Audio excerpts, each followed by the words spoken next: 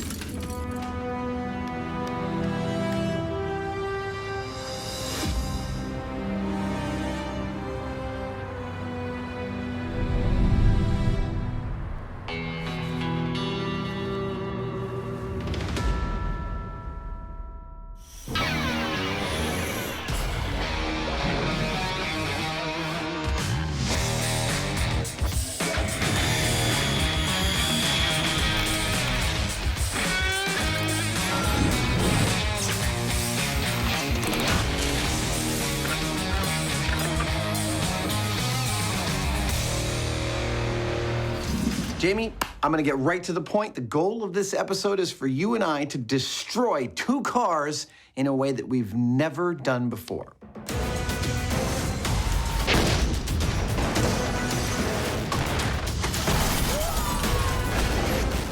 So what's your pick? There is a story that's been on our list for a long time. I've always wanted to test it. The myth is that a standard household vacuum cleaner has enough suction to lift a car. Come on, baby! Well, I'm dubious, but sounds like fun. What are you going to do? Well, you know, I've always wanted to do something that I call pancaking a car. It involves using explosives to perfectly flatten a car. So using the power of explosives to do work rather than just gratuitously. That's always floated my boat in the past. Well, have at it. Explosions. Detonations. Here comes the shockwave. Or just blowing crap up. It's the science of C4 that gets Jamie jazzed. But can you really harness the brawn of a boom to completely crush a car? Well, in this Gloves Are Off special, Jamie's starting his story in scale, but not with this. So if we're going to do a scaled-down attempt at crushing a car, we could use a nice little model like this one. This is die-cast zinc, and it's 1/12 scale. The problem is, if you measure the thinnest parts of it, you get about a 1/16 of an inch. And 1/12 scale, 1/16 of an inch times 12, you get 3/4 of an inch. I don't know any passenger vehicles that have 3/4 inch thick steel walls on them. So what we're going to do instead is use something like this can here, which has very thin sheet steel, and we'll make something that may not look as good, but it'll crush a lot more realistically. If this was Adam's story, his scale cars would be captivating. I think that's great. But Jamie's always preferred a more practical approach, where substance surpasses style. This is actually working. And in this case, by using simple steel cans for the body Sure. and steel piping for the wheels and engine, he is able to scale a car's strength surprisingly well.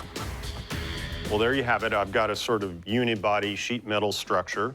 I've got 4 wheels, and I've got an engine block. Now, all of these things will crush differently, the sheet metal being the weakest, the wheels being next, and then the engine block being the sturdiest. Hopefully, we'll be able to overcome the differences in those things and still end up with a flat thing.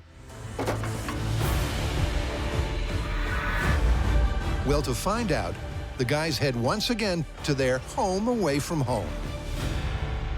This is the Alameda County Sheriff's Department bomb range in Dublin, California. It is the most important location in Mythbusters history.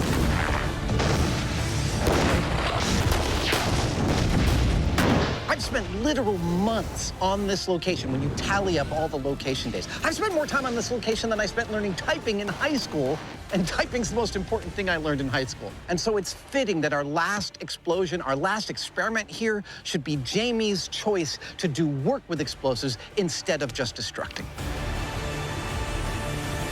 And to do just that, Time to level out our work area. Jamie's starting with some pre-proof of concept preparation. Look at him, a man in his element. He's building a kind of car sandwich.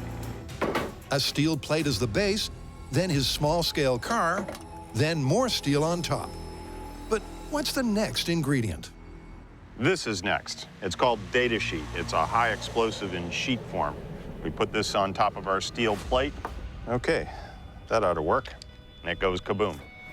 Yep, by adding a 4 mil layer of data sheet, Jamie's hoping to force the upper steel plate down to completely crush his scale car. Fire in the hole! Fire in the hole! Fire in the hole! Here we go. Okay, single layer of data sheet in 3, 2, 1. Yeah, that's aggressive. That's got a real ring to it. I felt the walls of this thing vibrate. Yeah, let's go check it out. All right. The data sheet sure packed a punch. But has it created a small-scale crush? That looks like a positive result there, Mr. Hyneman. That's like one of the wheels right there. Yeah. And There's the engine. the engine. Did you expect such a spectacular result on the first try? No, actually. I'm actually a little speechless. At a little under an inch thick, the car's been crushed to 1/5 its original size.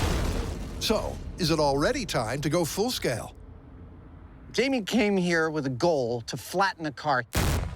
And for my money, it looks like he achieved it on the very first try. But he's here at the bomb range, and he's got a bunch of analogs. My guess is, I don't know, maybe he's going to start stacking them and trying to see optimal relationships between weight and explosives. Or maybe we're all just going to go home. I'm actually not sure at this point. Oh, we're not going home, I can tell you that much. Oh, come on! This was a lovely first attempt, but when we scale this up to a full-size car, it's going to be a lot bigger of an experiment, a lot more time and difficulty. So I want to learn everything I can about the dynamics of what happened here before we go there. In other words, small scale's not over yet. Whoa! I don't think they've landed yet. But first, it's time for Adam's destructive denouement. It's a nice little bit of symmetry in this episode. In your half, you're trying to make a car as low to the ground as possible, and in my half... You're trying to lift a car up as high as possible. Exactly. With a vacuum. Yes. Now, I figure that the trick to this is to make the mother of all attachments, to increase the surface area of the vacuum cleaner's input so that the amount of suction I create exceeds the weight of the car, and thus I can get it off the ground. So what you're trying to say is that as far as the attachment goes, size matters. Indeed it does. Throughout Mythbusters history, Fire in the hole! vacuum cleaners have been blown up, turned into jet engines, Didn't really jet across the room. and had the chance to bite back. I got bit! You guys stop bleeding. But can a single vacuum really have enough suck to lift a car? To find out if this impossible-sounding tall tale can be true, the guys are starting small, with a standard vacuum and hose trying to lift a 5-pound weight. Which, eventually, it does. Okay, so that's just barely enough to hold on to that 5 pounds. It is. We've just shown that this common vacuum cleaner is able to lift a 5-pound weight on the end of its hose. Now, the surface area on the end of the hose is 1.75 inches. So doing the math, that means that it's pulling about 2.8 pounds per square inch. So how are we going to lift a car that weighs 2,600 pounds? Well, all you need is more square inches. In fact, if we have up to about 1,000 square inches of suction area on the car, we should be able to lift it, in theory. The Mythbusters are banking on the idea that the relationship between lift and surface area is linear, meaning if 1 square inch can lift 2.8 pounds, a single vacuum with a 1,000 square inch footprint should be able to lift a car. But to test that crazy concept, the guys must next up the ante by building a larger-than-life vacuum attachment. This is one of the stranger things we've built. At 8 inches in diameter, it should put their previous test in the shade. I hope that works. But so that it still fits the vacuum cleaner, Jamie is building a manifold There we go. That will link the cleaner to the cup with no loss of suction. Do it. The question is, will it work? All right, so here is a proof of concept. This is the PVC pipe cap that we put a gasket on, and here is the hose through which we'll be pulling our vacuum. The vacuum. Here is the household vacuum that we are going to use. In order to adapt from this to this, Jamie has built a manifold. So the manifold is gonna go in there, and then that goes in there. And I've got a 50-pound weight to try and lift. Let's see if this works. Hey! Nice! In theory, I think this should be able to hold more than twice that. That's a lot of force. No, feel it. Incredibly, their vacuum rig is lifting the 50 pounds with room to spare. That is awesome. At least until they pull the plug. So what's next? So, Jamie and I did a proof of concept 8-inch PVC cup, and it worked so well, this is gonna be our method for lifting the car. Why reinvent the wheel? So graphics, help me out. First up, give me a car. So our plan is to build 40 more suction cups just like the one we just made. We'll position them on the roof, the trunk, and the hood. From each one will come a tube that will join to a kind of mega manifold that will be attached directly to our single vacuum cleaner. Also from each cup will be a piece of threaded steel rod that will link to a support structure we'll hang above it. We'll turn the vacuum on, then we'll lift up the steel structure with the crane, and either the car will lift up or pop, pop, pop, pop, pop. The suction cups will all decouple, and the car will not get off the ground.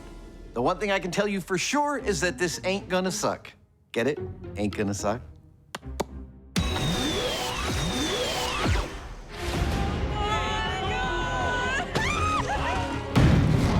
Since 2002, the Mythbusters have become connoisseurs of car crashes. A concept Jamie's about to take to the max. What can you say? He's testing whether full-on explosives can ever flatten a full-sized car. But after a stellar small-scale start, Mr. Hyneman is laughing. That's a good thing. Jamie's not ramping up right away A little speechless. because he wants to try to compress a second small-scale car even more. For this next shot, we're gonna have a sheet of steel underneath the car like we did before. The car, another sheet of steel like we did before with the data sheet on top, but then 3 sheets of steel on top of the explosive. And so we'll see whether we get any more aggressive compression of the car. Looks good to me. The theory is that the top layers of steel will provide extra resistance that will force more of the blast wave into the car. But there's an added risk to this test. On this blast, we're likely to get some plates of steel flying very, very high in the sky, hopefully straight up. Okay, 3 plates of steel on top, and 3, 2, 1. Whoa! I don't think they've landed yet.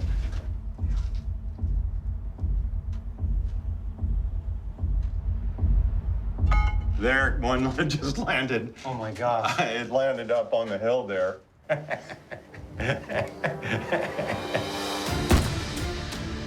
With all the steel safely returned to Earth, the guys go in for a closer look to find a car that is flatter, but isn't what the Hyneman had hoped for.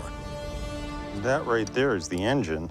That used to be about a 3-inch long, heavy-walled aluminum tube, and now it's not just been flattened, it's been melted. I gotta say, I think it's too much. It's almost like it burned it. Test 2's extra downforce did crush the car more than Test 1. But because it also caused more breakage, Jamie's not satisfied. Hey, Jamie, I found the plates. They're right here. Cool. So our first test was not quite strong enough. The second test was a little too much. This time around, what we want is the Goldilocks zone, and how we're gonna get there, hopefully, is by positioning the car in the ground with the plate on either side. Let's see how it fits. With the explosives, like we had it on the first test. There we go. And that dirt is a little bit softer, and it's gonna give more than those steel plates did. Hopefully, that's gonna be a little bit gentler on our car. Now it's time for a literal fire in the hole. Third test in the ground in 3, 2, 1. Yeah. I don't see a lot of stuff that went straight up in the air. It looks like that went pretty well. Yeah. From the bunker, things look hopeful. But as the guys go in for a closer look, those hopes are soon dashed. Looks like you made another lace curtain. Yeah. The fact that it's over here and in pieces is not really what we want. Once again, the explosives have ripped the car apart instead of crushing it. So next, Jamie sets up his sandwich with data sheet on both sides of the steel to pancake it in both directions. Oh, yeah, that's perfect. Okay, going for the glory. Double-sided shot in 3, 2, 1. Whoa. Whoa is right. As this test gives the worst result of all, with the car neither flat nor whole. Pretty interesting sort of a shape, but that wasn't a successful shot at all. So, what's next? Well, sometimes simpler is better, and the very first shot that we did was the simplest. It just had the car, the plate on top of it, and explosives on top of that. And the way I see it, we can run the test again. When we put a little more explosives on the top, we should get a little bit more crush. Maybe. Yep, Jamie's coming full circle with a repeat of test 1, but with 50% more explosive. How's that look? Will this finally give him the crush he's craving? 6 mil on top of the plate in 3, 2, 1. Yeah. Let's go see what we got. It's the biggest thud of the day. But did it work?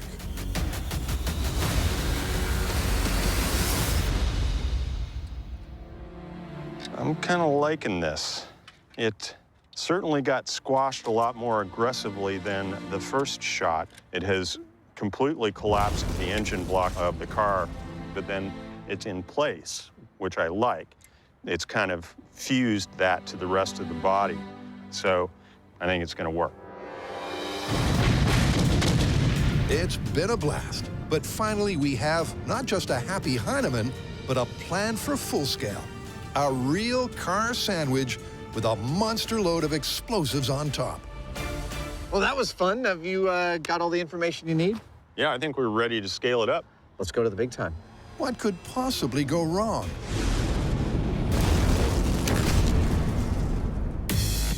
Meanwhile, back at Car Lift HQ, Adam and Jamie are halfway through one of the strangest builds in their history. That ought to work nicely. They're constructing a Dr. Octopus-style vacuum cleaner to find out if a single household vacuum with 48-inch suction cups Cruising right along. can suck enough to lift a car clean off the ground. And while it's not all been plain sailing, That one looks... Oh! We're okay. it's not long before they're ready to head for the hills. Nice. This is where we are going to raise our car with a vacuum. Theoretically. I'm standing on Treasure Island in San Francisco Bay. We have done many myths out here. We've jumped off of buildings. We've driven through glass. Oh, it's about to happen. Yeah! Heck, we've even sailed a duct tape boat right out here. Yeehaw!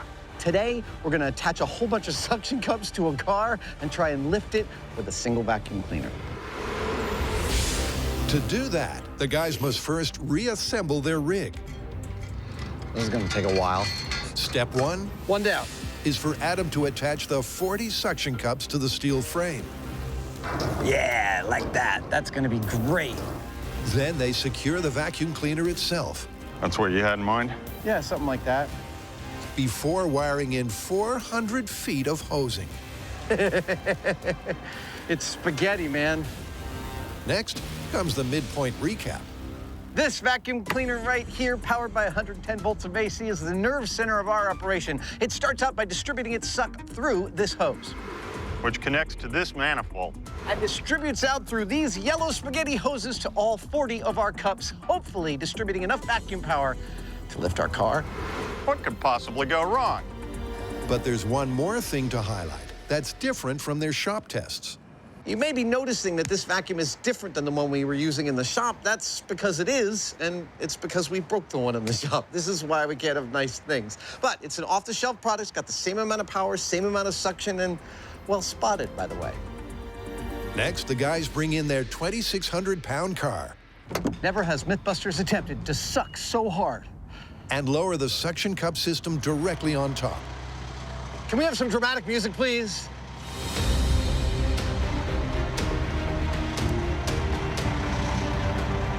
That was much better, thank you. Yeah, a little bit more. Stop. Last but not least is the crane.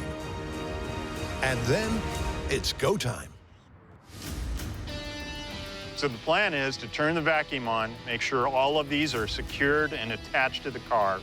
Then we're going to try to lift it 6 inches to a foot off the ground. Yep.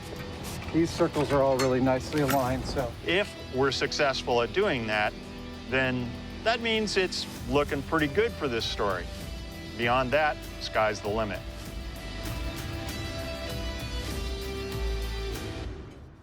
All right, you ready to turn it on and do this thing for real? There we go. All right, let's get them all socked down. Remember, it's the crane that will be lifting the steel cradle, Roof's all good. Trunk's good. but it's the vacuum that will be sucking the cradle to the car. Gently up, let's go. Come on, baby. Come on, come on. Ah! Rats, rats, rats. So near, yet so far. It looked like they were going to get lift until a conscious uncoupling occurred. And Adam knows why. All right, we've run into a snag, and it seems to be that our hood is buckling too much for our suction cups to maintain their hold. So we're going to reduce the number of suction cups on the hood. We have great suction on all 15 on the top of the car and all 9 on the rear of the car. With those plus 4 or 5 on the hood, we're still in the zone of liftability. We're gonna keep going. To find out if a humble vacuum cleaner really has enough suck to lift a car, Adam and Jamie have created a 40 suction cup contraption, Come on. Ah! which completely failed to fly. Rats, rats, rats. So for test 2, they're realigning the cups on the hood Okay, so 4 across this part of the hood. to hopefully give them a better seal and more lift. Moment of truth again. Let's do it. Go, go, go, go, go, go. Looking good. Come on, baby. Oh, It's that hood. the hood is boning us. Yep, like last time, the thin sheet metal of the hood is buckling under the pressure. And that movement causes the cups to break their seal. But the guys have a plan C. So far, it seems to be the hood that is our biggest problem because it buckles.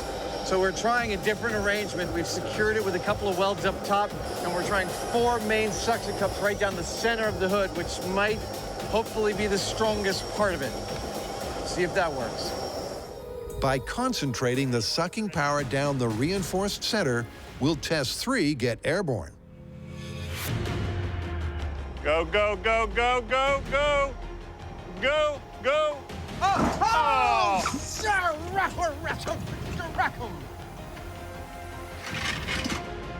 That was so close! It's clear we're getting awfully close. The wheels are lowering on their suspension.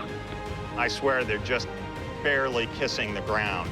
We just need to get a couple more cups, a little bit more tweaking just so, and I think we'll get it. The guys reset for test 4, trying again to get the tightest seals they can. But like last time, failure is the only option. All right, here's the problem. We have what we think is enough suction in our vacuum cup machine, but we don't have enough structural integrity in the flimsy sheet metal hood of our car. Our solution, cut that hood out and replace it with a piece of sheet steel. Wait a minute, I hear you saying, that's cheating, you're changing the structure of the car. But I remind you that the myth is that there's enough power within a normal single vacuum to lift a car, and that is still the myth we're testing. We're just adding a little bit of structure. So it's out with the old. All right, let's take it over here to this piece of steel. And in with the new. A buckle-proof hood that should allow for a super seal. That ought to do it. Once lined up with the rig, first impressions are good. Look, I don't want to get overly confident here, but right away, the replacement of the hood with a flat piece of sheet steel is working magnificently. I've got grab on 15 suction cups up here, man. That's a lot. Confidence has been raised, but will the car follow suit? Dude, are you ready? Yeah, How many tries have we had at this? I don't know, I lost count. Yeah, me too. All right, let's take it up. Okay. For hopefully the last time, a single vacuum lifting an entire car. Come on, baby. Come on, baby. Oh, rats! What? What? Oh, what happened? The good news is that the hood held firm. The bad news is that the car lifted rear end first, which put too much pressure on the trunk cups, and this time they let go.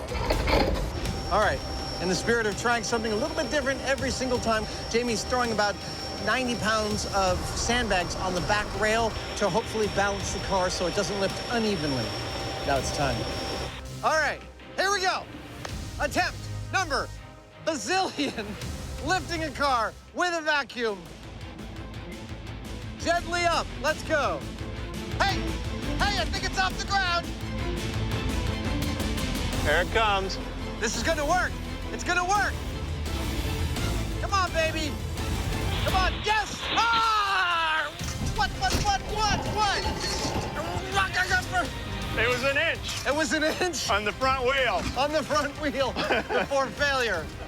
Yes, ish. I'm calling it. Oh, I'm like, you're call- it lifted the car off the ground. 1 inch. Yeah. Okay. Maybe not stably, but yeah. Come on, yes! Ah! Our last attempt with the octopus was the one that Jamie and I felt strongest had the highest chance for success. We know from our math that we have enough suction to lift this car. In theory, it's possible. In practice, it turned out not to be possible. Nope. I think that the octopus is dead. We have proven that this cannot work. We need to implement some other solution to distribute the vacuum's power and lift this car. We were quite pleased with our octopus concept here, but one of the things inherent to it is that there are a lot of points of potential failure because there are a lot of these cups. And all we need is one little error, like maybe this gasket material wasn't ideal. It's coming off of the glue quite easily. So I think we need to go back and rethink it. I did see it come off the ground, but I think we can do better. After some spectacular small-scale tests,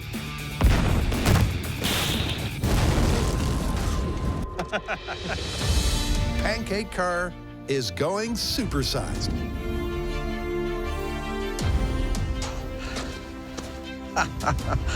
Absolutely beautiful. For pancaking a car, we're gonna need a lot of explosives. I mean, a lot. And that's where this place comes in. I'm standing up on the mountain At New Mexico Tech, one of our all-time favorite Mythbuster partnerships, they have everything we need. This is our pancake car one-stop shop. When it comes to spectacular destruction, NMT is second to none. In 3, 2, 1. Wow! But to see if explosives can crush a car, Jamie's got his wheels ready to go.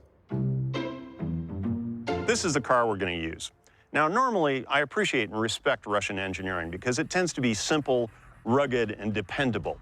This is not an example of that kind of engineering. Quite possibly one of the worst cars ever manufactured. It's going to be with a certain amount of glee that I remove this car permanently from the road. The car may look decrepit, but it is in full working order. All it lacks is a Mythbusters paint job. Look, I recognize it's not pretty, but then nothing that's about to happen to this car is going to be pretty. Now, the goal here is to turn our car into a perfectly flat plate, just like we did in our small-scale experiments. And to do that, we've got two massive steel plates, one that's embedded in the ground, one that is suspended overhead off of this gantry.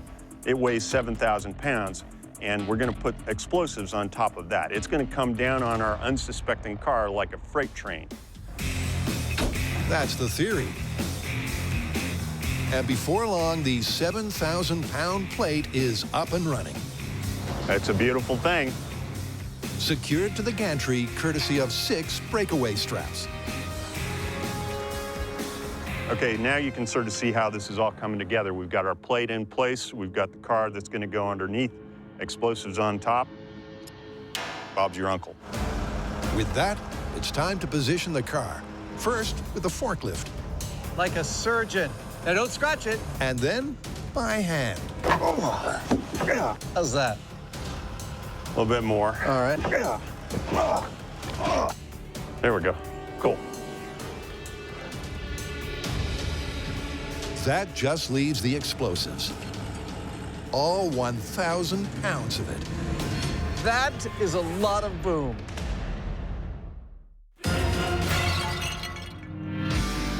Gently up. Let's go. At Treasure Island, Come on, baby. Adam and Jamie's lift-a-car suction rig has sucked. Brass! What happened? So it's back to the shop and back to the drawing board. So, just to recap, and you saw this, our previous method was what we call the octopus arm method and involved many different caps distributed across the whole of the car. And that turned out to be completely 100% wrong. So now we are going with a method we call the box method. I don't know how do we come up with these names, but it's just a gift we have. Instead of 40 points of failure, we now have 3. 3 big, sturdy wooden boxes made out of plywood, sealed with a gasket between them and the car. We pull a vacuum from them with the manifolds. I think this is gonna work. We're gonna build some boxes. We're gonna lift this car. So it's out with the octopus and in with 3 boxes that will still be powered by a single vacuum cleaner. This plywood right here is one of my favorite building materials. We refer to it as Finn ply because it's made in Finland, and it's a birch ply that has many more laminations than normal plywood. It's about twice as heavy and twice as strong. To give this design the best chance, Jamie's making each box as big as possible. To start, He's also contouring them to precisely fit the car's shape. looks good.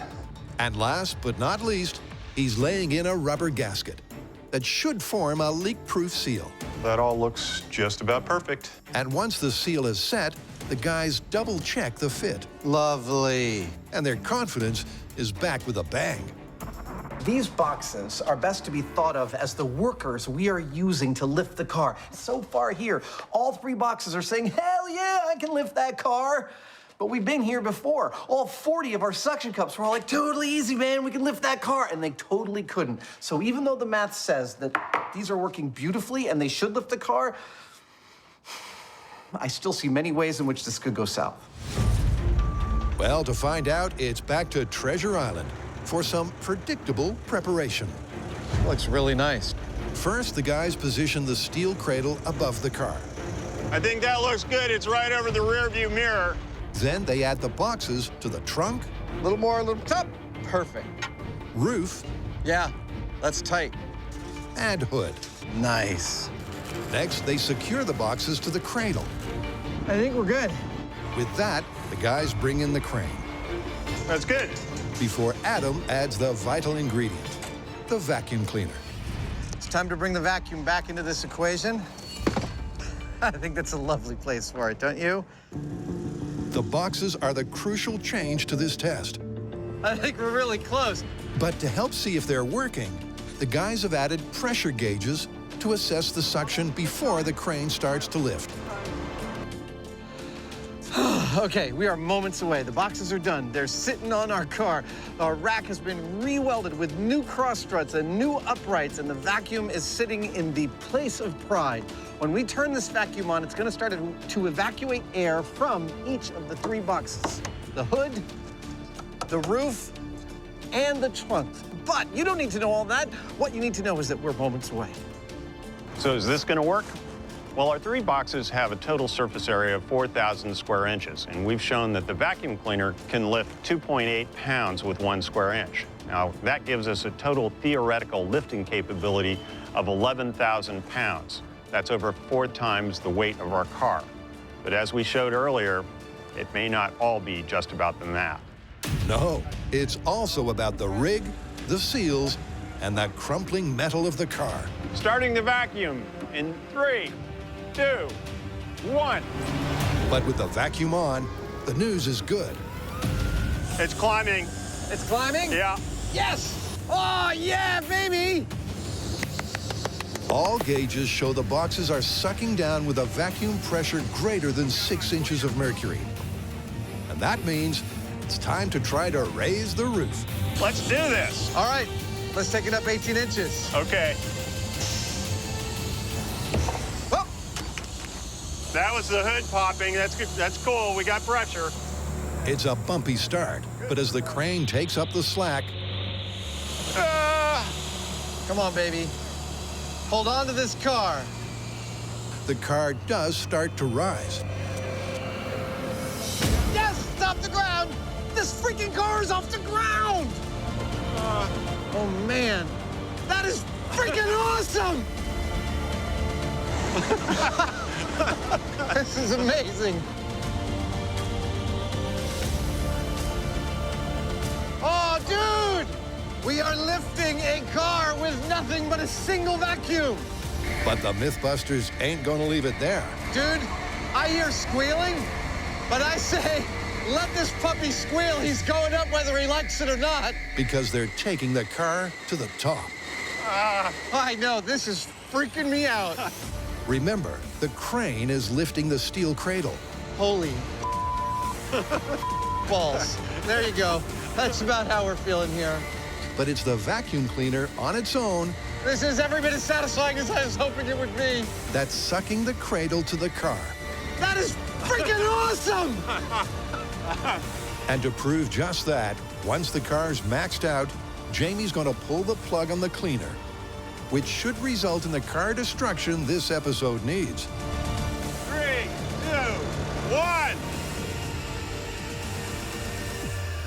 Oh!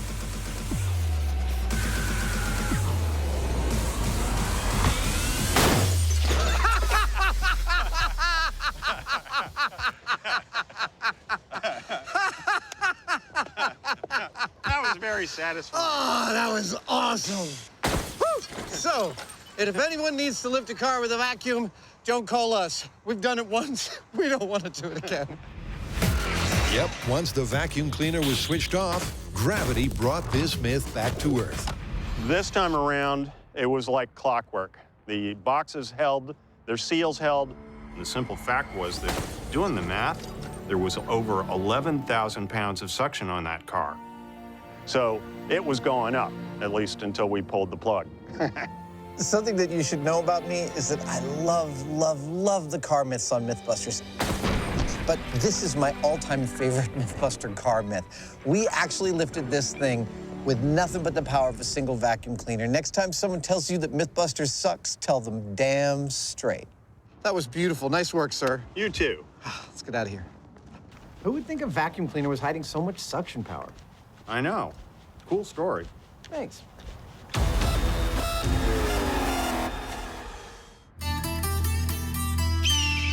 Deep in the heart of the New Mexican desert, a dud of a car is about to get bombed.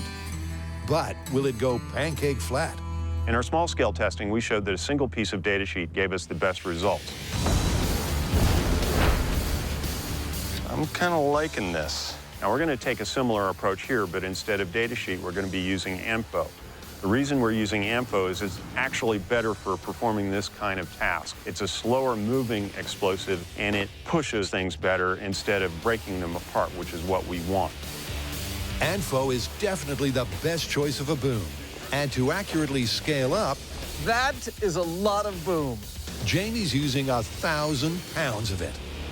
Currently, Jamie is arranging 1,000 pounds of AMFO. That's 20 bags that weigh 50 pounds each on top of the trench plate. Now, the pattern that he's using is one that is invented so that the pulse from the explosion provides a totally universal push on that trench plate into the car. That's the theory. And with the last bag in place, this one-shot deal is ready to rumble. You know those little bags of ketchup that you step on the sidewalk and they just go? That's what's going to happen here. Yep, it's going to be some kind of catastrophe. But to find out what kind, the guys head underground into a bomb-proof bunker. And then it's go time. Normally with our explosions, we've got line of sight, even if it's a long line of sight. But this one is only happening a few hundred feet from where we're standing. So it's lucky that where I'm standing is deep underground in a concrete and steel bunker covered with dirt. That's where I want to be.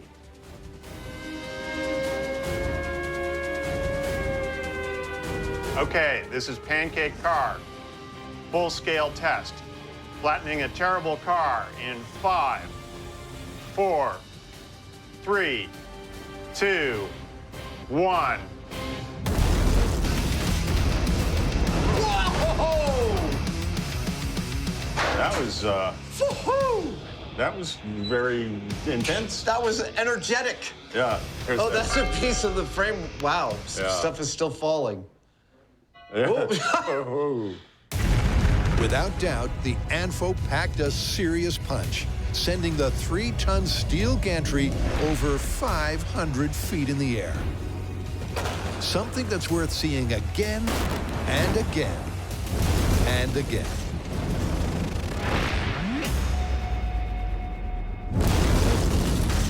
But amidst the stupendous spectacle, what's happened to the car? Well, before hitting ground zero, Adam first cues up the high speed. I'm not exactly sure where this file is, but we're gonna find out. I'm gonna watch the explosion here. Everything looks really calm. Whoa, whoa. Okay, hold on. It is like an atomic blast. Wow. Look at that, oh my gosh. The distorted shockwave coming off of the fireball is one of the loveliest things I have ever seen. But holy cow, what a powerful impulse. Look at that. Like you see in an atomic blast, there's actually a convection current pulling dust in at the bottom. That's amazing. And giant chunks of steel flying out of the debris cloud. Oh, now I can see the shockwave has hit the camera because the camera is starting to vibrate. The high speed is clearly something special. But to really understand what's going on, the guys head on in.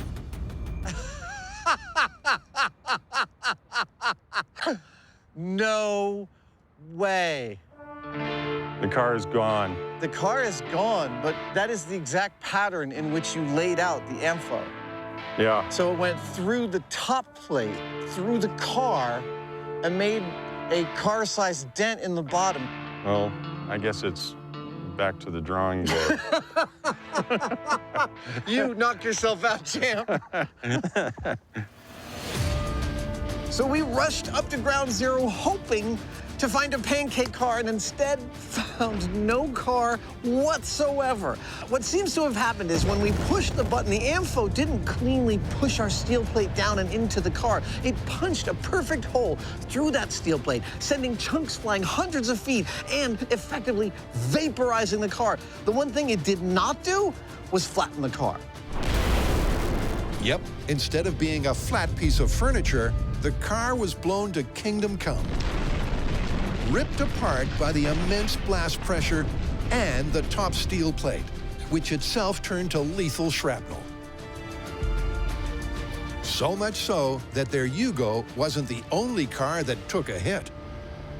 Now, this is one of our rental cars, and it was parked behind our bunker, which is under a mountain of dirt. And the shock wave was enough to crack this windshield just from that. It was too much. This window, however, was not broken by a shockwave. It was broken by shrapnel. Ooh, specifically this, like, 40-pound piece of 1.5-inch thick steel, which flew probably 750, 800 feet to get here and cause this destruction. Clearly, there's carnage inside and out as the power of the boom took everyone by surprise. So how does that leave Jamie's car destruction dossier? Now, we could have used a thicker plate, let's say a 12-inch thick one. But here's the thing, a plate that size is going to weigh 84,000 pounds. Just dropping that on the car by itself would crush the car really nicely, but that's not the point. The point was to do it with explosives. Now, somewhere out there, there might be the right combination of steel thickness and quantity of explosives that would do it right, but at this point, our best guess just didn't work at all.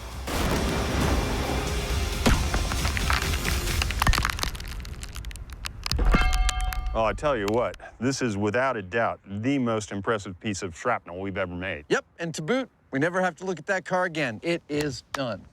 Yeah. Let's get out of here.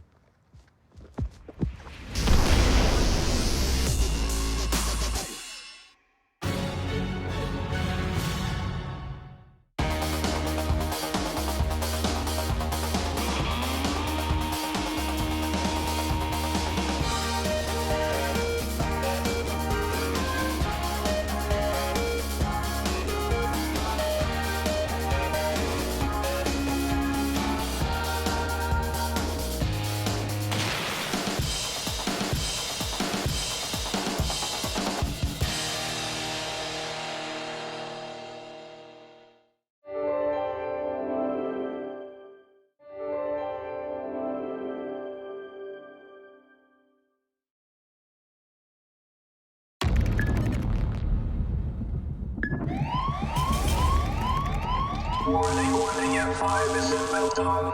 Warning, M5 is in meltdown. What's going on here? It's the mainframe. It's the mainframe!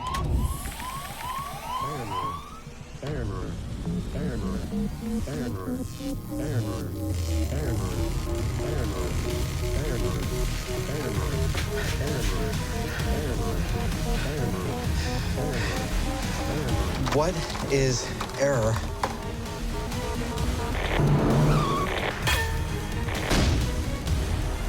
What is solution?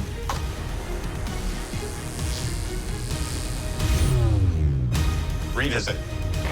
Revisit. Revisit.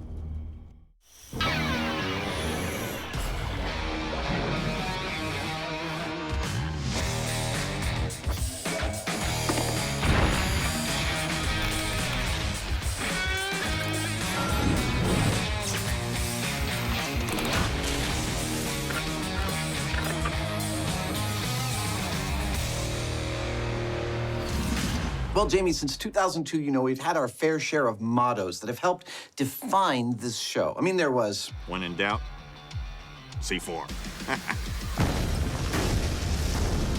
And who could forget... Holy crap! Run! Run! Run! And then, of course, there's the classic, iconic... Failure is always an option. Well, we do screw up a lot. Yes, but one of the things I love that we do on this show is if we make a major mistake, we are willing to try a new methodology and to test it again. And that's what this whole episode is about. We are tackling fan complaints head on. What do we got? Well, later we're going to test two Mythbuster icons that fans said we got wrong. One is, what is Bulletproof? In 3, 2, 1. And what is Bombproof? Holy. But first, remember San Francisco Drift? Sure. Yeah, baby. Right, so in that episode, we proved beyond a shadow of a doubt that on a regular road surface, drifting is not faster than regular driving really fast. But fans said that if we'd done that test on dirt, we would have come to a completely opposite result. So, it's time to break out our drifting moves. Yes, it is. Uh-oh. Here we go. When Adam and Jamie first slid for science, Oh, my God. Whoa. they proved that drifting is never faster than regular driving. But by conducting all of their tests on tarmac, fans cried foul. So in a suitably dusty destination, it's all systems go on the ultimate drifting do-over. Dude, this looks perfect. Yeah, lots of slipping and sliding, huh? Let's do it. I'm standing in a quarry in Ione, California, and behind me is a lake you might recognize because we've blown a lot of stuff up there. We've blown up boats. We've even blown up sharks. However, we have never tested a driving myth up here, and that ends today, because surrounding this lake are a bunch of beautiful flat clay surfaces, perfect for drifting on dirt. If you're gonna race, you gotta need a course. We're gonna put one together. Yep, before driving into the dust, That is our start line. the guys must first plot out a path Okay, slow down. that'll let them put this myth to the ultimate test. If we're gonna test drifting versus not drifting, we're gonna have a course that has both curves and straightaways that can really put the car to the test. Getting the course correct is crucial, and eventually Adam's set to give the guided tour in an ATV, not the vehicle they'll use come testing. All right, we're just about to drive the course. 3 salient points. One is the start line is actually the same as the finish line. That makes it pretty easy. 2 is it's almost exactly the same size as the track we did the first time we tested drifting. And 3, because it's called drifting on dirt, this track requires lots and lots of drifting. Here we go. So I just crossed the start line, and right away there's a heavy hairpin turn. Oh, this is a good track. After the hairpin comes a series of minor twists and turns This is only our 3rd turn. before a long, speedy straightaway. This is so we get to build up a little speed during our test. Next, the track gets even trickier. We are now coming up on the second half of the course. A hard right-hand turn. And then perhaps the most difficult maneuver of the track, a hard hairpin 180.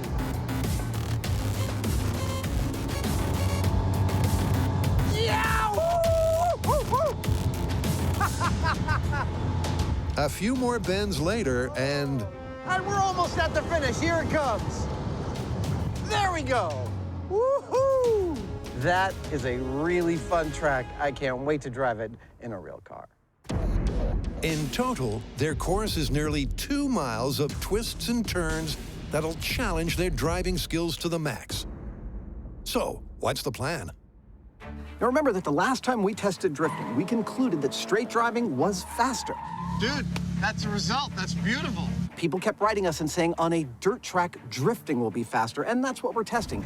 Jamie is the control. He's doing the straight driving, attempting to make it around this track as fast as possible without drifting. I will be doing the opposite. I'm going to be doing this entire friggin' thing sideways if I can. Right there. Stop right there. So first up is the non-drifting control, AKA James Franklin Hyneman. First official timing run. Control. 5, 4, 3, 2, 1, go!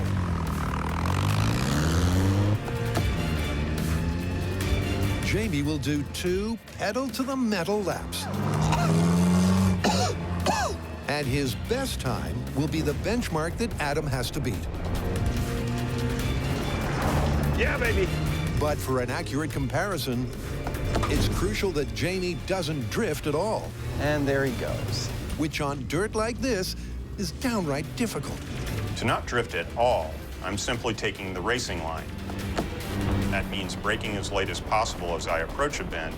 Yeah!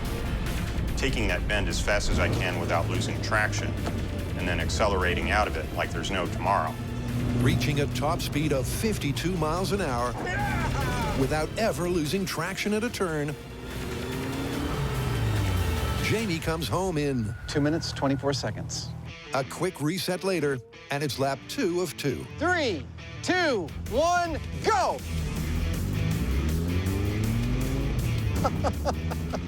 Every time he takes off, it's like a film about the Dust Bowl. Once again, Jamie pushes the car to the limit through turns big and small. Let's cut to the inside of the car, see if Jamie's having fun.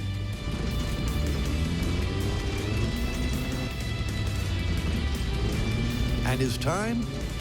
Okay, here he comes. Seems a bit faster. Okay, he's going for it, and 2 minutes 22. Man, that is fast. It's not only fast, but by never drifting, Jamie's lap is the perfect control. With my skill and with that car, I'm as fast as I'm gonna get. But before Adam tries to better it, there's another revisit to redo. Well, Jamie, it's time to go back into some very familiar territory for you and I. What is Bulletproof? Why's that? Well, first we have an amazing fan submission story about supposedly bulletproof fish tanks.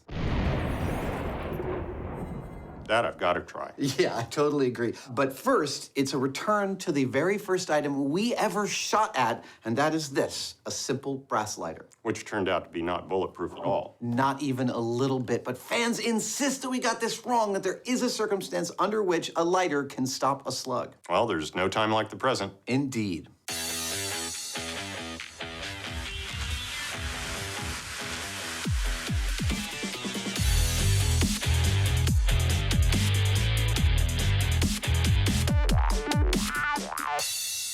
Shooting at stuff has been our bread and butter on Mythbusters over the years.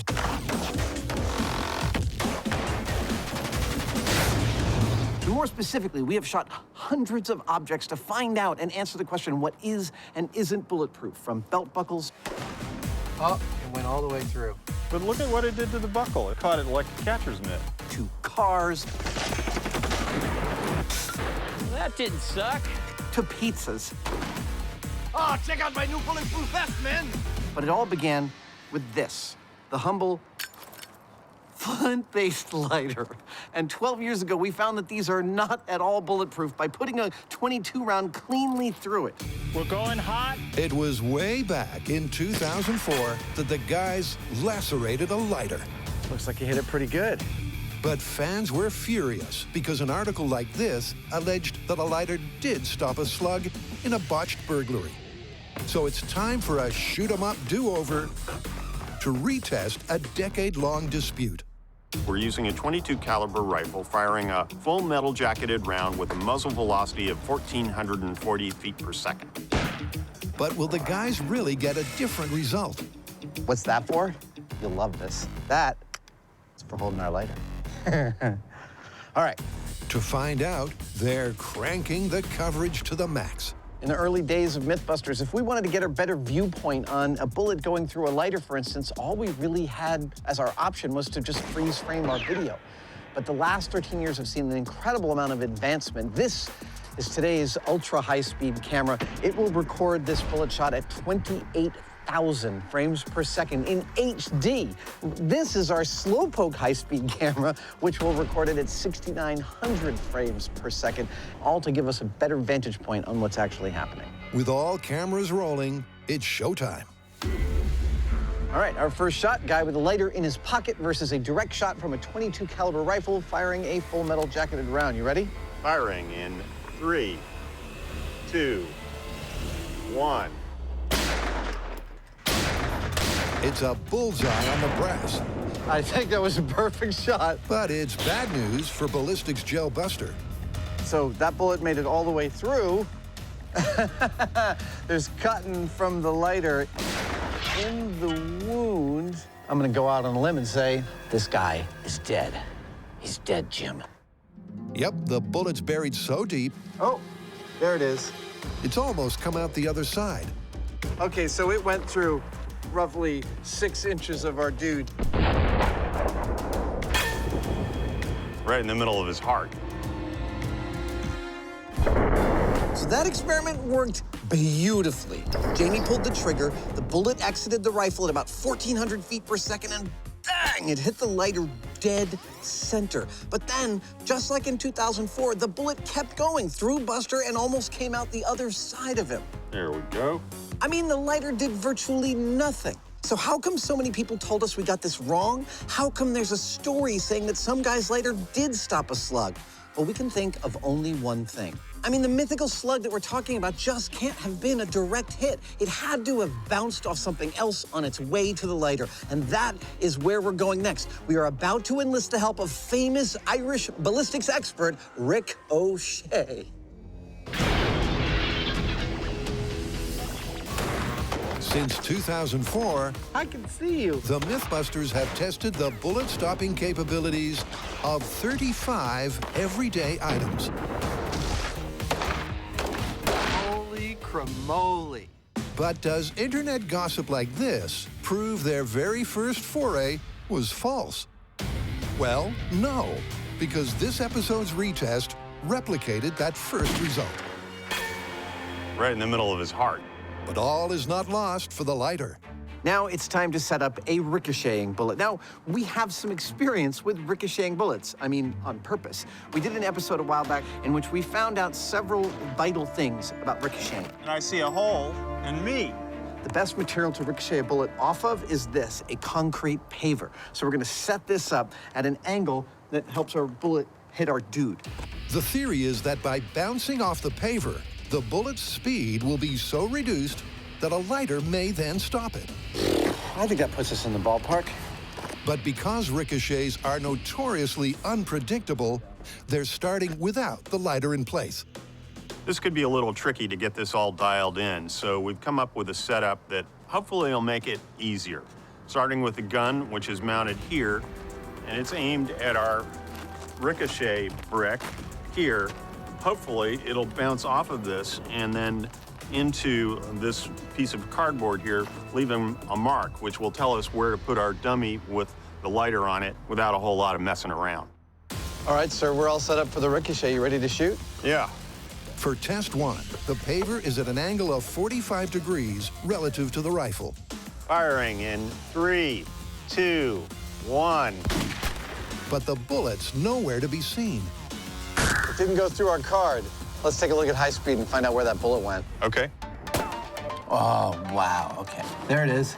It reflected at too hard an angle. Yeah, so we need to shallow that out. Our first shot into the 45-degree paver ended up bouncing the bullet so much that it flew straight past our cardboard target.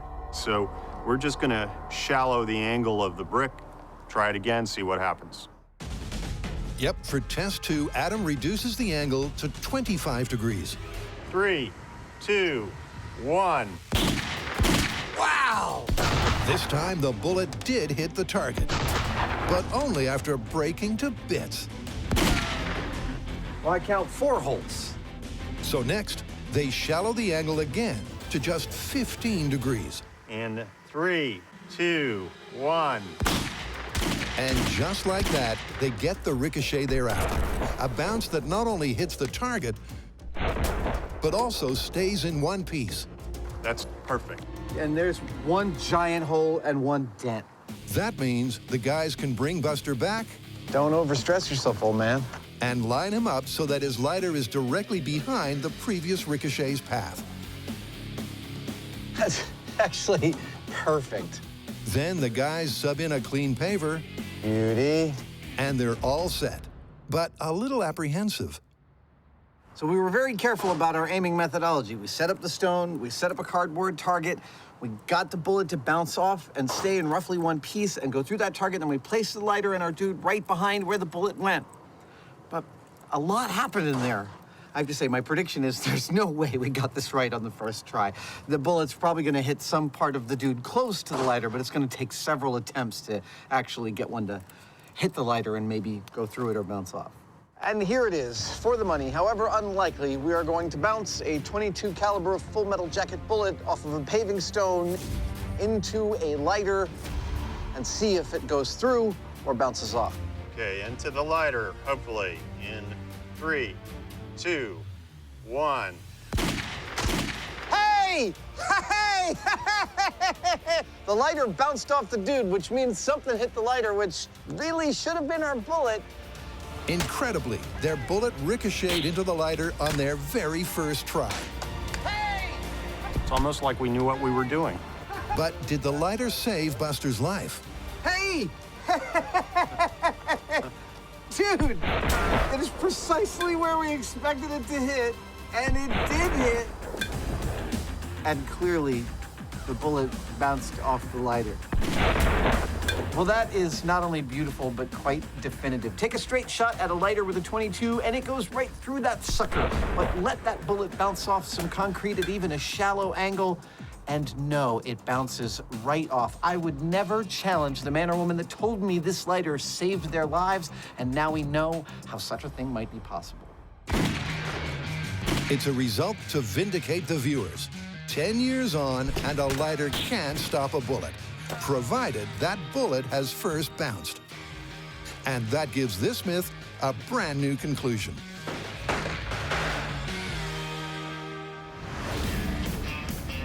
With one myth back from the dead, it's back to drifting on dirt, where Jamie clocked a super fast lap. Look at him go. Without ever losing traction. 2 minutes, 22 seconds. But by drifting rally driver style, will Adam really beat that time as easily as fans figure? To find out, Formula Drift legend Conrad Grunwald must first give Adam some guidance. All right, Conrad, are you ready? I'm ready to go. All right, we're going to drift this track. I want to be in the passenger seat first, and then I get to drive. Here we go. See you guys after. Now, while way more scary, drifting on dirt uses the same techniques as on asphalt. If you get in too fast, you can use a little bit of brake to get it to turn like that. Right. As you approach a corner, you rev the engine and briefly apply the brakes. We'll do the same thing here, a little bit of brake, turn. This decelerates the car and puts more weight on the front wheels, taking it off the back wheels, which start to slide. Now with the drifting, all we really have to do is get on the gas while we're turning. At the exact moment you need, you hit the throttle to increase that slide on the back wheels until they're facing the direction you want to exit the turn, and then you accelerate out. Oh, nice! That actually is kind of fun. I love this. And yes, Conrad makes it look so easy.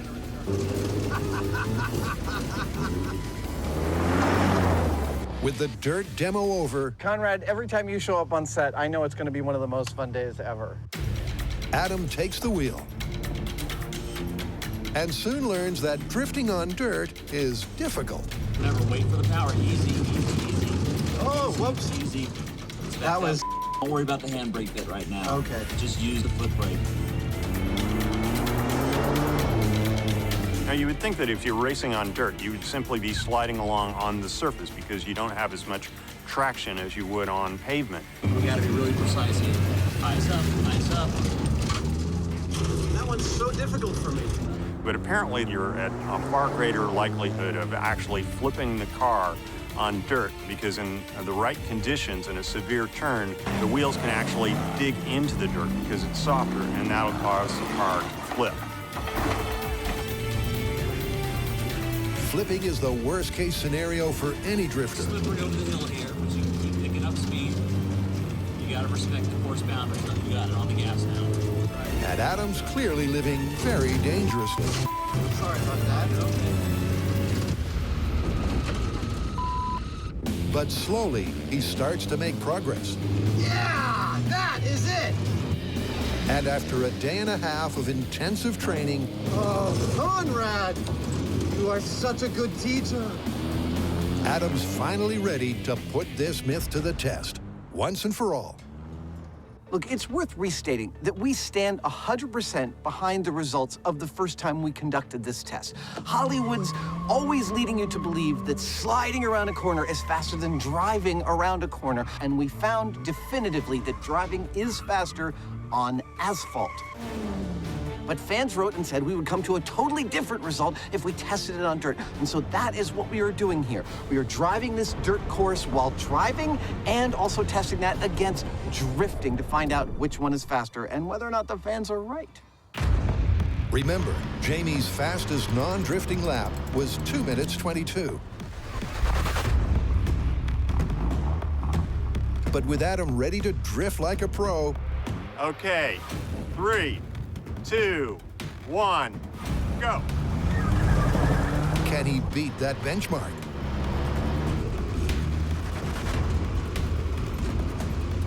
Adam's off. Now throttle. Yeah, that's it. And immediately he's using a complex combination of steering, throttle, and brake Yeah. to lose traction with the dirt and drift And use the power to steer the car. Yeah, baby. through every turn. Yeah, that's what I'm talking about. Because the myth is that drifting through every turn is the fastest way to drive. Oh, yeah, that's it. But is it? Here comes the finish line. How did I do there? 224. 2:24? That's almost identical to your time. All right, I'm gonna try again. Okay.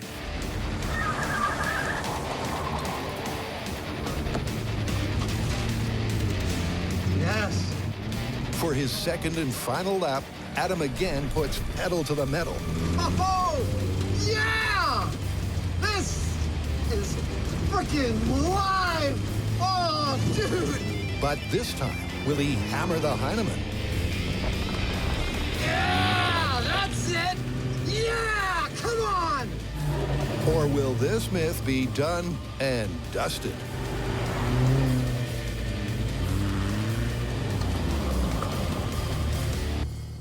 Ah, that felt so good. That felt so awesome. How did I do? 223. No way! That is awesome! All right, so after kicking up all that dust, where do we stand? Jamie's best time driving this course without drifting, 2 minutes, 22 seconds. My best time driving this course drifting to heck and back, 2 minutes, 23 seconds. They are functionally identical times. Yep, overall, the two times from two equally skilled drivers were statistically the same. But closer inspection of the footage reveals a wrinkle. So over the entire course, Jamie's and my lap times were identical, but check this out. On this gentle turn, we've superimposed Jamie's driving car and my drifting car, and as you can see, Jamie makes the turn faster because I lose traction in the drift. But now, look at the sharp turn. Here, I'm faster because I don't lose as much momentum. So yes, there are occasions when drifting on dirt is quicker, but the idea that it's always quicker no matter what, which is what we're testing, well, I guess that's for the wrap-up. So, once upon a time, there was a myth that drifting was faster than driving, and we tested this on asphalt and found it to be busted. But fans gave us a new myth. They said drifting is faster than driving if the surface that you're driving on is actually dirt like this. We have tested it. What have we found? Busted. Let's get out of here, preferably without too much drifting.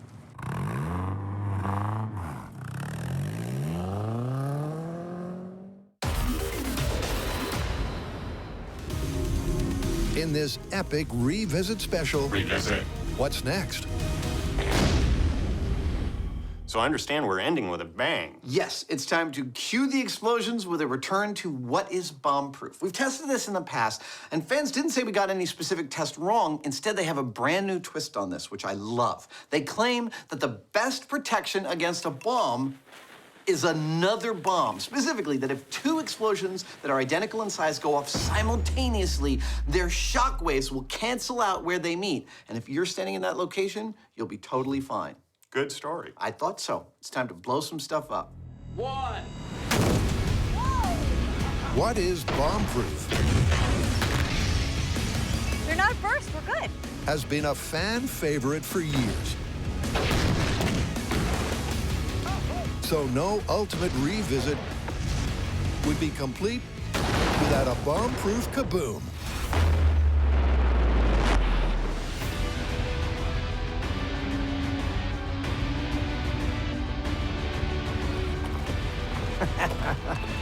My favorite place to blow stuff up. Mine too. Let's get set up.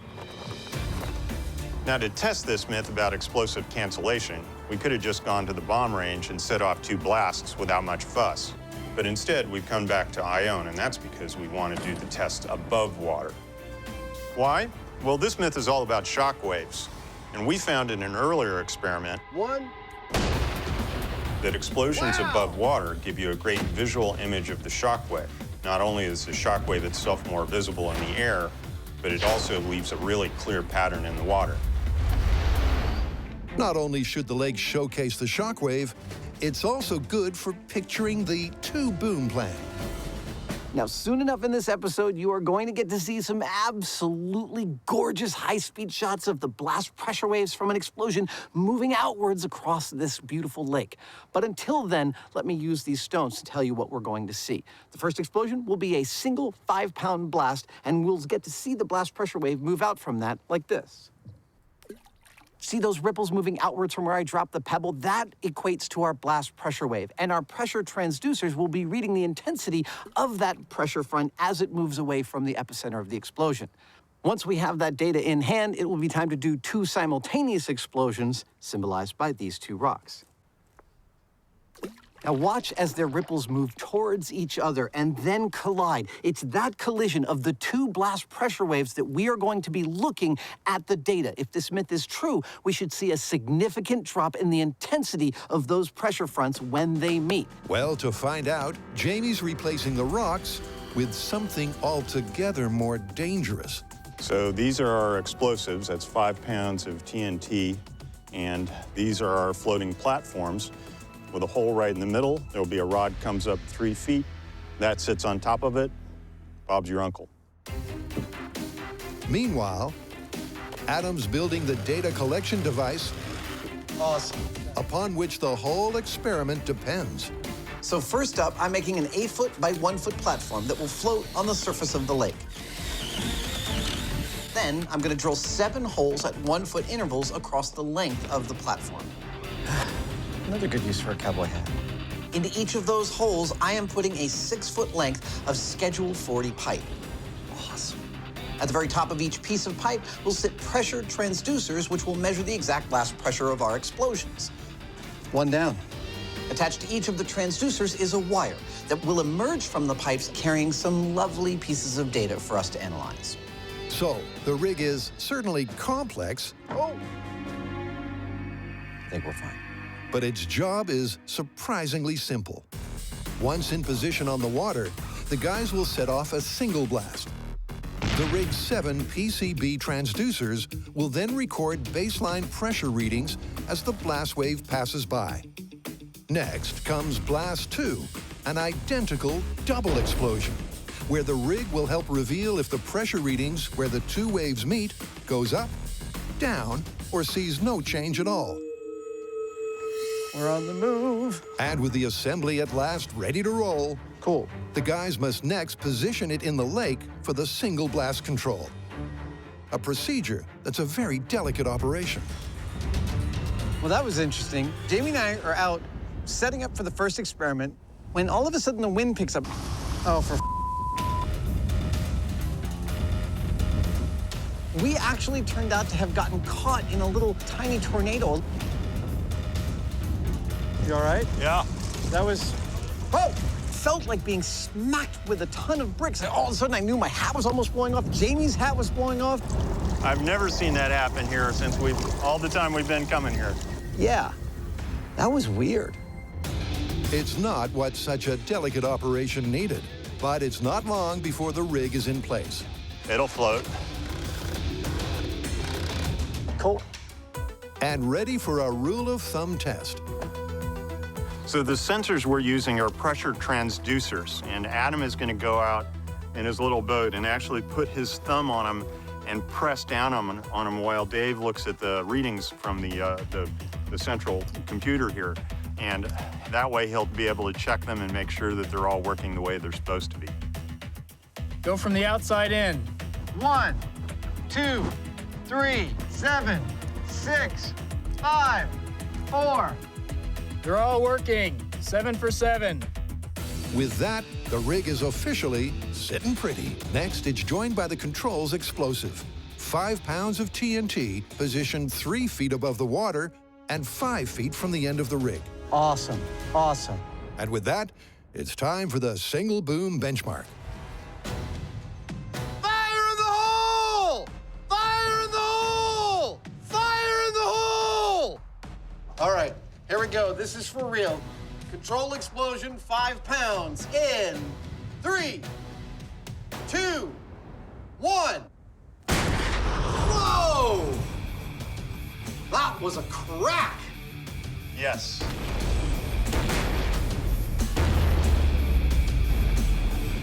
Dude.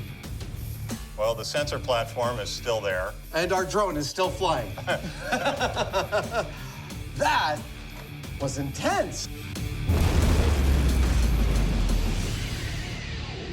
As far as control blasts go, that was as neat as you pleased. I don't mean neat in terms of tidy, because no, Jamie is actually out there picking up the big chunks of EPP we left out there. But the explosion went off perfectly. And we got beautiful data from all 7 of our sensors. That was awesome. In this memory lane retro revisit, Adam and Jamie have confirmed that a lighter can stop a slug. Hey, dude! But the shooting ain't done yet. Next up on What is Bulletproof, an often requested fan favorite that we somehow haven't gotten to yet, but that ends today. Here is the story. A man supposedly survived a point-blank shotgun blast thanks to a 30-gallon fish tank positioned directly in between him and the shooter, which completely stopped the round. Now, we don't know what kind of round was fired at the fish tank, so we're gonna have to fire more than one. Get ready. Things are about to get fishy.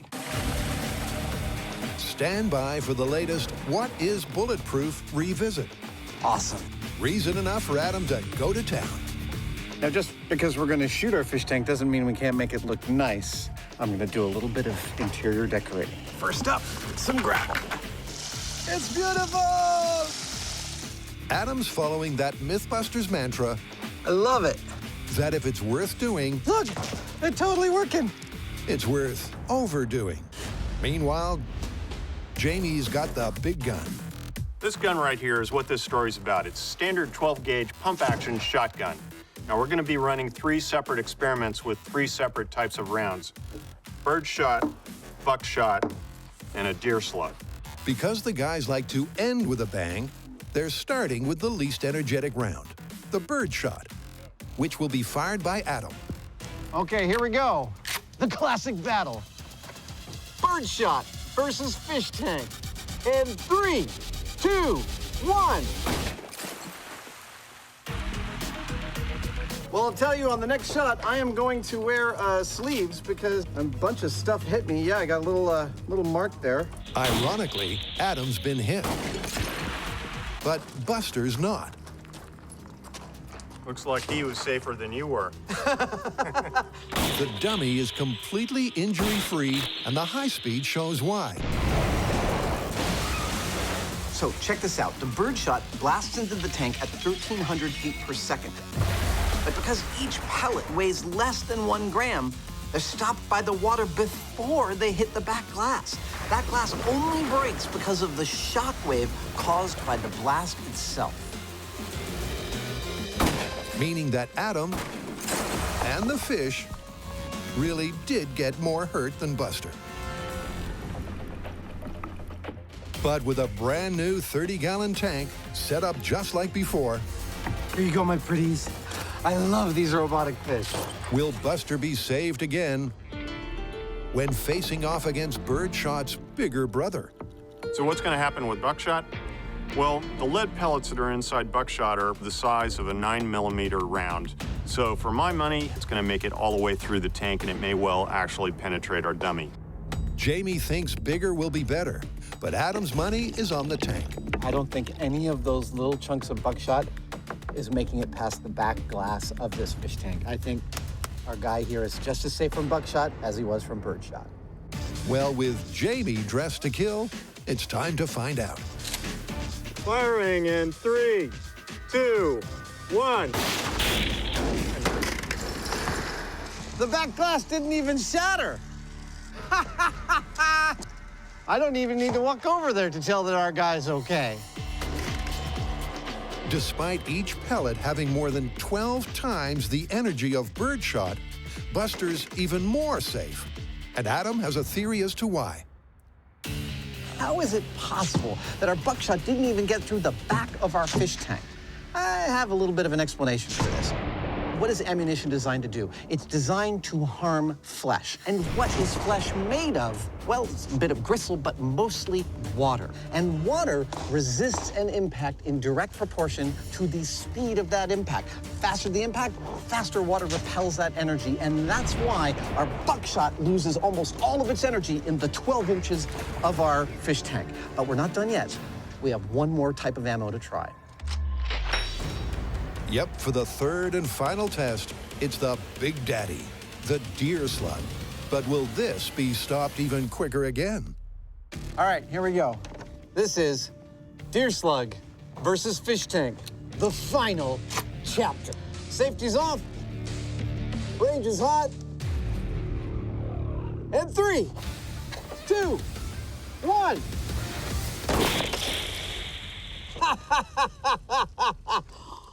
All the way through. It's clear that this test caused way more carnage than the buckshot. But with no sign of the slug in the tank or in Buster, I don't see a slug in him. it's down to the spectacular high speeds to sort out the science. So I fired the deer slug at the fish tank. And just like the other two types of ammo from the shotgun, the initial impact created this magnificent shockwave inside the fish tank. But uniquely among the three, the deer slug not only broke, but also pierced the back glass of our fish tank. But it's pretty clear on the high speed that as it does, it loses whatever remaining energy it had, and then starts to move downwards instead of towards our ballistics gel dude. So I think based on this, we've got to conclude that the slug also does not make it through a fish tank in any lethal fashion. And that's a conclusion that's even more concrete when Jamie does find the slug. Found it. This is that bullet after it hit. It spread it, in this case, flat as a pancake, and that sort of meant that it was like a drag chute on that bullet as it moved through the water. It did break through the other side of the tank, but really only just.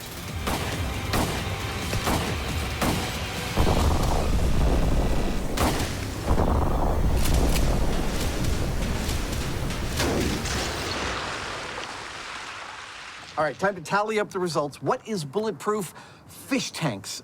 Did we prove that they're in fact bulletproof?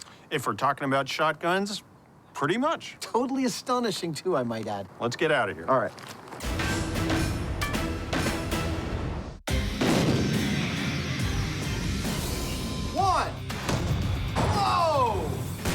Adam and Jamie are ending this special revisit That was a crack. with a bang. They're testing whether two simultaneous explosions of the same size can really cancel each other out. And after test one, the control data is in. So the data was clean. The nearest sensor showed 135 PSI, and it evenly lowered to the last sensor at 25 PSI. Now for the next test, instead of one blast, we're gonna have two blasts on opposite sides going off at exactly the same time, the same distance, and those numbers, those pressure readings will change. How exactly, we don't know. They could go down, they could go up, they could cancel each other out, but that's what we're looking for. To find out, the guys salvage what they can from test 1. 3, 4. That's good. Awesome! Ha! I love that we don't have to replace this. And begin to set up for test 2. Good. But Adam's already got concerns.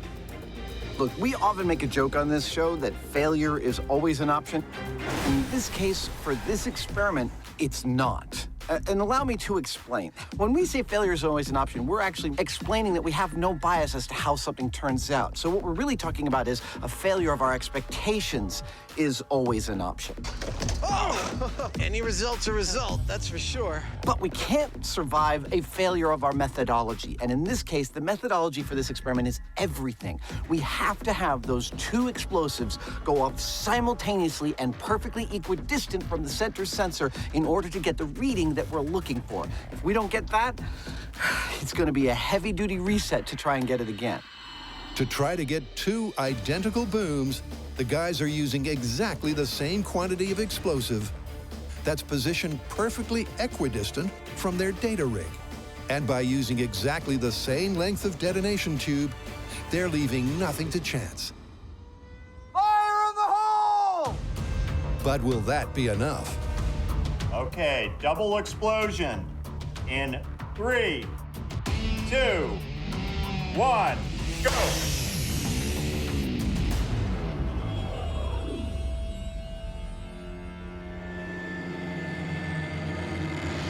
Well, that was a bit of a cold shower. I pushed the button and nothing happened. Well, almost nothing. Actually, I did watch the spark travel down the tube, but when it got to the water's edge, it stopped, which means that we may have gotten some water. But what it really means is that somebody owes us a case of beer, because that's what that means in the bomb world. Rules aside, the guys quickly replace the det tube, and then it's good for take 2. Okay, here we go. Count it in, Mr. Hyneman. Okay, 2 blasts canceling each other out, maybe, in 3, 2, 1. Wow. I felt that one. That was a bone rattler. Holy. In real time, it's impossible to see if the experiment was a success. But the high speed shows it was exactly that.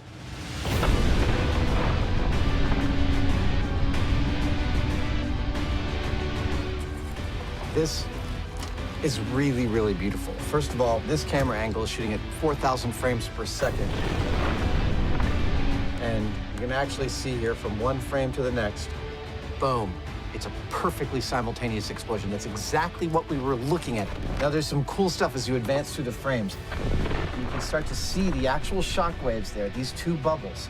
And as they increase, the gray line here above the water, you can actually see the cross of the 2 bubbles intersecting. We have sensors in place that will tell us what's actually happening there. Is it increasing the power? Is it decreasing the power? I honestly have no idea. And I might be overexcited because I was just rattled by an explosion. Wow. But I think this is pretty awesome. Well, the good news is that the sensors survived. Got the data. You did? Got it. Dude, that's awesome. And once dissected, Adam's ready to divulge. All right, Mr. Hyneman, we have actual data from that last blast, and it's beautiful. Do you want to hear it? Yes. Okay, so if you remember, right, we had 7 sensors to catch the intersection between the 2 pressure waves. Remember, for the first test, number 4 read 50 PSI. Okay. Second test, you will not believe its reading. Is it double? 100 PSI. Yes, I was right. Was that your prediction? Well, it's 2 energies, and where they intersected. Did you say that on camera? No. Oh, well, then it doesn't count. I said it just now. I was the one that bet it. No. He never wants to give a prediction before the actual fact. Isn't that awesome? Yeah. It's totally the opposite of canceling each other out. It doubled the power. So we set out to test the myth that 2 identical explosions set off equidistant from each other would cancel each other out where their pressure waves intersected in the middle. Now, what we found was the exact opposite. It actually doubled there. A lot of physics is not exactly intuitive, but in this case, I think it is, because you've got twice the explosive power in the same vicinity, right next to each other, and it's not unlike a couple of hammers hitting.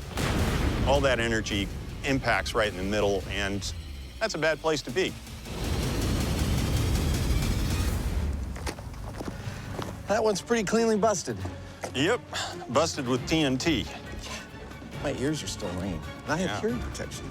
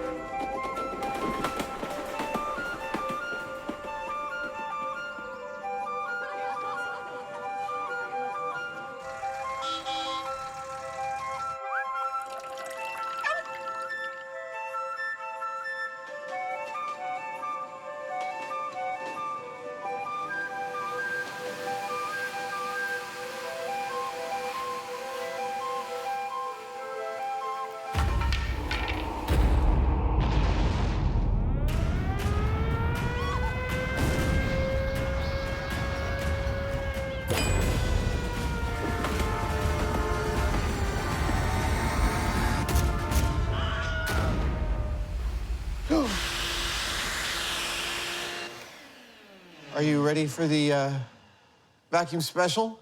The Hyneman abhors a vacuum.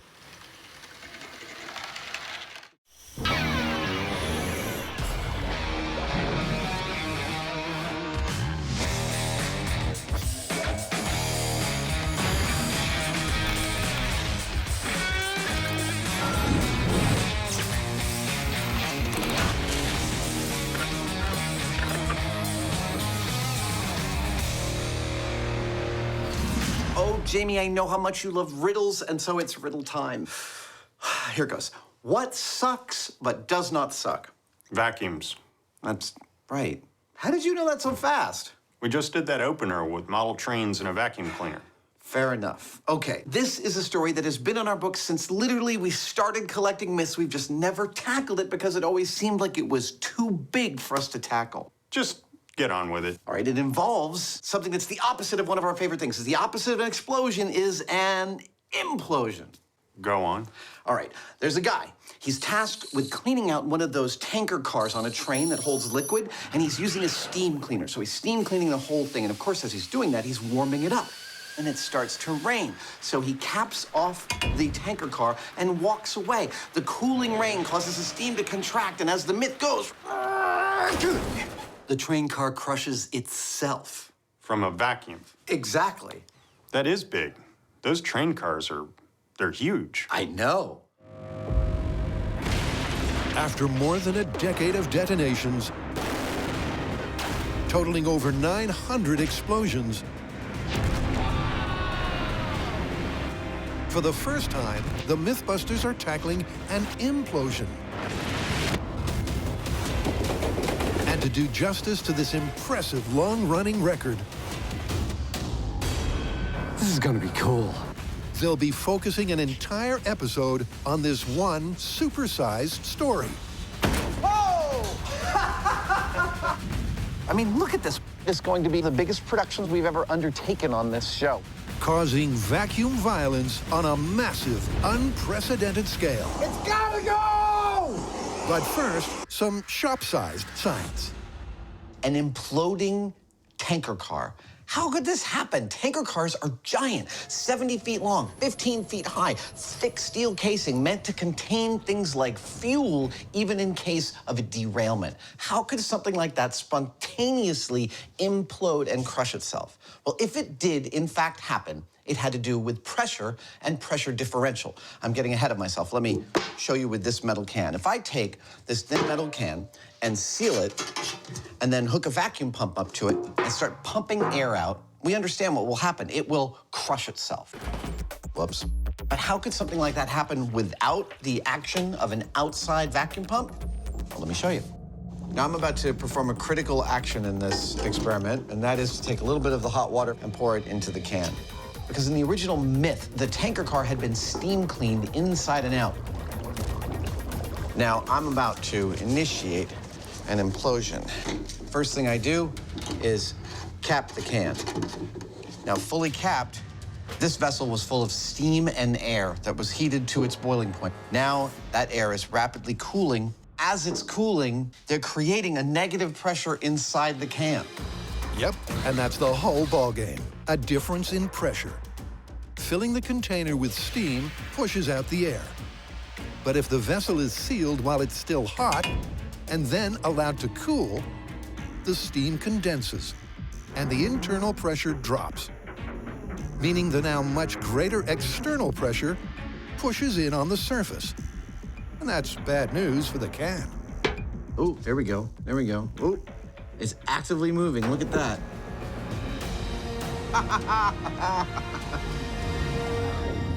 I'm doing this with my mind. In case you were wondering, this is all telekinesis.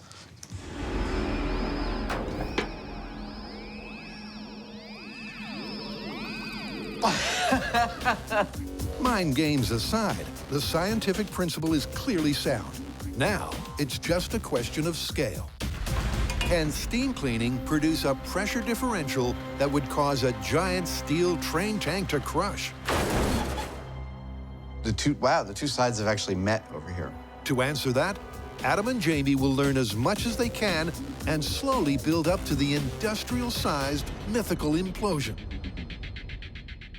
Yep, it's generating some steam. But first, does faster cooling make a difference? Go. Burner off. Now, I want you to cool, and I want you to cool rapidly. I'm gonna use the coldest thing I know, and that is a CO2 fire extinguisher. Here we go.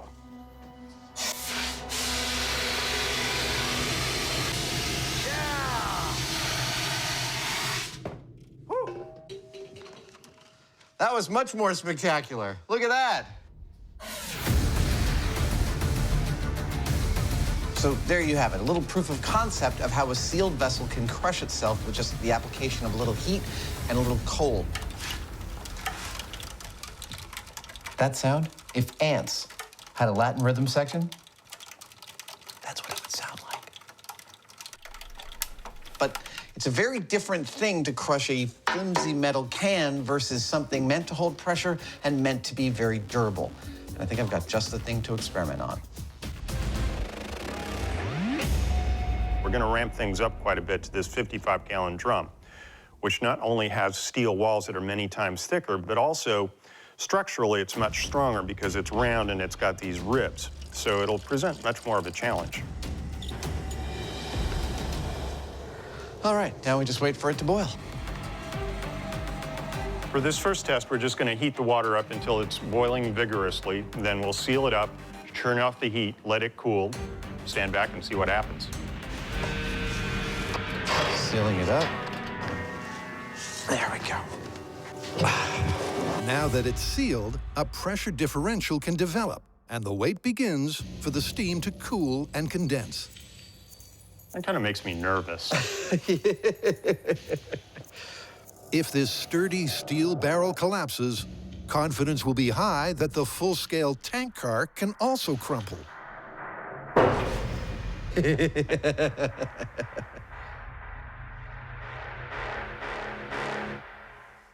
How long did it take the little cans to crush? Those crushed very, very quickly. I'd imagine they're not structurally near as strong. No.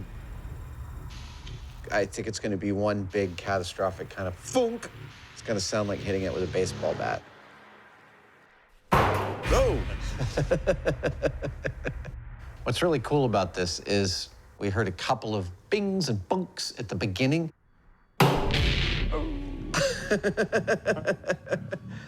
This is killing me. But right now, this thing hasn't made any noise in 15 minutes. But what I know is happening inside there is that it's cooling, and that steam is reverting back to water, and it's creating low pressure in there, which is pulling the sides in.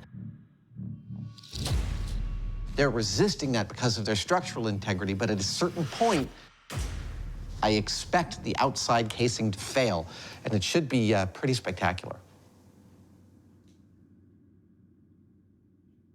Next time we hold the camera up with MacGyver. Oh! There you go. Wow! You can feel that. Woo! That was so cool.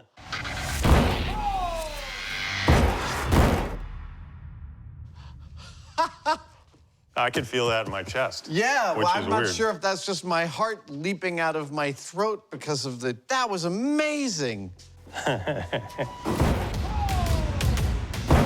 It was a nerve-shredding display of power. When water vapor is cooled, it can cause a strong steel drum to completely crumple. Wow. Made a circle into a triangle. It did. There's clearly a lot of potential in this one simple process. Wow! And an ominous sign of the full-scale potential. But Adam isn't ready to move on. Before they can tackle the supersized tank car, he wants to know exactly how much negative pressure they're dealing with. This time we're going to do the same test again, but we're going to have a vacuum pressure gauge attached so that we can actually monitor what that pressure is. We will also be timing how long it takes to cool down and monitoring the temperature with an external thermocouple. That's a fancy way of saying thermometer. All right, it's bouncing between 193, 195. We'll be logging all of this data as this thing cools down, builds its negative pressure. Okay, timing starts now. And the vacuum gauge is already moving. That's awesome. And eventually crushes, in the hopes that we'll be able to apply what we learn here to a full-size thing eventually. Yep, and because... The only difference between screwing around and science is writing it down. Adam plots the increase in negative pressure measured in mercury. So right now it's just at 3 inches of mercury. Against time and temperature. 6 inches Hg. How much of a vacuum will crush the can is unknown. But quantifying the failure point is the first step to understanding the process. Look, we're not exactly sure what we're looking for in this. We're just trying to get to understand the process. So the very consistent 2.5 degrees per minute. I like linear data. I'm partial to exponential curves myself. So the more data we gather from this as it cools down and eventually crumples, the better equipped we are to deal with contingencies out there in the field. Oh! Whoa! That was just at 16 inches of mercury. It's interesting that they're consistently forming triangles, but it kind of makes sense because it's the strongest form that it could crush to. These implosions are fascinating. There's a slow, intense buildup of the pressure differential, and with no warning. But what did we learn? Well, it took 8 minutes for the steam to cool, which dropped the pressure to minus 16 inches of mercury. Considering that 30 inches of mercury is a full vacuum, that's significant. Cool sounds. And that's just from heating a little water in the drum. What happens when we introduce a high-powered steam cleaner into the equation? Temperature's climbing fast. Coming up on Mythbusters. That is awesome. Not only is this, Without a doubt, one of my favorite small-scale experiments we've ever done. Whoa! the story is on track to be the biggest logistical challenge they've ever tackled. Holy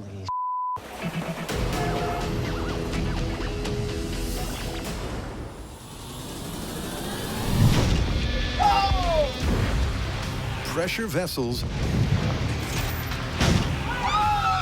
and pressure differential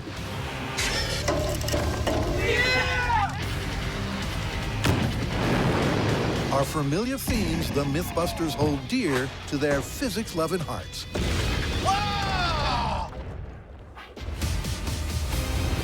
And in this one-story episode, they're investigating a monumental implosion. This is gonna be cool. Can condensing steam really cause a supersized freight train tank car to crush? Oh! Wow! This is great. We are gathering data, we're learning stuff, we're moving forward. Oh! Whoa! 16 inches of mercury. But the most important part about this right now is that the original tanker truck had apparently been steam cleaned prior to the implosion incident. Therefore, we're gonna move on to another 55-gallon drum, but this time we're dispensing with the burner and the boiling water, and we're gonna steam clean it in advance. Okay, here we go. Go for it.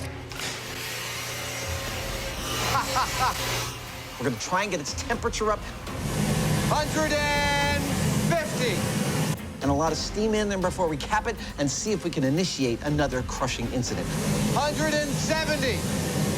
Temperature's climbing fast. Will the high-pressure steam cleaner make a difference? All right. Sealing at 203. It seems so. This crucial component of the mythical mishap has raised the starting temperature by 10 degrees. Consequently, it's taking longer for the steam to cool and condense. So much tension. And the negative pressure to build. 16 minutes. Whoa! Ooh. That gets you every time. Whew, that is a heck of a rush. That was 17 and a half. There was a greater pressure differential. Oh, yeah. It took twice as long to implode.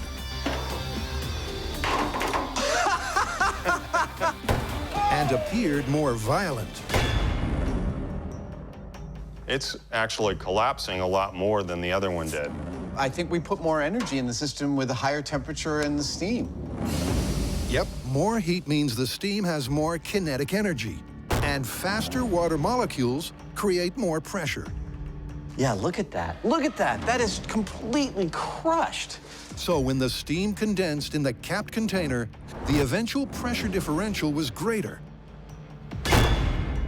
And the drum took even more of a beating. If you fill one of these 55-gallon drums with water, they weigh over 400 pounds, so they're really quite strong. But in the presence of the vacuum, the way that we're applying it, Whoa! they crumple like a soda can in your hands. So it gives you an idea of what kind of forces are at play here. Here, check this out. That's the previous test. That's the current test. See how much smaller this one was crushed? It's a lot more energy. That was awesome. Can I say it? That was a barrel of fun. Actually, by the time we were done, I'd say it was about a third of a barrel. Here's what I feel like we have learned so far. We have learned that a higher starting temperature equals a more vigorous reaction. Clearly, when we go to full scale on this, we're gonna want the highest possible starting temperature, and that might be maybe the most difficult part of replicating this story. But behind the scenes, problems are afoot. Okay, keep very quiet. We don't often show you this part of the show, but this is where the magic happens. This is our production office, and those are our producers that find the impossible to find stuff that Jamie and I need to use in episodes. This is the team that has found us things like a 747, RPGs,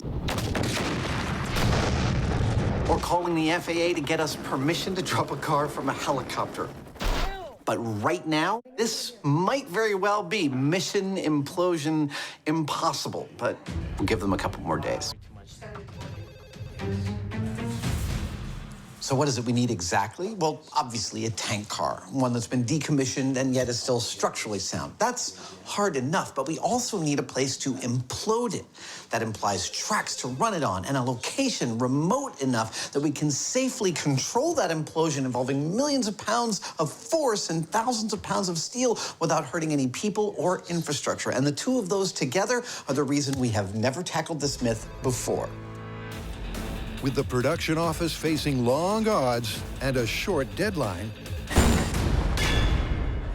Jamie and Adam get busy drumming up more data. So what else can these barrels tell us that'll help us out in the field? Well, shape and geometry are critical when it comes to pressure vessels. And so we're going to build a more accurate scale version of our tank car cylinder and see what difference that makes. Will the elongated cylinder of an accurately scaled tank car crush more or less easily? To find out, Janie has been busy welding while Adam whips up some wooden wheels. Almost there. And gets back to his special effects roots. Ooh, there we go.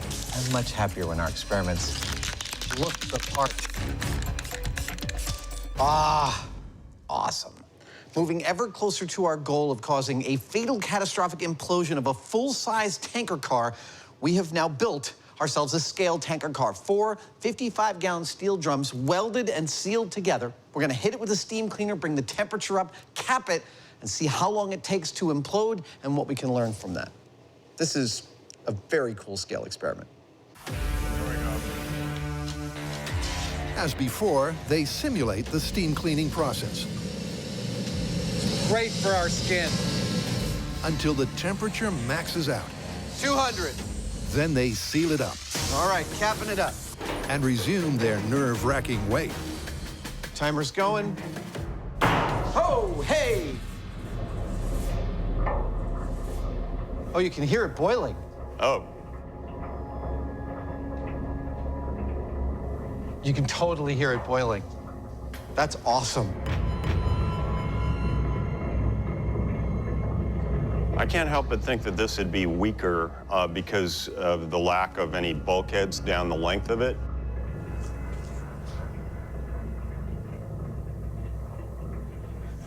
Okay. 7 minutes in, we're at 11 inches of mercury. It's gonna be like a big steel set of hands clapping. Yeah. It might well, you know, macaroni there, but... That would be so awesome. Oh! Awesome! Oh, that was fantastic! Woo!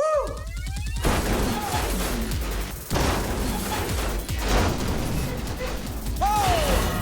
Oh, that was fabulous! That is awesome!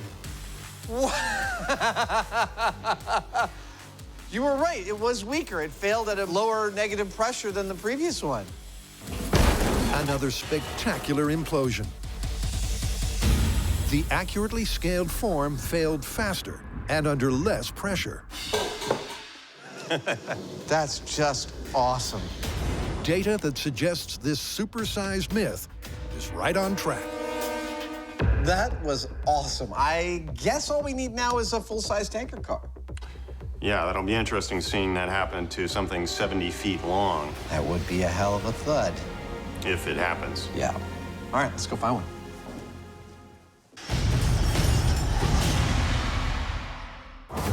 For over a decade, the Mythbusters have traveled to incredible and expansive locations to carry out their investigations. Good to see you. Welcome to the White House. They've managed supersized logistical operations of massive proportions. Ladies and gentlemen, 70,000 feet. But in this extended, in-depth story, they're tackling the toughest of them all. Welcome to Oregon, the end of the line for the tall tale of the imploding tank car. After months of prep, sweat, and fears, the team has pulled it off. It's time to stock and roll. If it is indeed possible for a tank car to crush itself, well, then the testing of it is going to be one of the biggest productions we've ever undertaken on this show. That is the biggest steam cleaner you have ever seen. We need not only the tank car and some train tracks, because that's how they get around, but we also need a facility where we can shut down access to those tracks for safety. Let's get to crushing. There's no doubt about the size of the undertaking. And the first piece of this giant experimental pressure puzzle is bringing the heat. This boiler is the heart of our experiment. This is a 2 million BTU fire tube style boiler. Now what's in here is a series of tubes surrounded with water, and obviously is going to heat up that water and it's going to create a head of steam that comes up about here. And that steam is going to be up to around 360 degrees Fahrenheit. That's what's going to heat up our tank car. And here's why the steamer is packing so much punch. Gonna go get some tank cars. It was almost impossible to locate, but in a coupling made in geek heaven, Adam hooks up with the supersized star of the show. I totally get the whole thing about model trains. Ha! How cool is that? I had a whole bunch when I was in high school. Hello, ladies.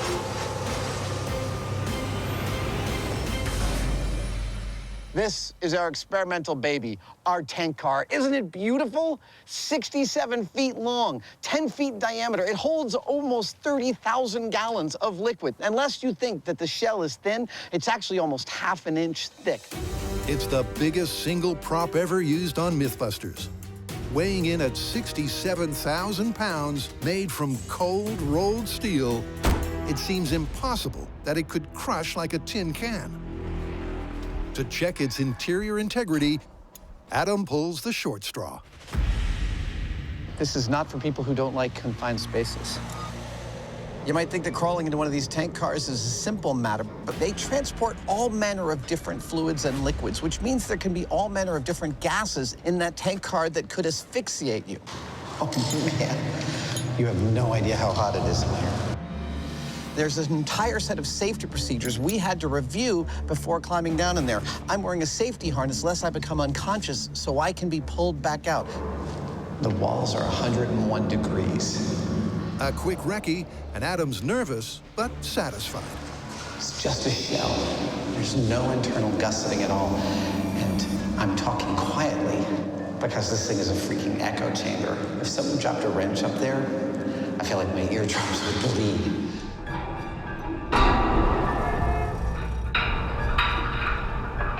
So what I'm seeing here is 6 openings from the inside of this tanker to the outside world that we have to make sure are totally sealed to make this work. I think that's all I need to learn down here, and because it's hot as Hades, I'm gonna get back out. See ya. It's loud, but sound.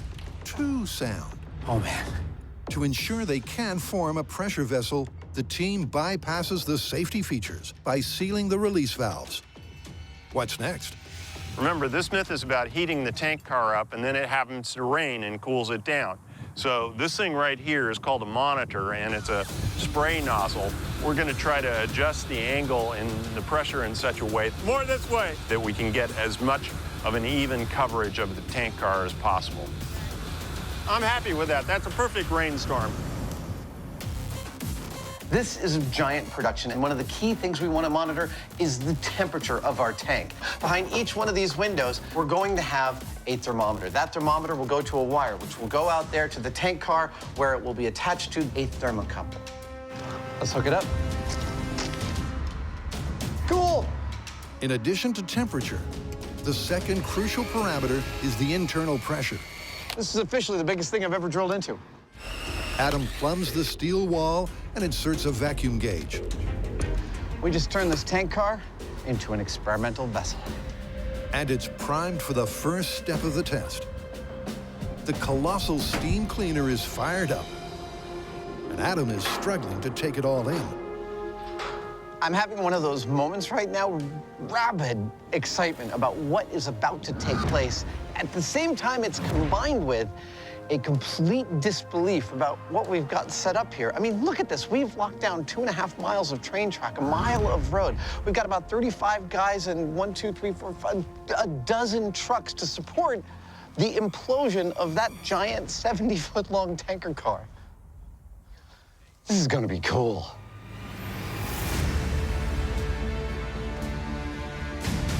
So this myth starts with the lonely train car that's just delivered its payload, and it's sitting here on the tracks waiting to be cleaned. The cleaning comes in the form of steam. Go ahead and open up the valve and start putting steam in the tank. Valve opening. Piping hot at over 300 degrees, its goal is to remove every last trace of residue from the previous cargo.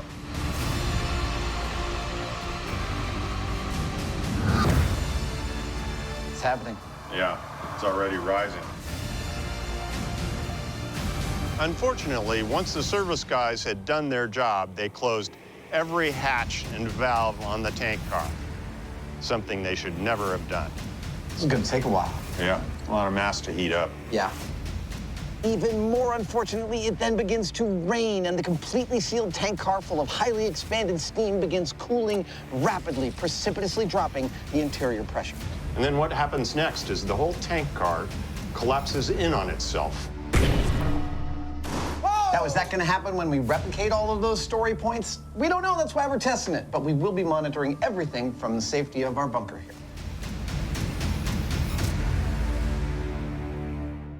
Well, we've been heating our tank car now for about 3 hours, and its temperature has been steadily rising and is very close to our small-scale temperature of over 200 degrees. That's great. Any minute now, we're going to call it. I'm going to suit up. I'll cap it, get the heck out of its way, and hopefully we'll watch it crush itself. Here we go. This is it. I got to climb on top of that thing. It's almost 210 degrees. Shut the top manway, then I shut the bottom valve. Adam enters the exclusion zone alone and climbs the boiling hot steel.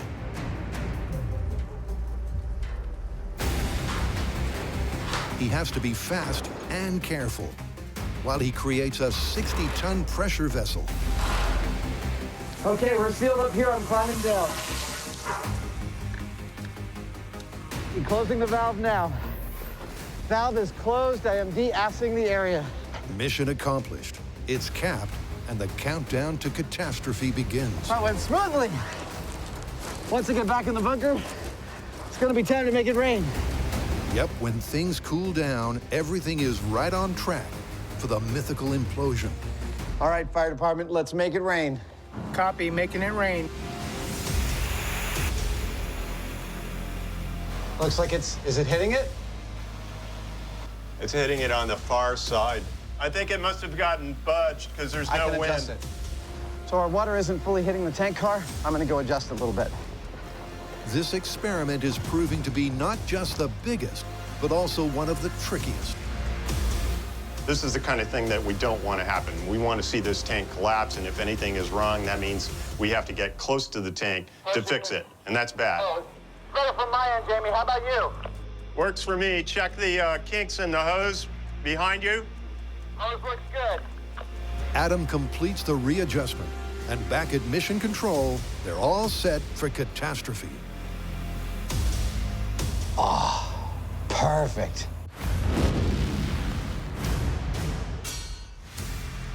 It's been a monumental effort.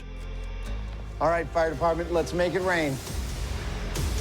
But the team finally has all the many parts of this mythical freight train mishap in place. Cue the physics. 5 inches of mercury. 6. Nice. It's climbing steadily. That's what we wanted to see. The rain cools the steel. The steam inside begins to condense, and the negative pressure rises. That is climbing a lot faster than our small scale.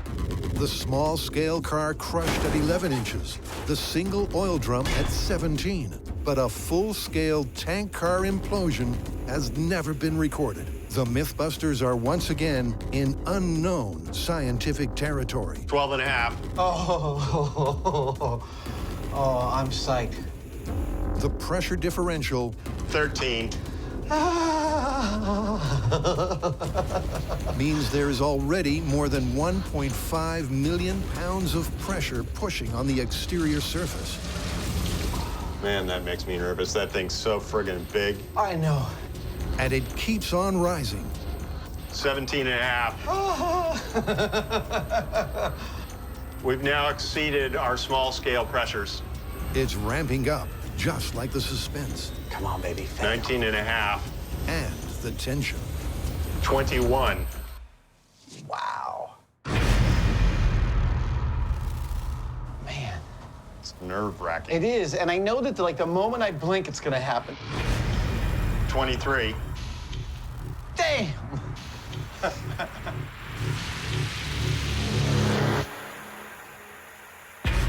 25 and a half. Holy 15 minutes after sealing in the steam, the negative internal pressure is almost as low as it can possibly go.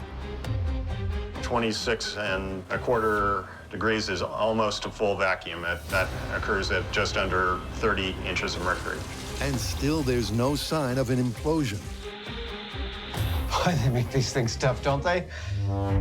As the minutes tick by, This is killing me. We're at 18.5 minutes. the negative pressure plateaus. 26 5/8. And for the first time, the guys think the tank car might not collapse. Remember, folks, science can be boring. Look, everything is working here exactly as we planned. Our methodology is dead on the money. It's not working. We got a superheated tanker that was steam cleaned that we've now been raining on, and the pressure is built far beyond what I would have considered to be a fatal, catastrophic pressure to this tanker car, and yet it's holding on at 27 inches of mercury. This is astonishing. This is a very durable item. It hasn't budged. Okay, folks, we're gonna wait for it to be an even hour. And if we haven't seen any movement on the needle by then, we'll call it. The pressure leveled off at 27 and hasn't budged, and neither has the tank car. So when they hit the hour, here we go. They reluctantly concede defeat, pull the plug, and let the air back in. Hey, nice work on the rig. Everything we did worked beautifully, but you wouldn't break. It's not our fault. Technically, what we did to this car to try and make it collapse with a vacuum was flawless. Oh, it's like the train car is peeing on me out of spite. Got the tank really hot. We sealed it up really well. We pulled darn near a perfect vacuum on it, and yet nothing we did to it made it collapse. So it turns out these cars are actually built pretty darn good, but you know what? We're not done yet. We've gotten back on the phone. We've ordered another tank car, as if the first one wasn't difficult enough. Now, why are we going to such extreme lengths here? It's because despite evidence to the contrary, we don't think this myth is busted yet. Look, the car that mythically imploded might have been damaged in some way that we couldn't see. It might have been corroded on the inside, some way in which it was made more susceptible to crumpling. So we found another one, and although it'll take us all night, for you, it'll be a matter of seconds. Yeah, let's crush some stuff. With their more corroded car in place, they're removing the steam and rain from the equation and taking a shortcut to pulling the pressure. This time around, though, we're gonna use this big-ass industrial vacuum. It'll pull exactly the same vacuum that we got with the steam. Is there anything duct tape can't do? But it's gonna do it in a fraction of the time. Yep, the goal is to match the realistic negative pressure achieved using condensed steam with this giant vacuum cleaner. All right, so you ready? I'm ready. All right, so we have our second, more decrepit tanker car sitting over there on the track, and our giant vacuum pump is just starting up now. That is a beautiful piece of equipment. It's going to pull a vacuum. It's going to pull the same exact vacuum we pulled with the boilers and the pressure and the cooling, etc. I do not want to take my eyes off of it. Just want to watch it do its thing. Except it should do it in a fraction of the time. I want an implosion. There's hoping. That's what I want. The giant vacuum pump is fast. It's rapidly removing air. And after just a few minutes, it's already approaching the maximum negative pressure it can pull. We got a negative 25. Negative 25. Will the more corroded drum succumb? Holding at 27. Holding at 27 inches of mercury. That's exactly where we were yesterday. Yeah.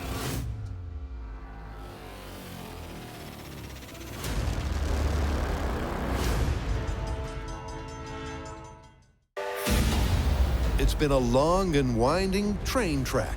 But you wouldn't break! And the team is about to find out once and for all if a steam cleaning accident can cause a giant steel tank car to crush. They've reached the same negative pressure they managed with steam. Holding at 27 inches of mercury. And several million pounds of force are pushing against the half-inch thick steel, squeezing, squashing, and pressing. But the minutes tick by, and it remains resolutely intact. 27. Still holding at 27. Unlike their small scale, it may not be imploding, but it is an astonishing result. You know, as frustrating as this is to not see the train car collapse, this is looking like it's a very valid myth because everybody that we talked to swore up and down that, oh, no problem, this thing's going to collapse. That's it. That's an hour. Let's cut it. Turn it off. Copy. So it just goes to show you got to test things. That's the sound of disappointment, ladies and gentlemen. These tank cars are actually pretty tough little bastards. But as always, we have one more trick up our sleeve. Yep, this has been such an ordeal. There is no way we are just going to leave it here. We are now going to arrange for our tanker car to encounter a bit of a, shall we say, accident. All we need is a crane to drop something big and heavy on our tanker car. And luckily, it turns out that the sheriff who's been helping us out has access to a crane. That is how we roll. So we're going to use that to lift this about 30 feet above that. And then we're going to drop it. Hopefully, it'll leave a nice big dent in our tank car. And then when we pull a vacuum on it, that dent will cause the whole thing to buckle up. Kind of like pulling a single card out of a house of cards. At least that's what we hope. Yep, it's an extremely unlikely series of events, but it is possible. That looks good to me, Jamie. After their simulated collision, they'll pull a final vacuum to recreate the steam cleaning and see if that causes a crumple. This is intense. Dropping 3,200 pounds on a tank car. Something we didn't expect to be doing in this episode. 3, 2, 1.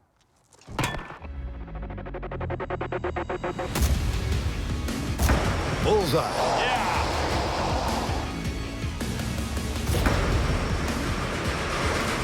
That's ideal. Look, I can see something like this happening naturally on a train yard. A telephone pole falls over. Well, or the equivalent of it in interior wear. And the fact is that they do put corrosive chemicals and things in these things, and it can erode. I can't hold it in any longer. Here's the thing, right? We dropped this concrete block, and then we thought, oh, we gotta clean up all the concrete, right? We gotta clean the concrete off the track, et cetera, because there's gonna be big chunks of it everywhere. No, come here, look at this. Come here. It landed precisely, exactly where we picked it up from, upright, ready to be picked up again. That's a very respectful concrete block. That's the most cooperative big thing we've ever dropped. Yeah, and it landed exactly, it did exactly what I wanted it to do. Yeah, this is great. With their completely accidental damage done, it's deja vu all over again. All right, Dean, go ahead and start the vacuum. The vacuum pump fires up, starts sucking, and the pressure plunges. Will the kink in the steel compromise the structural integrity? I'm gonna say the denting compromised it. I'm gonna guess 17 inches of mercury is where it fails. I don't know, I'm detecting a pattern here. You're gonna say nothing at all? Uh-huh. That's probably the safe money. What did I say, 17? 17. Can I get a 17? Anyone wanna give me action? Cool. 10 minutes, 21 inches of mercury.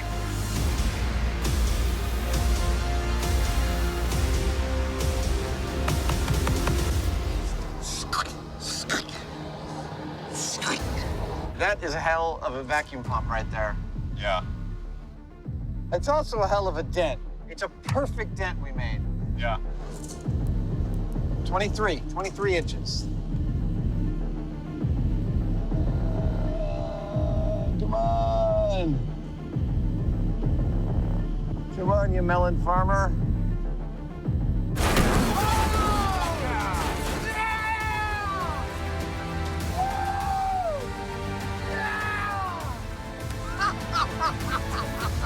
Finally. Oh, 23 inches of mercury. Holy cow!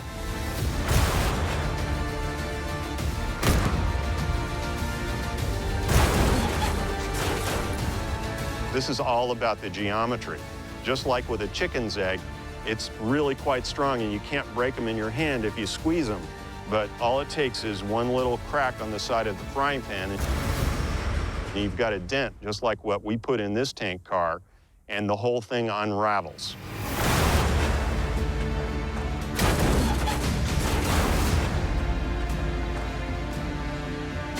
Man, look at that. That is beautiful. I've never seen anything quite like that. Something that large and sturdy being deformed like that.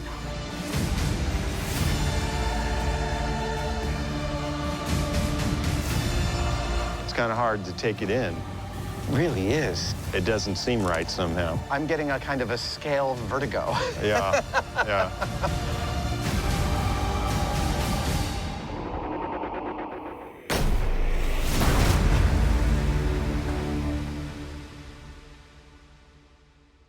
Ah, we had pulled a nearly full vacuum on two 67-foot-long tank cars and achieved bupkis, nothing.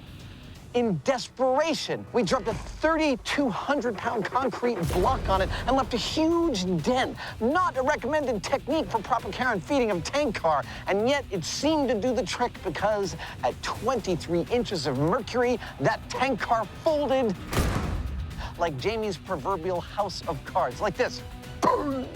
Here, wait, play my sound effect over the actual thing. Watch this. Just like that. It was beautiful.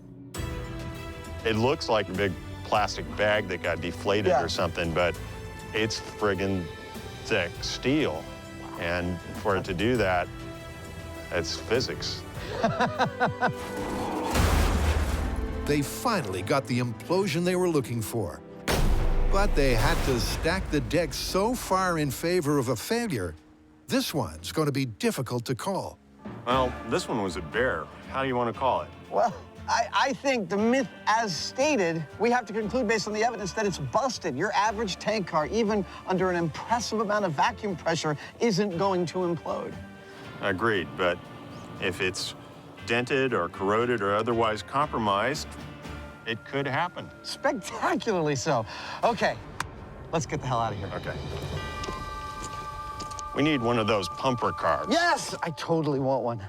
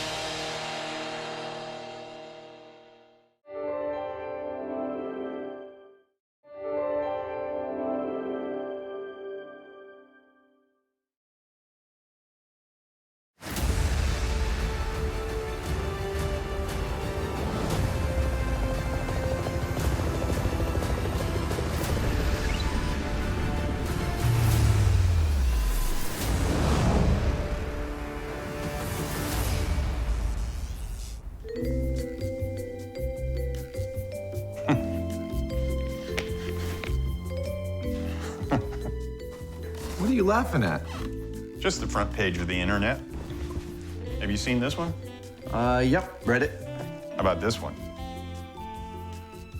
Read it. You know, they really should consider going digital, don't you think?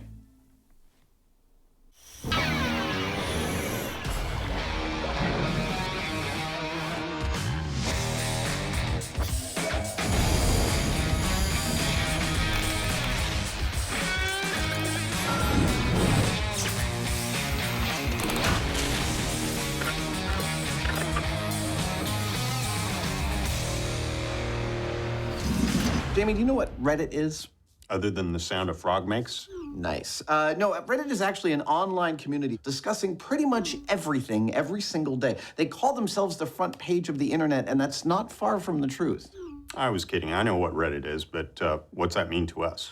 Obviously, you know, we couldn't do this show without the submissions we get from fans. And seeing an opportunity, because we're very popular on Reddit, I went on the site a few months ago and solicited ideas that we could test on a Mythbusters Reddit-based episode. Did it work? Actually, gangbusters. We got over 7,000 responses. Now, once we weeded out the ones that were not family-friendly, not good for television, and were just plain gross and disgusting, you know who you are. We were actually able to get several that are eminently testable by us. Like what? Well, later we'll be throwing Buster from a helicopter. Oh, there it goes. Trying to punch our way out of a paper bag. And fans wanted a gratuitous explosion, and I think we should oblige. Naturally. But first, Redditors want us to test whether a fart is visible using thermal imaging technology. There's a viral video that purports to show this, and they want us to test whether it's true. From the very beginning, the most popular fan submissions I allocate myself to 6 gas passings per day. have been myths about gas emissions. Flatus. Hey, we got one. So stand by for another detour down under.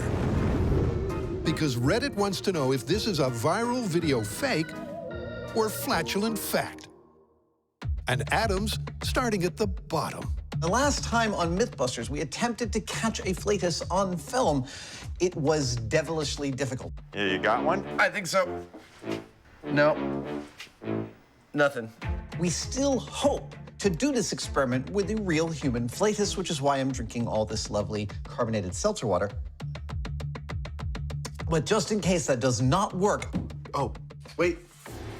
No, I gotta pee. I am planning to build a machine that can also eject a flatus. That's what all this equipment is. It will soon be a machine that can fart.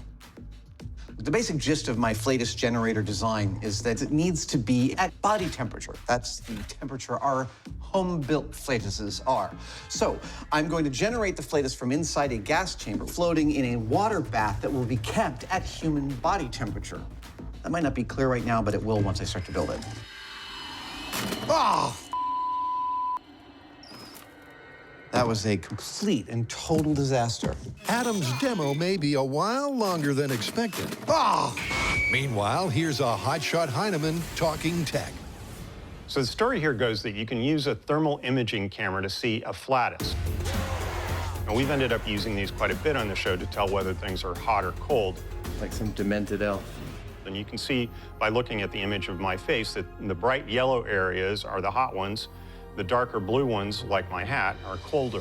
So given that gas coming out of my body should probably be about the same temperature as my body, you would think that it would show up. Yep, a thermal camera measures infrared light, Just putting my hand down. calculates temperature, and renders a scaled image from the data. Older technology does so in black and white. Modern, ultra-sensitive cameras like ours have a full range of color. But can it really pick up hot air?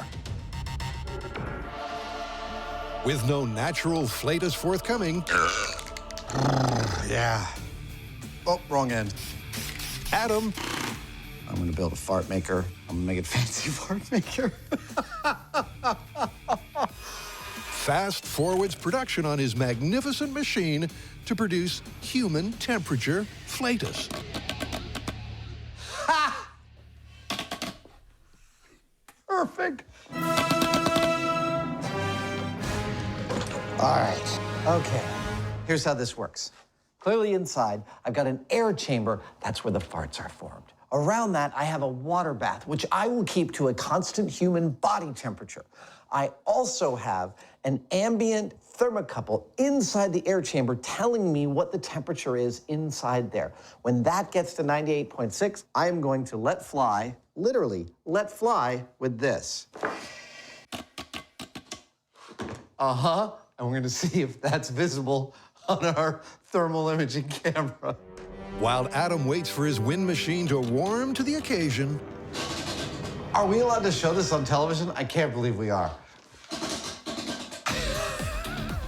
It's on to your second suggestion. So what's next? Next up is a bad day for Buster. Basically, Redditors want to know what would happen to Buster if we threw him out of a helicopter while he's inside of one of those giant inflatable hamster balls. Right, but that's a brand name, so we can't say so we call it a hamster ball. Redditors want to know if the inflatable ball would break Buster's fall and allow him to safely leave a helicopter without a parachute. If it turns out to be safe, can I do it? Knock yourself out. In this high-flying fling, Buster's being chucked from a chopper in style. This is going to be big. All right, Reddit, you asked for it, and we are going to do it. Shut up. I'm standing in a runway in Half Moon Bay, California, about 30 minutes south of Mythbusters shop. It's only gonna hurt for a little bit. Just for an instant. And soon, Buster will perform another in a long line of Darwin Award-type stunts. He's going to figure out if this is a viable method of survival when you're thrown from a helicopter. But first, of course, I'm gonna need to take it out for a spin. It was one of Reddit's most popular suggestions, and opinion is divided on the potential result. The math says that the ball's largest surface area will slow Buster's terminal velocity by more than half, and it will also cushion his impact like an airbag. But will it make the 1,000-foot fall survivable?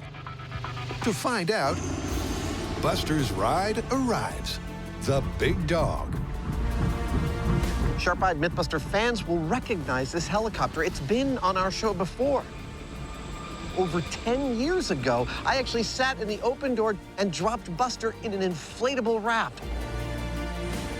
The Sikorsky will be doing the heavy lifting, but in this epic test, he won't be flying solo. So that we can give you Redditors the best possible footage of what happens here, we hired a specialized separate helicopter with its own carbon fiber, gyro-stabilized camera thingamabobby. It's going to be great. Maybe not for Buster, who gets to be the fall guy not once, but twice. Once in the ball, and once as a control without. But how will his injuries be measured? We've used electronics in the past to measure shock loads to things that we're testing, but there's an inherent problem with them in that a lot of this stuff that we do is so violent that we break the instrumentation in the process and we don't get our measurements. So we've gotten in the habit of using these things. They're shock watches, and they're pretty basic and foolproof. I'm putting 50G shock watches on the head, and I'm gonna be putting 100G shock watches on the chest, which is what it takes to kill somebody there. Here's how this is gonna work. All right, Buster, here you go. 3, 2. Buster and I in this helicopter are gonna fly to 1,000 feet. Have a nice flight there, guy. Thank you, or did you mean Buster? I meant Buster. Okay, cool. You don't care so much about it. When we get to 1,000 feet, I'm going to drop that sandbag to make sure we're aimed correctly. Well, here we go. I will then cut Buster's seatbelt, kick him out of the helicopter, and drop him on the target. That's our control to see what happens when Buster falls without anything breaking his fall.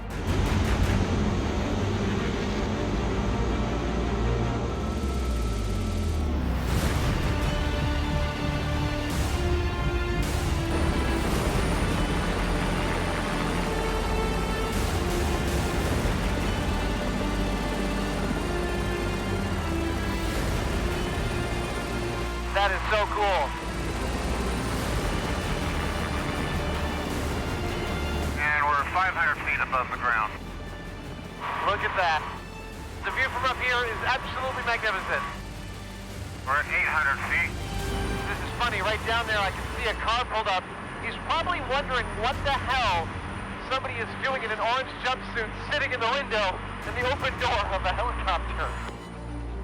He's about to get a real surprise. Hey, Reddit, thanks for coming up with such a great dumb idea for us to test in the smart way. And I just said that so you can give me the content section. Unpredictable winds won't affect the velocity of Buster's impact, but too much sideways drift could be a danger for those below. And we're at 1,000 feet. All right, we are in proper position to make sure our aiming is good. I'm about to drop the sandbag go in 3, 2, 1. Sandbag's away. Here comes the sandbag. Gotta reposition here. Okay, Adam, I'm ready. Copy that. It's time to drop Buster. First, I'm going to cut his seatbelt. There we go. Ladies and gentlemen, this is a Mythbusters control.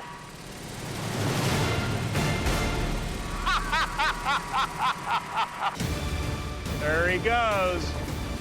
That was beautiful. Man, that looks terrifying.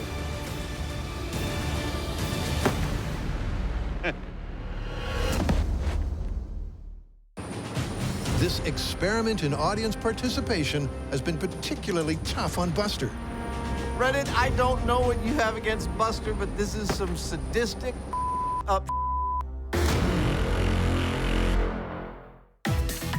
Dear Mythbusters. Dear Mythbusters. From the very beginning, fan feedback has been integral to the Mythbusters MO. No more car! And that concept has culminated in this fan-led Reddit special. We are starting with what's called an AMA, an Ask Me Anything, in which I log into Reddit. That's the best question ever. And take open questions from the entire user base. Seriously. Yep, this is where it started. Oh. I'd like to see if shooting the chain between handcuffs really breaks the chain. Does Jamie have a special document saying he's protected from seal hunting? Wow. An intimate date with Adam and 36 million Redditors. Am I a time-traveling archaeologist trying to understand pop culture who somehow broke their device to travel through time and are stuck in the present trying to gather the materials to complete my device? What maker skill do you still lack and most covet? TIG welding, aluminum. After a typically raucous conversation, that I can't read on television. A request for ideas. All right, let's see what we've got. Oh, someone noted the inflatable ball we used in our Raiders of the Lost Ark episode. Wanted to know if you could put someone in that and throw them out of a plane. Led to an awesome foursome of fan fables. I've always wanted to do this kind of story with this level of fan interaction. The result? Can an inflatable hamster ball save Buster from a 1,000-foot fall? I think he might have pooped himself. All right, so for our control, Buster's dead. Well, and most importantly, the sensors worked, and if they worked in this case, they'll work inside the inflatable. Every single shock watch was tripped, with a red line indicating a lethal impact. And no wonder. The math says Buster hit the ground at an estimated 120 miles per hour. So, bring on the ball. So getting Buster into this inflatable and getting him all hooked up and rigged on the helicopter. Turns out there's nothing I can't find a lazier way to do. It's a little more involved than just chucking him in the chopper. It's going to be tricky.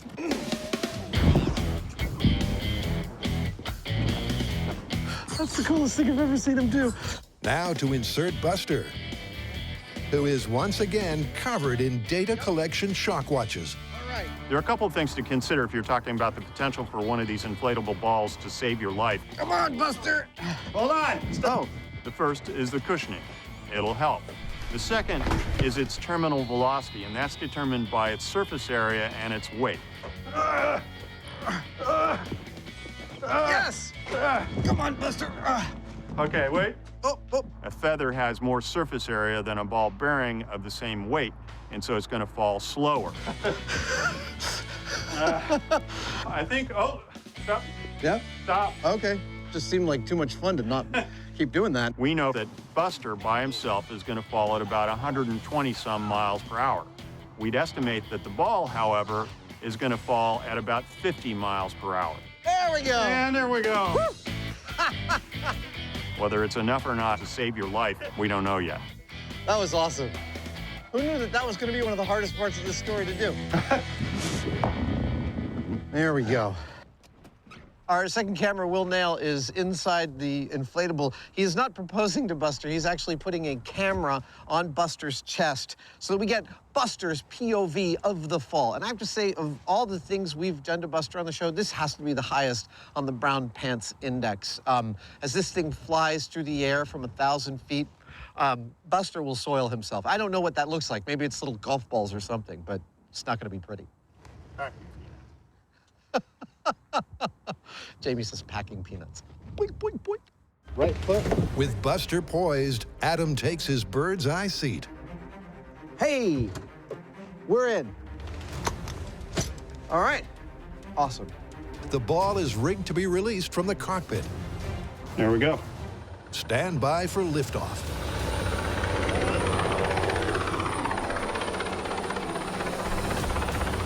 All right, this is how this is going to work. Buster, inside the hamster ball, will be hanging below this helicopter on a tether.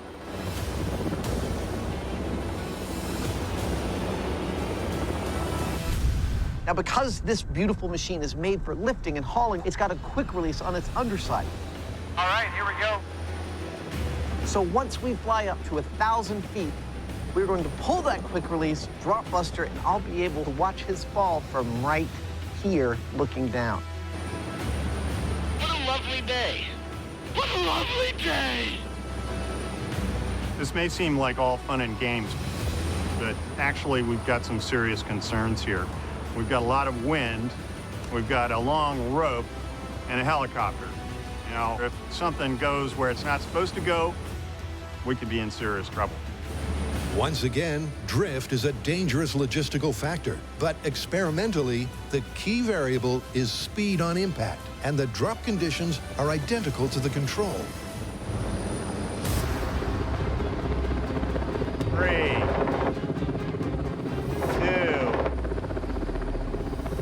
1. There it goes. And away she goes. Oh!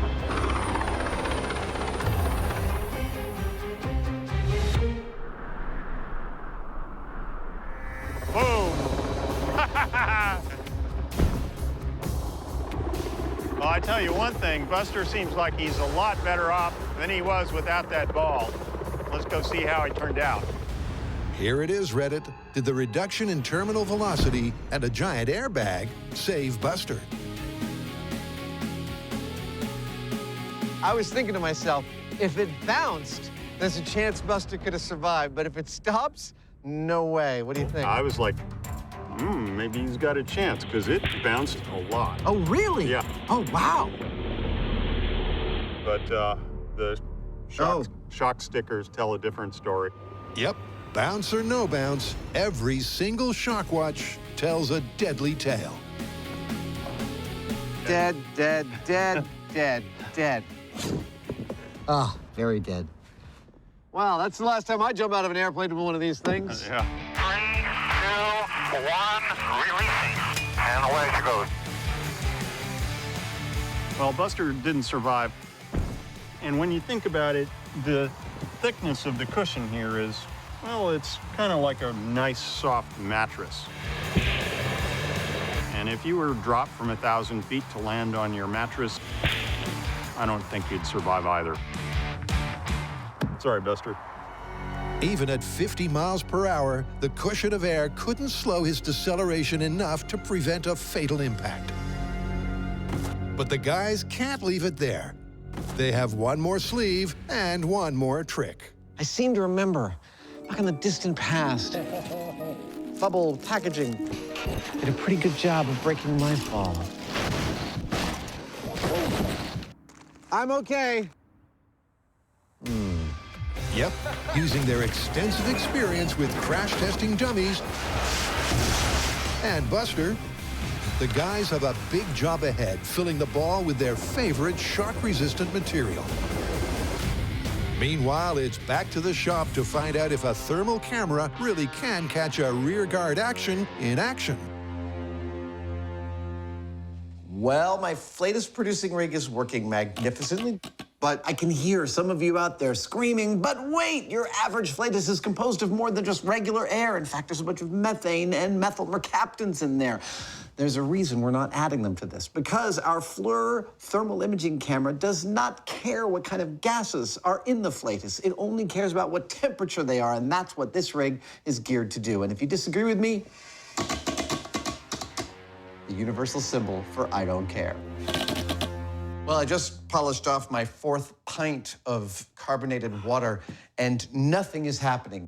But this is why I started building the machine in the first place. All right, Mr. Hyneman, I got the correct temperature. With Adam's machine at body temperature, That thing looks like a big that's farting. Reddit, stand by to have your curiosity cured. All right, Reddit, here we go. I'm gonna produce a human body temperature poot on the thermal imaging camera and see if it registers. Here we go. 3, 2, 1.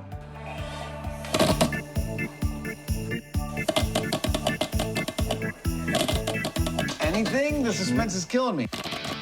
Nothing. Nothing. Nothing. Nothing. It sounds great, though. I know! Just saying. It might be music to Jamie's ears, but even in close-up, here we go. This myth is looking busted. Nothing at all.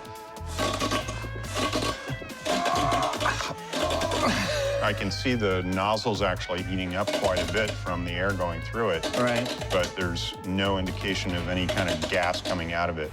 Okay. So under normal room temperature conditions, you can't see a fart on a thermal imaging camera. But I chose my words carefully because I'm thinking, could it be you could see it if the room was a lot colder? Yep, maybe if there's a bigger difference between the surrounding air and the body temperature flatus, mental-powered liftgate. It's really cool. the camera could more easily detect the backside blast. In we go. That's the theory. Cue the cold. How's the thermal image looking? Beautiful. Yeah? Yeah.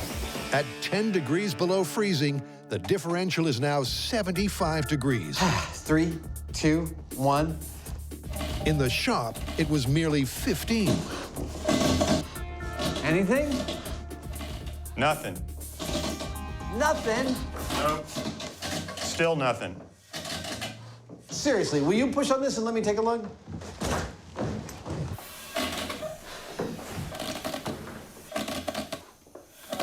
Nope, you're right. Nothing.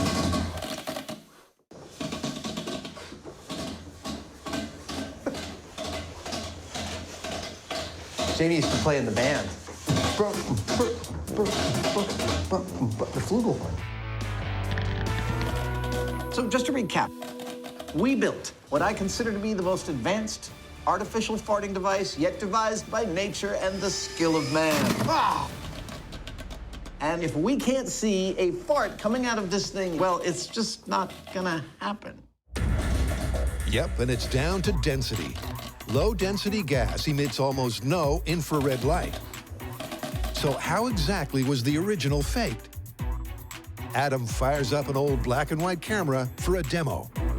A tube and some freezing cold compressed air, often used in electronics for making circuits cold. Watch what it does here. Thermal imaging camera, here we come. Oh yeah, look at that. That looks exact. Oh, woo! Hey, that's cold. Woo! Don't try that at home. Of course, eagle-eyed viewers will have noted the flaw in the fake. Like Adam just showed, the gas in the viral video was colder than the surrounding atmosphere. That's because it was dark. It should be warmer than the surrounding atmosphere. So if you're going to cheat it, you need steam, like this. So, sorry guys, I got to tell you, you got it all bass-ackwards. It's pretty clear, isn't it? Yeah, it's totally busted. What are you going to do with this thing? I am going to donate it to medical science. Good luck with that. Thanks. Anyone want an artificial flatus machine? Anyone? Bueller?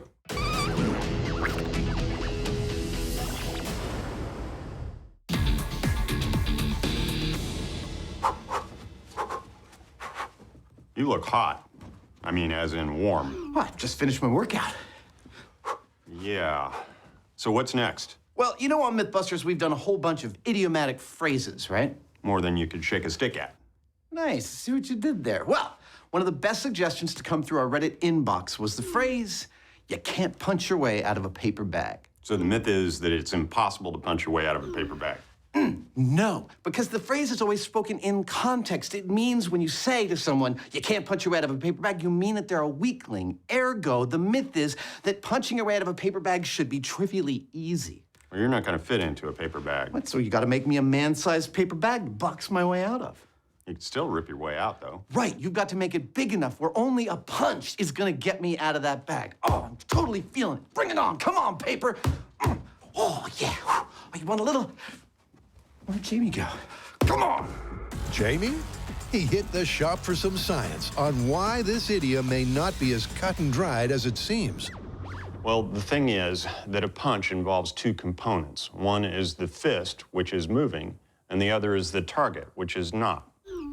Now, if the target actually starts to move, then everything's different. That's a game changer. To demonstrate the difference between a stationary and a moving target, Adam sets up a load cell, a device that registers force in pounds. 3, 2, 1. Look at that. About 35 pounds force to push through that. Yeah, my fist could have totally done it. Yep, anyone can apply that amount of force. But loose piece of paper, load cell, 0.5 pounds of force. if the paper is able to move, Adam can't register anything close to the required 35 pounds.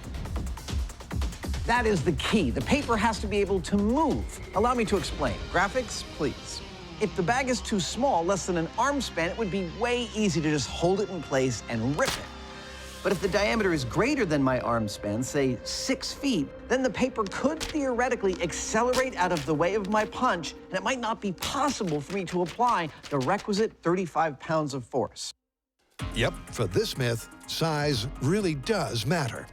Okay, time to build our own giant shopping bag. I'm gonna keep it in exactly the same proportions of this bag. It's just gonna be much bigger. There we go. That's one big-ass grocery bag. Yeah. The paper opponent is prepped. But not only does Adam have no idea how to throw a punch, after removing the muscle suit, it's clear he's seriously out of shape. Cue the training sequence. Now, if I'm going to punch my way out of a paper bag, it behooves me not to underestimate my opponent and learn about punching from a professional standpoint. Looks good. Let's get gloved up. All right. Let's see what you got. Cool. This is terrifying. And my guide in this will be Paul Wade. He's a former Northern Ireland kickboxing champion, San Francisco Golden Gloves champion, and he is the owner of the 3rd Street Boxing Gym right around the corner from the Mythbusters shop. That's it. Paul is going to show me a little bit about what punching is really about. See what you got. Come on. But first, he needs to get a gauge of just how green and useless I am in the ring. Oh, I haven't told him yet that the last fist fight I had, I was in the 3rd grade. Sorry, JP. Time. What we got to do is get a little bit of a setup. 1, 2, 3. Boxing, like any martial art, is highly technical. Hip rotation. Exactly. Good balance. And delivering a powerful punch Pop! Get into it. is as much to do with form as it is with speed and strength. Knowledge Adam didn't have until today. Straight arm. Bend your knees. Good. Turn your hip. And again. Go. Paul is running me through the paces. 1, 2. And the first thing I am learning 4, 3, 2. is that this is an incredibly mental sport. 3, 2. I don't remember 3. 7, 6. I know I'm not breaking any brand new ground with that, but it's kind of astonishing how much mental presence you need to be thinking about Cover that chin. how your body is moving. Roll out. Roll in. Good. Turn. Ah. I like that. I feel like the color I should be wearing is green, not blue. The killer who's vanilla, come on. Jab, slip left, good. Not bad, not bad, not bad. It's been a long, hard session. But now Adam can at least start the experiment with the ability to throw an entry-level punch. A weapon coming through. Yes, jab. So it's back to base to see how he measures up.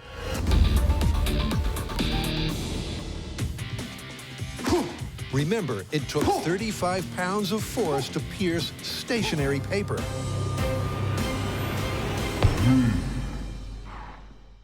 Nice.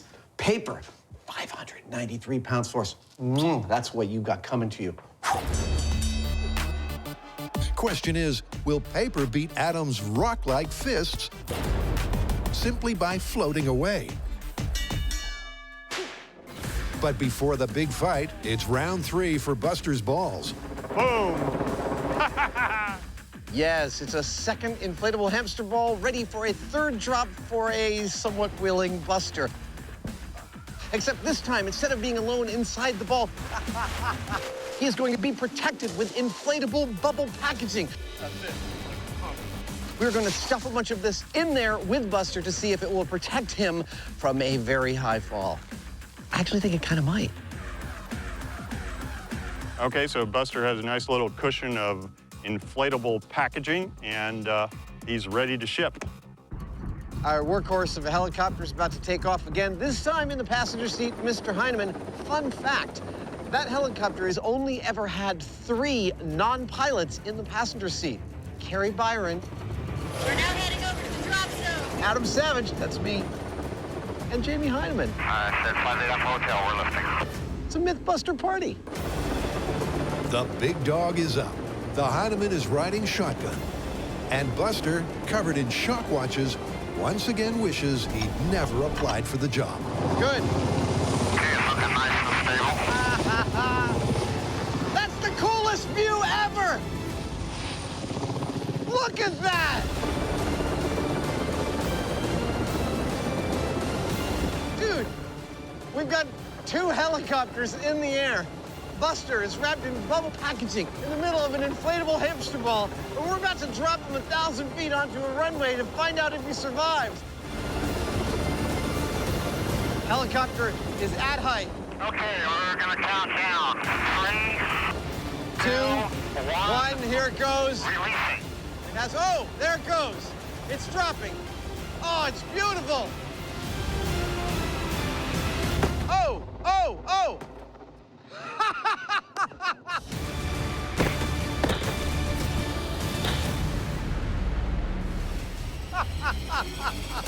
Oh, that is awesome.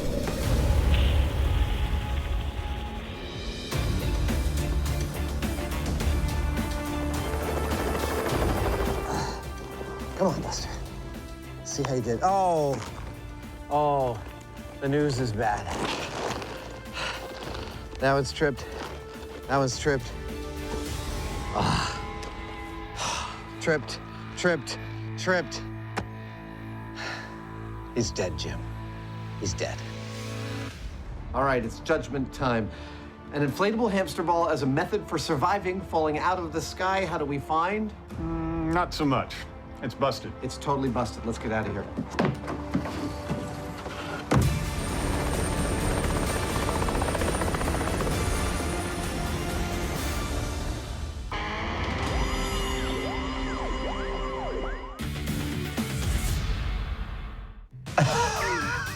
The Mythbusters are about to test if it really is easy to punch your way out of a paper bag.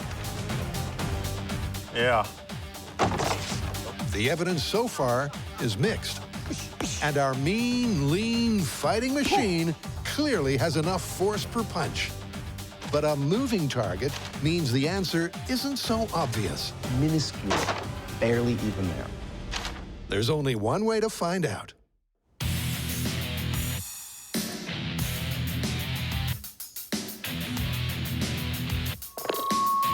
Ladies and gentlemen,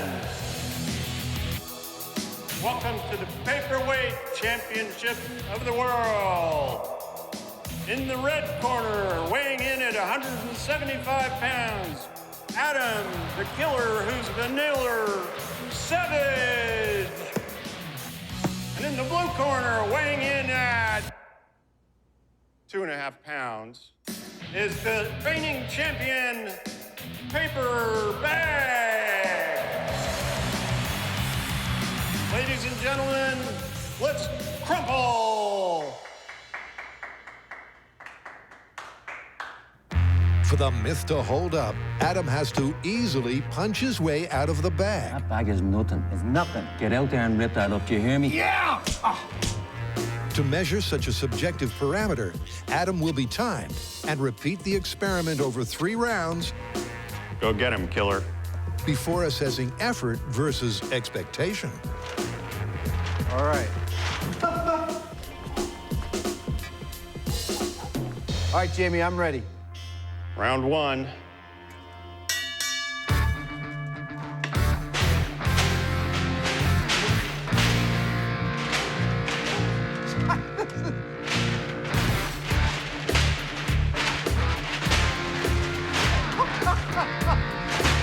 Seconds in, despite taking a pounding, the bag's still standing.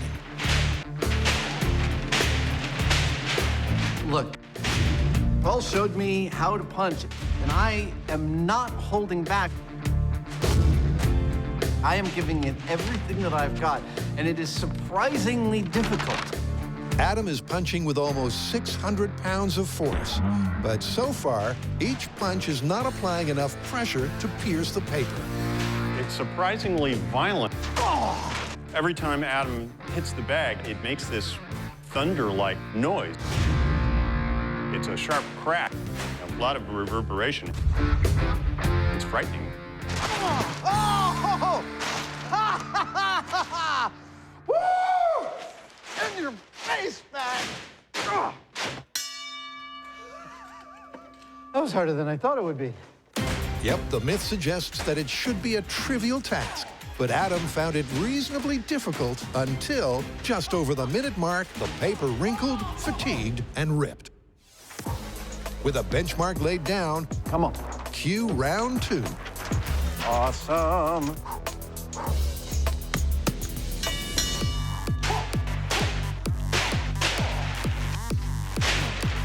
Once again, it's clearly not a simple matter. Hold on, where's my, I lost my glasses, hang on. Got him. And once again, it takes just over a minute before the creases and crumples accumulate to the point where a single punch can break through. Yes! Yeah! Woo! And when round 3 yields an almost identical result, the final tally is... Bag 0, Adam 3. But here's the thing. It took me almost a minute each time to punch my way out with the gloves on. So as far as I'm concerned, the myth is kind of on the fence right now. I'm not sure exactly how to call it. But for due diligence, there's one thing we haven't tried, which is, what if I take these gloves off? That's what we're gonna do next. The gloves are off, and the variable in this experiment is surface area. The contact area of Adam's knuckles is considerably smaller than the large padded glove. All right, Jamie.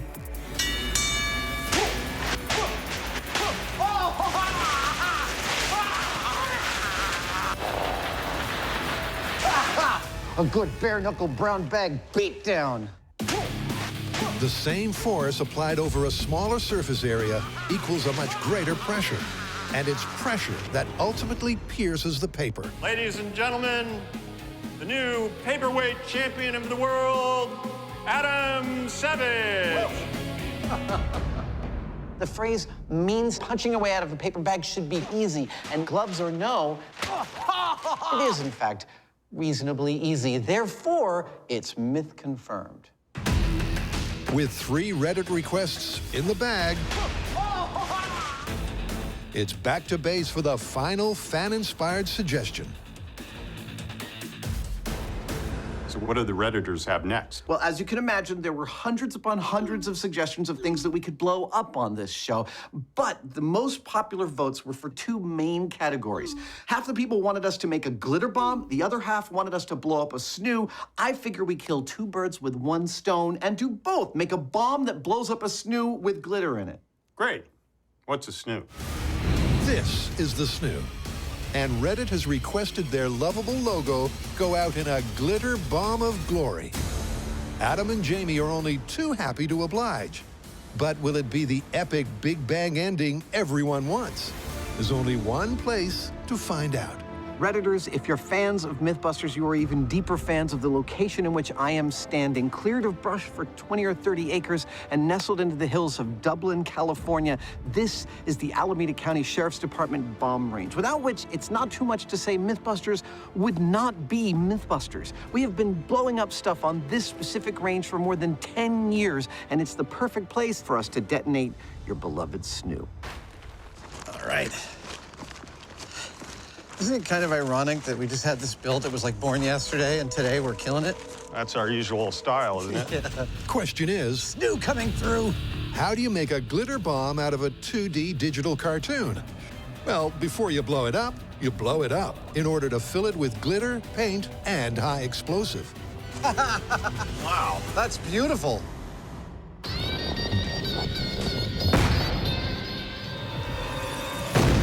The Mythbusters know how to art direct an explosion. Ladies and gentlemen. So if Reddit wants to blow up an inflatable cartoon and finish this internet-inspired spectacular in style... Okay, I'm in the snoo. Then Adam and Jamie... Okay, guys, bring in the explosives. ...are just the men to deliver... I'm ready to be born. All right. ...tailor-made mayhem. Yes. Born from a snoo. With the snoo held in place... That seems good. It's time to get crafty. Hi, everybody. Now, this is a perfect Mythbusters craft project. I hope everyone at home is following along. You've got your glitter, your sparkles. I've also got tempera paint and 300 feet of explosive 50-grain deck cord. Yes, follow along at home while I make this one here. Seriously, this is 300 feet of deck cord. I love my job. This is what's called a stable explosive. Nothing will make this go off except for a blasting cap. And only when the bomb squad caps in does it become actually dangerous. And by that point, we'll be nice and far away. Now for the tempera paint. To maximize the spectacle, Adam begins by wrapping the explosive in paint-filled bags. As far as distributing paint with explosives, awesome. I actually built a machine and made art from the detonation. Oh, yeah. So I'm using that experience here to make sure we get a nice even spread, like a clown wig of death.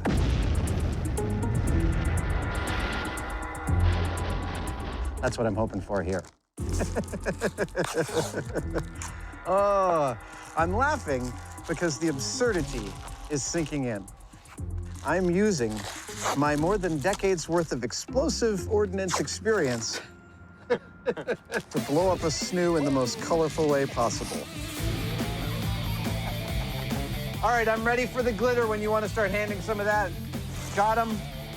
Excellent. Awesome. That's great. Keep it coming. Awesome. All right, it's time for the install. With the explosive positioned centrally, Adam hangs as many bags of paint and glitter as the internal structure of the snoo can support.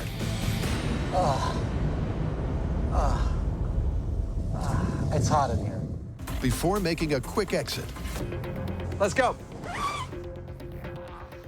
Oh, there we go. Ow. It looks hilarious in there. Everything seems nice and secure, though. It's beautiful. Here, take a look. It looks like a bunch of fruit and vegetables hanging. It's like a party in there. Yeah. All right, Redditors. Are you ready? We have our snoo. He's fully inflated. Inside his head, 2.5 pounds of high explosives wrapped in tempera paint with extra bags of paint placed all inside his head, plus, bonus, bags of glitter. I don't see any reason why we should waste one more minute of your time. Let's get behind the blast shields and blow this sucker up. This is it. So, I'm ready, Snooze ready, Hyneman ready? Adam and Jamie retreat to safety for the Big Bang requested ending. I'm ready. Straight from your keyboard to sumptuous 25,000 frames a second slow motion detail. Redditors, for your gratuitous enjoyment. We're painting by numbers, and the numbers are 3, 2, 1.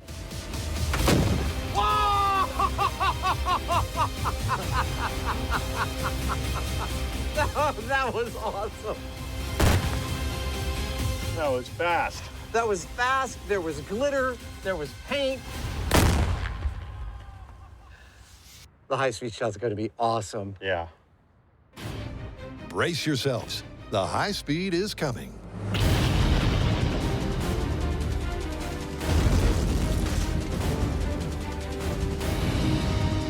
Thank you, Reddit. It's been a blast.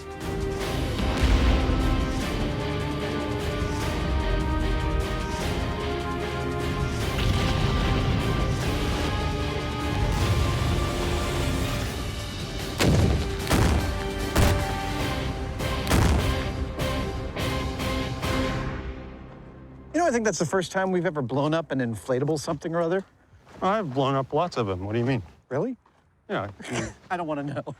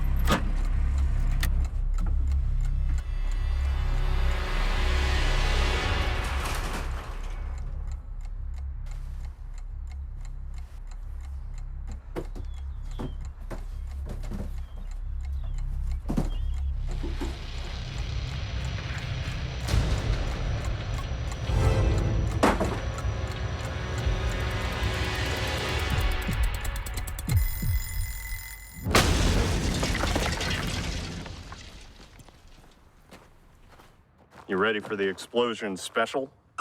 Maybe you could give me a minute. Ah, you big baby.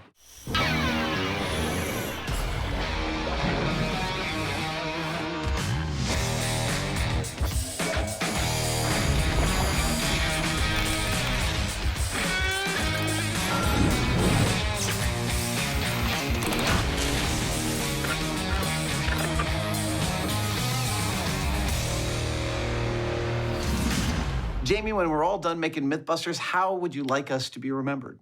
How about for our promotion of critical thought? And how do you think we will be remembered? For blowing crap up. Exactly, and that is why in this episode we are celebrating by making it an entire explosion special. What's on the docket? Well, we are finally going to tackle an explosive we have never had any experience with before, landmines. Like this. But first, we have a new twist on perhaps Mythbusters' most favorite and famous explosion. That would be the cement truck. Yes, it would. And it stars our favorite fictional honorary Mythbuster, Angus MacGyver. Let me set you the scene. Let's go! A mail truck has been fitted with a bomb full of dynamite. Keep it coming! MacGyver brings a cement truck over to the mail truck and starts filling it with wet concrete. When he gets it above the bomb goes off. The cement seems to prevent the bomb from causing any real damage. It worked. I honestly don't know what would actually happen. Which makes it a perfect myth for us to test. 3. When it comes to countdowns, 2. the Mythbusters 1. have an explosive 14-year history. Bye-bye. And to celebrate their love of big bangs, they're putting a MacGyver spin on an old Mythbusters favorite. Well, there's your problem. To get things rolling, the team decamped to a much-loved location.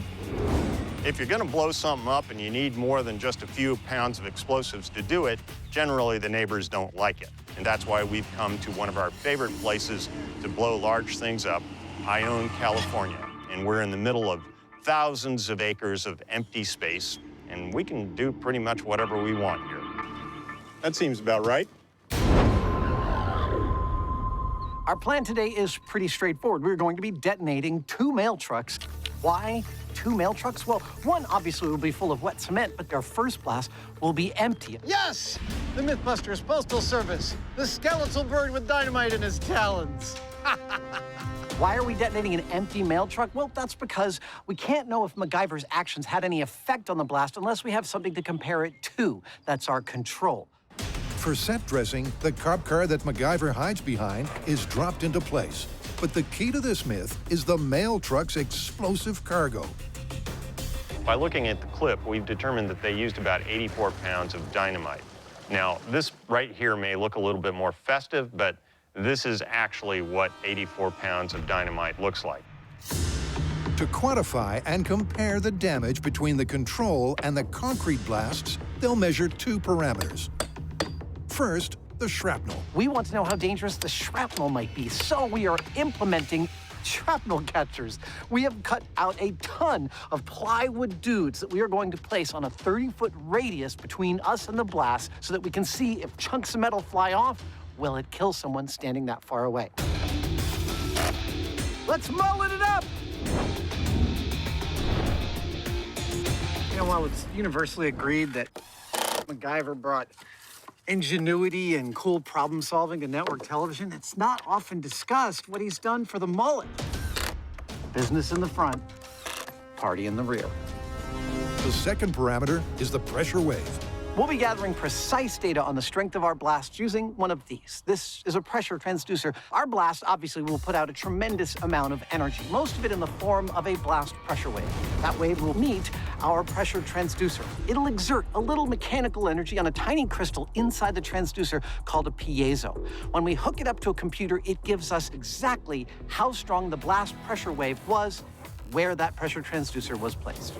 Having all 3 of these data points for both blasts ought to give us a really good picture to see if MacGyver's cement made a difference between the control and the cement blast. With the dual data gathering systems in place, it's prediction time.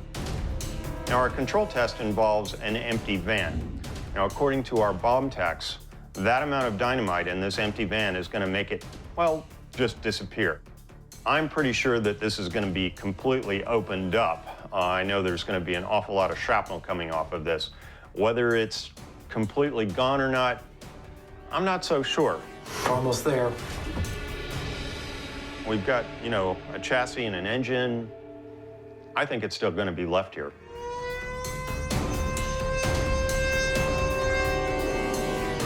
Mr. Hyneman, you ready? Okay, arming and ready. This is MacGyver Control Empty Postal Van, 84 pounds of TNT in 3, 2, 1. Boom!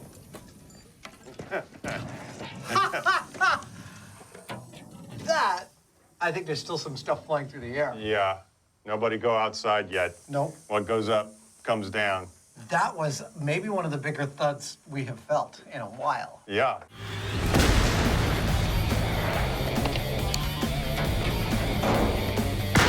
Yep, you've got hail. a hail of metal shrapnel. Oh, look, the eagle has landed. And plywood shrapnel catchers. That's gotta hurt. It's pure carnage for our shrapnel catchers. Legs and hands and mullets everywhere. I don't think there's a single shrapnel catcher that's intact. I think we blew them all to, I think this is the literal definition of smithereens. Wow. You predicted that the engine would stay put? Yeah, I said the chassis and the engine were gonna stay, but everything else was gonna go away, and that's pretty much exactly what happened. Nicely done. Well done there.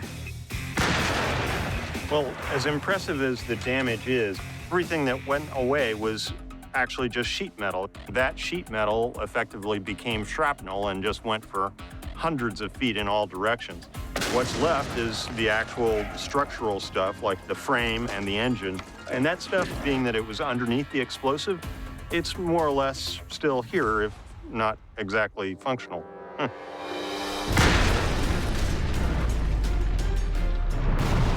blast was significantly more powerful than expected. At 30 feet, the shrapnel damage was clearly catastrophic. But what about the pressure sensors? Oh. Whoops. It looks like all three of the sensors we had out here are totally busted.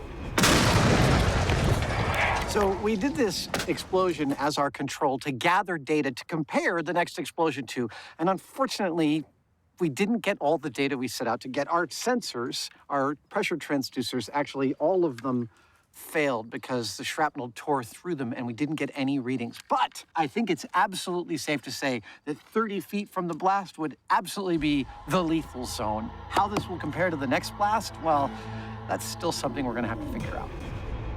With the cables for the pressure transducers shredded, even at 250 feet, they have no control data. And the next step will take some figuring out. So it's on to story 2, where the guys are breaking new ground by going underground. So, landmines. Yep. The myth is if you want to cross a minefield and you want to do it safely, which I assume you do, the vehicle of choice is a hovercraft. And that would be because the hovercraft doesn't set them off. That's the myth. That's what I think we should test. You know, I don't think I've ever driven a hovercraft. Especially over a minefield. One stick of dynamite. This is a story of firsts. Over the years, the team has tackled every conceivable explosive tech. Except one, landmines. But first, this story's other first, the state-of-the-art craft in question. Supposedly, a hovercraft is perfect for safely traversing a minefield because it evenly distributes its weight on a cushion of air. To find out the truth, our novice riders require lessons. We got the left and the right steering, and we have the throttle. That provides both the lift and the thrust.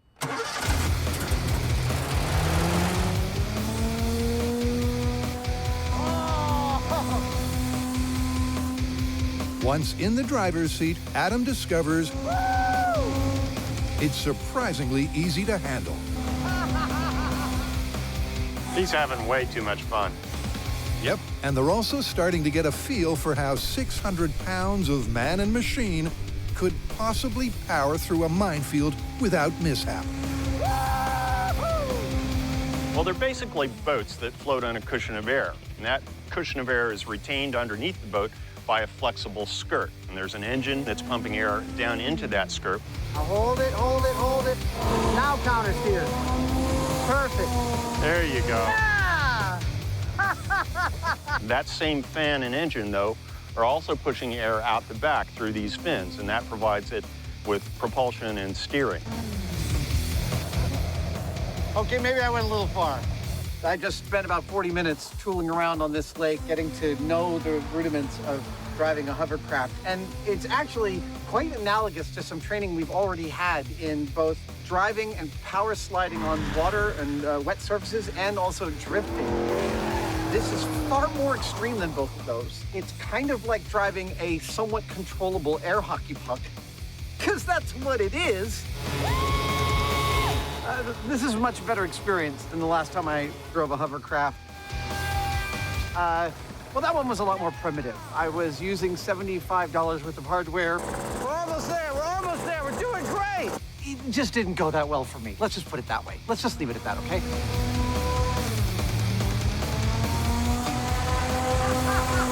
Wow. Woo!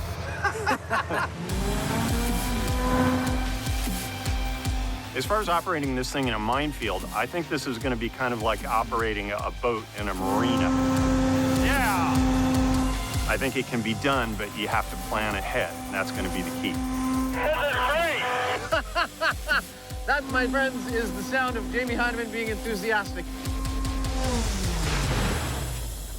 Well, I don't know about you, but I feel ready to drive this across a minefield. Let's go make a minefield. Let's do it.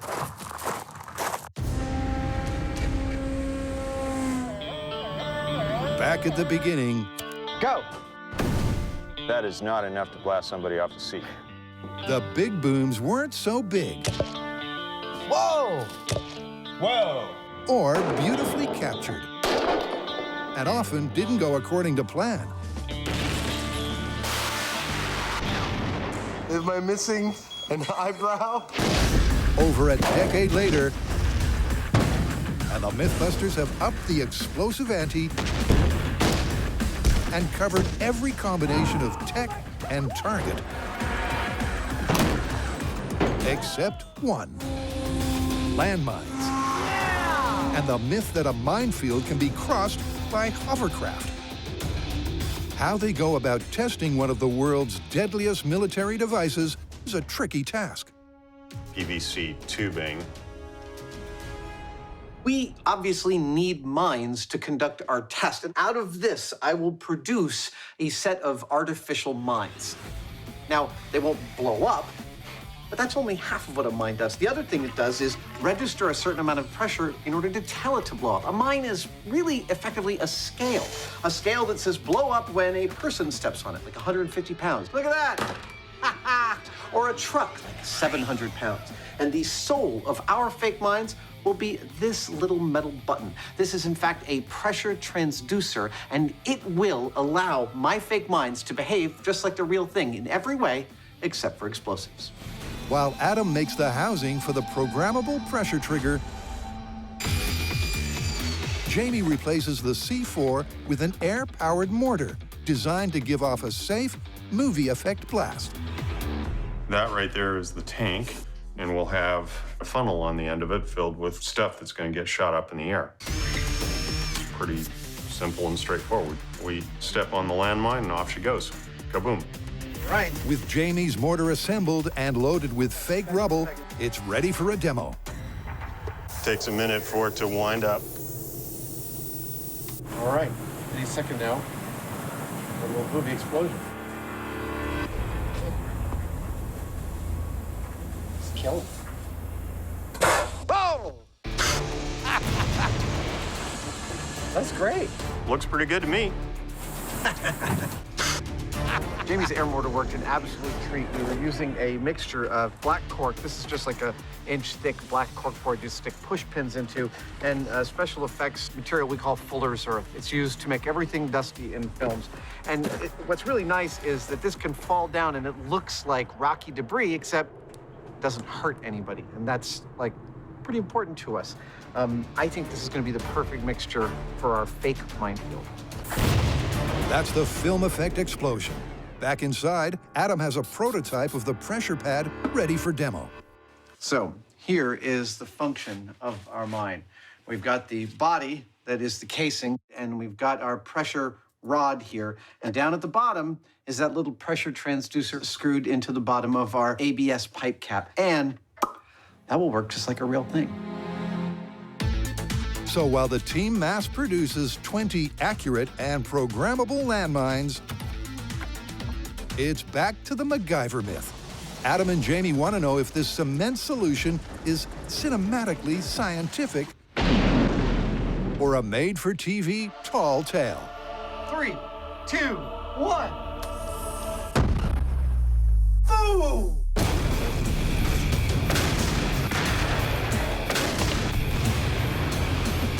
So far, the control blast didn't exactly go to plan. Well, we like to say failure is always an option, And it has to be, because we had a total failure of our pressure transducer system. Whoops. Oh. But we do have a plan B. Yep, we're going to focus on the physical evidence.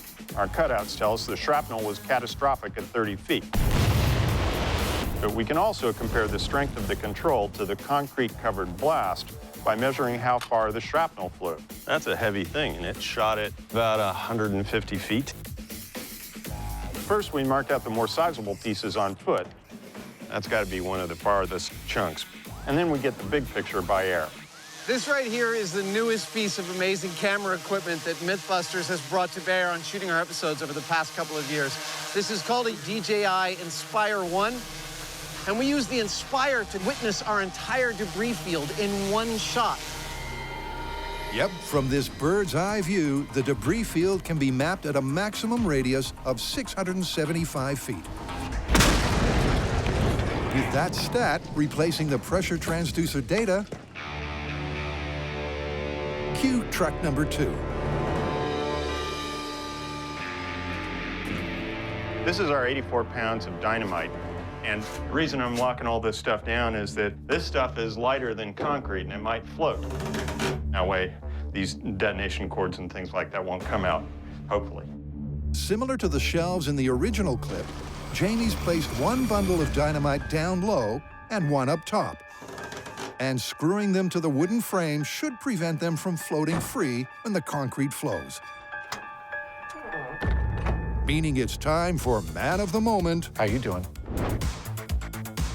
MacGyver.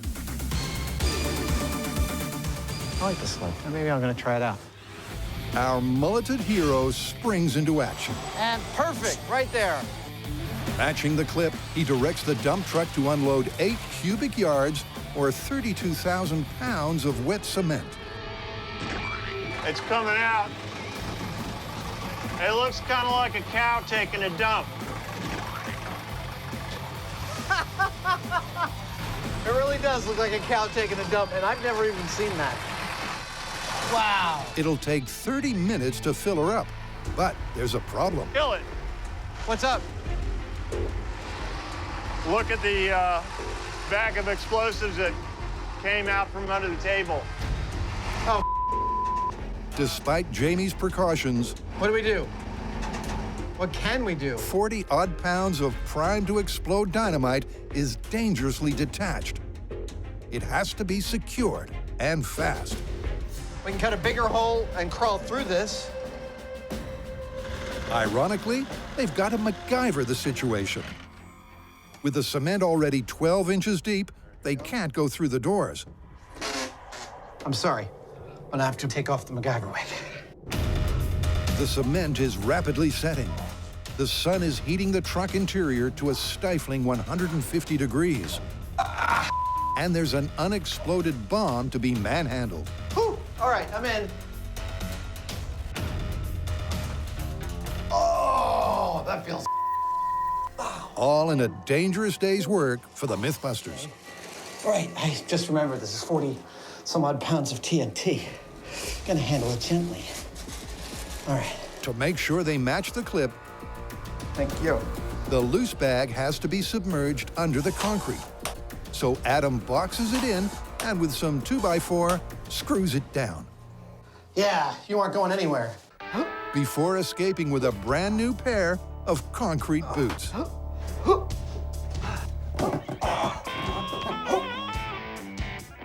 Yes! Oh! Yes! Ah! Nice work, Houdini. Thank you.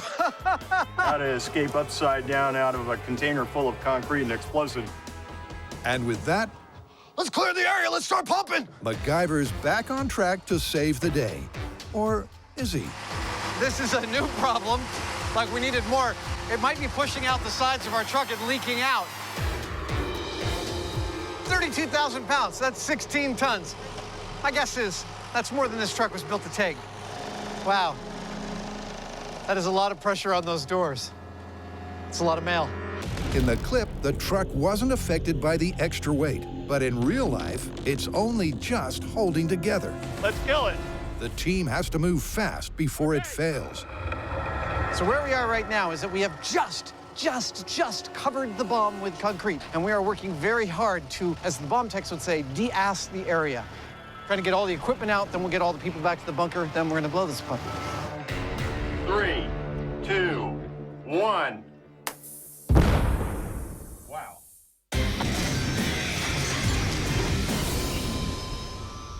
Hey, welcome to 1987. Here's the problem. MacGyver is confronted with an 84-pound bomb. Keep it coming! He convinces a local cement mixer to back up to the mail truck and fill it full of cement. The question we want to answer is, you ready to do this? Would his cement have made any difference? Are you ready? I'm totally ready. In the clip, it looks like almost nothing happens at all. Okay, wet concrete explosion in 3. Like there's a boom and the truck jumps and there's a little fire and that's it. 2. That would be the most ideal outcome. 1. Wow.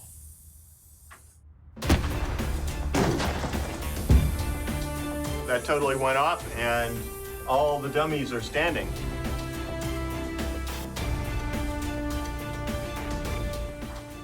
It worked. That worked gangbusters. It did. It's an astonishing result. As per the clip, the explosion was almost completely smothered. That is amazing. I'm completely blown away. Let's face it, some of the stuff we've seen on MacGyver is downright silly. But this one turned out to be actually darned impressive because, you know, it looks exactly like what we saw in the clip. Most of it appears to have been absorbed by the mass of the concrete. It just absorbed it. This is our debris field. It's one big thing. A darned effective technique. I never would have thought it. After inspecting the onlookers, the news keeps on getting better. Well, I'm standing here with our shrapnel catchers, and what you might notice is there's a great difference between them for this blast and the previous one.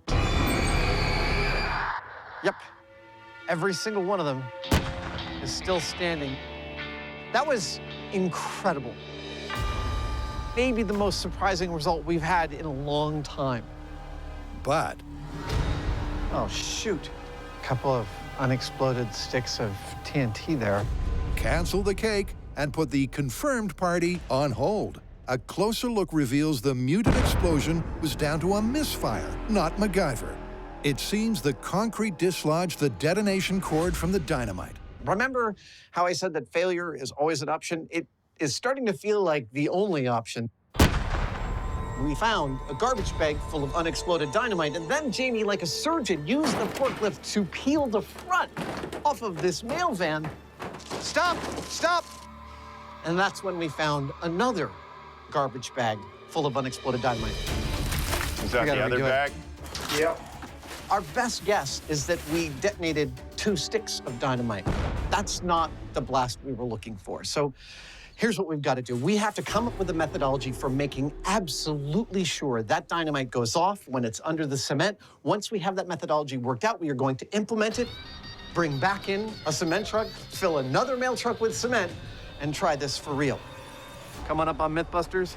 We test deja vu all over again. While the guys get set to fix their MacGyver missteps, over at Alameda, it's time to lay the minefield for their hovercraft to cross. This episode's a bit of a tough one. It's a kind of a minefield. It's actually a genuine minefield. We need to build one. That's what you were thinking, right? Yeah. Okay. So we've chosen a minefield that is about 50 feet long and about 8 feet wide. This is not testing whether we can evade these mines. This is testing what happens when we go over them with the hovercraft. So we feel that this configuration should guarantee we're going to do that. Every 3 feet. Okay, there you go. Yep, this deadly $sign design will ensure that when the hovercraft crosses, it'll hit most of the mines. Now, can Jamie dig it? Yes, he can. Nothing makes the Hyneman happier than the right tool for the job. Beautiful. Now, you may be wondering why we're doing all of this digging. That is a beautiful machine. Because mines usually just put them in and they're sitting there waiting to release their horror upon the world. Our mines are not autonomous mines, right? Because we actually have to wire them up to a system, allowing them to be switches for our air mortars. So, allow me to introduce you to our mines. Yes. Remember me building this in the shop? Well, now it's got a paint job and a title and a wiring bus so that we can wire these mines to our central system, which will allow us to adjust the pressures they go off at and set off our mortars. And while Jamie spends the day digging the trenches for the 20 mortars and mines, Adam decides to test drive the Hovercraft. Yeah! 1 or 2, or 6, or 7 more times.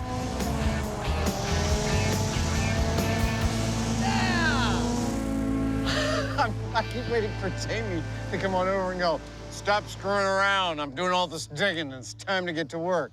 I'll be like, I am working, Walrus. Hovercraft hijinks aside, laying this high-tech minefield is a mammoth 2-day undertaking. There's 20 mines. There are cables that run to every single one, signal wires that run from each one of the mines to each one of the mortars, and then power that runs from all the mortars back to control station. Plus, we got to make sure there are no leaks in any of our pressurized mortar canisters. Well, I've got a few hisses here or there, but they're very small, so I think we're good to go. You're getting a little bit of Mythbusters behind the scenes here. The guys behind me are helping us create cork for our mortars. If you remember, we're using a little bit of Fuller's Earth dust and some black cork. Actually, it starts out like this in big sheets, and we're crushing it up into little chunks that when they fly through the air look like rocks hitting you. It's an old movie special effects trick. And speaking of movie special effects, look, our mines in this experiment are effectively scientific instruments, and our mortars, they're movie mortars. They look a lot better than they sound, but we can fix that. Our sound editor can actually add a really nice explosion sound over the mine every time it blows up, like this. That sounds good.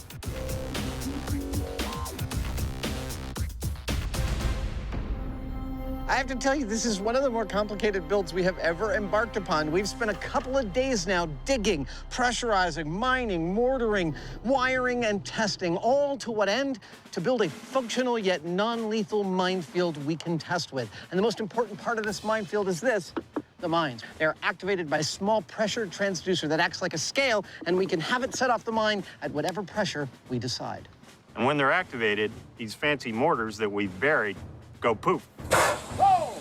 And the beating heart of this operation, the thing that joins all of our mines and all of our mortars together and makes them functional, is about a half-mile of Cat5 cable, all terminating here in this rat's nest, which our honorary Mythbuster and electronics and metering specialist David Harding claims will allow us to adjust our mines to be set off by any pressure that we choose. And to find out if their complicated setup is working, they're first testing it on foot. Cue the designated dead man walking. Now, I could just walk out there and step on one, but where's the fun in that? I'm gonna walk this minefield blindfolded while being guided to doom by Mr. Hyneman. Don't worry, I'll watch your step.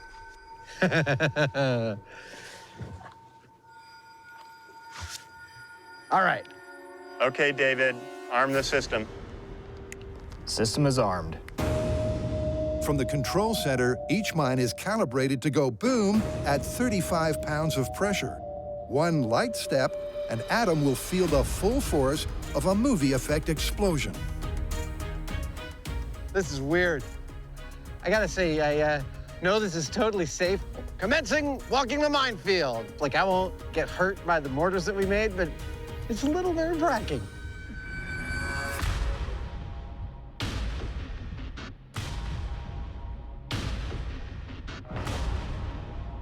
Now bear to your right a little bit.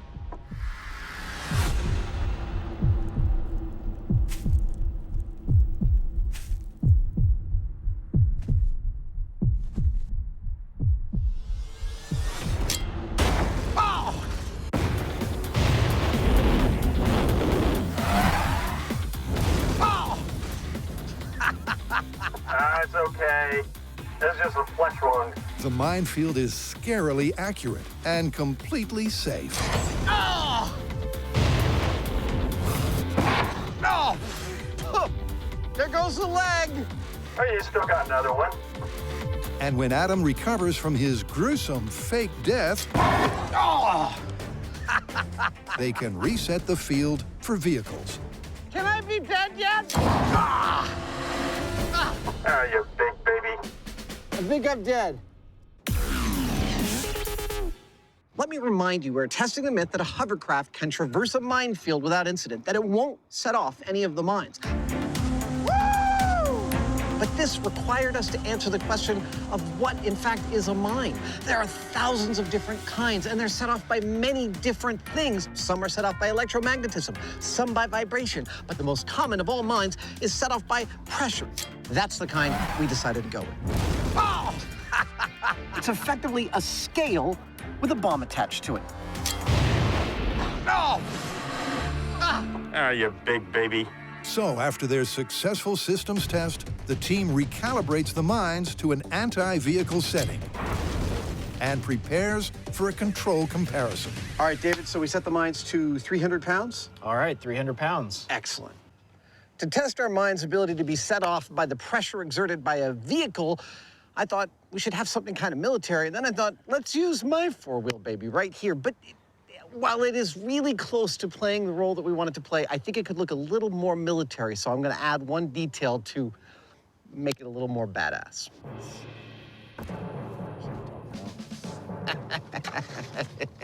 It's not a real minigun. It's totally made of plastic, but it does spin.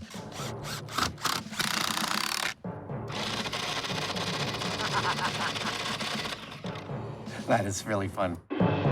Before the hovercraft is sent into battle, Adam's Jeep with fake plastic minigun will be used as a control. This is where the rubber meets the road. It's time to do our vehicle versus mines test. All right, Jamie, you ready? Starting the engine. And after we see what happens with that, it'll be time to move on to sending our hovercraft across the same course. Commence the vehicle mine setting test in 3, 2, 1, go. The Jeep weighs in at just over 3,000 pounds. There goes one. And 1/4 of its weight, 750 pounds, is focused through the relatively small contact area of each tire, easily setting off Get my car dusty. any of the mines they cross. Now, in the case of the hovercraft, not all of its weight is concentrated into one small area. Well, that worked quite well, didn't it? I guess now it's time for the hovercraft. So the question here is that weight or that down pressure that it's exerting on the ground enough to set off one of these mines? My prediction is that the hovercraft is going to make it just fine. Even though it weighs, fully loaded with a person, over 600 pounds, I don't see it exerting 300 pounds down on its underskirt. It's just, it's not going to happen. We're about to find out. With Jamie in the hot seat and a high-tech minefield rigged and ready to blow, can a hovercraft really float through an anti-vehicle minefield? Oh, yeah. Here it goes. Oh, yeah! Yeah! You didn't set off a thing. That was awesome. Yeah. That was smooth, explosion-free sailing. Oh, yeah! The S-curve layout ensured Jamie crossed a majority of the mines, but not a single one went boom. Yeah! You want to come back around for a second run? On my way. Maybe a little slower this time. Yeah! Despite reducing speed, giving the mines more time to register the passing hovercraft, the Hyneman gets away unharmed. Not a thing. That was beautiful. Yeah! Well, there you have it. We drove across the minefield with the vehicle, and we're setting off the mines. The hovercraft, not so much. I was right. I like being right every now and then. Look, it may seem counterintuitive to you that a 600-pound hovercraft can't set off a mine engineered to go off at 300 pounds, but this myth is all about the exact kind of pressure. A human foot, a car tire, those are point sources of pressure. But the hovercraft is distributing its weight across its entire footprint, across the entire cushion of air that it's riding on. That's why it can't set off our mines. That's why it is the perfect craft for making its way across a minefield. But it still weighs 600 pounds. How well does it spread that load, and can a hovercraft cross any minefield at any pressure setting? Now, it's the moment of truth. Our minefield is set to an anti-personnel pressure that is 35 pounds to trigger our mines. I've already walked it and shown that I'm plenty to trigger it. Okay, Adam, you're good to go. All right, here we go. Traversing a minefield in a hovercraft. Set to anti-personnel setting in 3, 2. Here we go.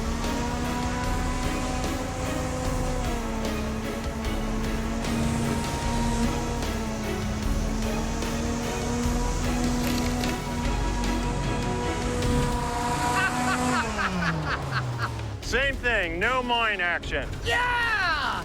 That is awesome! The mines, set to go off at the lightest footstep, are once again unmoved. Adam then does his best to linger with several 360s. Yeah. Can you hold it in one spot?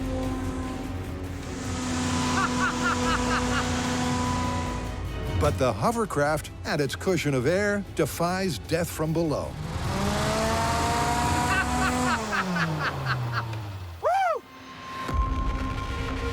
At this point, it's looking mighty good for this myth. But are we done?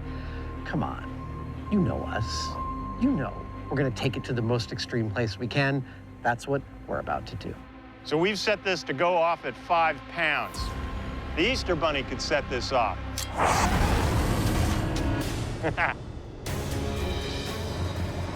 Okay, here we go. It's the ultimate test for this myth.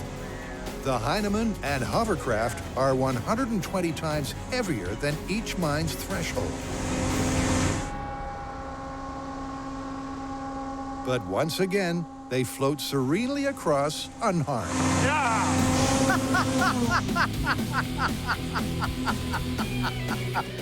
Didn't set off a single mine. That is beautiful. I love it. So how does this work? Well, the answer's in the numbers. If you divide the weight of the hovercraft by the contact area, you get about 0.06 pounds per square inch of downward pressure. So there's not nearly enough pressure per square inch. Well, I gotta say, I think this is about as easy a myth to call as we've ever encountered. Yeah, it's confirmed. Totally confirmed. The hovercraft is the absolute vehicle of choice for traversing a minefield. Sure is. I gotta figure out how to get myself one of these. What? Oh, sorry, I can't hear you. Are you How am I supposed to get out of this minefield?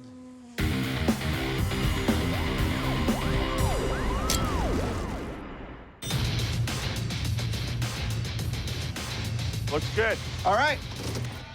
That's the last thing that truck will ever do. If you're just tuning in, we've been messing stuff up all over the place. Unexploded TNT there. And in the process, have had a few of our own MacGyver moments. Ah, yes! That's a mail truck. Inside of it, 84 pounds of dynamite. Any minute now, we're gonna find out just how MacGyver we are. But first, this time they got to ensure everything goes boom. The last time we had some bundles of dynamite that were sitting underneath the table, well, it didn't work so well. Our best guess is that we detonated 2 sticks of dynamite. This time around, I'm going to be putting our dynamite inside a box that's made out of 1-inch plywood, and it's going to be completely sealed and anchored. It's going to work this time. So why didn't our dynamite go off in that last test? That's actually kind of hard to answer, but here's the thing. Our bomb techs that we work with always set up our explosives so that everything is as safe as humanly possible. Bad guys don't worry about such things. Suffice to say, we have prepared the dynamite in such a way for this next test that we are guaranteed that it will detonate. It will explode, but will the cement smother the blast? There are a couple of different things to think about. That's our package? That's your package. And the first is that that concrete is heavy, and it's gonna absorb a lot of the explosion. 84 pounds of dynamite, 185 pounds of pure man. On the other hand, there's something known as water hammer. Push, good. And that's what happens if you close a tap really quickly, and it can deliver a hydraulic shock to the plumbing, which can actually rupture it. That is beautiful. Now, this concrete could deliver something like a water hammer to the exterior of the truck and bust it up really efficiently. There we go. Now, whether that does it more efficiently than it did without any concrete in the mail truck, that's what we're about to test. That's it. Let's cap in and get out of here. Okay. It's been one of the most testing test setups in Mythbusters history. All right, sir, are you ready? I'm ready. I'll go ahead and arm it. But they're primed to finally find out if MacGyver's quick-thinking cement solution would have saved the situation. This is MacGyver mail truck filled with cement and 84 pounds of dynamite. And 3, 2, 1, go!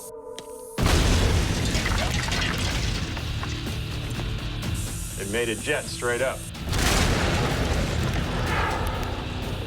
That was a thud.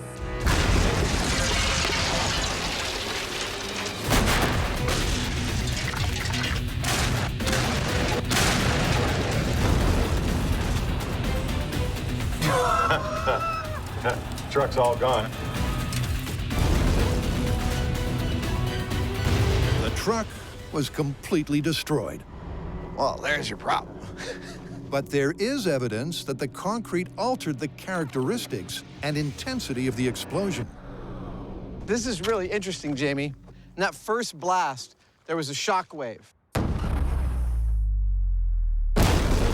And it knocked all the legs of our shrapnel catchers off.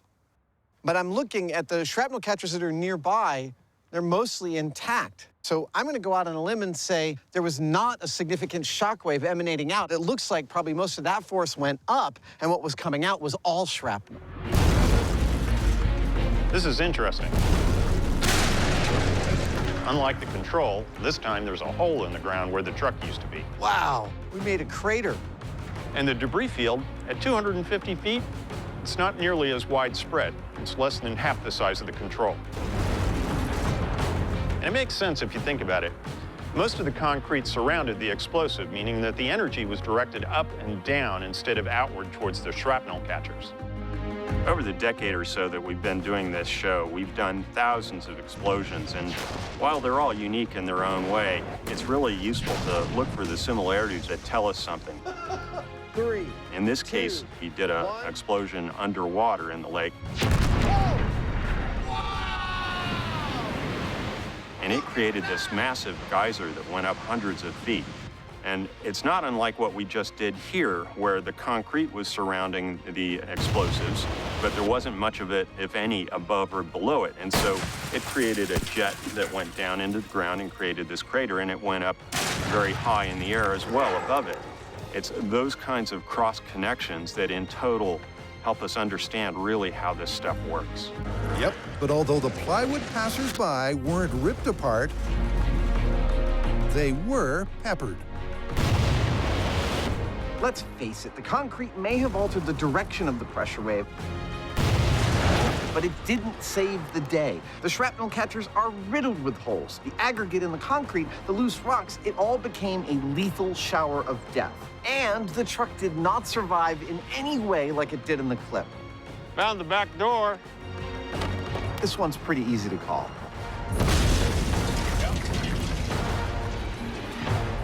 All right, Mr. Hyneman, time to call this. Did MacGyver's concrete technique alter the blast? It did indeed. Did it protect people in the vicinity? Not at all. No. Does it match the clip that we saw on the TV show? No. No. I think the call on this one is pretty clear. It's busted. It's totally busted.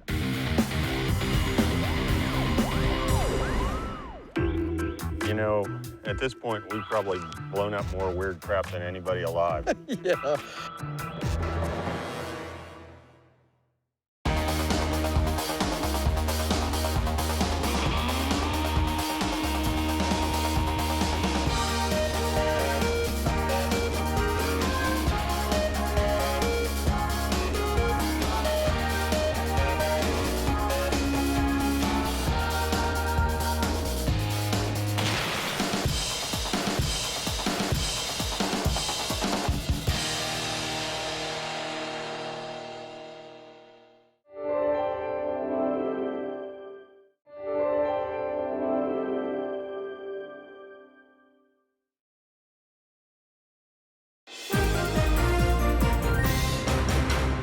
Since 2002, the Mythbusters have used science to separate fact from fiction. This year, however, that wild ride is coming to an end as Adam and Jamie hang up their lab coats and eccentric hats. But not before what's rumored to be the most spectacular final season in television history. You ready? Yeah, I'm ready. Let's get to work. Okay, final season, here we come.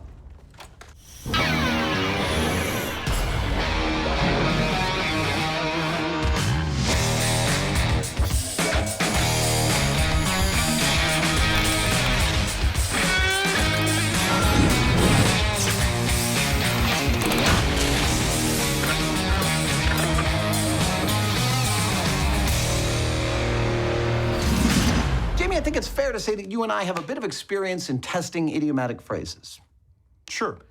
We've made concrete airplanes. We've proven that it's best to go out with a bang. We've even slipped on banana peels in the name of science. But today, we are testing an idiomatic phrase we have not tested before, but is particularly apt. Silence is golden? No. But nice. All good things must come to an end. Because after 260 hours of television, after 14 years, this is the last season of Mythbusters. So what do we got? Well, this episode is going to be something we've never actually done before. We are going to be teasing some of the awesome stuff we shot this season, but we are also going to be peeling back the curtain and showing the audience exactly how we filmed this season. Mythbusters behind the scenes. Sounds like we should start with something like a montage, perhaps? Right you are. Cue the montage. From a rocket-propelled first episode, Mythbusters became a television phenomenon. This is gonna kill you. With a patented combination of comedy, Quack, damn you. carnage, Jamie wants big boom. and clever science, It's scientific! the guys have brought memorable mayhem to the small screen for 14 years and change. I reject your reality and substitute my own. But for their go big, then go home final season, Adam and Jamie are cranking things up to the max like never before. And in this episode, we're revealing some of their secrets. Maybe you could give me a minute. Normally, when we start a new season, we just pick up where we left off. We find the most popular myths from viral videos, movies, history books, whatever, and we just go for it. But for this final season of Mythbusters, we wanted a series of episodes that resonated with us as Mythbusters, but also the scientists this show has turned us into. It's actively moving, look at that. And so to try and achieve all that, it began with what I can only describe as the mother of all brainstorms. Mythbusters' final season. We need 12 iconic episodes that represent the history of Mythbusters. I'm gonna throw out the first one, duct tape. Explosions. Explosions. Yes! The core brain trust of Mythbusters is Jamie, me, our showrunner Dan, our director Steve, and our 4 amazing producers. And the group of us sat down and came up with a list of episodes that we felt would properly send us off in style. Rockets. Gotta do something on rockets. Rockets, okay. Now, it wasn't quite as efficient as that, partly because we wanted to get it right, but partly because it's barely controlled chaos around here for most of the time. And Adam's constant deliveries don't help. Is this for me? For Adam? Fabulous. I'll be right back. Adam must get 3 or 4 packages every single day, at least. Oh, yeah! We gotta find a way to put this into the show. Can we just get on with it? I have no idea what he does with all that stuff. All I know is that he leaves it sitting around and in the way. Okay, where were we? We were talking about the revisit special. But back to the story. After 2 long days, we had finally come up with a list of episodes that we not only thought were really strong, but also really did speak deeply to the 14-year history of Mythbusters and resonated with us. And look at this, even Jamie's excited. Yep, it's no spoiler that this season is pulling no punches. With episodes devoted to detonations. Holy duct tape. You made it into the loft. Dramatic drops. There it goes. And away she goes. And dastardly diets. Made it through! Not to mention an epic grand finale. The guys really have created a farewell season that's second to none. 3, 2, 1. So after compiling that whole list, the next step for us was to figure out how to do that all safely. We have an excellent safety record over the history of Mythbusters. Ow, ow, ow. Ow! Oh. Am I missing an eyebrow? And we don't want to sully it now. We want to go out with a bang. We don't want to go out with a bang, if you know what I mean. We're known for our explosions, and this season, it has a lot of them. We blew up mail trucks, a giant fruit smoothie, some landmines. The biggest explosion we've ever done. But my point is, you'd think that all these stories would be the most dangerous in our rundown, but the fact is, they're not. Now, explosions are actually one of the safer things we do. We've exposed the creamy center. I mean, sure, if something goes wrong, it goes really, really wrong. But with all the fail-safes and the best practices involved, it's really unlikely to screw them up. 3, 2, 1, go! No, from a safety standpoint, it is always the one that you think is going to be easy that is going to kick you in the butt. And this season, the classic example of that is drifting on dirt. Yep, testing if drifting on dirt really is the fastest way to drive may sound simple. Yeah, that's it. Yeah, come on. But in this final season, it was anything but. I think the critical thing that we really need to watch out for here is dust. It's going to obscure visibility from Jamie and Adam when they're driving. In the event that anybody perceives any danger, to get on the radio and say abort. This story turned into a butt kicker for safety because there was so much dust. We filmed this in the middle of a drought, and whenever we drove around a corner, a massive pile of dust got kicked up. We even tried wetting it with water, but in the summer sun and out there, it was kind of useless. The big issue with the dust is that our course was a kind of a circuit. So you could make one turn kicking up a cloud of dust and then another turn where you drive back into that cloud where you're going at speed and you literally can't see a thing. Yep, and with a cliff on one side and camera crew on the other, that was not a good combination. Every time he takes off, it's like a film about the Dust Bowl. In fact, there was literally danger at every turn. I can't see anything. I can't see anything. Okay, abort. So the guys opt to not only train like there's no tomorrow, Wait for the power. Easy, easy, easy. Oh, whoops. Sorry about that. but they also film much of the story from the air, taking the camera team out of harm's way. Yeah, so thanks to our safety protocol, we broke out our drone for some truly epic aerial shots. And obviously by the fact that I'm here, you know that I didn't die. It's no giveaway to say that drifting does go to plan. But it's not the only time this season that Adam drives blind. I can't see! I can't see! As he puts his life on the line trying to sign off in style, something that we're not fully revealing yet. So the trouble with trying to make the final season so ambitious is that when it comes to actually making the episodes, it's hard. I mean, we were opting for a go big or go home approach, and I think some of our producers may have actually preferred to just go home. We had to find a Sikorsky helicopter in the middle of California fire season. This is a great day for an experiment. We had 3 days to source a 16-foot-long sword forge, an object that quite literally does not exist. Man, I've never seen anything like that before. But beyond all that, the biggest challenge for us this season was Tanker Crush. That was absolutely massive. Tanker Crush is a final season spectacular about a train car which, thanks to a steam cleaning screw-up, gets catastrophically crushed. Now, the story starts out just fine because we begin with some pretty tense small-scale tests. But we knew that at some point we had to go full scale with a 70-foot train tanker car. And well, that was one of the hardest gets we've ever had. Okay, keep very quiet. We don't often show you this part of the show, but this is where the magic happens. This is our production office, and those are our producers that find the impossible to find stuff, like a 747 or RPGs. But right now, this might very well be Mission Implosion Impossible, but we'll give them a couple more days. In actual fact, it was another 3 months before the guys hit pay dirt. But boy, did they come up trumps. I mean, look at this. We've locked down 2.5 miles of train track, a mile of road. We've got about 35 guys and a dozen trucks to support the implosion of that giant 70-foot-long tanker car. This is gonna be cool. Undoubtedly, Tanker Crush is one of the biggest experiments in Mythbusters history. Man, that thing's so friggin' big. And one of the highlights of the final season, where the stress and drama becomes almost unbearable. Wow, man. It's nerve-wracking. It is, and I know that the moment I blink, it's gonna happen. 23. Damn!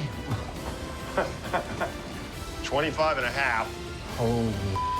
But the result will have to wait. After over 3,000 eclectic experiments, it's a balloon made out of lead. The Mythbusters are embarking on their final season. Holy crap! And in this special preview, we're gonna find out just how MacGyver we are. They're revealing not only what's in store, but also the secrets to their success. Nice. It's totally fair to say that Mythbusters would not have survived these 14 years without our fans. In fact, at least 30% of our episodes come directly from fan submissions. Thanks for the car, Chris. Yep, prior to the final season, more than 200 myths tested on the show had come directly from fans. So for this final season, we wanted to pay homage to that incredible editorial contribution by devoting a whole episode to the fans being in charge, courtesy of our Reddit special. What are you laughing at? Just the front page of the internet.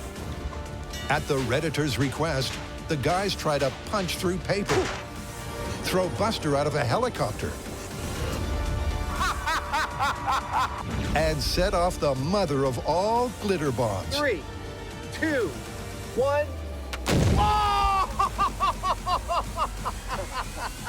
Now, those are great stories, but Reddit wouldn't be Reddit without a little bit of a subversive element going on, and so it was sort of inevitable that fans would suggest a story about farts. Specifically, can you see a fart on a thermal imaging camera? And this one started causing us difficulty right in the story planning process. That's because with breaking wind for real proving impossible, the guys had to build a machine that could do it for them. The machine presented a problem for us. It had to emit gas at the correct body temperature that we emit gas at, but it couldn't look too close to its physiological analog. Like I said, this is a family show. I don't get it. I mean, an ass is an ass is an ass. We've all got one. What's wrong with building one? We built one for airline toilet seat suction, right? Yep, who could forget Carrie's famous butt build? But hers never had to produce gas, an altogether less appealing process. Looks great. It's a really, really nice set. It really looks great. You like that? I'm looking forward to spanking it. If Jamie had his druthers, we would have just made a mold of his undercarriage and made that work. I am really glad we didn't do that. Maybe like Hang on. right there. So I've got to jump in here. You can't have that, Jamie, seriously. I mean, that is a dead set. You cannot put that on TV. What if we had a dress around the whole thing, you know? And then we can't see Right, then yeah. So you want to see the but you don't want to see I want you to design something that does the functions of without being on TV. So something like maybe a whoopee cushion or something like that. That might work. Okay, I'll leave you to it. Get into it. Thanks. Once the director came up with the whoopee cushion idea, Jamie and I got pretty deep into the reeds with the design until we came back out with something that was effectively a whoopee cushion in a water bath that not only worked perfectly. We're gonna try and do this all with a straight face. It looked hilarious. That thing looks like a big that's farted. Adam's machine was actually a pretty neat bit of engineering. It had the added bonus of not smelling. That's not to say that this season we haven't been grossed out with smells. 2 words, rocket special. 3, 2, 1! With Without doubt, rockets have helped put Mythbusters on the map. So for their farewell, the guys drive to the desert to test some final rocket fables. Can you really shoot for the moon with some far-out fuels? Nice. They start with gummy bears. Launching in 3, 2, 1. Ignition. Oh, hey! Go! A duck. Then they try an eclectic concoction of rock candy and carbon.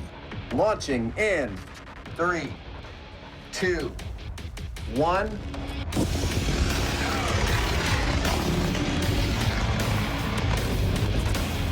Oh, that's not very high. Before long, Jamie decides what this story needs is a turn for the worse. So, back at the shop, Mr. Hayden, Hello. I need some poop. How much? 50 pounds. 50 pounds. How fresh? I don't care.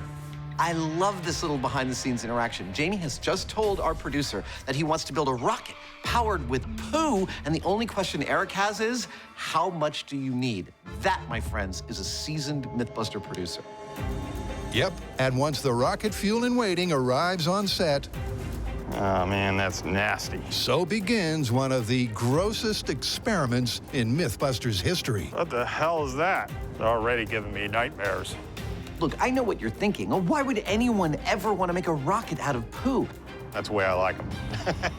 But also think about the fact that it's just a waste product. No one's doing anything with it anyway. So for a long mission to Mars, if it can be turned into extra rocket fuel, Oh, that's got to be nasty. that's really smart. That's Jamie, as far as I'm concerned, thinking really nice and big outside the box. So far, so good. So there is method to his madness. And once back in the desert, All right, you ready? I'm ready. the guys carefully load Jamie's stink bomb onto the stand. But will it really change mankind for the better? 3, 2, 1.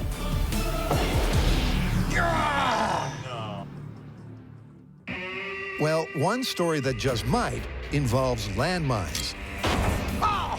Oh, for years we've been wanting to do this story. It's so great. Can you traverse a minefield in a hovercraft? We never got around to doing it because we were never successfully able to find either mines or a minefield or a hovercraft. Oh, yeah. Here it comes. But this season, we finally got a chance to do it. Sure, when we filmed it, it was kind of a pain in the ass because I pretty much did all the work while Adam just messed around on the hovercraft.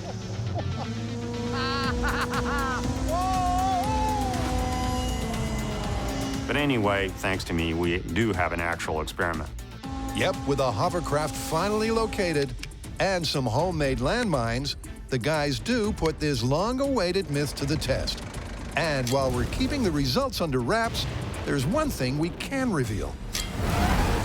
Yeah, landmines are awful. They're really awful, awful devices. So if you can find a way for innocent people not to get blown up by them, that'd be really good.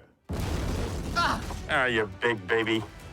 In addition to making sure that the stories we chose this season are as epic as possible, it was also really important to us to make sure that the visuals were the best we've ever done, and I think it's mission accomplished. Really, I think the stuff that we've shot this season is as beautiful and as cinematic as anything that's on television right now. My DP is behind the camera right now giving me a kind of a, really? Look, and I'm totally serious. This is a beautifully filmed season. Yep, this final season is a visual treat, not least thanks to the drones. We have dabbled with drones and UAVs over the years, but this season, they were used in every single episode, not just for cool shots, but also as key elements of our storytelling process. Probably the best example of that is our duct tape special.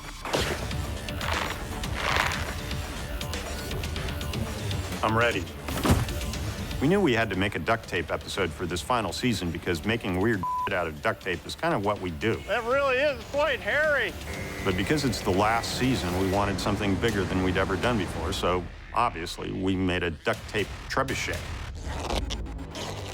Trebuchets are not just large, they're long-range weapons that are part of a landscape, and we wanted to film them in a way that demonstrated that.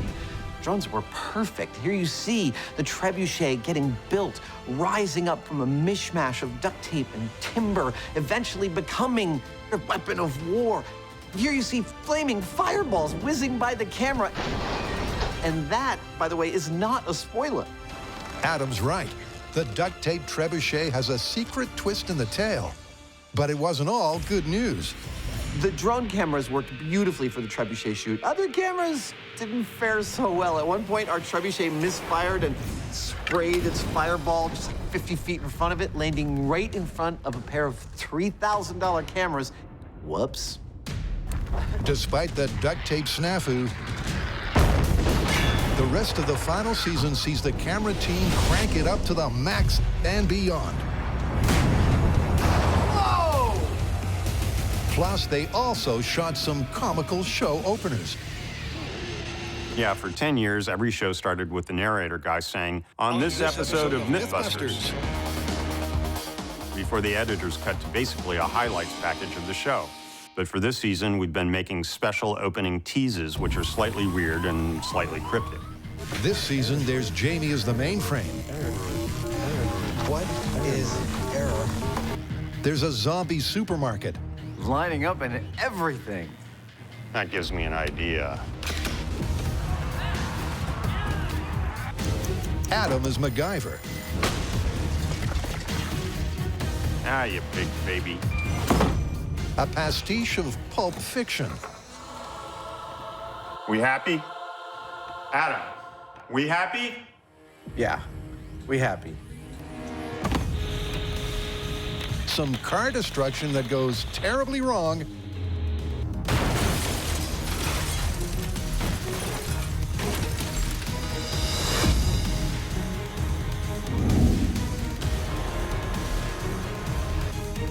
And the ultimate cooking chaos. Eat shrimp, savage.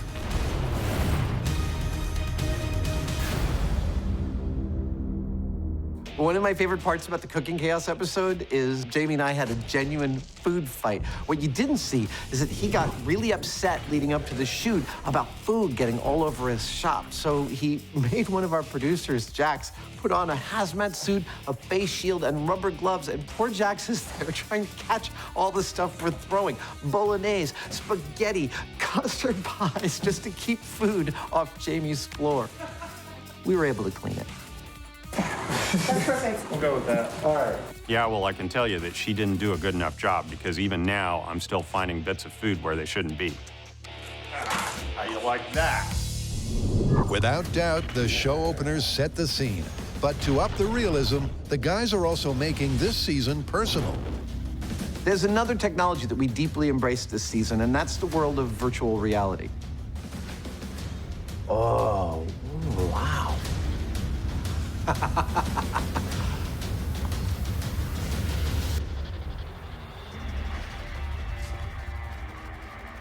Right. For every single episode, we filmed a VR experience that lets viewers see exactly what it's like to be on set with us. We've got our small-scale tanker experiment. We've got a zombie attack. We've even filmed something that showcases what it's like to be inside an explosion. In a lot of ways, embracing VR demonstrates what this whole season is about for us. It's our final season. We could have made it more easy on ourselves, but we want to keep pushing. We want to keep getting something that we're proud of, and embracing VR is all about that, period. Dude, I know I was just there, but this is like I was just there.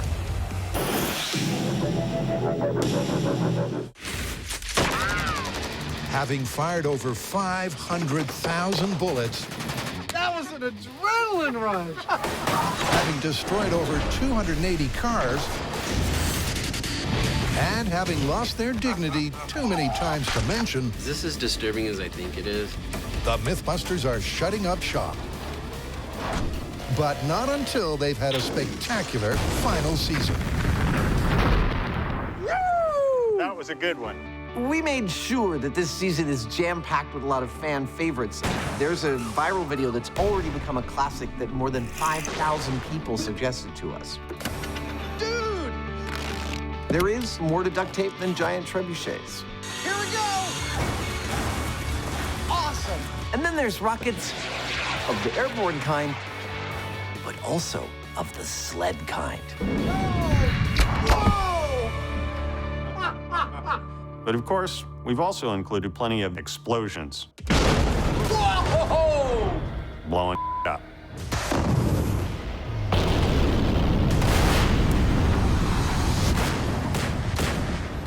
Holy. Our best explosion this season, I'm gonna have to go with one that involved the famous fictional honorary Mythbuster, Angus MacGyver. Come on, there's no way we could finish Mythbusters without doing one more MacGyver myth. I like this sled. Maybe I'm gonna try it out. Indeed. And this one involves finding out if wet cement can really smother an explosion. How you doing?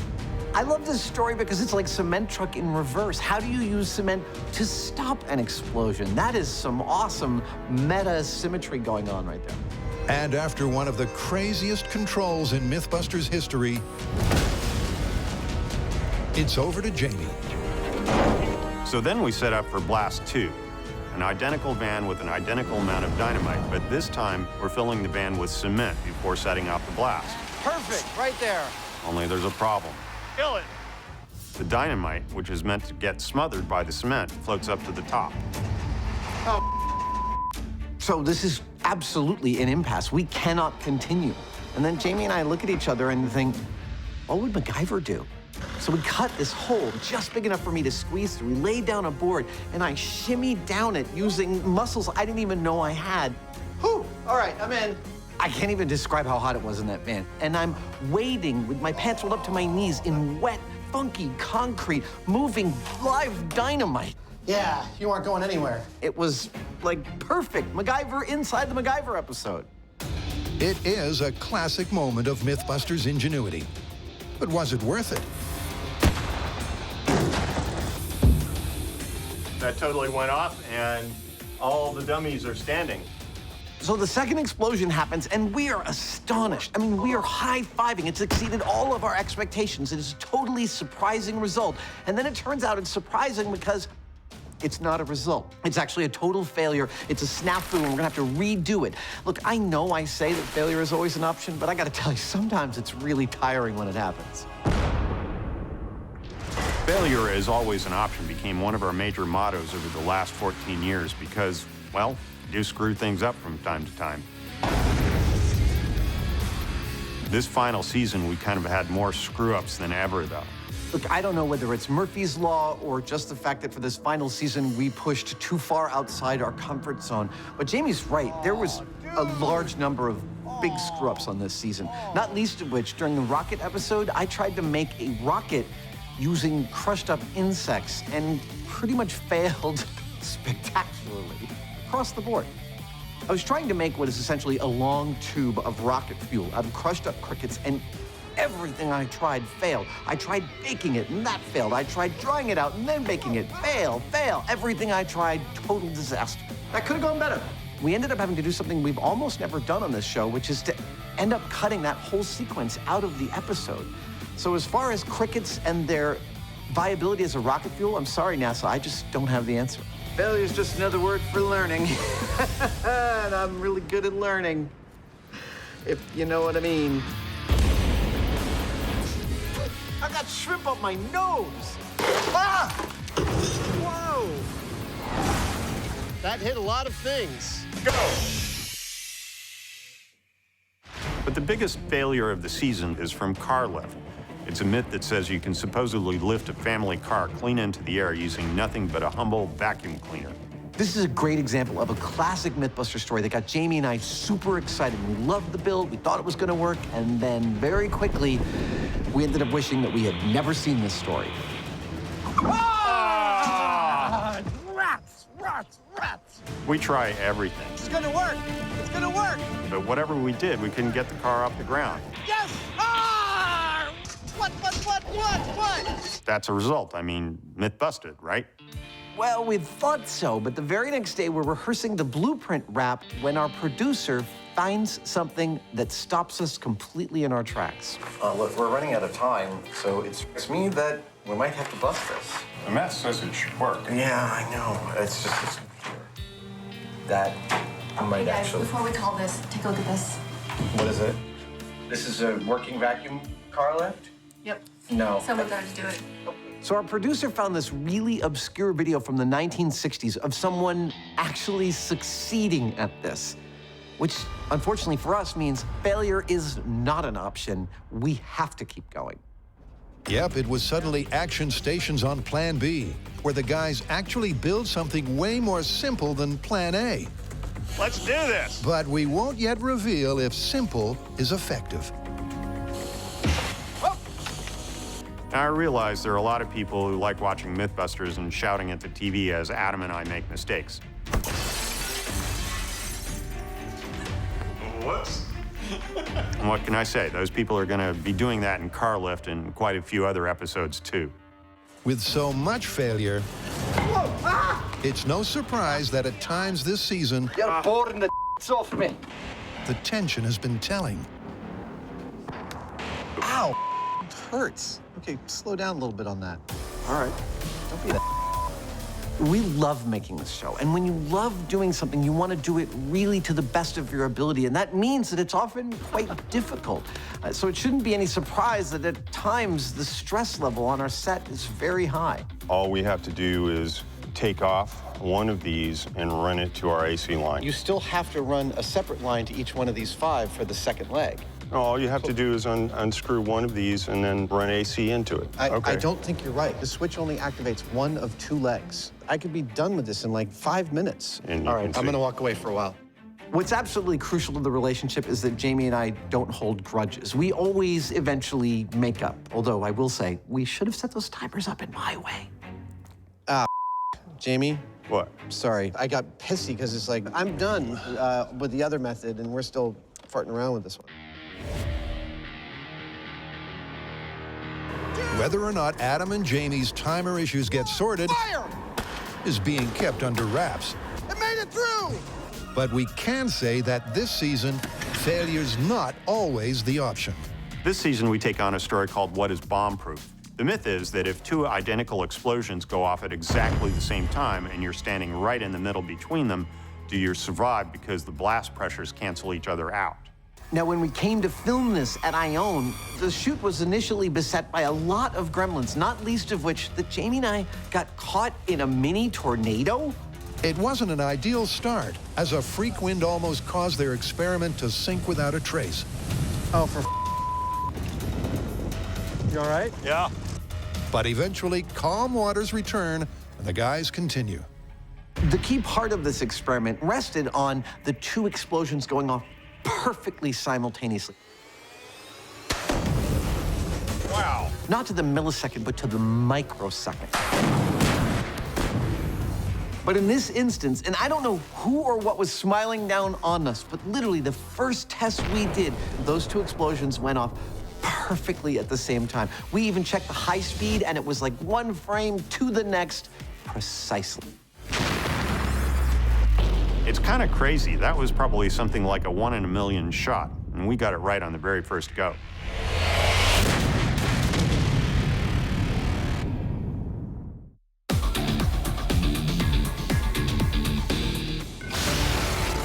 In this final season sneak peek, we've seen there'll be some incredible highs. Yeah. And some predictable lows. But for this season, it's also the case that the gloves are off. This final season is about as diverse a season as we have ever made. It's time for Zombie! But for one episode this season, we decided to break the rules and cut loose a little bit. Groovy. Yeah, after almost 1,000 myths, there's one episode in this rundown where the showrunner says, Jamie, you're always wanting to do stuff just because you find it interesting. Well, here's your chance. No myths, no movie scenes, no urban legends, just Jamie getting the green light to tackle something he's interested in. What he chooses to tackle is about 11 kinds of awesome. Yep, cars, physics, and info. Jamie chooses to find out if you can ever flatten a car with a massive amount of explosive. And right from the get-go, he's already in his element. Look at him. Sometimes I think that Jamie is the human equivalent of a hermit crab. Like a hermit crab can't survive outside its shell, but it doesn't make its shell. It has to go find it. I think in an alternate universe, if you gave Jamie the choice, he would choose the hard shell of a piece of earth-moving equipment to exist in 100% of the time. Having primed the bomb range, Jamie does a series of small-scale tests, some of which work well. Yeah. And some of which go out of control. Whoa.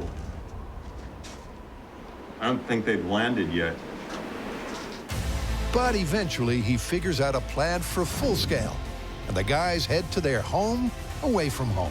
There's our setup. It's perfect. At NMT, the setup was really pretty elaborate, with I-beams and large sheets of steel. You mean come up and over? Not to mention a real hefty amount of explosives. All that stuff was great, but what's really meaningful to me about this kind of thing is that these experiments are adventures. You never know where they're gonna lead. Some people climb mountains, we blow it up. What are you gonna do? It's interesting, but there's a lot of episodes we do that Jamie is just not that interested in. Star Wars, take it or leave it. I really don't get why you're into these things. Laws of attraction, just a little bit awkward. Hello, angels. Hi, Jamie.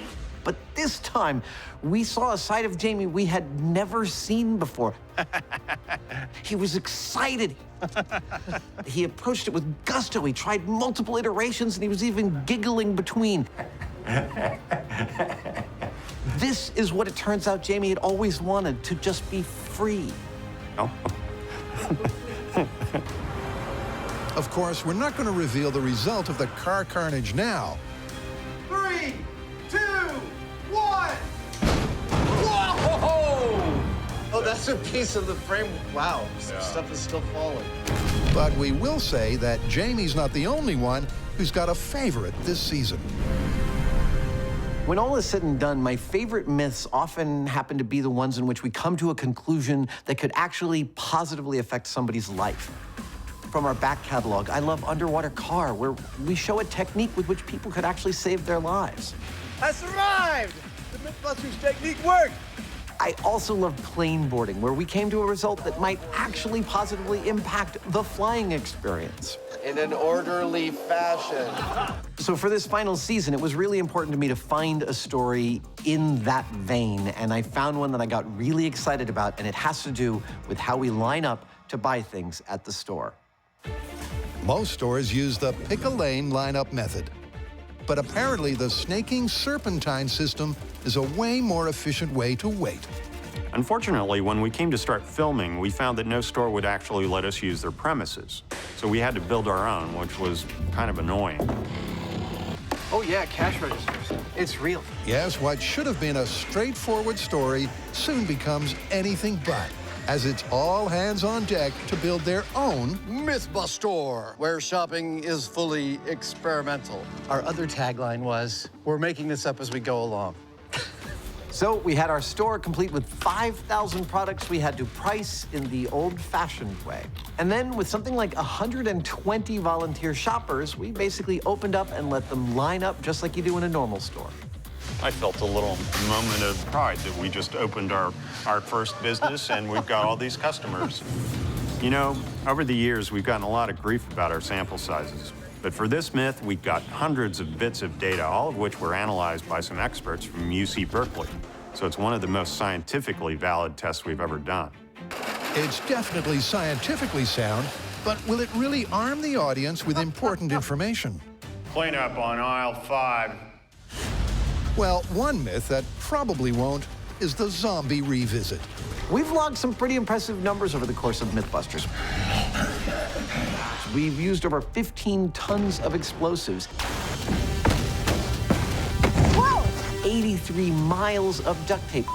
This is a long way down. We've destroyed over 200 cars. But the figure that really blows my mind is that we have used over 3,500 volunteers. I had no idea the number was that high. From every state in the U.S., volunteers have come from far and wide to help Mythbusters test all sorts of tall tales. Give me a hooah! But none are taller than the zombie apocalypse. This season, we did a huge retest of gun versus axe because so many people said that we screwed it up. So we put out a request for volunteers asking them to show up at our location on a specific day already dressed as zombies. Now, you'd think that because that's a bit of a hassle that we'd only get about 10 or 20 or something, but in actual fact, we got 200 Mythbusters fans in full-on zombie getup arrive. People are weird. The effort that people went to was amazing. There was great zombie makeup, great zombie costumes, phenomenal performances. And we didn't even tell them that Jamie was going to be shooting them in the face. But they didn't seem to mind. Well, they're zombies. But there's something bigger at play here. Something about the reach of Mythbusters, or maybe the reach of science. 200 people turn up for a full day in the middle of the week to be shot at in the face while wearing dress-up. While it's absurd, it's also kind of humbling, and it makes you realize how important this little science show of ours really is. Across this final season, we'll be revealing Mythbusters by the numbers. Like 2002, the year the adventure began. That was absolutely outrageous. And 2016, when the journey ends. I killed all the zombies! This season, we're using 5 tons of explosive. That was a bone rattler. And we're destroying 178 props from the past. Oh, yeah! 5 busters and 1 epic cement truck.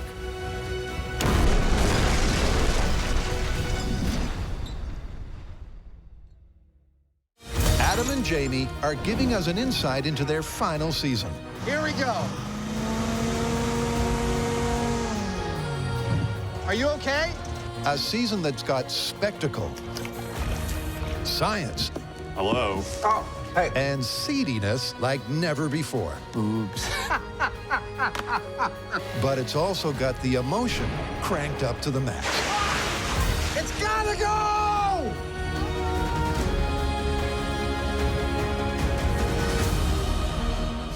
So this is the last season of Mythbusters. It's real, and it's 14 years and it's over. Sorry. Am I emotional about the end of the show? Well, yeah, I suppose I am a little bit. We've been doing it since 2002, and it has been more than just a job, to be sure. We've done some amazing things over all those years. We've made lead balloons fly, we've shown that elephants are afraid of mice, and we put square wheels on trucks, along with a whole bunch of other stuff. But more than that, we seem to have played a real role in making science cool, and that was genuinely an accident. That's crazy! But I think it stems from the fact that no matter how ridiculous and ludicrous the opening question is, we will tackle it methodically with the scientific method, moving from experiment to experiment, genuinely building our knowledge. Nothing to me could be more awesome than that. Yeah, I'm really happy that we may have had some small role in getting people interested in science, but not just interested in science, being physically active with science and trying things. That's a bit different.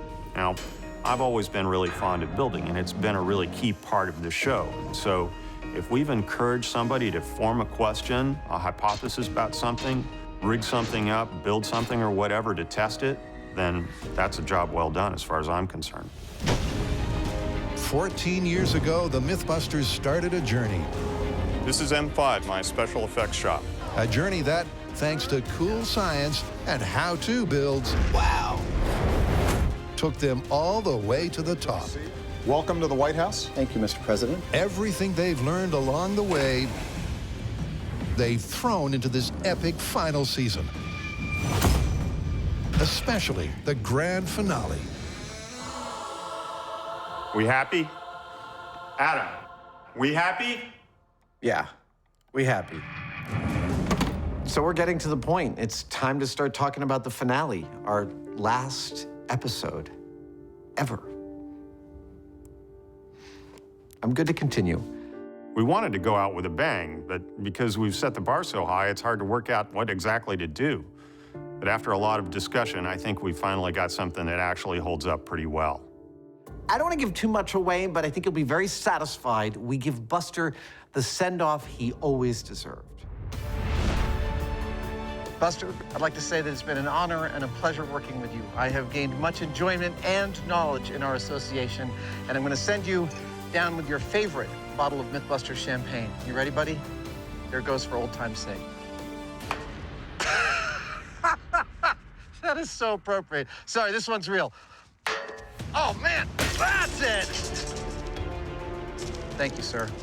We do something to leave our high-speed legacy absolutely second to none. And we set off the biggest explosion in Mythbusters history. I mean, how could we not? Inside this cement truck, 150-pound bags of info. 1 pound. 1 pound. 5,001 pounds. The largest explosion in Mythbusters history. 3, 2, 1!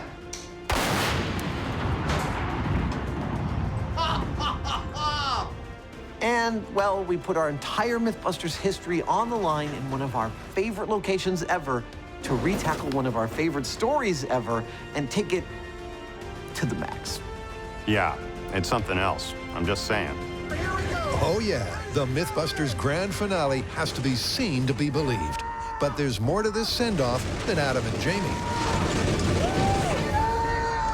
One more thing. We thought it was important to spend some time reminiscing about the history of Mythbusters, and we spend an entire episode this season doing exactly that. In fact, we reunite with the awesome talents of Carrie Byron, Tori Bulletproof, and Grant Imahara to talk about these last 14 years and what they've meant to us, the highs, the lows, and everything in between. It's an emotional roller coaster. Seriously? It says so right here in the script, like we always do. Really know how to kill a moment. Yep, that's written down too.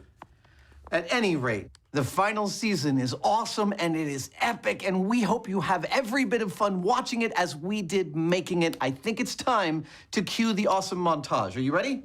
Yes, let's get to it. Okay, we're gonna count down. 3, 2, 1. We are getting into hovering position over the target.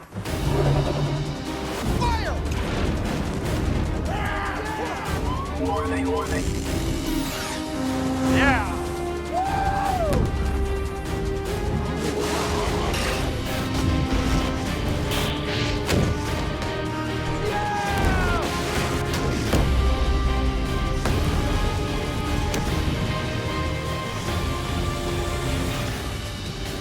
Are you ready? Ready to fire. 3, 2, 1.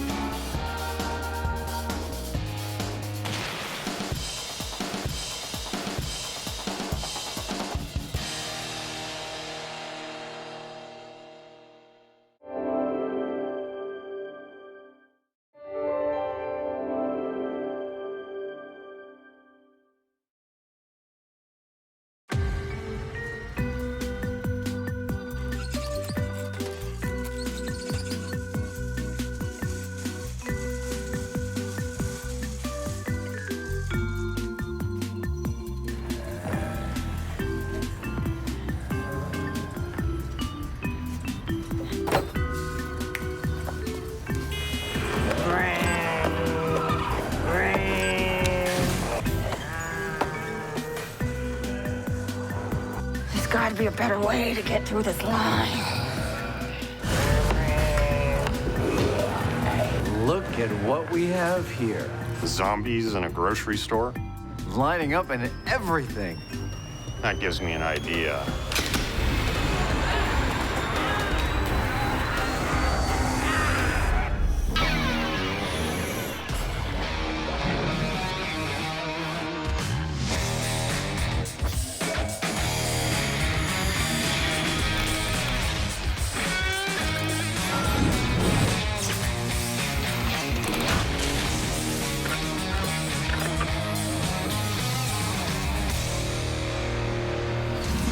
Okay, Jamie, it's time for a pop quiz. In all the years we've been making Mythbusters, how many explosions have we caused? I don't know. Wow, 900. Okay, here's another one. How many cars do you think we've destroyed? No idea. Close, 220. Okay, how many volunteers have we used on Mythbusters? I know this one. A lot. You're darn tootin' it's a lot. We've used over 3,500 volunteers in the years we've made this show. We literally couldn't do it without them.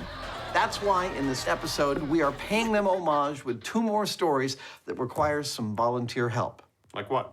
Well, later we're gonna be testing a myth that may prove that we've all been waiting online at the grocery store wrong. I felt a little moment of pride that we just opened our first business and we've got all these customers. It's true. But first up is a fan favorite that has become a fan favorite to complain about, our zombie episode, specifically axe versus gun. I thought we did that in Axe 1. Well, axe did win, but fans had a complaint about my axe technique. I think they called it lame. Yep, in the epic zombie special, Adam's axe killed twice as many zombies Dead! Dead! Dead! as Jamie's gun. But fans cried foul. So back in the safety of M5, it's time for a Dawn of the Dead do-over. You remember this axe, don't you? It's my zombie killing axe. And while I used it to kill zombies in our zombie episode, fans had problems with the way I was doing it. I was touching them and saying they're dead.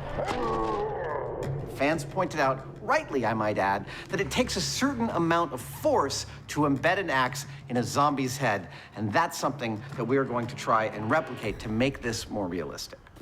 And to do just that, Adam's starting this volunteer special by breaking the mold. Oh, check it out! Dude, are you ready to have your forehead split with an axe? It's too late. That's what you were born to do. Let's go. Adam's anatomically accurate fake head will help his axe swing be more real. But how? This is Jeremy. He's a friend of mine who has helped me on some projects in the past. Today, he's brought some electronics to help us calibrate our axe hits. So what do we have here, sir? Well, we have an accelerometer here tied into a microcontroller. And the accelerometer reads acceleration and deceleration on 3 axes. So what I'm hoping to do, if this works, is attach this to the back of our real axe head, cleave our fake zombie in half, and get a value of how much force that takes. Yes. And that's what we'll get with this machine? Yes, we will. Awesome. Let's do it. With the accelerometer taped into place, it's time to swing for science. Zombie killing. This is more gruesome than I thought it would be when we talked about this in the abstract.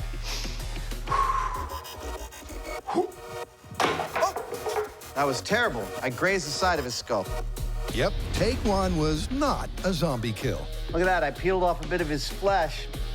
Take 2 has accuracy, but lacks the power to penetrate to the brain. That was not a kill. You gotta hit him harder.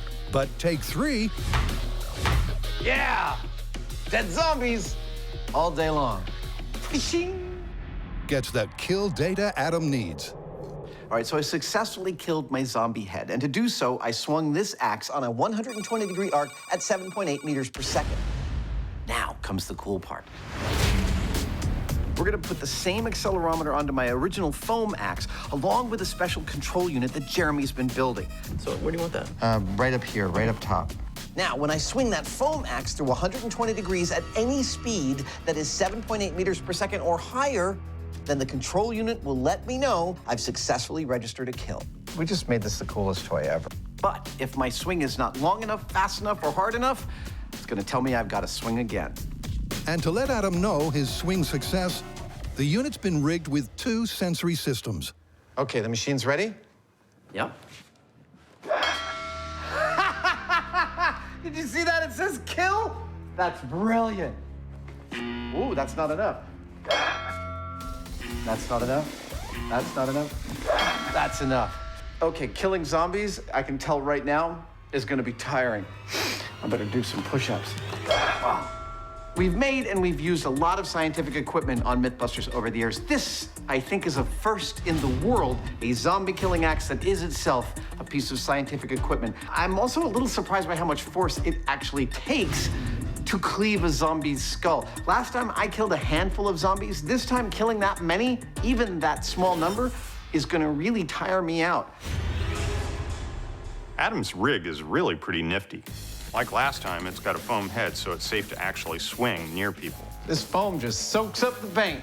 But now it not only weighs the same as a real axe, but it also takes a realistic amount of effort to swing. Oh my God. So me and my gun may yet come out trumps. But before the zombie volunteers arrive, the guys must first start their store story. All right, our next volunteer story is one I have literally always wanted to test, and it involves waiting online at the grocery store. What's that? All right, well, normally you go to a grocery store, you get your items, and then you're confronted with a whole bunch of checkout lanes, and you try and assess which one is moving faster so you can get out of that grocery store efficiently. Yeah. Well, there's a theory out there that that whole system is totally inefficient, that the best way to move people through a grocery store is to have one long snaking line that when you get to the end of it, you're led to the next available cashier. And that's supposed to be faster. It is. Don't you think we should test that? Sure, why not? Since the 1960s, the average American has spent 80 hours a year standing in line. But is it true we've been waiting wrong for so long? Well, starting right now, it's time to answer this classic conundrum once and for all. To test this myth, we're going to need a market. Unfortunately, nobody would let us use theirs. Not surprising. I mean, if I had one, I wouldn't let us use it either. This is why we can't have nice things. So we're going to make our own. That's right. In a few short hours, we are going to use little elbow grease to turn this beautiful empty room into a running grocery store full of aisles, products, checkout stands, and ultimately customers. Welcome to Mythbusters Store. With no real stores willing to play ball, I'll do the aisles if you do the registers. Absolutely. Here you go. The Mythbusters are going to have to build their own. Oh, it doesn't look like much, but it's going to be awesome. Adam's starting at the business end by assembling their homemade cash registers. Next one. He's fabricating 5 in total. Lovely. And they'll form the key part of their Mythbusters mini-mart. Oh, yeah, cash registers. It's real. And that's not all. The coolest part, lit up signs that tell the customers which is the next free aisle. Meanwhile, Jamie's on the shelf. This is going to take a while. With almost 800 feet of shelving for the guys to stack and pack, it's a back-breaking business. But it does have its advantages. It might seem tedious to have to build our own store, but it allows us to remove variables that we might find in a real store that would be beyond our control. Jamie's right. A real supermarket will already have a layout locked in and won't want anything to slow down sales. So Mythbusters stores is the way to go. But a build as big as this I have always wanted to do this. is something the guys can only pull off because of their experience. We thought of everything. We've got baskets, too. This is exactly the kind of episode we never would have attempted in the early days of Mythbusters. We just didn't have the ambition nor the skill to work with large groups of volunteers and to build our own large-scale experimental spaces, but we have learned so much over the years. This is the pinnacle of our ability to work on a budget, on a timeline, with a whole bunch of volunteers to test something. It's certainly ambitious. And with 5,000 products to place, time to start stacking. It's the perfect go big or go home setup that this myth needs. Give peace a chance. Well, we are 10 hours in, and our checkout stands are complete and ready and wired. Our shelves are up, but now it's time to stock, and there's a lot to stock. Eat corn! Ah! We are about halfway there with still a fair bit to go. All right, ready on aisle 3. Oh, we don't have any customers yet.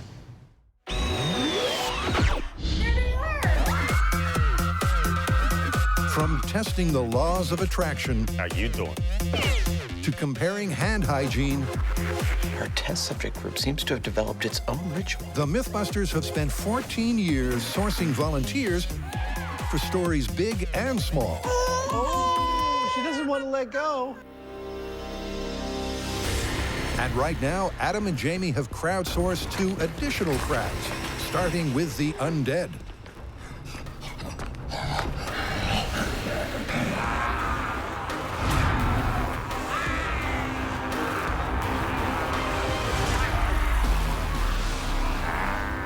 Mythbusters would not be able to test the stories it does without its amazing volunteers. Over the years, we've used greater and greater numbers, and they've allowed us to get better data points and test more complicated stories. And I'd be remiss if I didn't talk about our zombies today. Just like real zombies, ours started out as real people, but unlike real zombies who are mindless brain eaters, our zombies are ingenious cosplayers. Each one of them has done their own clothing, their own blood spatter, their own makeup, and invented their own zombie character. And each one of them is willing to eat brains today for science. Hey, any of you flesh eaters get blood on my car, I will kill you again.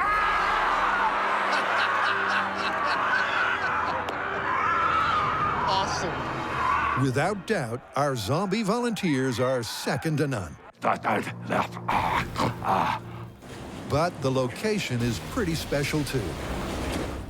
Here we are back at the scene of our original experiment, our zombie battle dome, if you will. We've got the same exact experimental setup with some new colors and the same weapons. Jamie gets a gun, I get an axe. All we need are, zombies. Holy crap! With almost 200 volunteer zombies back from the dead, the guys have everything they need to retest the myth that fans complained about more than any other. Their biggest complaint was with my axe, specifically my technique. They said that it was too lightweight. They suggested, the fans did, that every time I swing the axe, it should be with enough force to actually kill a zombie. With the axe able to tell if Adam's using enough force to kill, let's go. What's the plan? So how's this gonna work? Well, when I start the timer and I do this, that lets the zombies know that it's time to get down to business. And then when I see that the zombies have overtaken Adam, I use this again, I stop them, we do a zombie body count, and we see how Adam did with his new axe. It's time for zombies! In the original episode, Adam dispatched 14 zombies before getting bit. But how will his new, accurate axe work out? What a fine-looking group of ladies and gentlemen we all are. Are you hungry? Okay, here we go. In 3, 2, 1. It's go time. And as soon as the zombies enter the circle, Adam's off and swinging hard.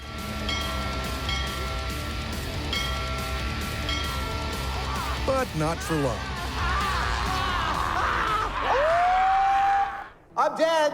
With just 8 confirmed kills, barely half that of last time, Adam's total has tanked.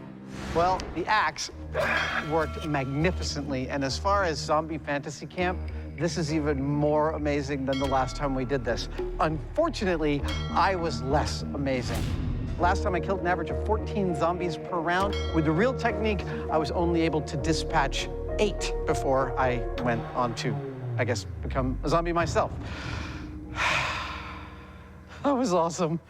Sensing that there's room for improvement, Adam resets and goes again. 3, 2, 1.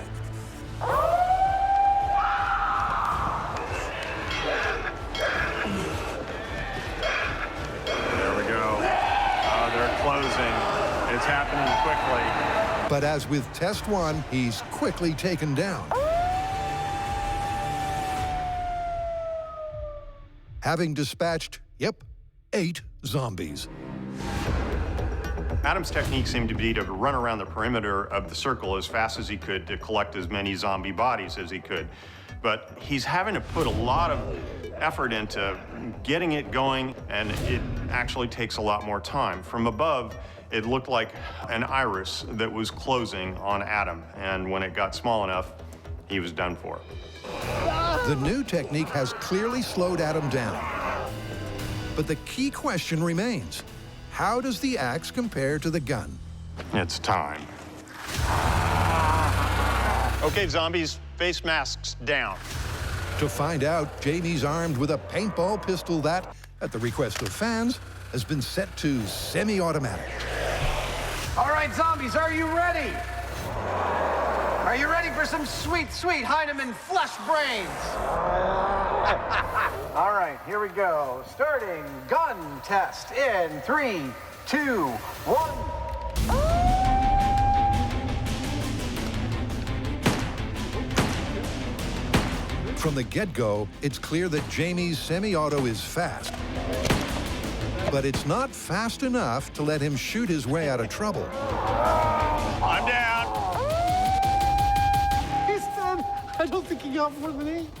In total, Jamie manages only 7 kills, 1 less than Adam. All right, let's not start handing out the money from the betting pool just yet, because while it may seem, after Jamie killed only 7 zombies, that the gun didn't perform as well as the axe, my feeling from watching up above was that Jamie wasn't really feeling the killer instinct. So he's gonna do some breathing exercises, think about how much he wants zombies dead, and he's gonna do the test again. All right, time to kill some zombies in 3, 2, 1. This time, Jamie's out of the traps even faster. But because of the time it takes him to aim, he's still not fast enough. Okay, I'm done. As Jamie once again kills just 7. Now, the last time I used some sort of weird pump-action pistol. This time around, I have a proper semi-automatic pistol, and it worked much, much better, at least as long as the clip was still full. But here's the thing. At the exact time that the clip ran out of ammo, the zombies were right there. And so the extra time it took me to swap out the clip was a deal breaker, and I was done for.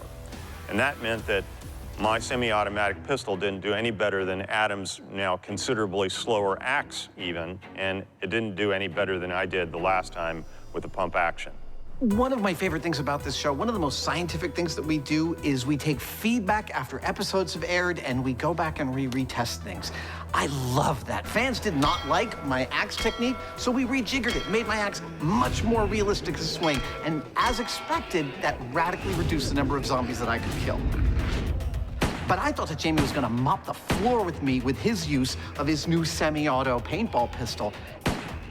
And yet, he didn't improve his score at all. I am totally gobsmacked that it seems right now like axe versus gun, it's axe. Oh, yeah. Yep, despite the slowdown, the axe is ahead by a head. But there's way more to come for our armchair army. I'm ready. But only after some retail therapy. And we are pretty much done. 5 checkout stands, each with working cash registers and indicator lights. 5,000 separate food items arrayed on over 750 feet of shelving, every single one with its own label.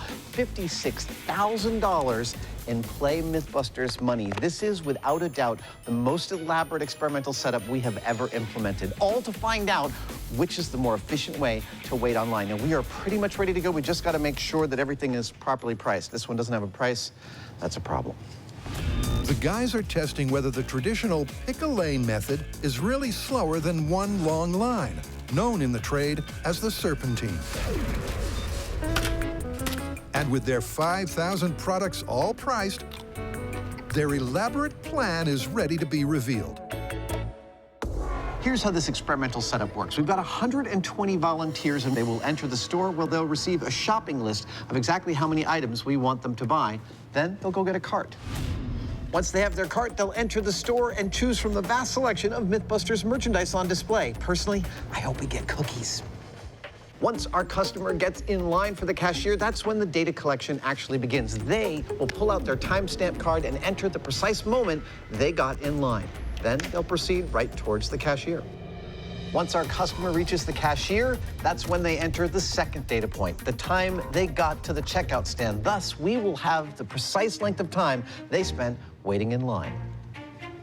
Our last stop is here, data collection, where we not only gather our customers' timestamps, but we're also interested in their experience. So on the back of each time card, they will grade their overall satisfaction with the line. Total length of time for our test, 30 minutes. Let's get to some fake shopping for science.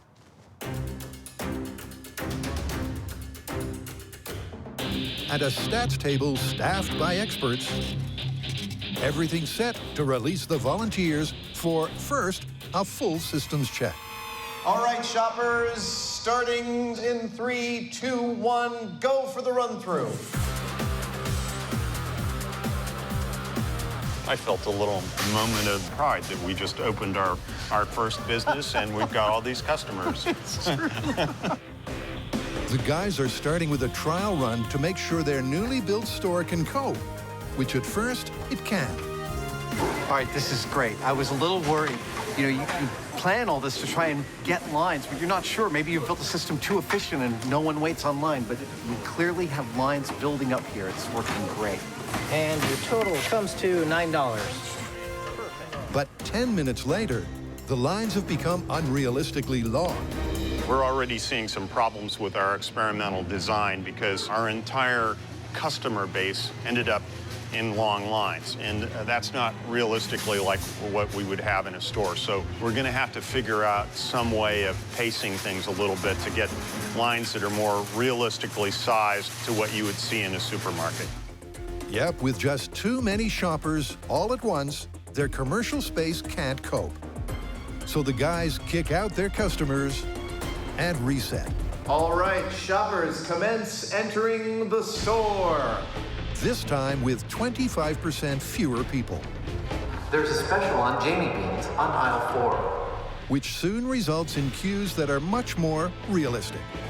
Jamie, this is working beautifully. Meaning that the testing can shortly begin.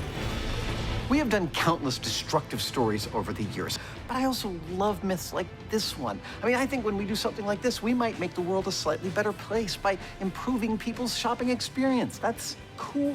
That doesn't mean there can't be any destruction like this.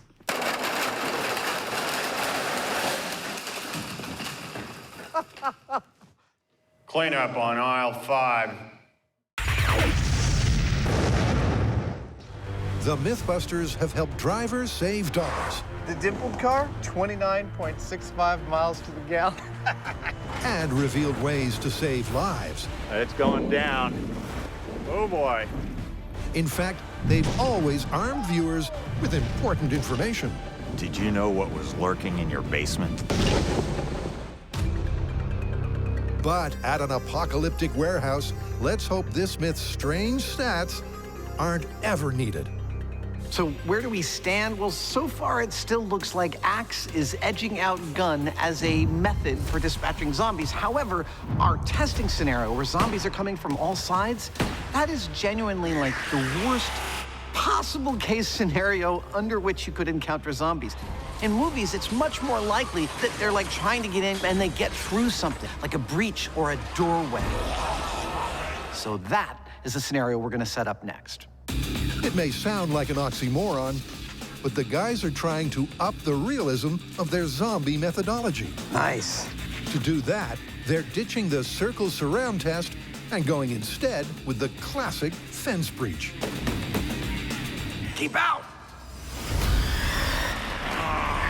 The question is, will the axe still be the winning weapon?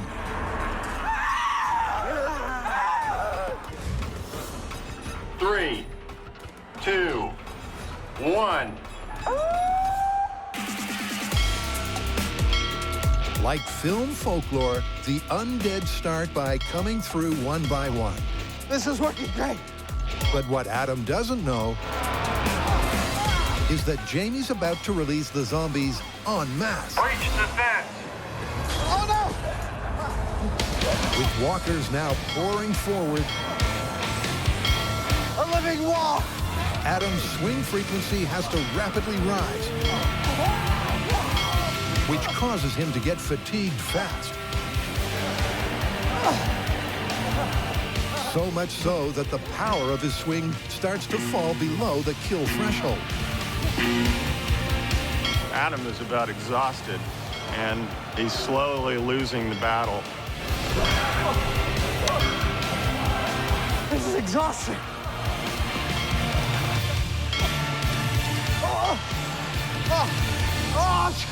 I'm dead.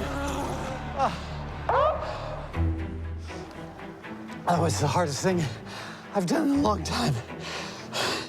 Looks like that was quite the workout. While Adam recovers, I might have pulled a muscle.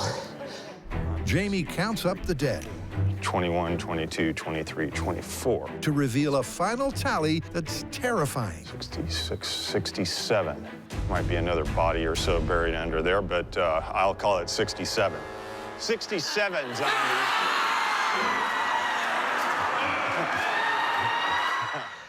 I have to say, changing our methodology radically altered that test. The first time with our circular test, I killed 8 zombies. This time with our breach, I killed 67. And I have to say, if you were measuring my adrenaline during that test, I don't think it would be that much higher if I was in mortal danger. I had every reason to want to kill all of those zombies if I could. I just ran out of steam. And at a certain point, I had to give in and become one of them. With 67 the benchmark to beat, it's time for Jamie to come out all guns blazing. I'm ready. Armed to the teeth, and then some. You want a piece of me? Let the carnage commence. But only after this quick prediction. In my test with the axe, by the time this clock reached 2 minutes and 11 seconds, I had killed 67 zombies and died myself. My prediction is that at the same moment in time, Jamie will have killed at least twice as many zombies, and he'll still be alive. I've been wrong before, but I don't think I'm wrong this time. Lest you think this is overkill, I'd remind you that we can't use real guns. We don't want to actually hurt any live people. And so the fact that I'm using CO2-powered guns means that I'd have to change out the gas supply. So I actually have to have this many guns. If you had a real one, you could just have an unlimited number of clips and get the same quantity. I can't do that, hence this. Please remember, zombies, that Jamie's flesh comes from Indiana, which means it's especially tasty. All right, Hyneman, here we go. In 3, 2, 1. From the get-go, He's not even moving. Jamie has a clear advantage over Adam as he takes down zombies on both sides of the fence. But when the fence gets breached, Jamie must really start firing on all cylinders.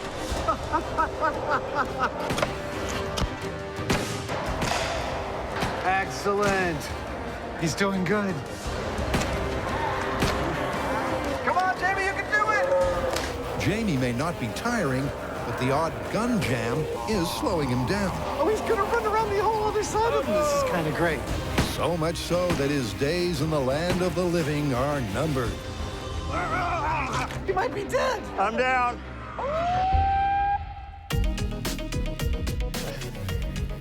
Jamie's dead and buried, but did he shoot more than 67? Mr. Hyneman. Yes. Stand up. You took 57 zombies with you. Well, I guess axe beats gun, huh? That is fascinating. I would not have called that. All right, let's clean up this mess. Well, I gotta say I was surprised. You would think that this would be like shooting fish in a barrel, but these guns are more complex than something like an axe. They have to be reloaded, they can jam, and a second or two is enough to make everything go haywire. So I ended up scoring less than Adam, but I was expecting exactly the opposite. Yep, it's a result to confound the critics. When the apocalypse comes, folks, axe does beat gun, and then some. Look, I have to admit, in the back of my mind, I'm going, the axe is totally gonna lose this contest. As soon as you make it harder to swing, I am toast.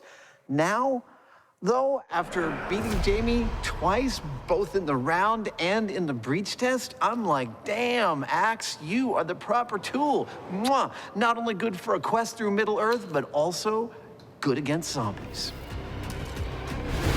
But before disbanding their undead army, there's one more zombie request to test.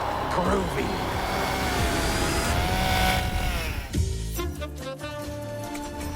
Meanwhile, back at Mythbusters stores, our employee of the month is James Franklin Hyneman. He hails from Columbus, Indiana. the lineup trial run has been such a success that the data collection can now begin. All right, timer ready? Here we go. Commence shopping test. Individual lines in 3, 2, 1, go.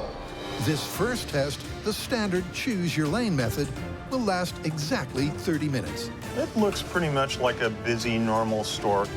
And to make their data as reliable as possible, the Mythbusters are cranking the realism up to the max. Now, some of you who've been watching up to this point might be thinking that we haven't set a totally real-world shopping scenario because we don't have people who slow the lines down with special requests. Oh, ye of little faith. We've actually built 2 bogeys into our testing procedure. One is a price check. A certain number of our shoppers will require one, and they'll call us on the radio, and Jamie or I will go out and give the actual price. There you go. One happened right there. Okay, that's $3.99. The other one is the most dreaded of shopping scenarios. Bum, bum, bum. The person who pays with a bank check. This, combined with the price check, ought to make our scenario very, very realistic. There's no doubt that their superstore is super real. And halfway through, there's already a deluge of data. Price check on 2. Roger that, Mr. Hyneman, price check on 2. All right, we are 10 minutes in, and from my perspective, here in loss prevention, it's going beautifully. We've got people milling about and shopping. We've got people forming lines. The lines are different lengths. 1 is short, 4 tends to be long. I don't know why. Everything about this seems to be rolling quite nicely. It's definitely looking good. Price check aisle 5. But because Adam's so excited about this store story, How much is this apple, sir? 99 cents. Thank you. he's volunteering to not just observe, but to participate too. Got my card, got my timestamp. Now it's time to go shopping. He's been randomly allocated 6 items, Grits, yep. which he selects based on taste, Lab-grade gravy. Delicious. and packaging. I only buy these because the label features the handsomest man I've ever seen. Then, like all the other shoppers, he chooses a queue and notes down the time. 24:36. 24:36. And that's when the boring part, the waiting, begins. No magazines to read. I need to know about what's going on with the Kardashians. This is the only place in the world I can find that out. 3 minutes, 18 seconds after joining the queue, Adam finally reaches the register. $27.54. $27.54, thank you. All right, here, I'm buying that banana peel. But how will that time compare to his fellow shoppers who continue to collect their data with destiny until, luckily for them, time's up? Well, after a couple of hiccups, we have completed test number 1 of our line waiting test. Thank you very much. I'm very happy with how it went. In fact, I even participated as a customer during this run, and it felt like a very authentic shopping experience, which is what we want. Next up, set up the Serpentine.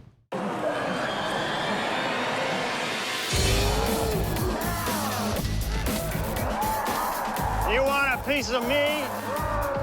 In the Mythbusters Volunteer Special, the guys have shown that axe does trump gun. That was the hardest thing I've done in a long time. But fans also want to know if its gasoline-powered bigger brother is even better. And for that, Adam's taking a pit stop at the shop. While we've been playing around with guns and axes, I have to say I feel we have neglected perhaps the most spectacular of zombie-killing tools, and no zombie apocalypse would be complete without it, the humble chainsaw. Although the axe was awesome, Oh, I love the smell of old tools. viewers want to know if the iconic chainsaw is really a zombie's ultimate enemy. Ha! Ha ha! I win. To find out, first, Adam must calibrate his weapon so that it can reliably register a kill. And for that, he's switching things up. When I take a chainsaw, and I touch a zombie, there's a certain length of time I touch him for before I've cut through his skull and his cranium. I'm guessing 3/4 of a second. So what I've done is I've set a switch into this chainsaw that will start a timer going that will go bing every time I've killed a zombie. And this is the switch. It's a little bit of a UHMW guide, a micro switch, and when I touch a zombie, oh, it clicks the switch. Hear that? Adam's timer switch will ensure that he can't kill zombies unrealistically fast. Wounded zombie, dead zombie. That's how this is gonna work. But so as to not really harm our volunteers, he's also swapping out the blade for something significantly less sharp. I've got to kill zombies without hurting them. Next comes the predictable paint job. Before one last addition, a blood spatter system to crank the realism to the max. Everyone knows zombie blood isn't red. It's a family show. And with that, it's finally ready for a full systems check. This is test number 1. Zombie killing chainsaw.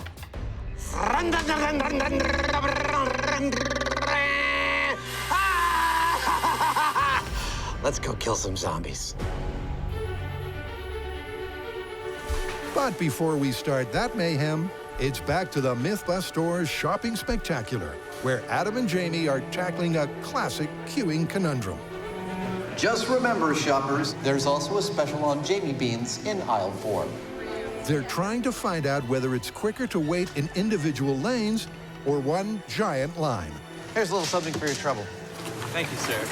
And with the 30-minute choose your lane test ticked off, the store manager has the stats. Well, test 1 is done, the results are in, and I have this handy palm full of figures. We processed 138 shoppers. They averaged a wait time of 5 minutes and 39 seconds. The fastest was 2 minutes, 16 seconds. The slowest, 9 minutes and 21 seconds. That was an unhappy shopper. And they had an average satisfaction level of 3.48 out of 5. I think that's a little bit above average. Now, what does this mean when the Serpentine line happens? I can't see it changing it that much. I could be wrong. To find out, the guys set up their Serpentine, which is pretty simple. Basically, the Serpentine line is just a single line. It may snake around like a serpent, but that's just to fit it in the store more conveniently. Darn right it's a long line. The customer at the head of the line simply waits for the next available cashier, and he goes there. That's the concept, but to see if it's faster... Cashiers, are you ready? Yeah! I said, cashiers, are you ready? Yeah! The guys open for business for their 90 volunteers. Go. But the test won't start straight away. You might be wondering at this point why we're letting our store run before starting to gather any data. And the reason is, well, it's best to think of our store like a marble run. It looks like aisle 2 is open for you here. So if you have a marble run with tracks and wheels and you dump 50 marbles in all at once, they're gonna start in a clump and then slowly disperse throughout the machine as it goes. That's exactly what we're doing here. We're bringing in our people and then letting them disperse. And once they're dispersed, that's when our data is going to be more accurate because it's more averaged across the system. It takes 5 minutes to achieve an optimum dispersal. And then it's all systems go. All right, let's start the clock in 3, 2, 1. Commence continuing shopping. To ensure a valid comparison, they're using the same number of volunteers. Looks like number 2 is open for you, ma'am. With the same number of wild cards. But by studying the dynamics of the queue, Jamie's already spotted something serious. So the amount of time that it took that customer to get from the middle of the line to the cashier is time that didn't exist if that person was standing in line the conventional way. It's that travel distance that I think has to be making this whole thing take more time. According to the Hyneman, this extra travel to the till will slow the system. But Adam's not so sure. When we first started writing out the methodology for this test, I have to tell you I had some bias, and I thought Serpentine was totally gonna win. But now, after watching this in action, I'm not so sure that I'm right about that. Because it may be that this just makes it fairer for everybody, but not necessarily faster for everybody. Price check on 2. Oh, price check on 2, excuse me. Adam and Jamie are testing a super story about the superstore. Is it better to line up in individual lanes or in one long line. Halfway through the long line test, and their Mythbuster data is coming in droves, which is Jamie's cue to join in. It's time for you to be a customer. Okay. Like Adam before him, 10 items. Jamie's volunteered to collect data. Fresh produce is good for you. As he sources a randomly allocated 10 items. And some peanut butter. Before standing in line, which is too hard for Adam to resist. Yes. You can see him.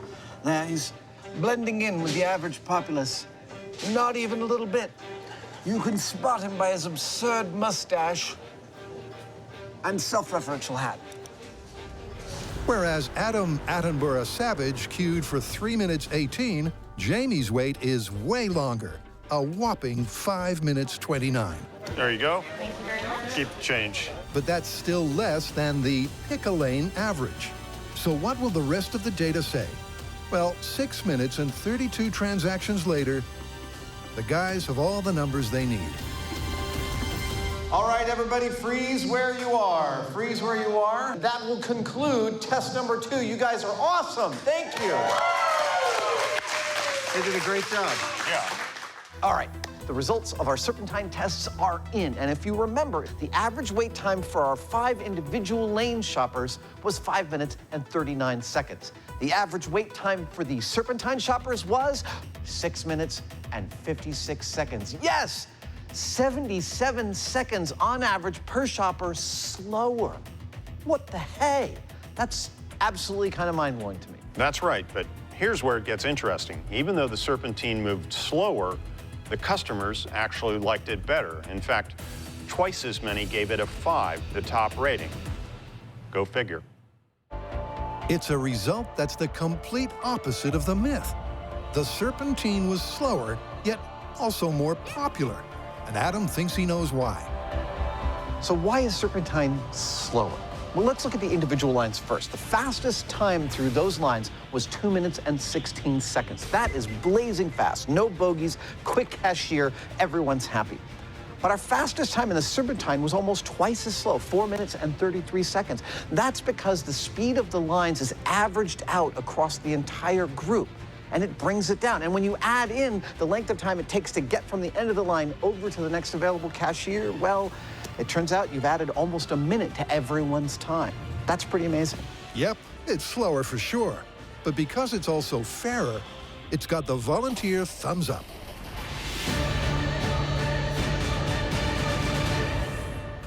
So how to call this myth is actually kind of interesting. How so? Well, the myth, as stated, is that the Serpentine method, the single long line, is faster. And the implication is that it's therefore better. Right. But even though we found it was 23% slower, the customers liked it better. Yeah, so we're in this weird position of saying Serpentine method is busted. But it's also better. Yeah, busted but better. That's cool. Let's get out of here. Okay.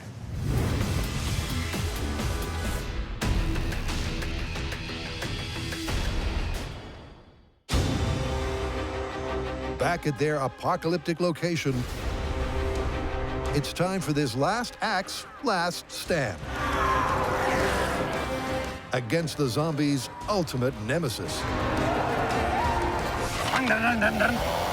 Groovy. But will the legendary chainsaw beat the course record of 67 kills? Okay, Adam. 3, 2, 1, go.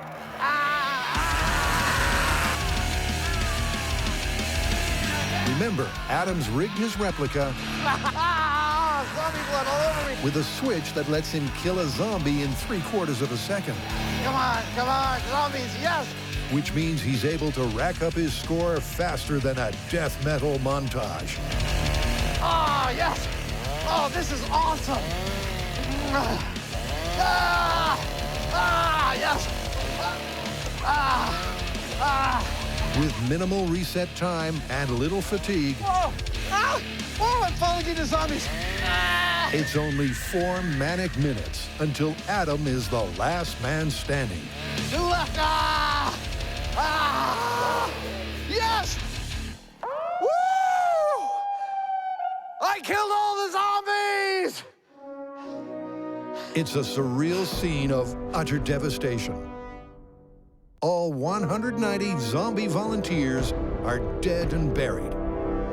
It's been a few decades since I was a mediocre student, but I remember enough to remember that a really good score is 100%. That's how many zombies I killed, and it feels good.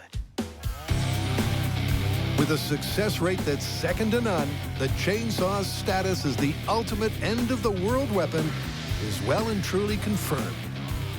But that's not the only top tip from the Mythbusters. Oh, once again, I think we have really proven that the analog hand tools, even gasoline-powered, are vastly superior to guns and shooting weapons when it comes to zombies, even if it's a lot of work.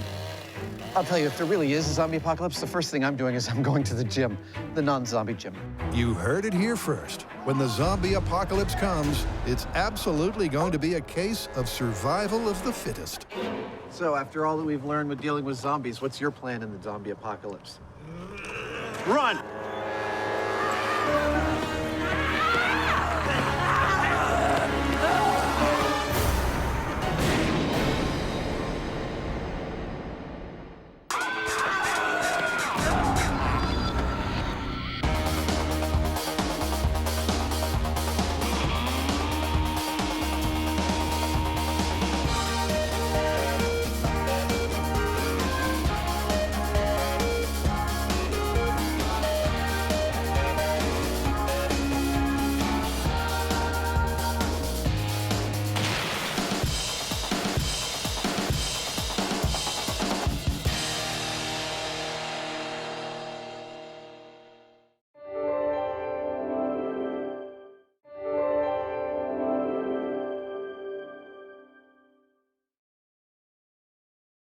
They can cut to the montage after Exactly. that line. You good? Are we good?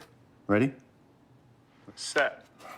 Yeah, the time we were making Mythbusters, I mean, it was a difficult job. We did it full-time for 14 years, but it was amazing. Showing up every week, doing a different kind of problem solving every single day, it doesn't get much better than that. Whoa, jeez. I didn't see you there. What's up? Not much. Just, oh, yeah, could I? Thank you. What have you been working on the last few months? If I told you, I'd have to kill you. Fair enough. How's that supposed to attach? Thank you for that. I love duct tape. What's not to love? Hey. For well over a decade, viewers around the world watched in glee as Adam and Jamie busted or confirmed myth after myth after myth. Nice work, man. The groundbreaking series This is what I want you guys to test. had more than its share of famous fans. Welcome to the White House. Thank you, Mr. President. It is a thrill to have you here. Now the dynamite duo reunite Good to see you. to revisit, reevaluate, Oh, no. and rejoice That is pretty darn good. Hey. in an all-time classic episode. Let's do a whole hour on duct tape. Okay. Their very first adhesive adventure into the miraculous world of duct tape. Oh, this is a life, eh? The great thing here is that we've got this stunning visual record I don't mind saying I'm hyperventilating. of all the episodes. I got the chicken! And all the things that we built with duct tape. Airport away! And today we are revisiting our very, very first duct tape special. And not only are we going to take the viewers behind the scenes of how they were made, but they're going to get to see some clips that you have not seen in the original episodes. And that's not the half of it. Yeah, that was awesome. They'll also be answering fans' questions on all things duct tape and all things Mythbusters. Now, Jamie, I have a very good viewer question here, and it's kind of, oh, that's what I'm supposed to read. And for the first time ever, Adam and Jamie will finally reveal which of their many duct tape builds was their all-time #1. That is a really good question. On this sticky episode of Mythbusters, Relax. This won't hurt a bit. the team tackle a trio of duct tape tall tales. Fun for the whole family. First, Adam and Jamie strength test the mythical material in car lift. Why, you ask? Because secretly you've always wondered, and that's why we're here. Then they ask, can it keep your boat afloat? Going in. One that's already sinking, I think we're gonna need some help from the camera crew. and one made of nothing but the tacky tape. You can keep your duct tape prom tux. We got a boat! Meanwhile, Carrie, Grant, and Tori Say hello to our little friend! find out if it can stretch to sticking a cannon together. Run! Who are the Mythbusters? Adam Savage I reject your reality and substitute my own. and Jamie Hyneman. Bye-bye! Between them, more than 30 years of special effects experience. Joining them, Carrie Byron, Look, Ma, no hands! Grant Imahara, and Tori Belleci. We're popping popcorn with lasers. They don't just tell the myths, Here comes chaos. they put them to the test.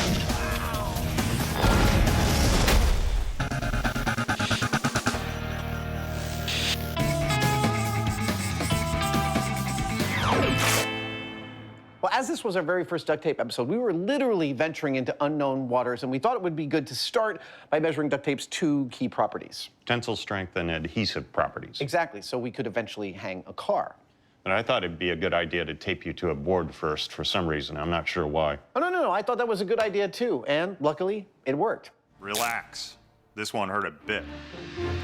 Channeling his dark side, Jamie Dexter Hyneman goes to work securing his victim. And he's enjoying it a bit too much. So Adam, this is 20 pieces of tape. You holding up? I'm doing good. It's actually strangely comforting. It feels like a really nice blankie. Hey, bud.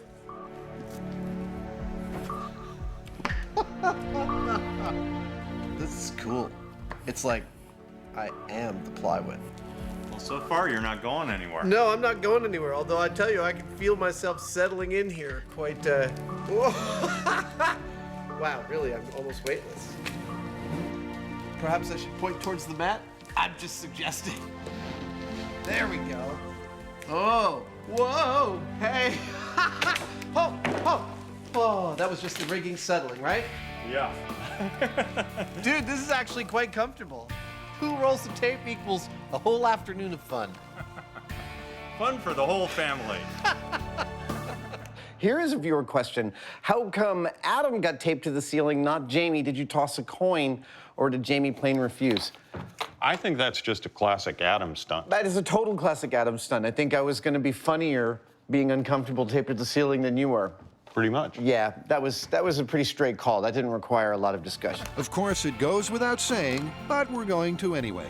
Please don't try this at home. Adam and Jamie are trained duct tape strength test professionals. Lest you think that I am foolhardy or reckless for allowing my 180 pounds to be held up by 2 rolls of duct tape, this is actually quite a safe system. I feel quite comfortable. It's a distributed system, which means it has many points of failure, a lot of redundancy built in by all the different pieces of duct tape stuck to the plywood. So I could hang out here all day. And in the meantime, Carrie, Grant, and Tori had to build something which we had never got to build, a working potato cannon, but they had to do it using only duct tape. This may look like a pretty random bunch of materials I have here. I mean, we're talking piping, duct tape, potatoes. But to me, this looks like the glorious beginnings of a good old-fashioned potato cannon. And that's exactly what I'm gonna build. Basically, a potato cannon is like any cannon. You have an explosion happening in the combustion chamber. Okay, that is my combustion chamber held together with duct tape. Gases are expanding and they need to escape, so they look for the path of least resistance. Now, that should be the potato. That's why the potato launches across the field. Baked potato. Now, the big question is, can the duct tape hold up as well as the actual cement that you use to put these pipes together? Now, we know that we can launch a potato with this guy. Can we do it with this guy without it exploding at the bottom instead of just launching a potato? So with the cannons complete, the team makes its way to its detonation destination. So we got us some potato cannons, and we can't fire them in the shop. So we've come to the Alameda runway where we have a big expanse of space right here. We can shoot off into the distance and explore whether duct tape is as strong as a traditional glue that holds together a potato cannon. He's just relaxing on his porch, shooting off his potato gun. Yeah. You trying to hit San Francisco? Yeah. Ladies and gentlemen, boys and girls, let me introduce you to the latest items in the Carry Byron line of home destruction. This is a spud chucker made entirely out of PVC tubing with actual PVC glue. And this is the duct tape tater tosser, but this has duct tape fastening. This is the setup for a control test. We'll have Buster in the chair. Load her up. We've got a scale to tell us how fast the potatoes come out of the barrel, and just for laps, we'll be measuring exactly how far they go. This is gonna be great. So great, the team feel it needs an audience. Okay, instead of the peanut gallery this time, we have our potato gallery. We got a little spud grant, giant spud carry. For some reason, I picked out a huge potato for myself. And little spud Tory. You can watch. We ready? With a couple of squirts of the classified propellant, the control cannon is good to blow. All right, light it up. Okay, we got the spud chucker, AKA Spudzuka, in 3, 2, 1. All right, should we go see how far that potato went? Absolutely.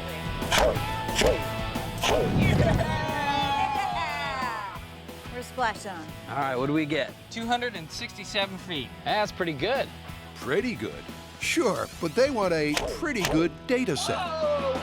And for that, they'll need multiple shots 397. and more bad puns All right, in the next Spudnik. before they get the all-important distance average. 375. So, can duct tape contain an explosion capable of sending a spud over 300 feet at a speed of 179 miles an hour? Duct tape tater tosser in 3, 2, 1. It worked! The duct tape held together. Yeah, it didn't explode. Not only did it not explode, the first shot from the duct tape tater tosser was right in the slot. 387. That is right in the range. That's almost exact. And it didn't blow up. Which is really what counts. But just to make sure, I think we might have to fire maybe a few more off, right? Right, because although they know it works, Whoa! the question is, does it match the regular cannon's reliability? Our spud chucker, held together by PVC cement, had an average range of 346 feet and an average speed of 179 miles per hour. Our duct tape tater tosser, which is a potato cannon held together entirely by duct tape, had an average range of 336 feet and an average speed of 160 miles per hour. That's a difference of 3% on the range and 11% on the speed. Now, given varying winds, differences in the masses of the potatoes, and different amounts of propellant, I'd say that's enough to call their performance identical. See, now that surprised me because duct tape was invented primarily for sealing ammunition boxes, not for containing explosions. A way that was never intended. Exactly, up to and including lifting a car. What could possibly go wrong? Indeed. Okay, I can see it starting to come up. Come on! Oh, it's almost painful to watch. Ah! Stay glued for the answer, or just stick around. It's only a matter of time. Think Mythbusters, and one phrase that readily springs to mind is car carnage, which prompted this pertinent piece of fan mail. Here is a pretty cool viewer question. What is the most difficult myth that we ever did with a car?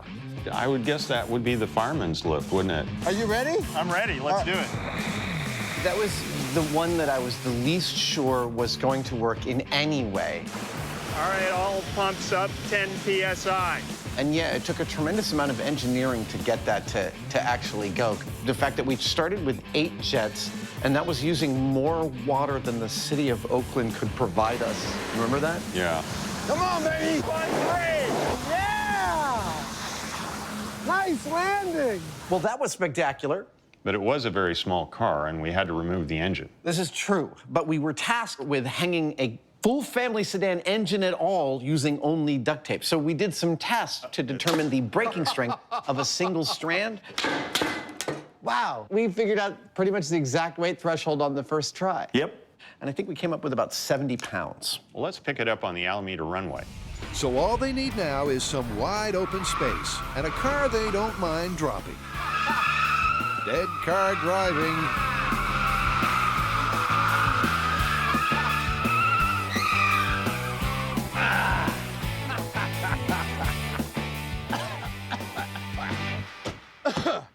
Let's get started.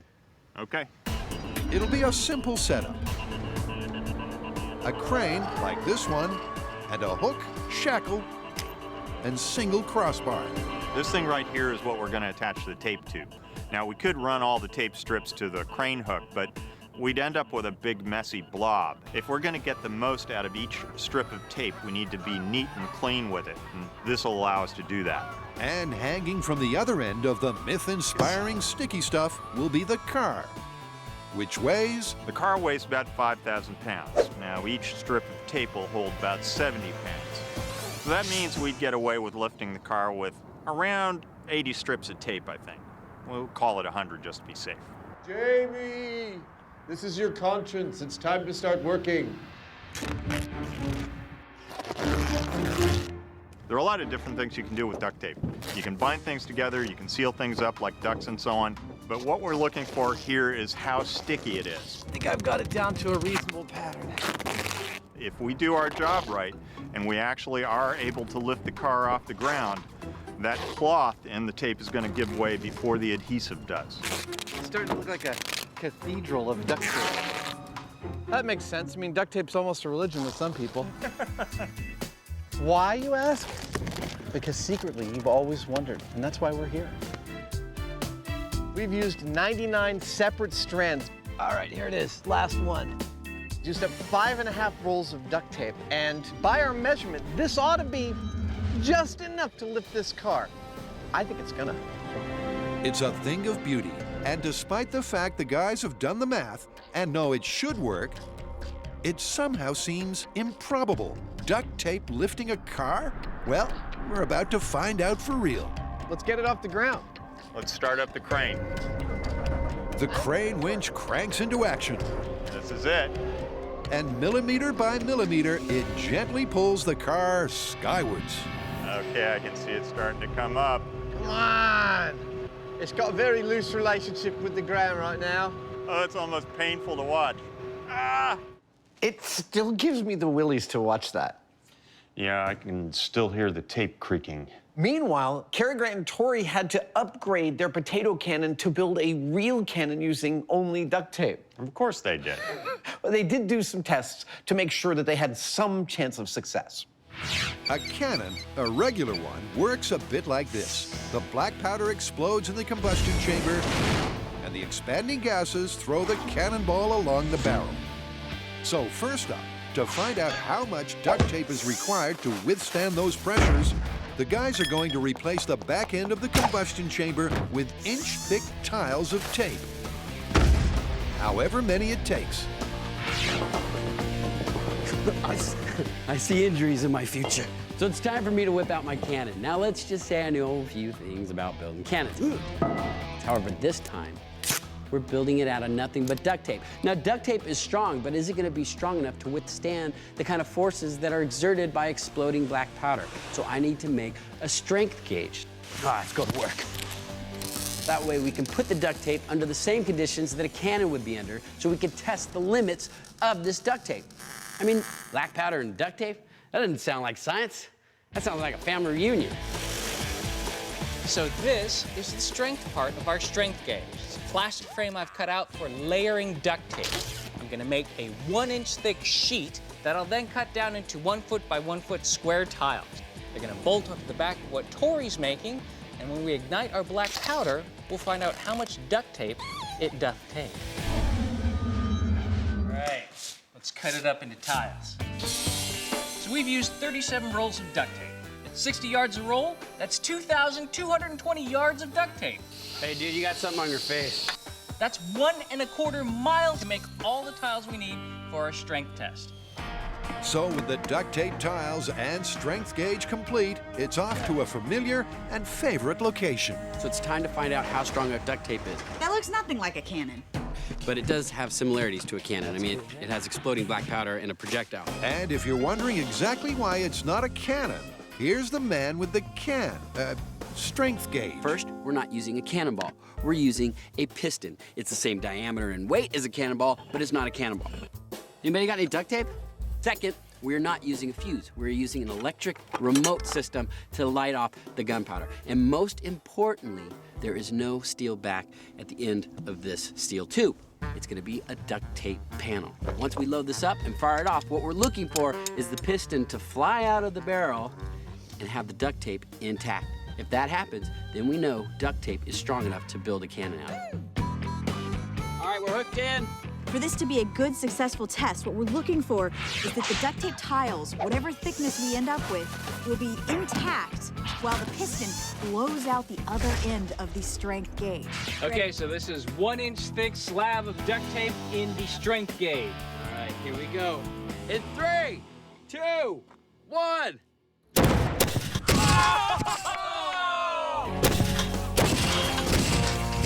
Incredibly, it seems to have worked first time out. And it's disbelief all round. There's no way this test worked on the first go. There's no way. A 1-inch thick slab of duct tape was enough to withstand the kind of force to launch a cannonball. Wow! That's perfect, Wow. man. It burned the heck out of it, but it didn't blow out. No, it's beautiful. It just burnt off the wax paper, too. It didn't even go through the first layer of duct tape. That's this amazing. stuff is incredible. We got a great result from the duct tape strength test. It looks like duct tape is gonna be strong enough to build a cannon out of it. Now all we need to do is build a cannon. Just build a cannon. Humans have been improving metals for thousands of years so that cannons don't blow up, and somehow they're gonna do it out of only duct tape. Why not? It's also fair to say that cars weren't designed to fly. Awesome. It's holding. But the boys aren't about to let gravity spoil a fun day out. 3, 4.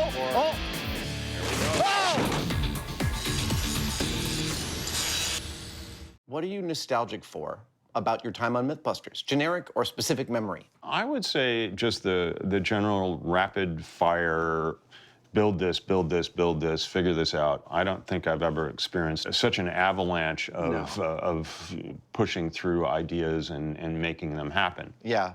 Well, and the viewers can't see this, but it is a good portion of our Mythbusters crew behind the cameras for this very shoot, and that is, I miss our crew. I miss coming to work with these guys every morning. We miss you. Rolling. All right, Jamie, I believe we now have a car fully suspended using only duct tape. The suspension is killing me. Oh, I can tell. Oh, come on, baby. Adam and Jamie are attempting to lift a car with just 99 strips of duct tape. And they're close. Real close. He's got one wheel. It's off. It's off the ground.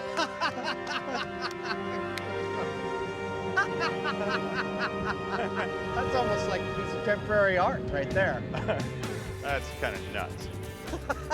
Why you need to do this, I don't know, but it's cool. It's holding. That is awesome. Nice work, sir. It's holding.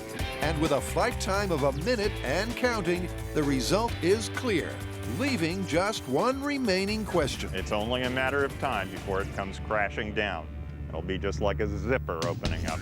Yeah, as with all flights off the ground, taking off is optional, landing is mandatory. There, first one went. That's 2 strips of tape that are gone now. Oh, that's 3, oh, 4. oh.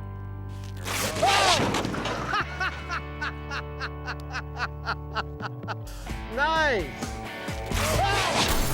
Exactly like a zipper.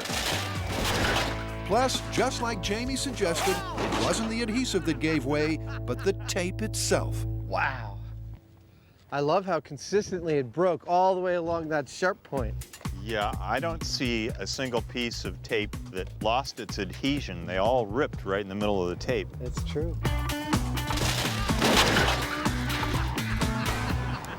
Yet again, tools and materials used in ways for which they were never intended. In the case of duct tape, if you've got enough of it, you could move the world. Not a bad way to spend the afternoon. How did you know that what we did would cause the quote-unquote zipper effect, and how did you know that we'd get it within a few minutes? First off, anytime you have a collection of fibers and duct tape or rope or anything like that, I've never seen a rope pull and then just immediately sever. It's all like ding, ding, ding, ding, ding, Right, ding, right, and it right. goes. As to whether it was going to take a few minutes or not, you could kind of see that it was straining under the load. You tended not to like to make predictions, but in this case, you not only made one, but it was absolutely spot on. I don't know. I generally avoid them. Okay.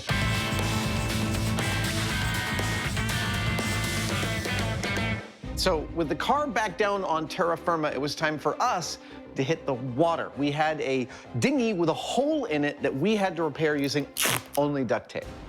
Yep, just plain old duct tape between us and Davy Jones' locker. You knew Davy Jones, right? He did. Well, if we're going to repair a hole in a boat with duct tape, then obviously we're going to need a boat with a hole in it. We've got a boat. It doesn't yet have a hole, but I'm about to remedy that.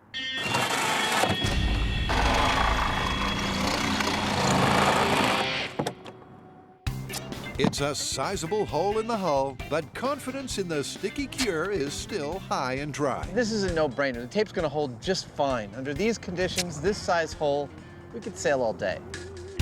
However, Jamie Glass Half Empty Hyneman is prepared for the If worst. you're going to get in a leaky boat, you need to remember a couple of things. The first one is a life preserver, All right, let's put this puppy on the water.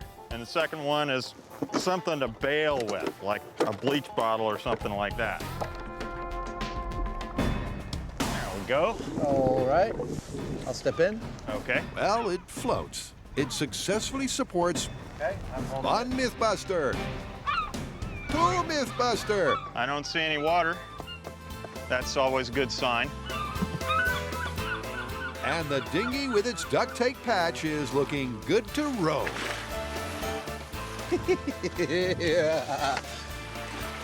Plus, it's also standing the test of time. Should have brought my fishing pole.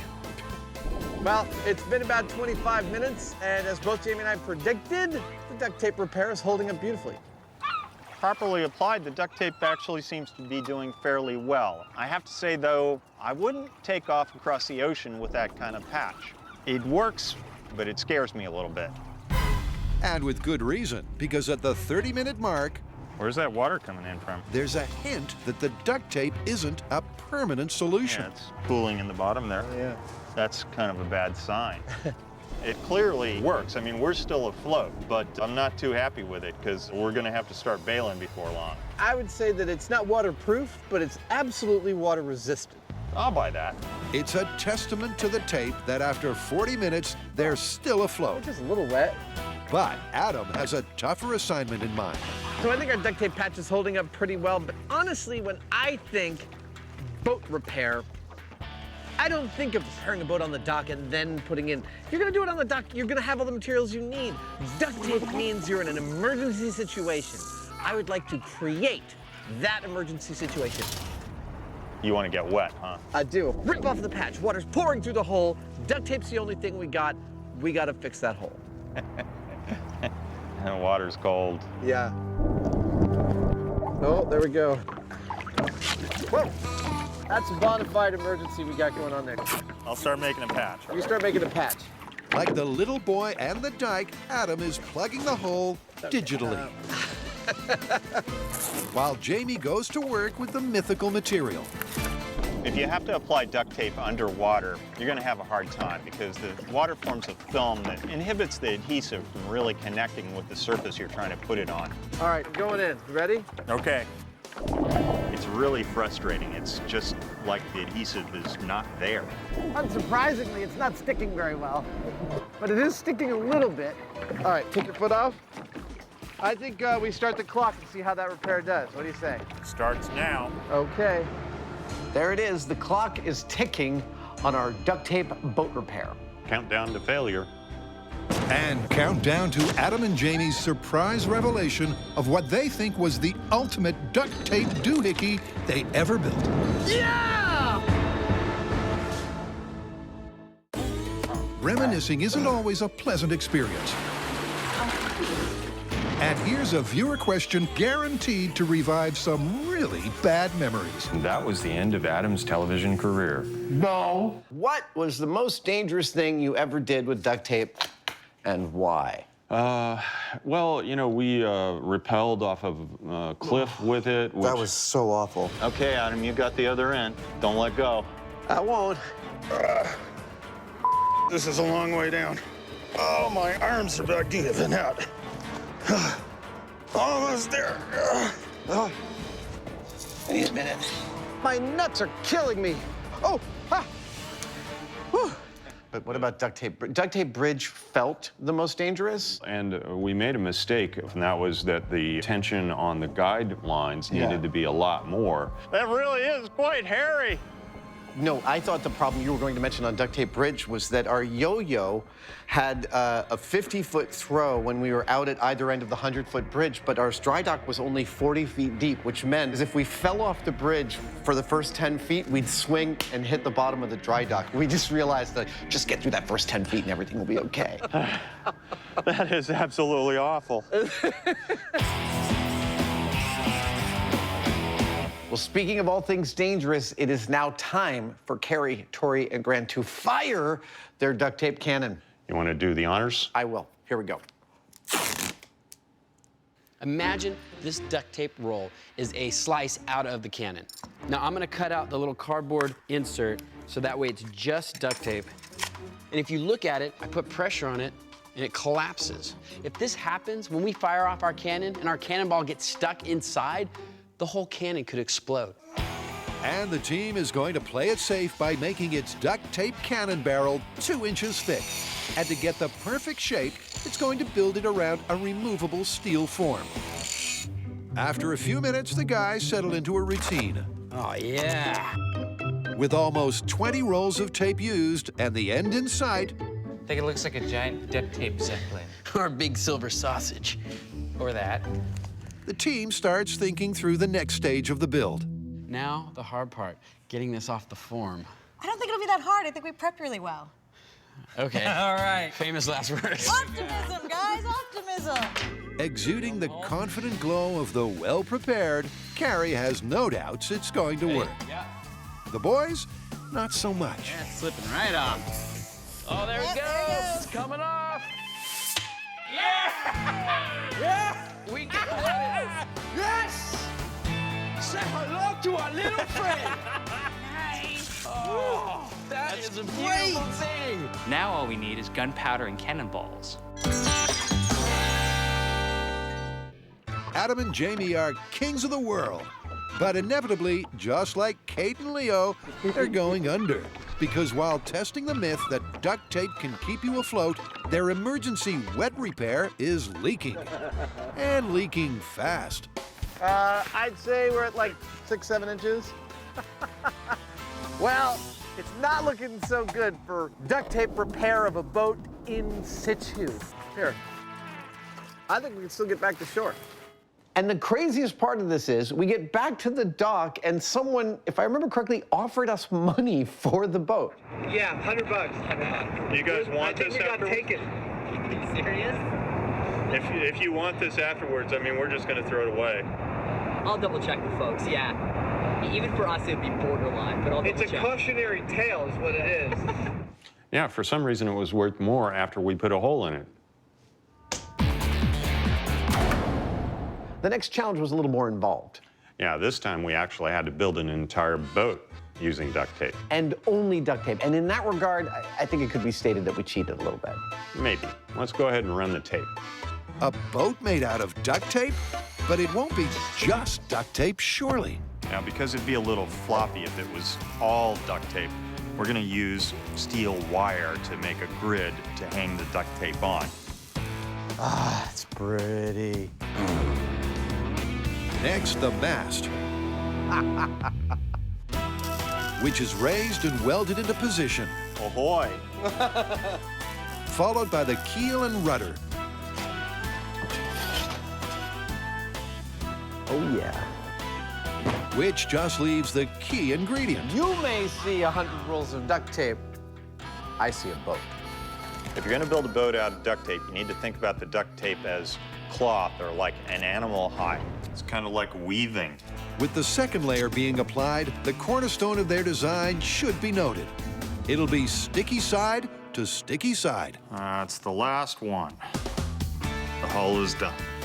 The double adhesive layer forming what the guys hope will be a waterproof bond. But they're not quite done yet. They need a sail. And in a classic Mythbusters moment, we reduce the next hour of hard work and problem solving to a crisp 10-second montage.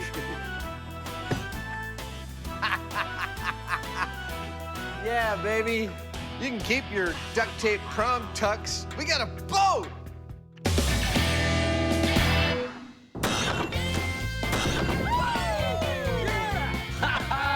It went over 500 yards! Tori, Grant, and Carrie's real steel cannon can. Now we have a target for our duct tape cannon. Now I'm hoping we get the same sort of distance out of this because this would be a really nice addition to our arsenal. All right, the fuse is lit. It looks good. So this is it.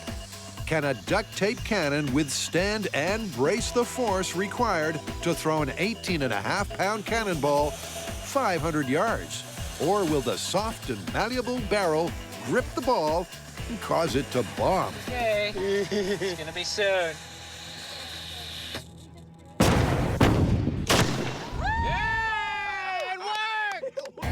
It worked. It's gorgeous. Look at that. There's no deformation. Everything is still pretty much intact. And we launched the ball pretty far. You know what that looks like to me? Confirmed. Yeah, absolutely. It didn't go as far as the regular cannon, but it did work. That's right. No explosion, and it went the distance. Confirmed. When in doubt, more duct tape. So what, did you think it was gonna work? No, there is a reason, and a good one, why they make cannon barrels out of thick, heavy-walled steel and iron and not duct tape. But how did you like our boat? Well, I was pretty confident it was gonna work, although I was prepared to get wet. Little did I know that it was gonna be because we were going so fast that it was splashing all over the place. That was awesome. But awesome enough to be Adam's ultimate ulterior use for duct tape? We're just about to reveal all. What is your all-time, hands-down, favorite thing you built on the show with duct tape?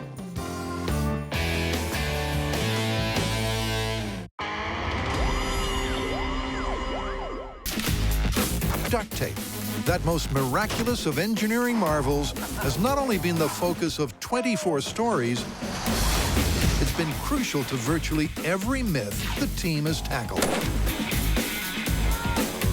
It's built 5 boats, 1 bridge, and several hats. Almost 5,000 rolls, more than 83 miles of the sticky stuff have been pressed into service for science. Cheers! Duct tape, we salute you.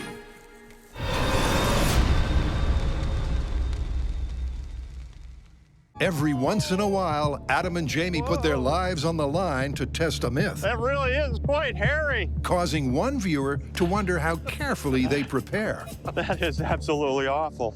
Okay, here's another one. How much R&D goes into your builds, or do you just show up and wing it? Yeah, that's a good question. Well, it depends on the build. Yeah. Some things are technically very difficult and require a lot of research before we get into it. I mean, that was one of the things you got, is you got the ability to smell the tough stories coming down the pike, like swimming in syrup. This stuff feels completely bizarre. 1862. That was respectably close. We started working on that months before we shot because we knew that how complex it was going to be. Yeah. But then there were others, like trying to engineer the trebuchet, where we had a rough idea, but we showed up with as little of a plan as possible in order to just like wing it during the day. That's a successful firing of a duct tape trebuchet. And nothing fell apart. Sometimes we wing it, sometimes we'd show up with tons of research being done. But the goal was always to let something happen interesting on camera.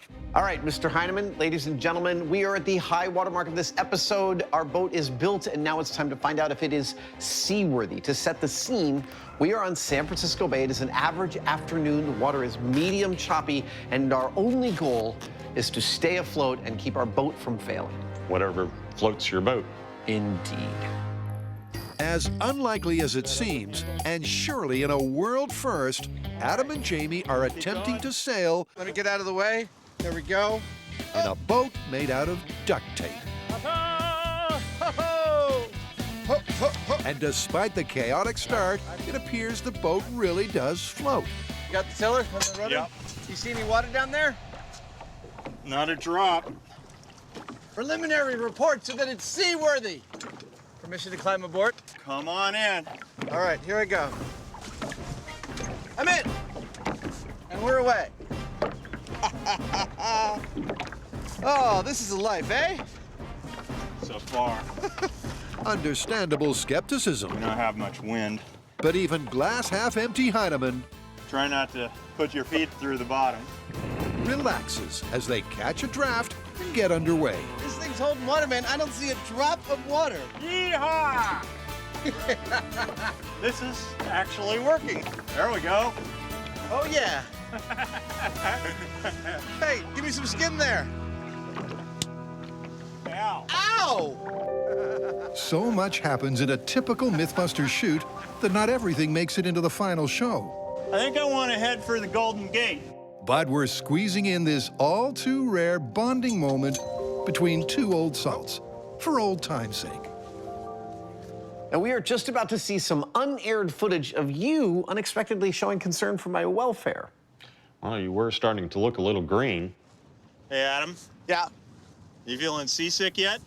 No, I don't get seasick in little boats. We'll see about that. Oh, you want to try and make me seasick? Oh! You doing that on purpose? No. Fear not, there have been many, many times throughout the course of making Mythbusters that my weak stomach has figured into our story. Well, that's great. Adam's doing his best right now to help us attract more sharks. Scotty, I need more power. I'm giving it all we got, Captain, but I just can't push it any further. They've managed to make a sailing boat out of duct tape. I think the key to it is making one nice piece of fabric out of the whole skin. Adhesive to adhesive was miles ahead of just putting tape on any which way. So with a couple of days and a couple dozen rolls of duct tape, we set ourselves the task of making a viable, seaworthy vessel. And while it's true that failure is always an option, I have to say success is pretty sweet. Well, Adam, you know what they say. Yeah? Whatever floats your boat. I somehow didn't think it was going to be duct tape, though. And so, to the question that so many fans want an answer to, which one of these crazy contraptions remains nearest and dearest to the hearts of our middle-aged daredevils? What is your all-time, hands-down, favorite thing you built on the show with duct tape? Honestly, my favorite was the last boat we built, was my last duct tape raft for the level 5 rapids. It was also like riding kind of like a stuffed animal on the water. Oh, yeah! Oh! Whoa! Whoa! I would say it was the duct tape sailboat. I was proud of that boat. So was I. It not only looked the part, but it was super, super seaworthy. That was actually pretty durable. It really was. We had that hanging in the shop, you know, for 5-8 years or better, and it still would have sailed us right out of the bay. Right off the bat. And that was the first boat we built. But it wasn't to be our last one, was it? No, it was not. Thank you for joining us, everybody. We hope you enjoyed that as much as we did.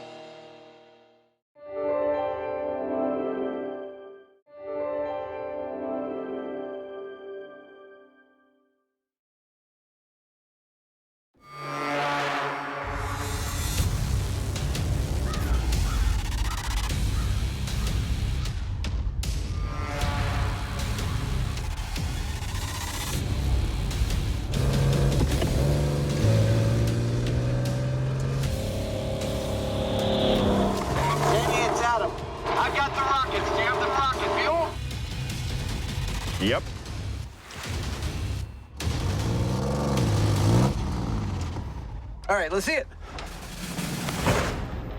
What? Gummy bears? Yep, it's a fan favorite. All right, let's do this thing.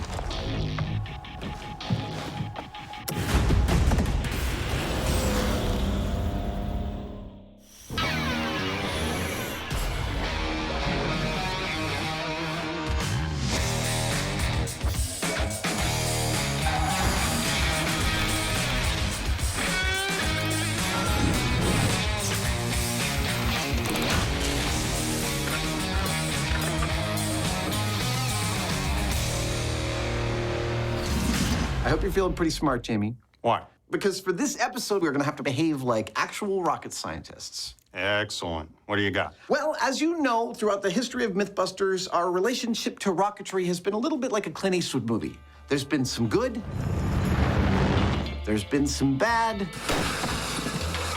and a whole lot of the ugly. This episode, we hope to put it all together for an awesome fan favorite myth about non-standard rocket fuels. I'm gonna go out on a limb here and guess that it's gummy bears? It is, Sherlock. You're absolutely right. Well, they do have a lot of calorific energy. Right, and if it's true, just imagine we could fly to the moon on a rocket tail of pure, sugary goodness. That I like. I thought you would. Ignition sequence start. Rockets, a crowning, majestic technological achievement. Liftoff. We have a liftoff. Their harnessed explosive energy is capable of taking us out of this world. Eagle has landed. This potential has led the Mythbusters to fire a fearsome variety of rocketry. And they've learned a thing or two. Holy crap, run! Rockets are bombs with wings. Total explosion upon ignition. And a successful launch generally requires real rocket fuel. Woo! So to test this fan-requested tall tale of gummy bear-powered propulsion, let's get things rolling with our resident rocket scientist. Since we will be building rockets all episode long, we thought it was important to start by defining our terms. This is not an unreasonable depiction of the kind of rocket we'll use. Fiberglass body, about 7 feet long, but it's the inside that really sets it apart. Now, the business end, where the exhaust comes out, is called the fuel grain, and the fuel grain of this rocket, like our Civil War one, is made of paraffin, but it's what sprays into the fuel grain that makes this a hybrid rocket, and that is this, a pressurized canister of liquid oxygen, or LOX. Now, when the LOX is sprayed down through the paraffin and ignited, it burns very fast and very hot, and when it sprays out that nozzle, it causes a reaction which sends this rocket into the sky. The only difference between this hybrid rocket and the one we'll be making is that ours will be powered by delicious, delicious candy. Oh, that one tastes powerful. That's the hybrid hardware. But the fable is fuel-focused. So it's out with the standard paraffin wax and in with the edible alternative. Question is, how do they make a fuel grain out of gummy bears? So this is how this whole thing works. This is the rocket engine liner. Now we're gonna fill this with gummy bears, but we're not gonna fill it solid. We need to actually have a tube down the middle through which the liquid oxygen will flow. So to create that, I'm gonna insert this white plastic tube with a spacer disc so it's held in the middle. We put the gummy bears in there and we're good to go. Hello. Oh, hey. Are we ready for this? You got the mold? With the mold made, the guys start by simply jamming the gummies in manually. Although this won't be their only method of making the fuel grain. Oh, I'm getting close. Packing them in so tightly means there's more energy per cubic inch. This episode is sponsored by the American Dental Association. But removing any air pockets is important too. In our experience, air spaces in a rocket fuel grain are bad because they're places where the burning can propagate and create too much surface area. Shove your candy in that hole. Everything about a rocket burning is about controlling the burn. And when you have too much surface area, that burn can get out of control, and really its failure mode is to blow up your rocket. And that's bad. And there we go. All right. Feel how heavy that is. That is, wow, that's like 12 pounds, 10 pounds? Yeah. Wow. Let's freeze it. Freezing means that when the spacer is removed, the gummy bears will retain that crucial central cavity. You don't want to know what's in here.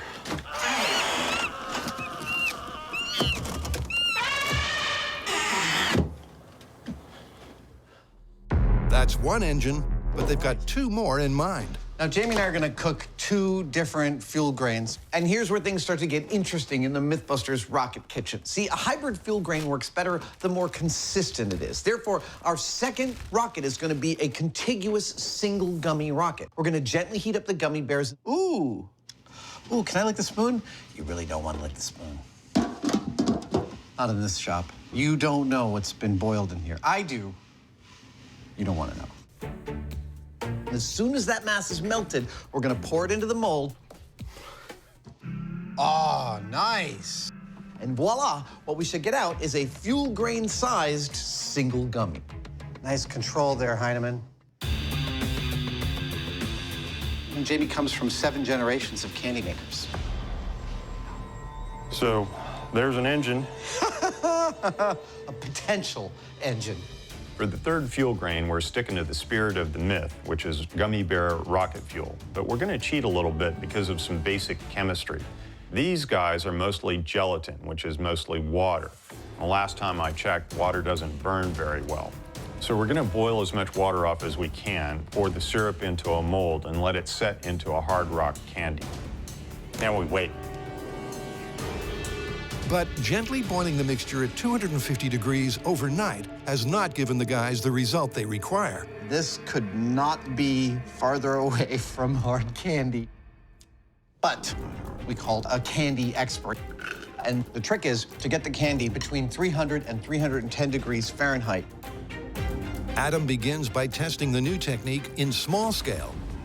And things are getting a little more serious.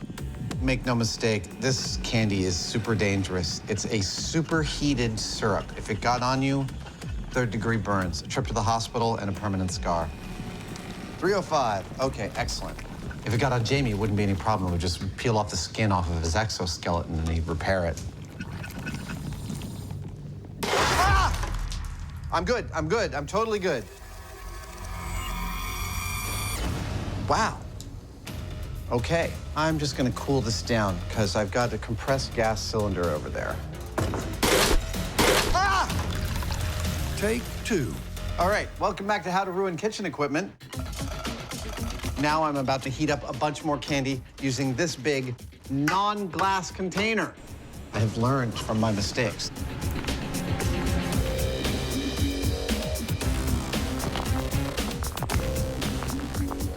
Wow.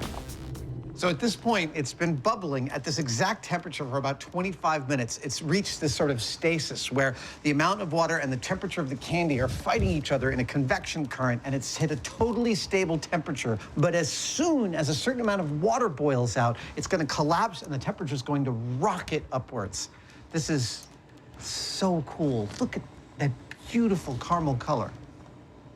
This is the best rocket science I've ever participated in. Okay, tell me what to do. Just hold on to that while I pour. And given the potential dangers, the Hyneman steps in to help with the handling of the superheated syrup. Oh, that's awesome. Jamie, I think this might be the worst mess I've ever made in your shop. I don't know. You'd have to think about it. I'd have to think about that. You've made some pretty significant messes.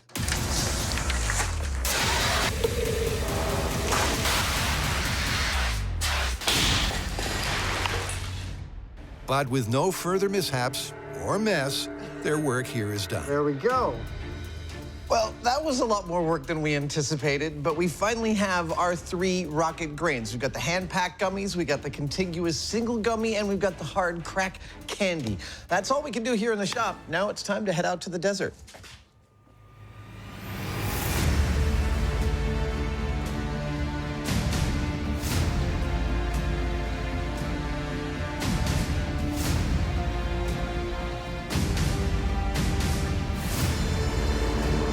Now, as anyone who makes gummy bear rockets will tell you, actually, we might be the first, but as we'll tell you, once you've completed your gummy bear rocket, you're going to need a place to fire it. And in the Mojave Desert, at the edge of the Cohen Dry Lake bed, we are on the compound of the Friends of Amateur Rocketry. This is it. The middle of nowhere. What makes this place so special is not only their incredible expertise in rocketry, but it is on this exact location we fired the Chinese rocket share more than a decade ago.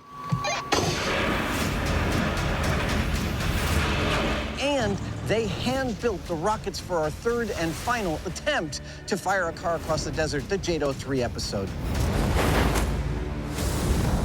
Welcome to the Mythbusters Mojave HQ, the launch pad location for some spectacular rocket science research. Can gummy bears really fuel a liquid oxygen hybrid rocket? 3, 2, Coming up, it gets real. 1!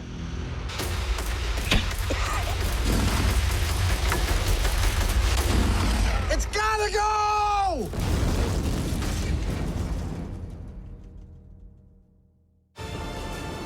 Majestic and magnificent.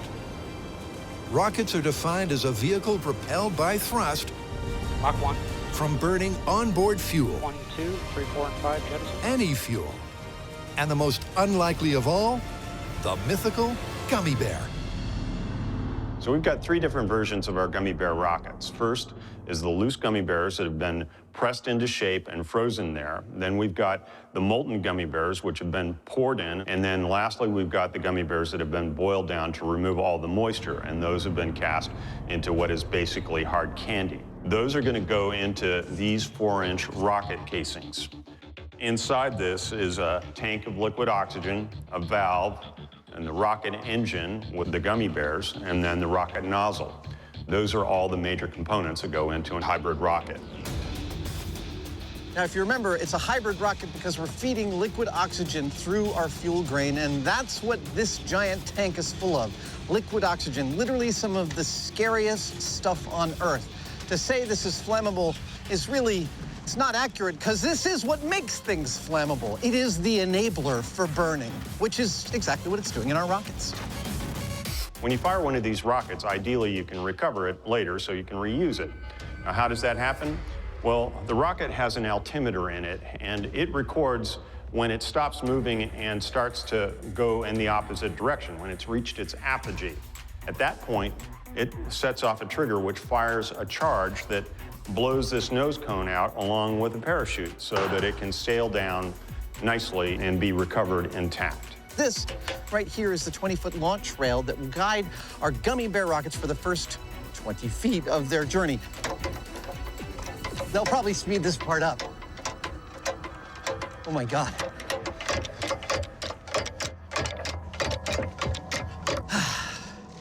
There we go. Our rocket goes here, and it goes in that direction. And this makes sure that it gets off on the right foot. With the locks and rocket casing ready to roll, cue the first fuel. Hand-packed gummies. Isn't that pretty? That is gorgeous. So the gummy bear fuel grain is going into its housing.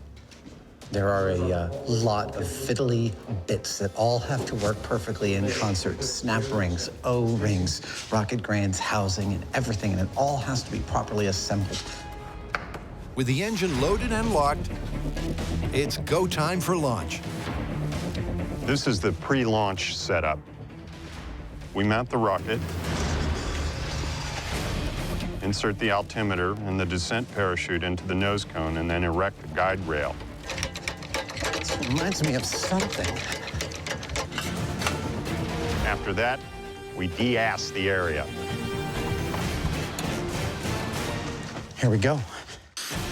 Because just as our bomb squads are the only ones qualified to do the final capping in of explosives, our rocket techs here are the only ones qualified to work with the super unstable liquid oxygen. Once they have the locks in place, they put in the ignition system and the countdown sequence begins. It ends, of course, with me counting from 5 to 0, and I hit the launch button. The moment I do, an igniter starts a little fire in the base of the rocket. At the same time, a valve opens up and liquid oxygen begins to spray down the middle of the core of our fuel grain. It is ignited by that flame and hopefully also in turn ignites the fuel grain, causing a chain reaction of explosive force that sends the rocket skyward. The system is armed, theoretically. All right, prediction time. Loose gummy rocket motor, I don't think it's going to work that awesomely. I think you also agree with me. But here's the thing on Mythbusters. It is easy to get too clever too quickly and to miss stuff along the way. So we always want to start with the dumbest possible thing just to see if there's anything that we can learn. We've got the Gummy rocket and the hard candy rocket to test after this. So I think it's fine if this one ends up going which is what I expect. This is it. Will hand-packed gummy bears be a viable rocket fuel? 2, 1.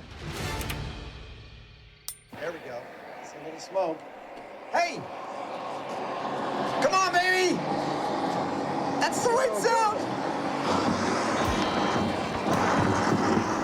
That's the sound of the engine not working. That's the sound of failure.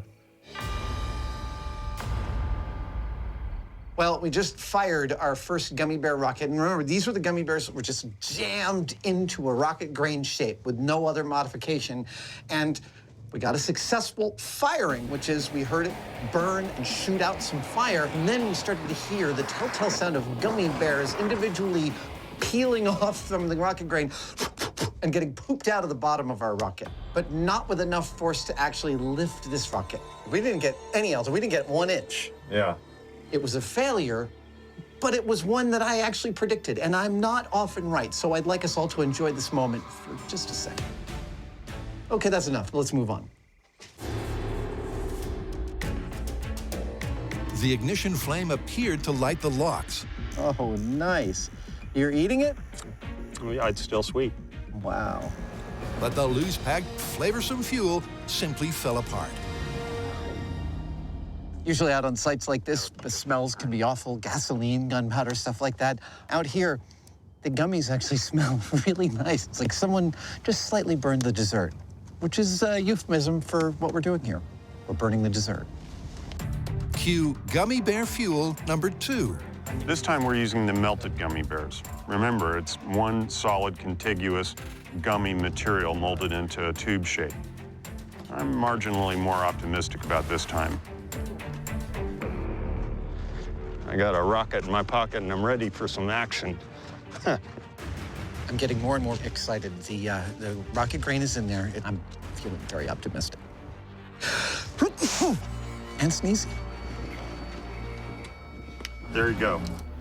Just want to point out, about 106 degrees Fahrenheit out here right now. I don't mind telling you, it's hot.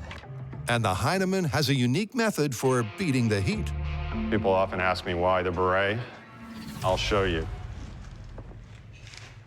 It's about 110 degrees right now, and I don't care. With the rocket ready for launch, back at Mission Control, it's countdown number 2. All right, here we go, folks. Arming the system. Gummy bears are go. Launching in 3, 2, 1. Ooh, ooh. Go, go, go. Come on, come on, come on. Go, go, go. What? That. That didn't look good. No. That was the opposite of something happening. Yep, that was a misfire. Hybrid rockets really are a tricky, temperamental technology. I'm not even sure we got a genuine ignition of the fuel on Yeah. Several volatile and precise components have to be in sync, and that's with an ideal fuel. So we had a little bit of a misfire because our igniter, which is supposed to make an aggressive burst of flame to be able to light up the inside of the rocket engine, well, it was a little too aggressive and it blew itself right out of the engine instead of lighting it off. So we're gonna put another one in there, fill the rocket back up with liquid oxygen, and try it again. Launching 3, 2, 1, launch. I see smoke. Oh, that sounded good. Come on, come on. Get up the monument. I hear it. That sounds better than the last one. Flame and no movement, though. No. I'm sad. from our bunker, we pushed the ignition button. And first, we saw the igniter smoke. And then, as they released the liquid oxygen into the chamber, we heard this telltale sound that really typifies a hybrid rocket, which is kind of a... And then there's this hum. This... That right there tells you you're hearing a hybrid rocket fire. Unfortunately, it did not have enough thrust to lift this rocket even an inch on its stand. Yeah, well, it's science, baby. Now, gummy bears may work like rocket fuel when you put them in little kids, but for us, not so much. And that's why for the next round, we're going to be using gummy bears that we've boiled down to remove all of the water, leaving only the sugar. And we're hoping that we'll get a better result out of that.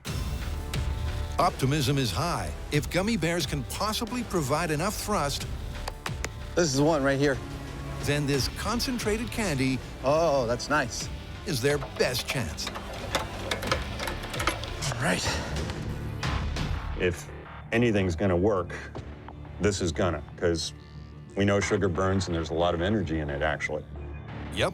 1 pound of sugar contains 7,700 kilojoules, meaning this fuel grain with 12 pounds of concentrated candy has the potential to lift a 50-pound rocket several thousand feet into the air. All right, my hopes are all pinned on a large tube of hard candy. But will it burn? Here we go. And will it convert that energy to thrust? Launching in 3, 2, 1.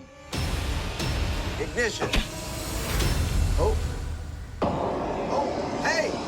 Come on, baby! I saw light coming out of it, so yeah, it's burning. I see flashing out of it. Come on!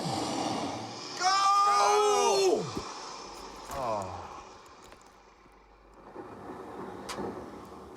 A duck. Houston, we have all the problems. Well, I think that is pretty definitive. Gummy bears do not a viable rocket engine make. We have tried compacted regular gummy bears unmodified. We've tried melted gummy bears with a big gummy rocket grain. We've tried gummy bears cooked until they are hard rock candy. And although each one gave us a progressively better ignition with more of that hybrid sound, none of them caused this thing to lift even 1 inch on the rocket stand here. That's it.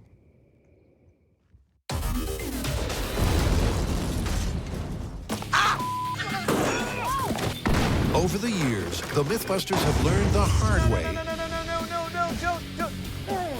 that failure is a valid result. 1, ignition. And with a lack of thrust, Go! gummy bear rocket fuel is looking like a bust. A duck. But come on, you know us. We're not gonna give up just yet. We're gonna fire the hard candy rocket one more time. And we're gonna add a soupçon of, shall we say, encouragement to help it go a little more vigorously. What I'm doing is I put a spray adhesive down the throat of this and then pour gunpowder on it, and it coats the inside of the rocket engine. So when we stick the igniter in there, the whole surface is ignited nicely. That should be good to go. so with an even sprinkling of black powder in place to help initiate ignition, the guys are shooting for one last shot at gummy glory. So we've tried all our different versions of gummy bears, and nothing has worked yet. This one right here has got to work. It's now or never. All right, Mr. Hyneman, are you ready? I'm ready. Here we go. Here we are, launching the hard candy rocket. 3, 2, 1, launch. Yep, come on, baby. Come on! It's gotta go!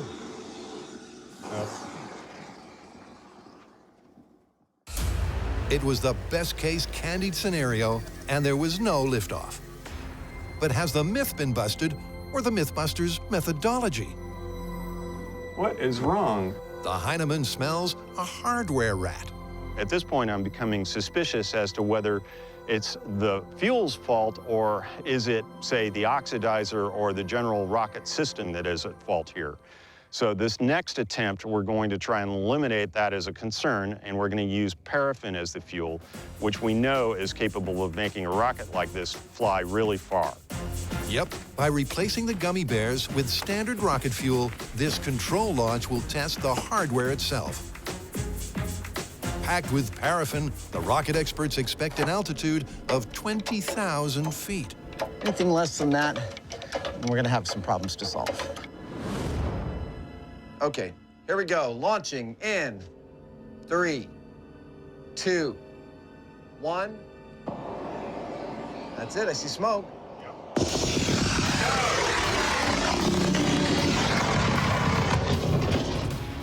Oh. That's clearly not the high altitude expected.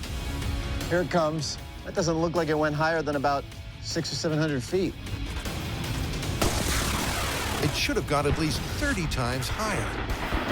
After the failure of all of our gummy bear rockets, we fired off this paraffin rocket as a test of our hardware and technology, and it flew 675 feet. That is unremarkable. That is a pretty clear marker that we need to review our hardware and our technology before proceeding. Well, the rockets just aren't working.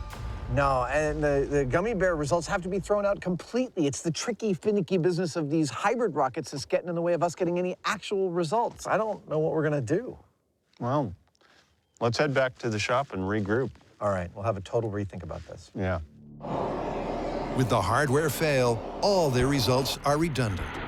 All they've proved so far is they're facing one of the most challenging experiments in Mythbusters history. So it's back to the shop and square one. So these are the parts we were trying to use in the desert. We've got your gummy bears here, we've got your oxidizer, pressurized tank here with the valves and the touch the ignition systems. Look, I think we just bit off more than we can chew. We are moving on. Instead, we're going to use a solid rocket motor like this. It may not look like that much, but it's actually a very carefully prepared mixture of fuel, oxidizer, and a binder to hold it all together. Now, it's nice and simple because, in theory, all you do is light it and off it goes. We're going to make our own version of it using gummy bears as fuel along with the same oxidizer and binder. Solid rockets. They've ejected Buster's Bond seat, powered JATO, and fired the Huacha. They're simple and effective. But producing fuel grains like this is not only time-consuming and difficult, but you need a special license, which neither Jamie nor I possess. So what we're going to do here is to turn these gummies into a powder. There we go. And then send them off to a specialist who will produce for us fuel grains that look like this. The specialists require the fuel as a fine, dry powder. 3, 2, 1. And to convert the gummies, Adam has hit upon a technique that doesn't involve large quantities of lethal lava-like syrup. Seems like it's working spectacularly. Okay, I'm gonna use a coffee grinder to make them even more powdery. Dude, look at that. That is a super fine powder that used to be gummy bears. That's exactly what our Rocketeers want. Time to make a whole bunch more. While Adam ramps up production on his gummy bear crystal method, Jamie is, well, being Jamie. Look, I'm loving the technical challenge of making a gummy bear-powered rocket, and if it works, cool. But let's face it, ultimately, there's no real practical application for it. So I'm gonna make a second fuel powder, one that could conceivably be useful. Oh, God. That's awful. I'm gonna use poop. It's a pretty disgusting sequence up next, so you might want to put down your snacks. Yep, Jamie's moving on from the myth and is thinking ahead. He's looking into the future of space travel. No, really. Oh, man, that's nasty. And like Adam, his first step is to turn his potential fuel into a dry powder. First, I'm gonna dry it out up here in the sun, which has the added benefit of keeping the stink out of the shop. It's already giving me nightmares.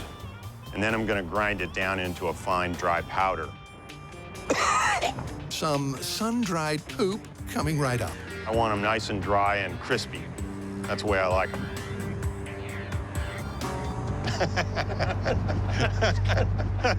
processing dog waste into powder is one thing, but the big question is why? Look, I know it sounds kind of crazy, but crazy is kind of Jamie's MO. I have no idea if this is going to work or not, but we'll soon find out. Whenever he can design a system that has no waste whatsoever, where he's expended just enough energy to get the job done and no more, he is the happiest. Well, it's definitely breaking it up. And where does that philosophy reach its zenith? In space. Astronauts are already drinking their own urine, after filtering. With Jamie's plan, they'd also be using their feces as rocket fuel. What could be more efficient? So, while it sounds crazy, there might just be something to this. It may have seemed like a gag to make you gag, but typically, by focusing on the details... Tell you one thing, this rocket better work. Jamie's actually thinking big. So with the gummies and poop powderized... Yep, that's pretty well ground up. It's packaged and sent off. After the dangerous process of combining it into a solid motor is complete, it'll be back to the desert for a date with detonation.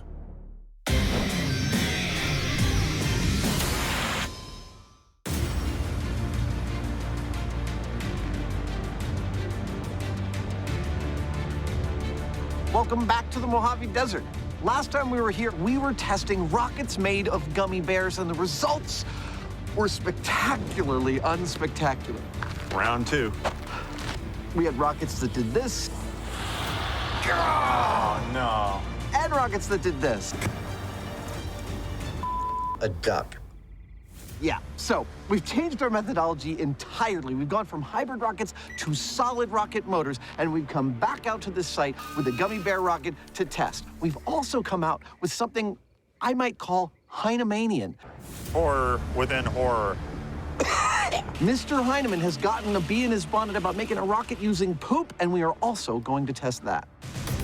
Last time we saw the sweet and sour fuel, they were powderized and sent off to the rocket scientists. And here is what they did with them. They turned them into two official rocket motors, one made out of gummy bears, one made out of poop. Barely worse than the gummy bears. Yep, they've been converted into solid rocket propellant. It looks like this.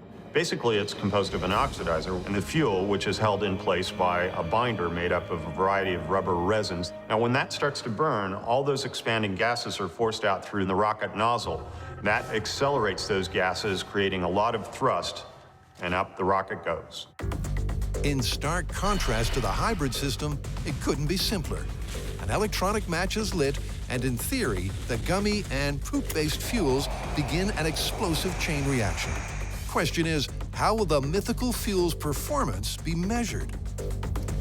It's almost time for launch. Now, our first launch is surprisingly not going to be either a gummy bear rocket or a poop rocket. It is, in fact, going to be a control launch of a best-case scenario rocket, otherwise known as a rocket. Big rocket coming through. It has the ideal mixture of fuel, binder, and oxidizer. Okay, in goes the engine with standard rocket propellant. And it will give us the best case scenario of how high a rocket can go of this size and weight. All right, well, that's it. Let's put it on the rail. All right.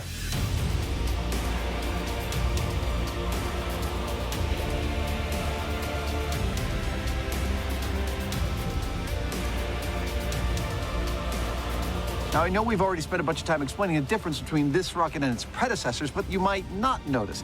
We've got 3 cameras attached to this rocket so that we can see the rocket's eye view of its own launch. That's pretty cool. Oh, yeah, I remember. This part sucks. There we go. She's up. The propellant in this rocket is a standard formulation that has been optimized for its performance. Now, we're going to use it as a control or a benchmark because when we send it up, we're going to record the maximum altitude it reaches. Then when we send up our gummy bear and our poo rockets, we'll also record how high they went, and that'll give us a solid point of comparison. All right, you ready? I'm ready. Okay, here we go. Mythbusters solid rocket motor control in 3, 2, 1.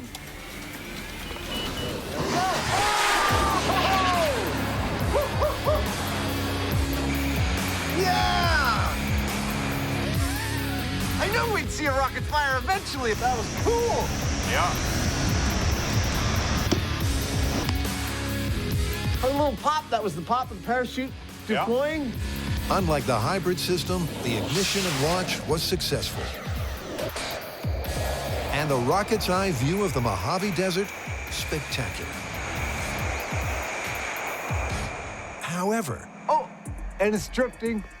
It's drifting a lot. Proving once again that rocket science is, well, rocket science, wind conditions were less than ideal. All right, let's go get our rocket. During ascent, the rocket was pushed significantly sideways. We might be wandering here for a little while. But after a successful search and rescue, they head back to base, where they discover it reached 4,133 feet. But more detailed data reveals a potential problem. So we had a good launch, but the telemetry and GPS is telling us that we had a lot of lateral drift that may have compromised our data. Because if that curve was straightened out, it might have actually given us a higher altitude. So we've got another one of these rockets. Control test number 2. And we're gonna go again just to be sure. Yep, to ensure all the launches have equal conditions, they wait until the wind dies down. All right, let's do this. You ready? Yeah. This is control number 2. Firing in 3, 2, 1, launch.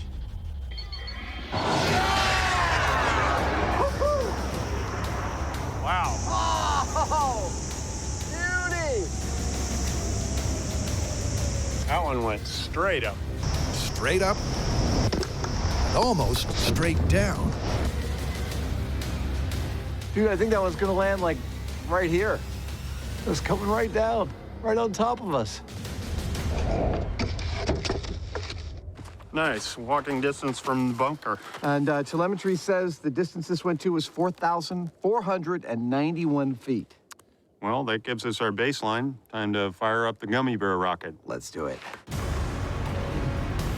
Unaffected by wind, control number 2 went almost 400 feet higher, and the benchmark for gummy bears has been established.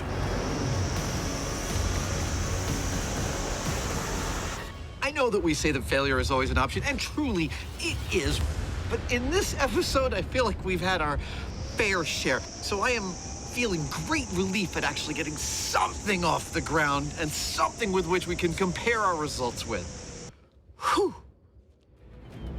The rocket propellant we've been using is 77% ammonium perchlorate oxidizer and 23% fuel mixed with a rubber binder. Now we're replacing that fuel component with gummy bear powder. In goes the Gummy Bear motor. What we're looking to find out is how the gummy bear fuel component compares to the conventional fuel component. Good to go. It's been one of the most technically challenging experiments in Mythbusters history. But this is it. The gummy bears are good to go. You know, Jamie, not many people know this, but gummy bears are actually the poop of baby unicorns. Really? Yeah. No one's ever gotten close enough to figure out how their sphincter makes that bear shape, but little known fact. It's time for a prediction about gummy bears. Drum roll, please. Thank you. My prediction is that the gummy bears will actually perform as a rocket fuel. I don't think it's much of a stretch to believe that. They're sugar, that's a hydrocarbon that has energy, and from everything I understand about rocketry, which is a fair bit after all these years, I think they're gonna take off. I don't think they're gonna be as efficient as regular rocket fuel. I don't think they're gonna exceed it, but I think they're gonna perform pretty well. The key point of comparison for the energy and efficiency of the propellant will be the maximum altitude attained. All right, so this is it. You ready? Are you ready? I'm totally ready. Let's gummy the sky open. Conventional propellant launched this 8-foot rocket with 50-pound payload to 4,491 feet. How will the gummies go? Gummy Bear rocket in 3, 2, 1. There it goes. We have ignition.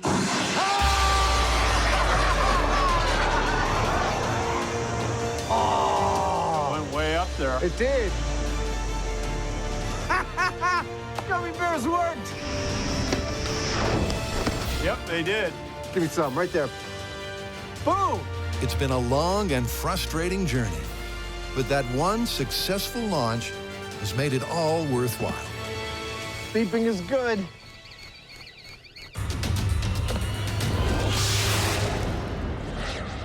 Go for main engine start. 2, 1. Booster ignition and the final liftoff of Discovery. Rocket science is knife-edge sensitive technology, harnessing an explosive chain reaction for propulsion has its pitfalls.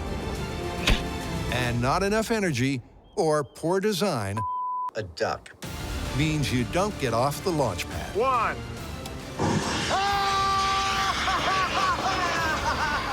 But how did the Gummy Bears and their sinister black vapor trail perform? Boom! After finding the landing site, Beeping is good. That is beautiful. it's the mythical moment of truth. It flew, it's true. But how did it perform compared to real rocket fuel? So when you decode the altimeter, it says that our Gummy Bear rocket got up to 3,691 feet. That's pretty respectable. Only respectable? So gummies flew, man. They ignited, they shot into the sky, flew almost 3,700 feet into the air. That was awesome. What does it mean? Is it time to break out the champagne and call NASA about our new rocket fuel? Let's slow down just a little bit and take a look. Here's the thing. The whole point of real rocketry is to maximize thrust and efficiency to get the largest possible payload as far from Earth as possible. So the discovery of a rocket fuel that is less efficient than the fuel we currently use is not really cause for celebration. It's more a reason to celebrate rocketry's flexibility, let's say. I'm going to say this one is plausible. Yep, the sweet mythical snacks, carefully combined with a potent oxidizer and binder, had enough energy for liftoff. But in such a high-performance technology, 82% is merely viable and barely successful. Cue the Hyneman. Well, it was fun, and it actually worked. But let's face it, there's not really any practical reason to use it. There is, however, another fuel that, on the face of it, might seem just as frivolous. But in reality, it might just have a practical use in future space travel. Oh. All right, you might be forgiven for thinking Jamie has lost his marbles, but allow me to explain. What makes a rocket fly, what makes a good rocket fuel is a hydrocarbon because it burns well in the presence of oxygen, and poop is a hydrocarbon. Back in the shop, Jamie did some calorific testing of poop versus rocket fuel. 2,916 calories per gram. Even though it was several orders less efficient than rocket fuel, it's a lot easier to find than gummy bears. Up on the rocket, it's being made all the time. And on a rocket where every gram counts in terms of the energy expenditure, he might just be onto something.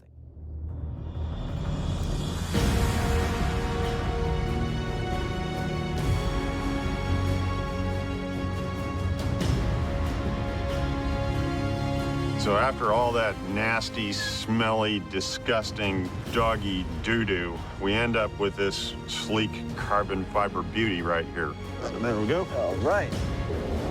Ladies and gentlemen, the first poo rocket coming out of Mythbusters. It's time to pronounce my poop rocket prediction. And I want to get this right because I don't want to poop the bed. I mean, rocketry is something that we do.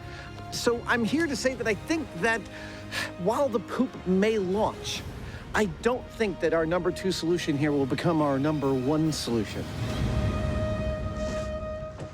Mind if I set this one off? Not at all. Be my guest.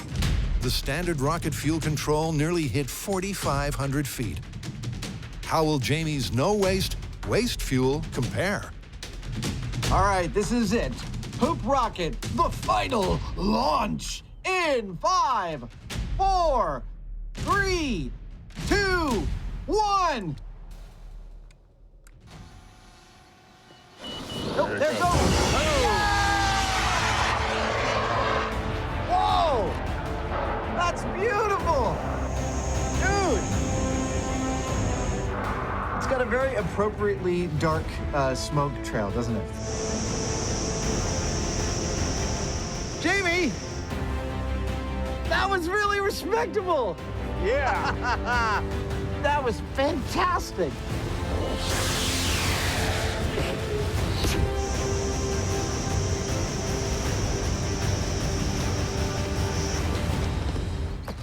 Oh!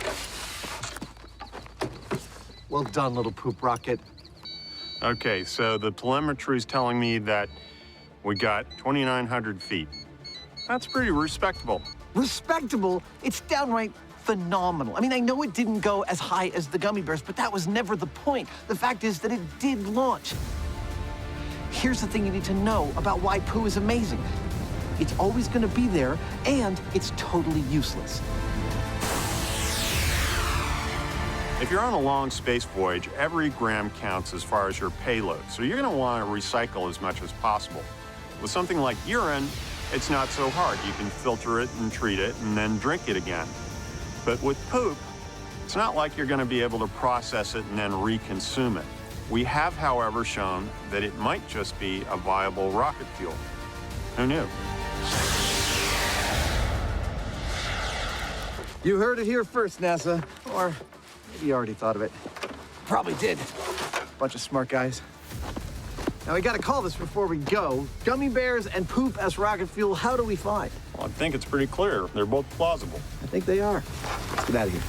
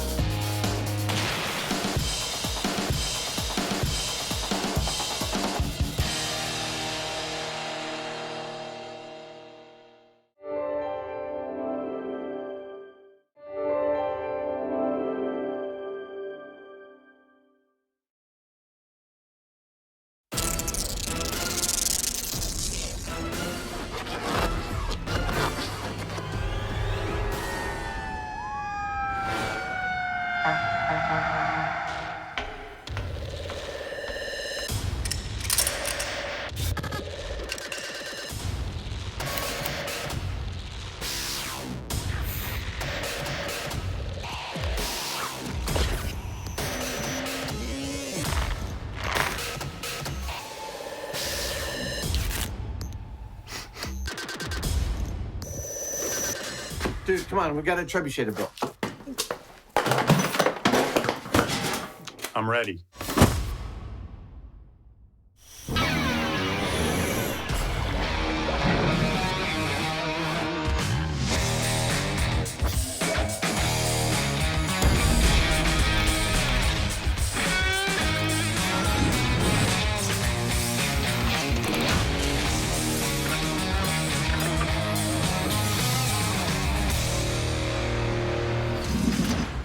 No season of Mythbusters would be complete if we did not devote an episode to our all-time favorite mechanical cure-all, the miracle material that is duct tape. We've built boats, more than one. Yeah! Bridges. That really is quite hairy. We've belayed off of cliffs. And we've picked up cars. And we picked you up, for that matter, and hung you upside down. Fun for the whole family. Exactly, which begs the question, what do we build in another episode devoted to duct tape? What haven't we made? And what did we come up with? Well, we will be testing whether duct tape is a viable replacement for a car's seatbelt and how well it holds up in an accident. So there will be some car crashing. But first up, we're gonna build a weapon of war. One from back when you were just a little tyke. I think we should make a duct tape trebuchet. That's excellent. It's got to be the ultimate test for duct tape's abilities. Plus, I've always wanted to build a trebuchet. So have I, and it's now or never. Let's get building. Okay. Our death ray doesn't seem to be working. I'm standing right in it, and I'm not dead yet. When it comes to ancient weapons of war, we hit the blue! The Mythbusters' 14-year history is loaded with fun and ammo. And in this epic duct tape spectacular, not only are they tackling the most mechanically intricate medieval weapon ever made, they have to stick it all together with nothing but their all-time favorite material. All right, I like this. But first, Adam puts the tape aside to work out how one works. All right, I think we have enough built now to talk about the component pieces of a trebuchet and how they work. Graphics, can you help me out? The main parts are the stand, the swing arm, and the fulcrum the swing arm pivots on. Now, the swing arm has a weight at one end and a sling at the other. And here are some important relationships. There's a relationship between the long part of the swing arm and the short part. That's 3.75 to 1. And the sling wants to be exactly the length of the long part of the swing arm. If you get all that right, apparently this thing throws farther than just about any other medieval weapon of war. The real long shot will be getting a full-size trebuchet to work with only duct tape to hold it together. So the weight here is the soul of the trebuchet. The gravitational pull of this weight down causes the whole mechanism to work. In the toughest duct tape task the team has ever tackled, that counterweight will eventually weigh 750 pounds and exert more than 3,000 foot-pounds of torque. That's a fully loaded trebuchet right there. Let's see what happens. I flung it into the ground. That's not ideal. That's not ideal at all. I love making these demonstration models. I hit the ceiling. Clearly, somewhere in the middle is my goal. It's often some of the most fun that I have on the show. I think I made too much of a cup. There is nothing better than being able to lay your hands on something, even if you're going to build it 10 times as large. It didn't let go. Why didn't it let go? What the hell? Slightly bigger nut, much bigger nut. There are all these different relationships. There's a relationship between the short part of the arm and the long part of the arm. Whoa! Okay, there's a relationship between the weight of the weight and the weight of the payload. I'm learning something. That's the exciting part. All of those relationships bear on exactly how far and how accurately these things throw. That's what I'm trying to determine and scale here. After several hours of hands-on tinkering, Adam has the mechanics nailed. Oh, yeah. Oh, yeah. And successfully launches his model. Wow. So with that knowledge under their collective belts, Jamie gets down to the nuts and bolts of construction, specifically figuring out how to replace the nuts and bolts with duct tape. So taking what Adam has learned about the trebuchet's action, my focus is going to be on construction logistics and dealing with the forces involved. At the pivot, our structure has to be able to handle in excess of 3,000 foot-pounds of torque. Now that's a heck of a lot of load for a few rolls of tape. More tape. Using triangulation lends itself to the abilities of the materials we have at hand. That's going to be frickin' strong. The compressive strength of the wood takes most of the strain, while the flexibility and adhesion of the duct tape allows us to create a series of bands to lock the whole structure together. One. And of course, the duct tape is also perfect for creating ropes and canvas-like materials for the sling. This is all tape and wood. That's all tape, and these are the beams that we'll be working with. Yeah, they're all to scale. Nice.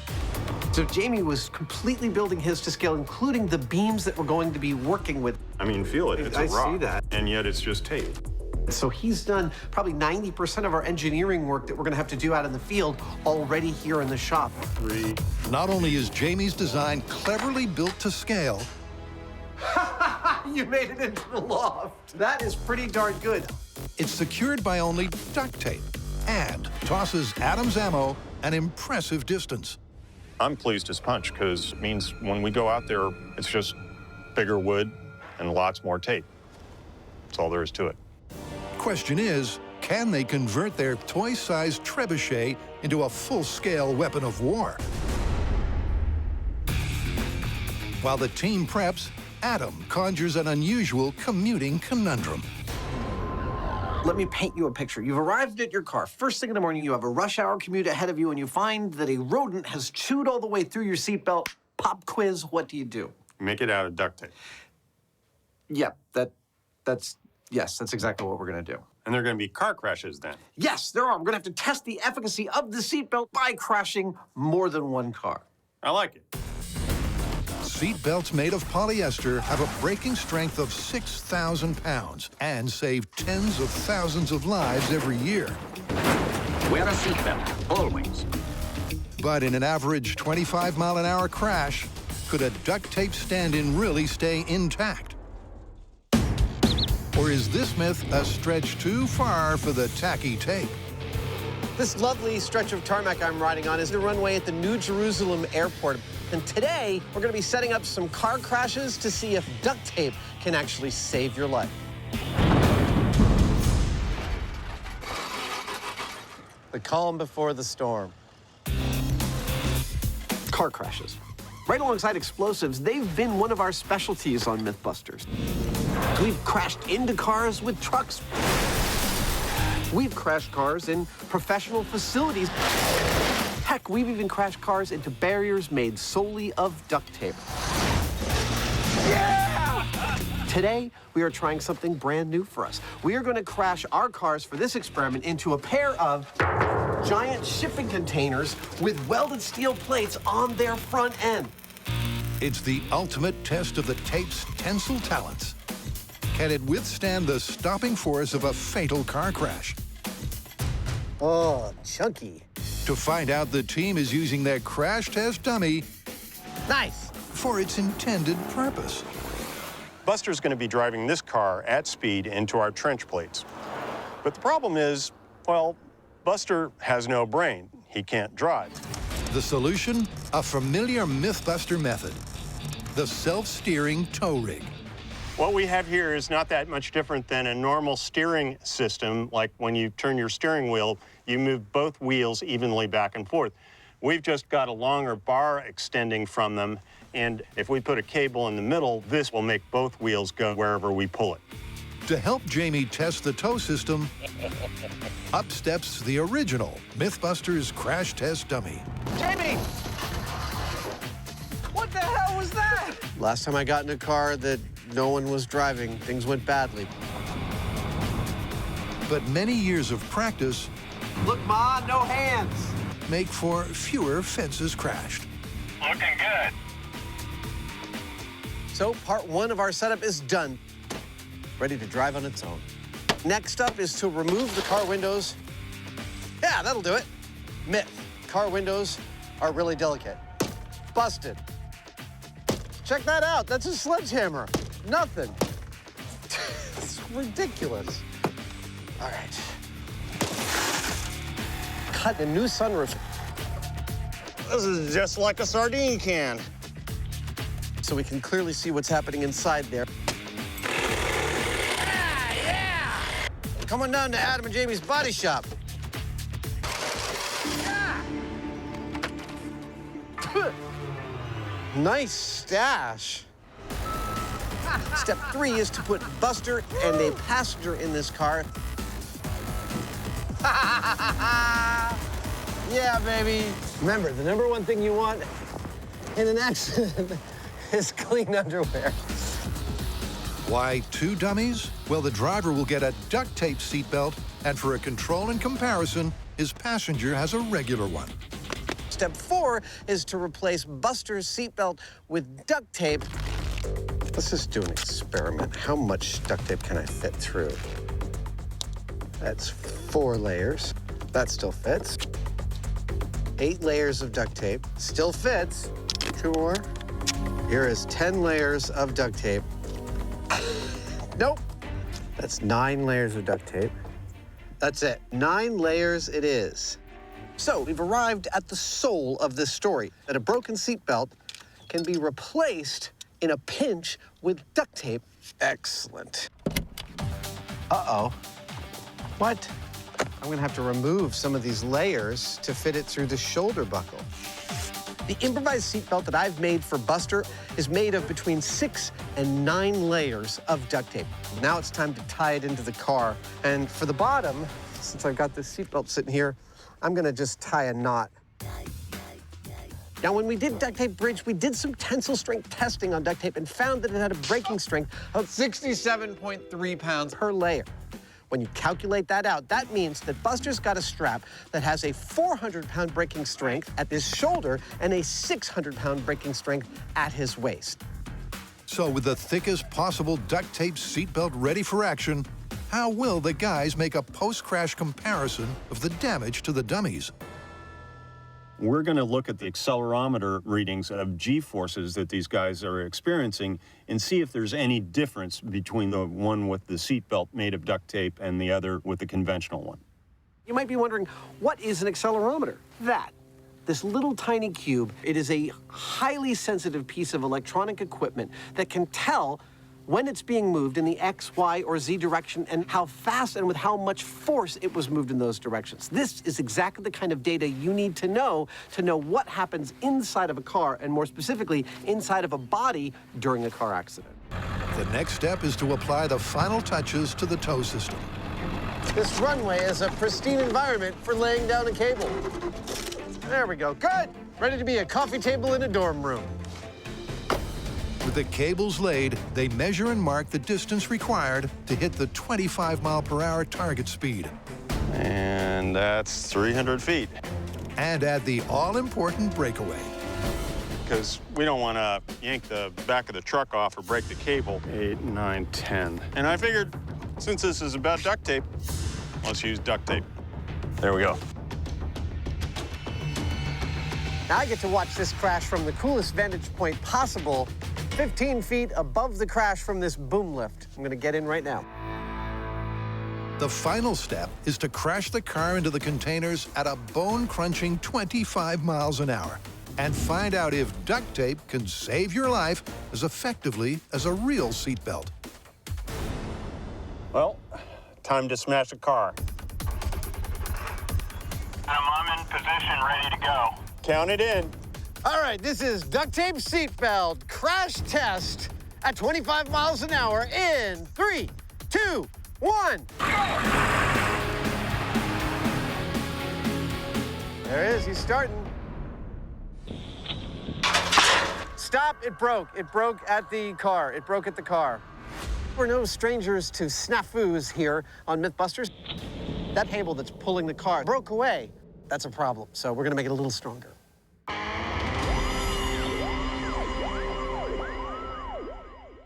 Relax. This won't hurt a bit. Adam and Jamie are once again tackling the ubiquitous utility of duct tape. Oh, it's for real. Their past is littered with a litany of mythical uses for this miracle mechanical cure-all. Nice work, sir. It's been proven plausible or confirmed an incredible 21 times. And back on the seatbelt story, Buster's hoping that impressive record continues. Remember, the heart of this myth is that duct tape could help you survive a car accident. Specifically, that if your seatbelt failed, you could replace it with duct tape. Duct tape seatbelt, 25-mile-per-hour crash, so that it would help you survive a car accident. Go! Starting slowly. Yep, here it comes, here it comes. It's beautiful. Whoa! That hit a lot of things. Woo! Woo! Ha! That, yeah, things moved a bit. That was close to catastrophe. So what happened? Well, it veered off to the right and hit only the right-hand container, sending it about a foot back. It actually came back far enough to bump the boom lift that we were in. We got a little bit of a ride. The boom lift was shaken, and Adam was stirred. But what about the seatbelt, the thickest that could possibly be made out of duct tape? Did it save Buster? The duct tape seatbelt broke. It's 9 layers at the belt. It's only 6 layers at the shoulder, but that's where it broke. Which we'll be able to see through the custom-made cutout roof, right? Yeah, well, about that. Unfortunately, since the car tracked offline by about 3 feet, yeah, see? We're gonna try and fix that for the next one, so you get some juicy high speeds. But for right now, we just wanted you to know the truth. Remember those accelerometers we put on the dummies? Well, the data's in, and it's cool. Our passenger received 30 Gs to his head and 50 Gs to his body. He wouldn't have been a happy camper. He might have sustained some injuries, but he might have made it. The guy with the duct tape seatbelt, however, is another story. He got in excess of 130 Gs, both in his head and his body. He's dead.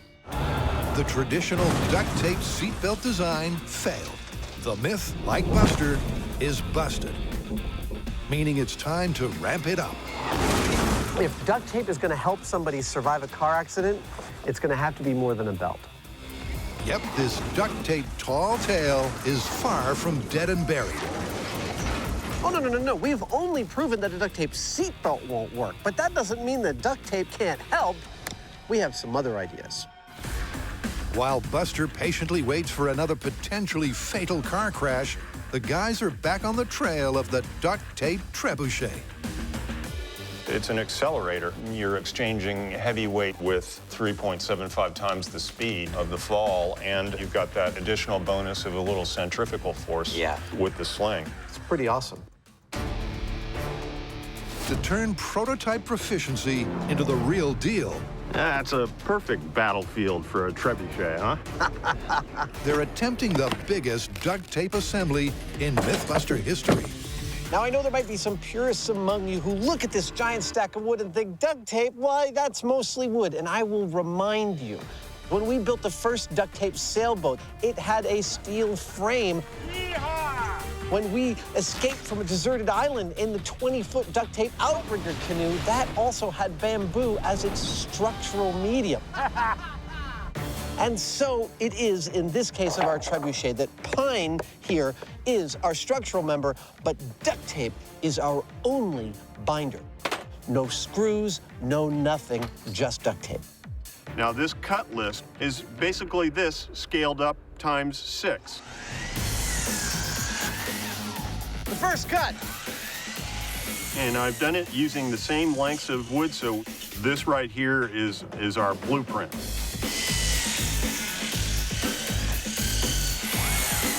With the cuts complete, the building begins with the 4 triangles that make up the stand. By exactly following Jamie's 3D blueprint, the main challenge is to ensure the giant jigsaw sticks together. How much they need is a guessing game, so their strategy is simple. 10 wraps. They're going to spread the load and err on the side of caution by using as much duct tape as they possibly can. This bit in the middle here, this is the business end of what's going on in the structure. I'm getting kind of psyched to see this thing go. The weight of the actual swing arm is pushing down on that area, and all that load's going right to that center piece. Yeah, like Egyptians. So without the tape, there you go, everything falls apart. Got another roll for me? To help hold the load-bearing triangles in place, thank you, they're using the tape in all its versatile forms. Recognize this? It's our duct tape rope. It's made of 7 strands of duct tape all twisted together into one solid rope. And, you know, it'll easily suspend a person, kind of like a climbing rope. Woo! Ho, ho, ho. Oh, ha! What it gives us here is the ability to tie it and twist it, because we don't want this stuff to move very much.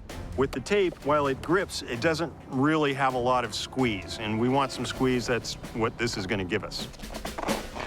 What I love about this kind of engineering is trying to physically understand all the forces you're going to be dealing with.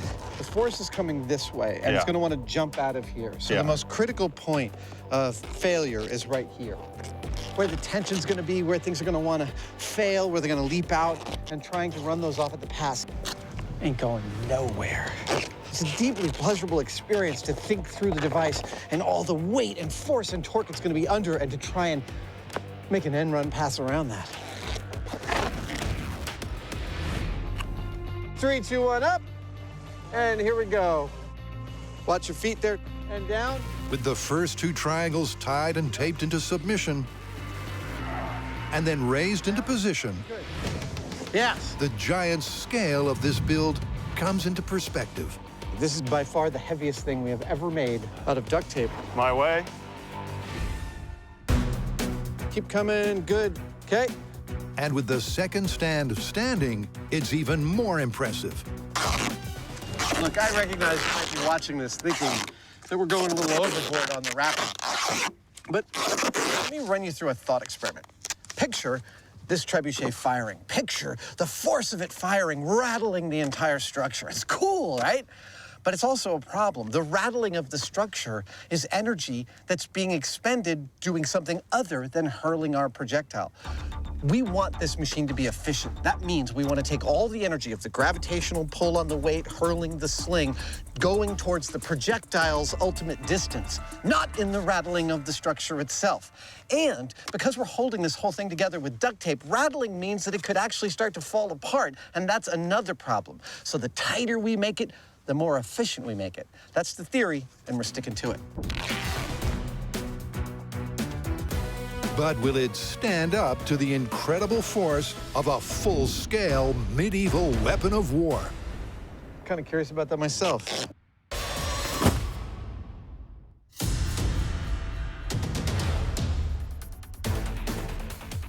With the main structure of our trebuchet completed, it's time for Jamie and I to move on to the axle and the throwing arm, which is quite literally the business end of a trebuchet. Critical little bit of engineering. The amount of stress on that joint is massive. The technique used to secure the machine's major moving parts is crucial. The energy transfer and torque through the pivot will be enormous. And the key to success will be duct tape's ability to stick them together, the smooth rotation of a soon-to-be rounded axle. This adze is a tool I made myself. And the sling. While Jamie works on the axle, I'm going to start working on the basket. This is the thing that flings. It's going to be made out of duct tape, and it's going to be made out of duct tape rope.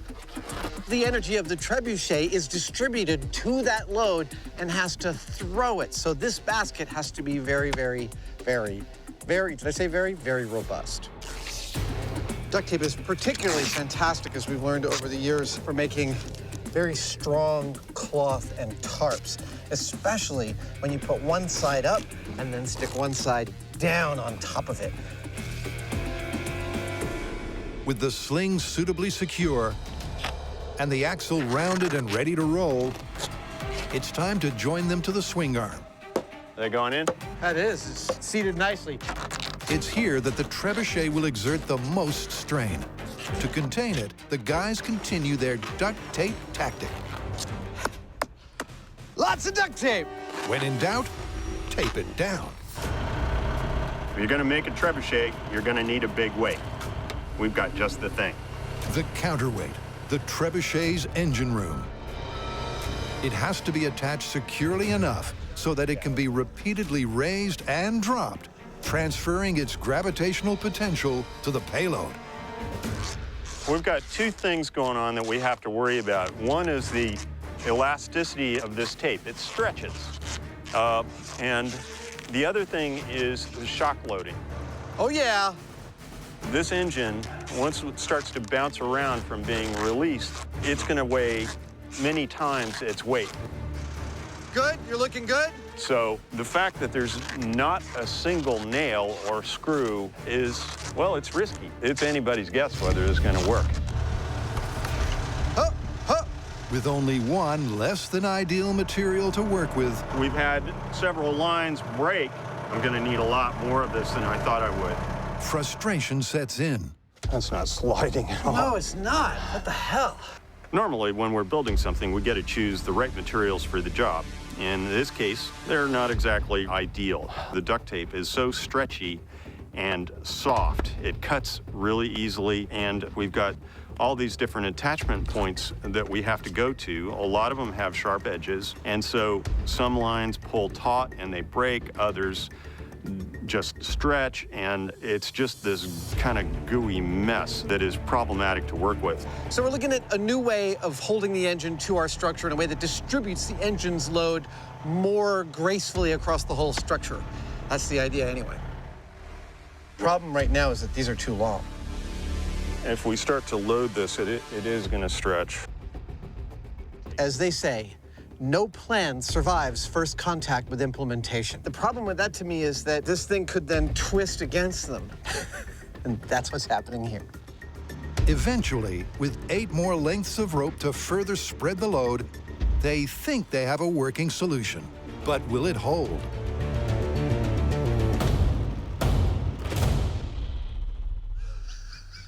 This might actually be happening. Finally, with 73 rolls of the sticky stuff, we have liftoff. But with the light fading, it's over to Seatbelt Central, where it's make or break for the tape. Duct tape's made of a thin layer of polyethylene, a layer of lightweight cloth, and adhesive. I'm ready. Now, the manufacturers want you to be able to rip it like so. It makes it handy. That also makes it weak. It's beautiful. He's dead. That is, unless you use it in the right way. If you have an adhesive on something, it means you can put it everywhere. And the cumulative tensile strength of the tape can be strong enough to do some amazing things. Will it be strong enough to hold Buster in a car crash? Well, that remains to be seen. Yep, contrary to the myth, it wasn't strong enough as a like-for-like seatbelt replacement. But in a new car, Buster and his partner are set for take 2.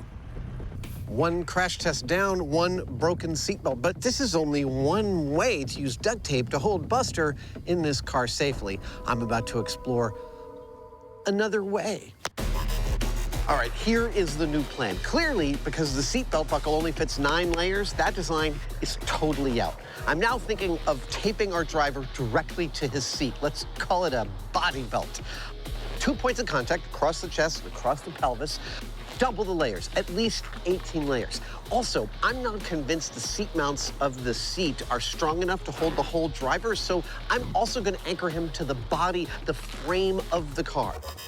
I get another roll. Is this going to keep our driver in the seat in a car accident?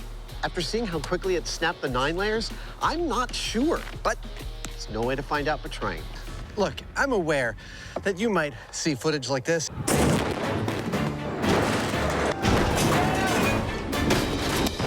and conclude that I don't care about Buster's well-being, that I delight in watching him be hurt. Nice work, Buster!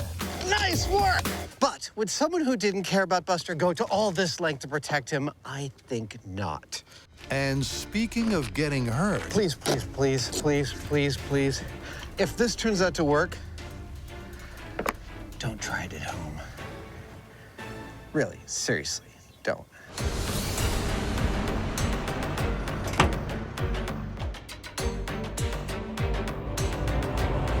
All right, Mr. Hyneman, are you ready? Set to go. All right, sir, on my mark. This is the ultimate duct tape seatbelt 25-mile-per-hour crash, commencing in 3, 2, 1, go crash.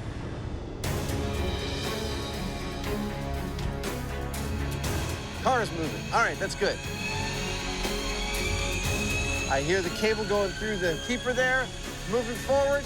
Looks like it's going to work beautifully. Here we go. Awesome. Better than that, it looks like Buster might have survived in there. I didn't see him hit the steering wheel.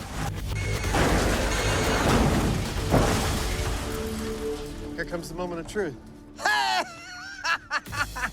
Woohoo! Yeah! He made it. Look at, oh my God, it broke the, wow! It broke the wrapping around his belly, but not around his chest. That is a tremendous amount of force.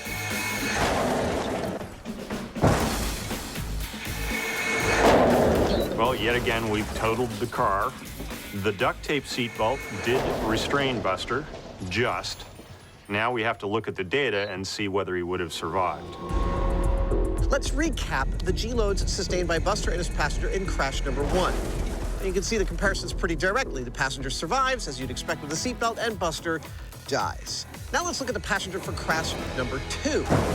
Those numbers are almost identical to crash number 1, which is what we'd expect from a control. That's awesome. Now let's look at Buster's number, and we see, oh, it is confirmed by the accelerometers that the seatbelt made of duct tape saved Buster's life in that car accident. That is pretty remarkable and awesome. That's duct tape. But this tall tale of the tape is far from finished. To conclusively prove its crash-proof credentials, there's a need for more speed. Come on, baby!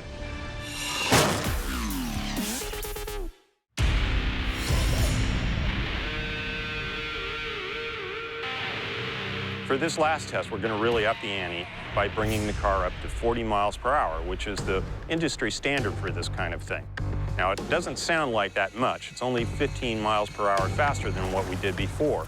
But the formula force equals mass times acceleration dictates that we're going to actually more than double that impact, and that's going to make a dramatic difference to Buster and his seatbelt. So last time, I localized the belts into 2 main straps, and both of them failed. The first one completely, the second one about 85%. I don't think I'm gonna make the same mistake on this one. Yep, this time Adam's going for a full torso wrap. And in line with the crash energy increase, he's using 40 layers, more than twice as much as last time.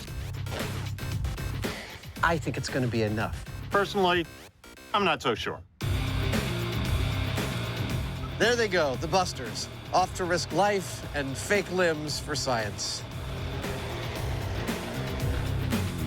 Makes me a little misty.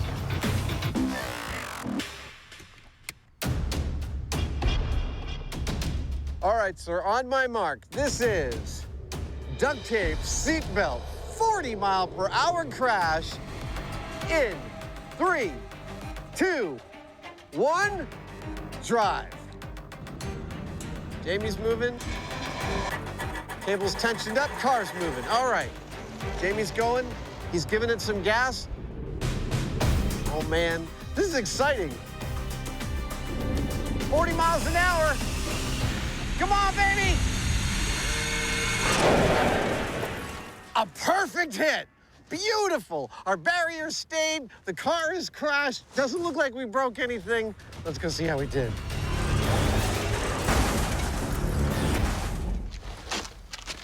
Dude. Duct tape held. It looks like it held. It doesn't look like it's broken on either side. He did not hit the steering wheel. And this was a more severe impact, clearly. During this collision, more than twice as much force was required to stop Buster from flying through the windshield. And the duct tape held. Great news for the Myth? Well, according to the accelerometers, not so much. So Buster's duct tape seatbelt held in a 40 mile per hour collision. It is a miracle material. Does that mean that we should all be driving around with duct tape seatbelts? Well, no. Here's the thing about a seatbelt. A seatbelt gives a little in a car accident. It actually allows you to move a little bit. And that is one of the ways it keeps you alive. Unfortunately, I tied Buster to this chair and to the body of this car with so much rigidity that a tremendous amount of the force of the accident was transferred right to Buster's torso. And unfortunately, we have to say that Buster here is totally dead. Yep, the duct tape worked too well. There was no give, and Buster's instant deceleration was catastrophic. As versatile as it is, it simply cannot replicate a real seatbelt. Speaking of which, the control seatbelt turned out to be faulty. That right there is where Control Buster hit his head. Unfortunately, the seatbelt didn't hold, and he experienced 475 Gs, which is entirely lethal. Just goes to show, even a 40-mile-an-hour crash, it's going to kill you without some form of restraint. You know, it's funny, when we started this, I didn't expect we'd end up at a point where duct tape actually worked and yet still killed him. Maybe we should have made duct tape airbags. In this ultimate test of its abilities, duct tape has one last chance at glory. Right, here's where we currently stand. 2,600 pounds of pine board, 78 rolls of duct tape. Our stands are up. The axle is properly attached. It's working beautifully. And it also has a 750-pound engine block hanging from the backside. I can't see any reason this won't work. Nice and easy, no jerking. At this point, the only thing left to do, it's bending, but it's not splitting. That is scary. Is attach the sling and try this thing out for the first time. A little more, 1 more inch. We're clipped in. I've never built a weapon of war this capable before. Let go slowly and back away. This may snap, especially one out of duct tape. The closer we get, the scarier it gets. I'm in this point where I'm getting very excited. Can you tell? With the trebuchet locked into firing position, it's clear that this is the duct tape build to end all duct tape builds. In size, engineering complexity, and sheer ambition, it tops the lot. Sir, there's nothing left to do but fire it. You ready? Let's load the gun. Okay. First up, a test with that most medieval of ammo. Our first ammo. A melon. Ay, I do not like being here. Okay. Looks good. That's loaded. You ready? I'm ready. Okay, here we go. Safety is out. Let's retreat to a safe distance. First firing of the duct tape trebuchet. In 3, 2, 1. Oh! Yeah!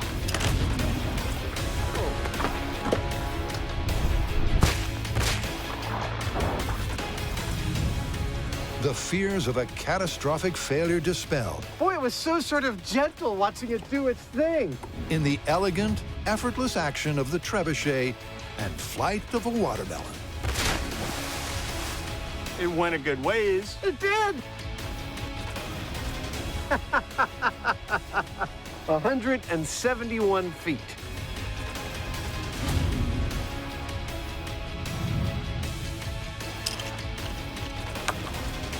That's a successful firing of a duct tape trebuchet. And nothing fell apart. On closer inspection, Hey, Adam, we've lost one line. What? the strain did tell on the tape. Right there. But all in all, the test fire was a success. Now, as for what we're going to hurl next, careful watchers of Mythbusters should remember that Jamie is a 7th-generation moonshiner, and we're going to add a little bit of color to the situation. Back during Prohibition, he used to get jugs of moonshine to his suppliers by hurling them through the air. Oh, yeah. Looks like I killed a Smurf. So that's what we're going to do. Except, instead of moonshine, we're going to use water. Loading the weapon. Safety is clear. We are hot, ladies and gentlemen. Duct tape trebuchet in 3, 2, 1.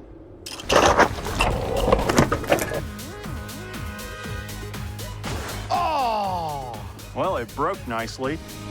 It flew true, but it wouldn't exactly intimidate an oncoming army. Jamie?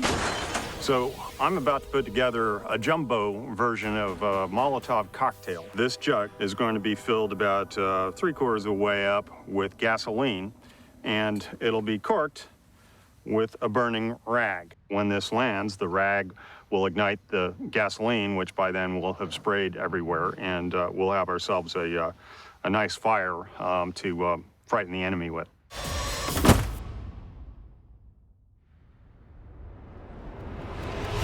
This is it, the final fling. To fully test this tape trebuchet, held together without a single screw or bolt, they need to prove it's fully operational, capable of serving up a cocktail of death and destruction. We're very happy with how the trebuchet is going. And I love duct tape but I have to admit to you, it is not the ideal material to build a trebuchet out of. Trebuchet is hot. You want to set the bottle? And this device is still very, very dangerous, even standing still. Beauty. And now that we're adding flaming gasoline Molotov cocktails to the mix. Jamie, you ready? All right, here we go. Holding the safety. The danger quotient is going up exponentially. Trebuchet is hot. And it is the very reason why I am dressed for success in a proximity suit. Lighting the fuse. I will be zipped up to light the Molotov cocktail, but I will also be standing at the ready to put out anything that's burning. We're lit. Back to the trigger. Well, more specifically, anything that's burning that we didn't intend to burn. Stuff we want to burn, we're just gonna go get some marshmallows and watch it. All right. Duct tape trebuchet. Flaming ball of awesome. Here we go. In 3, 2, 1. Oh! Well.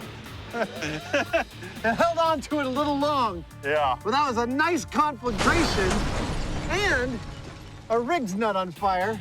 Which is good. Well, that was a bit of a letdown. The trebuchet basically just hurled the cocktail right into the ground.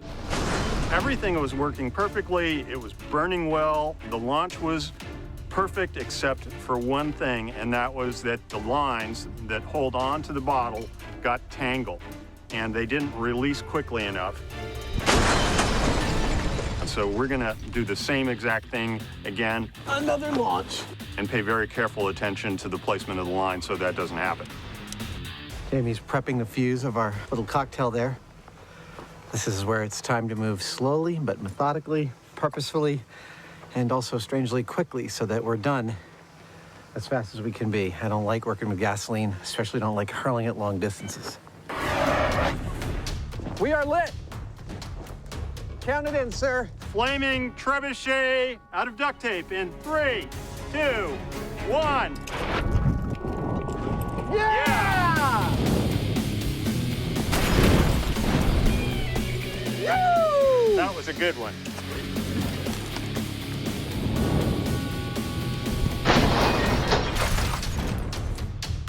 A medieval weapon of war held together by duct tape spreads fire and fury.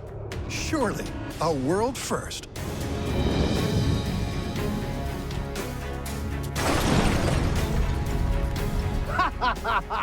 Now we need something to burn to the ground.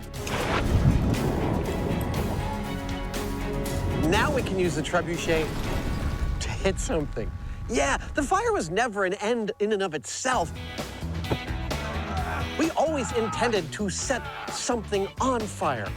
Bring it in over here. All right, perfect. It's a weapon of war. We've got to use it to destroy something. And oh boy, did we find something fun to destroy. Yeah! My crew hasn't told me what this looks like. They just said it's not a castle. Oh, yeah! What the hell is this thing? Wow! Some giant slide.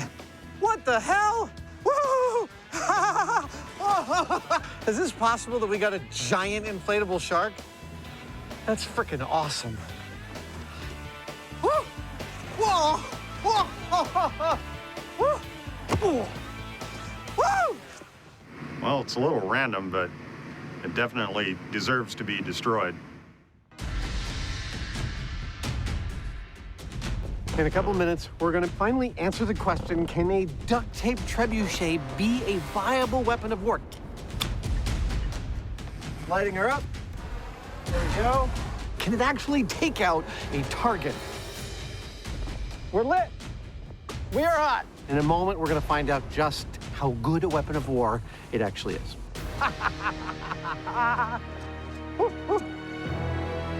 Okay, here we go.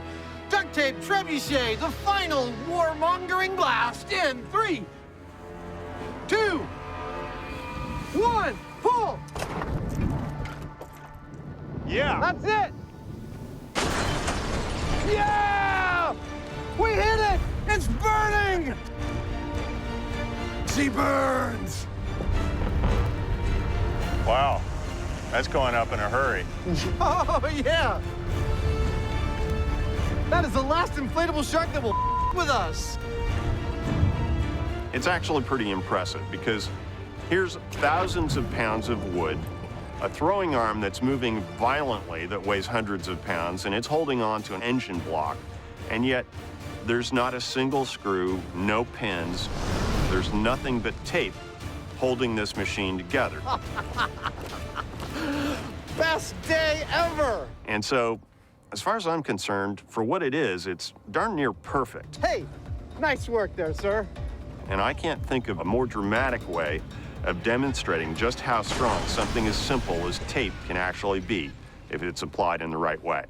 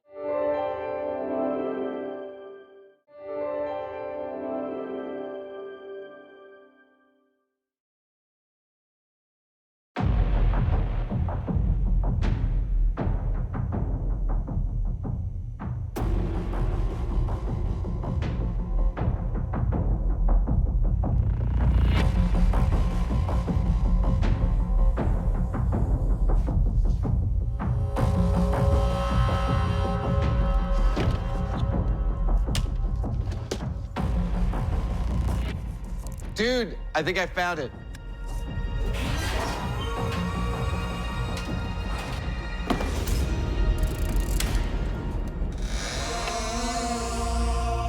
We happy?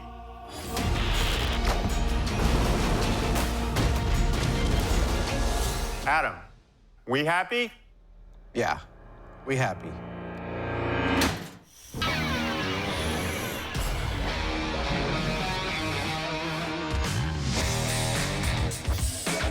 On this episode of Mythbusters.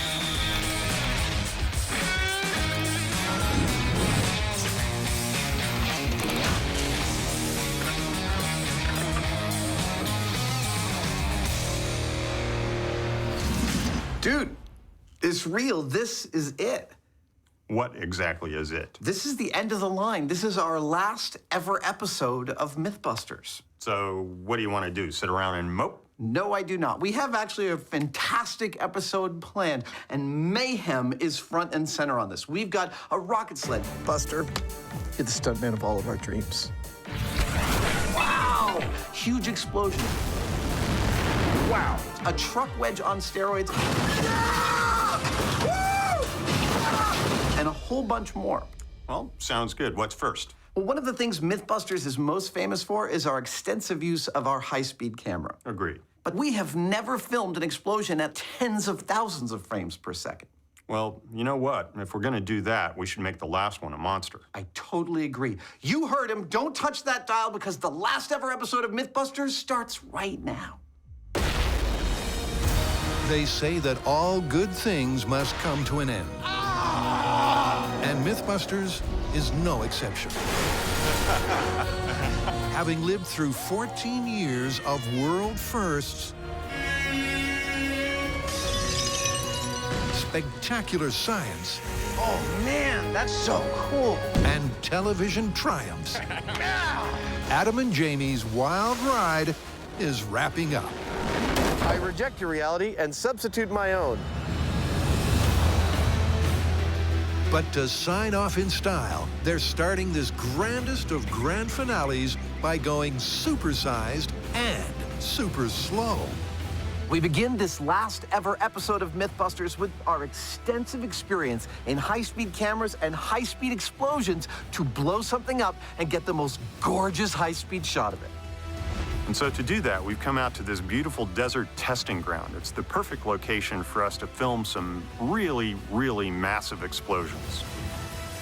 Our target? Why, this beautiful RV.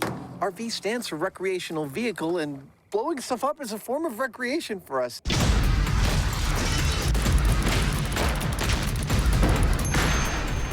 Now, we've chosen this because Mythbusters has a long and illustrious history messing with these things. We've driven through them. We've fired rocket-propelled grenades at them. Heck, we've even used them for show openers. Put your pants back on. We've got work to do. Today, we're going to continue that long and illustrious history by turning this into dust beautifully. It's not just history that makes the RV the perfect pick. That's what I'm talking about. But being made of materials both hard and soft, it should make for a kaleidoscopic kaboom. A little color for our RV. Especially at a frame rate that's mind-blowingly fast. Here we go. Pop quiz. What is this referring to? The answer is that that's the frame rate that this camera is going to be documenting our explosion in. And by the way, this will be the fastest frame rate that we've ever documented an explosion with. Yep, as Jamie stated, this is the highest frame rate we have ever recorded an explosion with. And as a point of comparison, I want to point out that for our most iconic explosion we ever did on this show, which is, of course, the cement truck, we have no high-speed shot of it because our camera malfunctioned. We're hoping to remedy that with this little treat. Yep, despite conducting over 900 explosions, when it comes to dissecting a detonation, their explosive frame rate has maxed out at 10,000 frames per second. 5 times slower than this final farewell.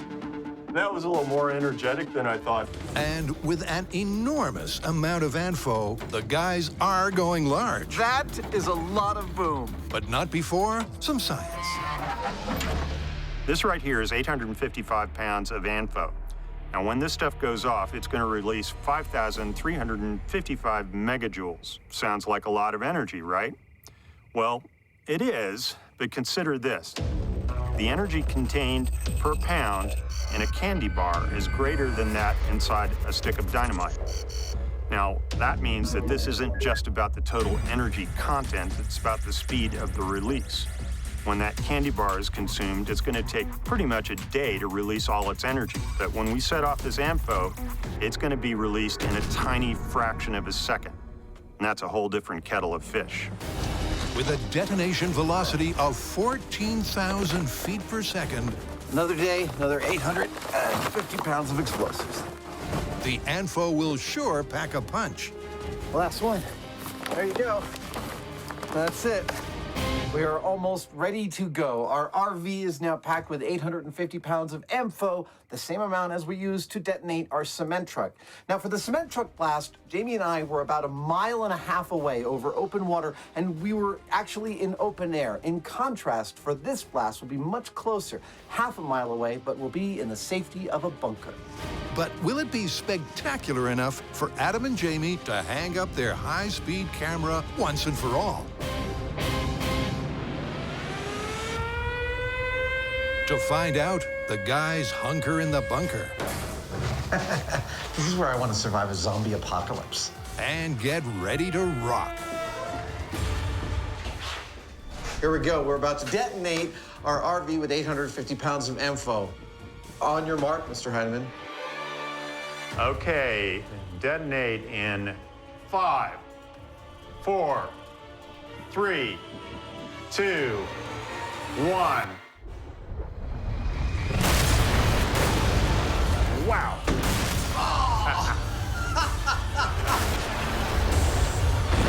Look at that.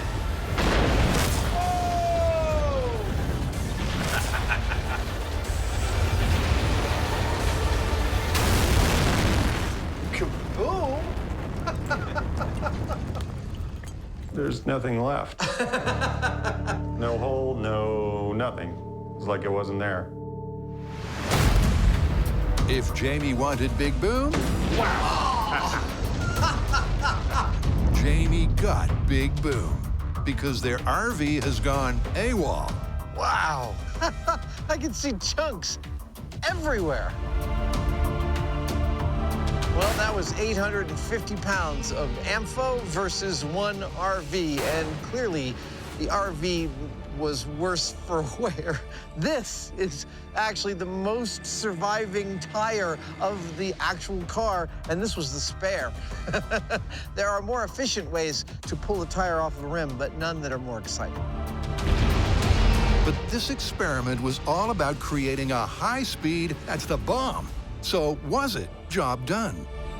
All right, this is the best part, watching it on high speed. To find out, Adam starts by cueing the close-up.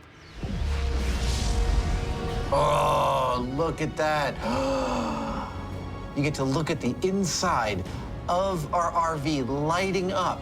That's 850 pounds of ammo, expanding at, give or take, 15 times the speed of a bullet. Oh, look at that. It's so beautiful. If the close-up had you impressed, just wait for the wide. Oh, and there comes the shockwave. That might be the most beautiful shockwave we have ever recorded. Look at it. It's like a lens. It's like a Photoshop effect.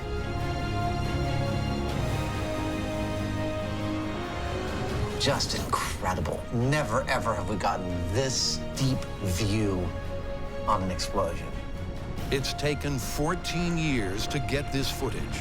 Possible now only because of incredible camera technology.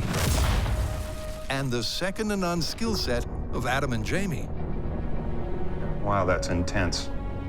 It's just this incredibly bright light right there. I love that. For this final farewell, it's well and truly first mission accomplished. Well, that was a pretty spectacular way to start out the finale episode. What do you think? Darn tootin'. Love those big blast bubbles. Me too. Let's get out of here. Yeah. Oh, that's not all. If you like that, stick around. It gets much, much better. After 14 unforgettable years, It's scientific! and 3,000 eclectic experiments, This is gonna kill you. this is Adam and Jamie's final farewell. Wow. And the chaos is about to get cranked up to the max. So what's next? Well, I've been trying to think of something that is awesome and spectacular, yet also poignant and pays homage to the totality of our history. That's deep. Well, I think I've come up with something. Do you remember truck wedge?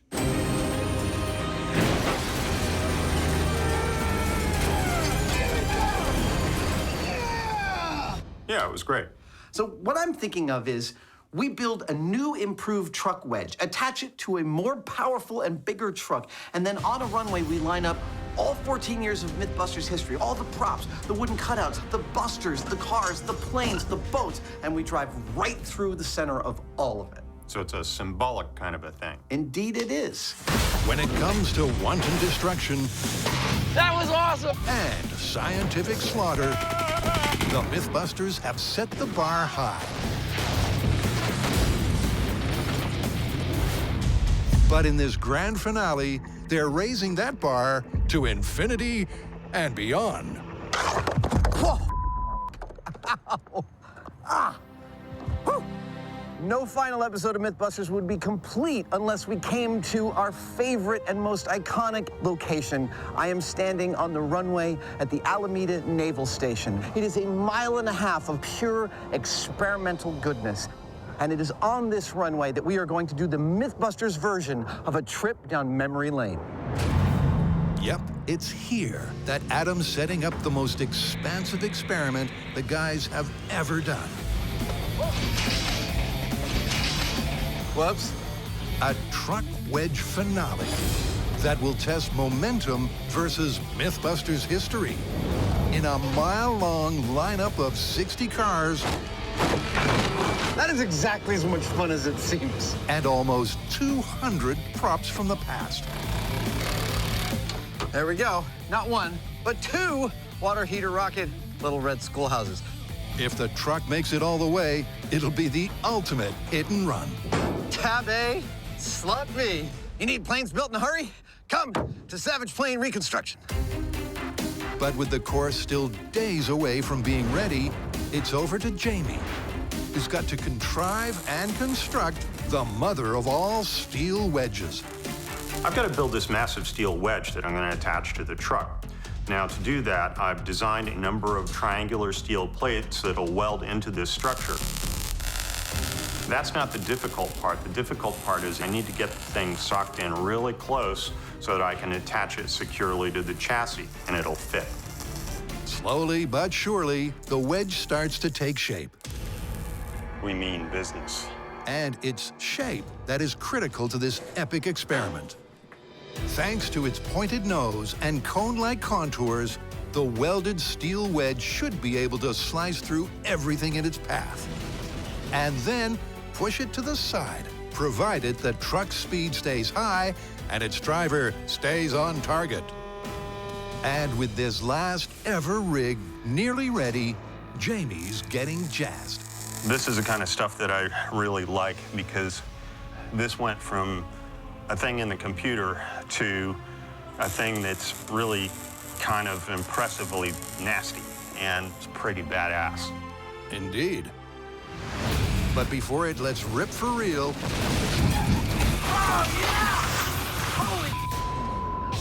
there's another final fling to begin. Pop quiz, which Mythbuster has put their life on the line more than any other? Me? No. You. Wrong again. Tori. Oh, actually.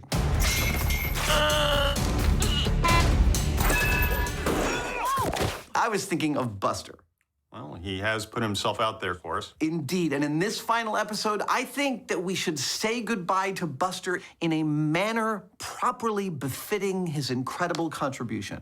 Like a superhero. Exactly. Faster than a speeding bullet. Stand by for Buster's last stand. What is it that defines a superhero? I tell you what doesn't. It's not a phone booth. It's not a costume, as good as I look in this costume. No. What defines a superhero is that they sacrifice their own existence for the betterment of humanity and for the world. And who on the Mythbusters crew qualifies as a superhero? It's Buster. For the last 13 and a half years, Buster has repeatedly sacrificed himself, thrown himself on the altar of science for your entertainment, but more importantly, for your knowledge. And in this episode, Buster is retiring, and he has chosen to go out in a manner that befits his status. In this box right here is the new star of Mythbusters. It was 2003 when Buster first set foot in M5. Oh, look at that. Where it was love at first sight. I think we should call him Buster. At least until his second day, when the abuse began. Go. In his second week, things got worse. Poor guy. And that set the scene for 14 long years. How you feeling, buddy? In the name of science, Buster's been repeatedly blown up, crashed, That is a headache. and hurled to the ground. What? Without doubt, Buster's been a true hero, taking one for the team time and time again. So what awaits him in his last ever experiment? Oh, he's ready. Well, to say he's shooting for the moon would be on the right track. Yes, this rocket sled is Buster's chosen means of saying goodbye to the series, and it's going to get him up to over the speed of sound for 1,000 feet. To his final destination being the superhero that he is, somewhere on the other side of this wall.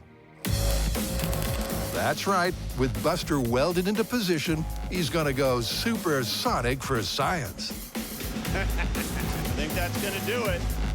But not before he's dressed like the superhero that he is. Buster, I'd like to say that it's been an honor and a pleasure working with you. I have gained much enjoyment and knowledge in our association, and I'm going to send you down with your favorite bottle of Mythbusters champagne. You ready, buddy? Here goes for old time's sake. That is so appropriate. Sorry, this one's real. Oh, man, that's it! Thank you, sir. With Buster bruised for the penultimate time, Adam heads downwind to paint a suitable target. I think that is fitting. before he explores some Mythbusters memories. Walking around up here on this plateau where the rocket sled is, a lot of memories, Mythbuster memories are coming up. But also there's actually a lot of our equipment up here. This place is a graveyard to Mythbusters memorabilia, not least of which is this beautiful thing I'm sitting on. This is the post with which we finally completed the bifurcated boat story. One of the best things we have ever done with that rocket sled until now. Bifurcated Boat was absolutely a classic Mythbusters moment, where Carrie, Tori, and Grant followed that age-old Mythbusters mantra that if it's worth doing, it's worth overdoing. It's right down the middle! But not every piece of NMT debris is from the show. I don't exactly know what they were firing at this sheet of metal. Clearly many different types of ordnance, but what is most astonishing is that none of them make it through. So the only thing I can conclude is that the president's car is probably made out of this stuff. Back to the experiment. And next, it's time for the rockets. Rocket motors of this size and type put out 5,620 pounds of thrust, and we're going to have 10 of them on our rocket sled. That's what's going to propel Buster to speeds in excess of the speed of sound by the time it hits the barrier. When the rockets are lit, a jet stream of gas will blast out the back. And because every action has an equal and opposite reaction, that blast will push the sled forward at almost 800 miles per hour. A speed so fast that this will be Buster's final curtain. Buster, you're the stuntman of all of our dreams. With the goodbyes said, the guys go down the tube for the countdown. All right, guys, I'm going to give you a 10-second count. You ready, Mr. Hyneman? I'm ready. Okay. This is Buster's last stand. 1,000-foot rocket sled ride to the end in 10, 9, 8, 7, 6, 5, 4, 3, 2, 1. Oh, whoa! After a decade of destructive dedication, Nice work, Buster! Nice work! Buster has literally had a blast. His ass is on fire! And in this, his last ever episode, it's time to say goodbye. Buster, you're the stuntman of all of our dreams. In more ways than one, it's quite literally doom and gloom, as a surely an omen storm has suddenly let loose. But it's too late to back out now, because Buster's got a date with destiny. This is Buster's last stand. 1,000-foot rocket sled ride to the end in 5, 4, 3, 2, 1. Go! Whoa! Wow! Boy, you could feel that. You really could. Something broke the speed of sound while we were watching it. Look, there's a perfectly rocket sled-sized hole in the wall that he flew into. Yeah, that didn't mess around. Oh, no. Peaking at 780 miles an hour, it's no surprise that their pristine target is now just a trouble of rubble. Yep, that's a hole. But as for Buster, he's gone. The Mythbusters look high and low. I think he's in the hill. Yeah, he might be. But find not a bit of his body anywhere. I think Buster's been totally disintegrated. And the high speed shows why. As Buster hits the wall faster than a speeding bullet, there's a mysterious flash of light before he simply vanishes. The 5 million joule impact, greater than he had ever experienced before, has literally caused him to disappear without a trace. So Buster, wherever you are, this heroic replay is for you.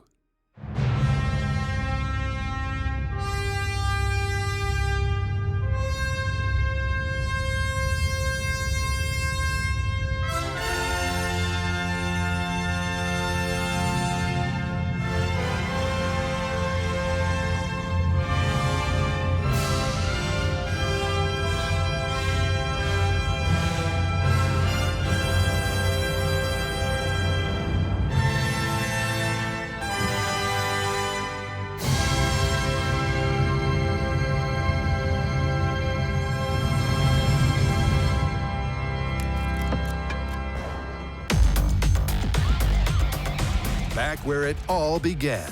Jamie is a man on a mission. Perfect. He's making a super reinforced truck wedge for the most destructive experiment in Mythbusters history. And stage 1 is done. Well, that was a good, hard day's work, but it's strong, I tell you. I think it's going to do the job. Here's hoping. It's been a beast of a build. But back at Alameda, Adam's also been cooking with gas. Perfect. Because his ultimate crash course, featuring 200 Mythbusters mementos, is ready to rock. And here's how this blast through the past is gonna go down. Our new improved wedge will be driving through 2 rows of 10 cars. We painted numbers on the top, 10 through 1, so it's a countdown all the way to the end. And these 20 cars is just the beginning. Once we've made it through all 20 cars, then it's time for a walk down memory lane, starting out with 2003. We've got Barrel of Bricks, Microwave Miss, Escape from Alcatraz, Ducks, Quack, Won't Echo, Tree Cannon, and Exploding Toilet. Fiery. In 2004, we've got Killer Washing Machine. We've got Jet Taxi, Jawbreaker, Electrocution in a Bathtub, and Needle in a Haystack. That is one found needle. 2005, Salsa Prison Escape, Bullets Underwater, Killer Tissue Box, Shark Week, and the Christmas trees mean it's the Mythbusters Holiday Special. 2006 means Shredded Airplane, Archimedes, Death Ray, Great Gas Conspiracy, and Mentos and Soda. Don't tell Jamie. 2007 brings Bifurcated Boat, Water Heater Explosion, Shooting Fish in a Barrel, and a Random Car, because we had an extra one, and why not?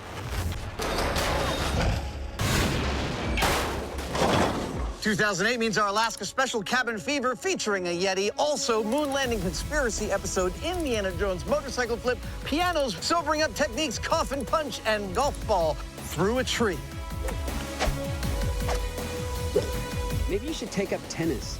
There's a lot of driving myths in 2009 featuring duct tape car, driving through a fruit stand, driving through a hurricane fence, bifurcated RV, popcorn house, and the cardboard boxes could only mean we were trying to hold on to the roof of a car. Yeah, I stayed on. 2010 brings the ultimate motorcycle tablecloth trick. The bifurcated car is our Green Hornet special, duct tape barrier, backwards Porsche, and bees lifting a laptop. I still hate bees. Oh, man, I had some bad dreams like this. 2011 starts off with Lethal Weapon, moves on to fixing a flat with tree trunks and manhole covers, and finishes with dumpster diving. 2012 mean square wheels, a balanced car with a chicken on the front, underwater bicycles, and cars filled with party balloons. Au revoir! Yeah. Oh my God. I think it might have worked, man. And so it goes on. For 14 years, Adams picked the most iconic props from the most famous episodes to stand and deliver in the ultimate truck wedge test. But seeing memory lane laid out has had an unexpected effect. Our original goal in creating this destructive drive through Mythbusters Memory Lane was to engender a kind of catharsis for you, the audience, in saying goodbye to this show. The unexpected result is that it's created a catharsis for me. It demonstrates a tremendous amount of work and love and effort, and I have to say, taking a walk through it is pretty emotional, and it's kind of hard to say goodbye. It's definitely the end of an era. But before anyone can get too afflicted, Jamie arrives with a turbocharged truck complete with a now or never nose cone. Oh, look at this thing! His last ever build. Absolutely badass! The wedge is made of 8 pieces of half-inch thick steel aligned into a cone. Behind it, tubular steel connects the wedge directly to the truck. Over the cab, 2 layers of bulletproof glass should ensure there'll be no driver decapitation. But she's not quite ready to roll yet. Oh, right on.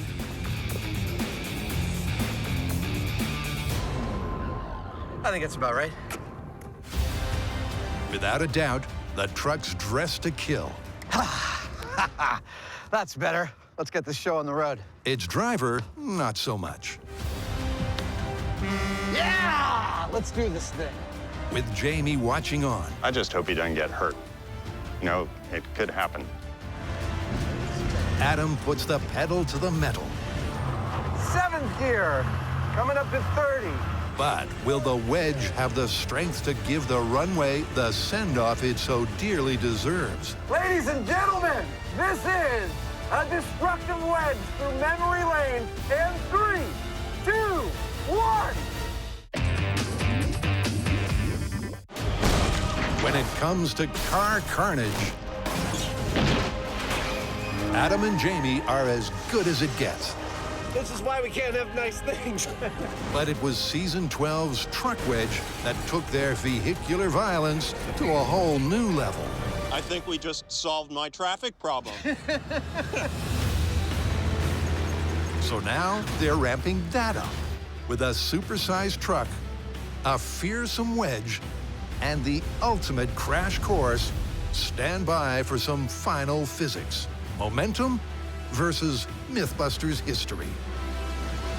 To find out which will win, Adam's in the hot seat.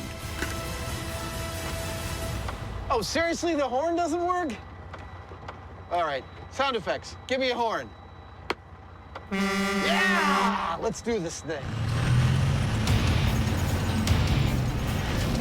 But before any wedge wipeout, Adam's first going to drive past the crash course. There we go. 25. To double check that the truck and wedge can cope.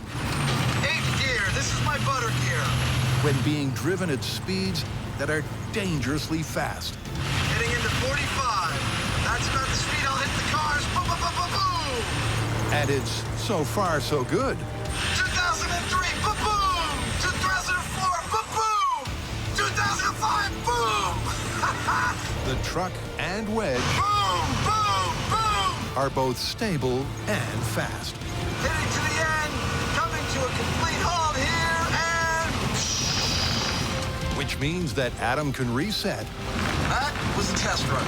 And get ready for this ultimate blast through the past, where the danger is quite literally going to be through the roof.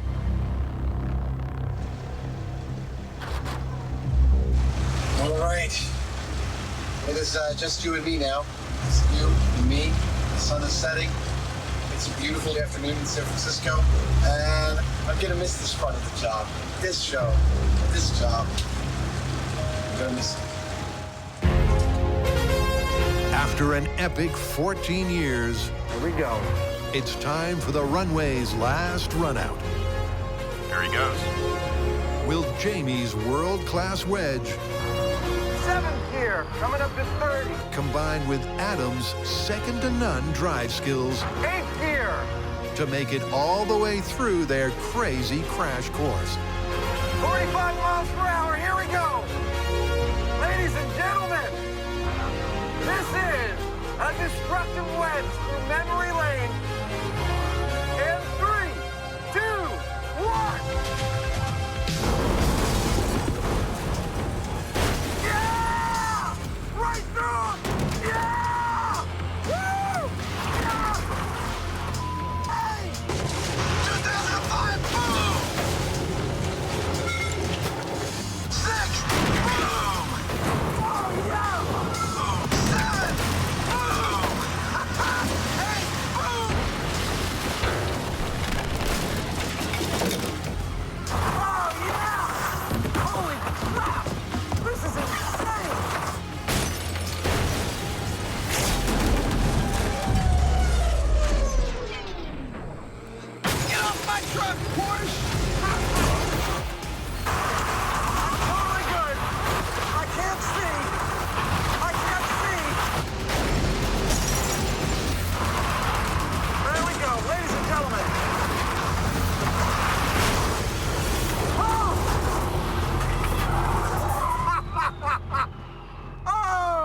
Yes! Woo! Yeah! Now that's what I call a demolition derby. So are you all right? Yeah! Yeah, I'm all right. Incredibly, Adam's unscathed, but the wedge, not so much. Well, there's your problem. Oh! Look at what I have wrought. It held. It took a beating, but it did its job. The wedge may be battered, but that's nothing compared to the crash course, which has been completely torn apart. For more than a mile of runway, there's a level of destruction that is absolutely astonishing. And it's all thanks to momentum. Because the wedge pushed the props up and out, the truck never got slowed down, meaning that it could continue its demolition derby all the way to the end. But what was it like to drive? That was far more intense than I expected it to be, as evidenced by the fact that it looks like about 20% of what I drove through stayed with me. So to recap, I hit about 45 miles an hour at the very moment I got to the first row of 20 cars. Yeah! Right through! And I started plowing through things. I went through cement wall, I went through fish tanks, I went through bathtubs, I went through popcorn houses. Oh, yeah! But about halfway through, some cardboard and plywood decided to stay on my windshield. Now, I did see a red car travel all the way up the front, and I noted that it went past my left side. That made me very happy for this big, heavy wall beam right there. And at a certain point, I realized I hadn't hit something in a while, and that's when the two MacGyver mail trucks aimed me towards the rocket car and allowed me to finish this with a perfect smack right into the butt end of that to complete this run. Oh, yes! That, ladies and gentlemen, is catharsis. Catharsis and catastrophe. A double dose of epic destruction that's the perfect final physics farewell for this remarkable runway. Well, I guess that's it then. I think we got one more thing. Let's get out of here. Thanks for your hard work, car.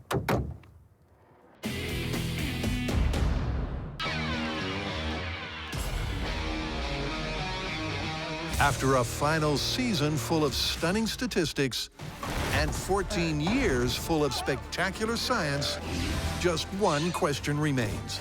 What was the best ever story? What is my favorite myth? I'm gonna have to go with the most astonishing thing I've ever gotten to do in the history of Mythbusters, and that is put on a full pressurized spacesuit and fly to the edge of space in the U-2 plane. Hands down, best thing I've ever gotten to do. Yep, U2's trip to the edge of space was a literal highlight, but it's not at the top of Jamie's list. I don't really have any favorite myths. I have favorite things that I've done during this, like water skiing behind a rowboat or riding a motorcycle across a lake. And then there are things that we built, like the steam machine gun. Those are great. Nice work, man. Jamie's chosen a terrific trio of tall tales, but this survey doesn't stop there. So, Jonathan, what's your favorite Mythbusters myth? My favorite myth is that actors are not real people. Give me that.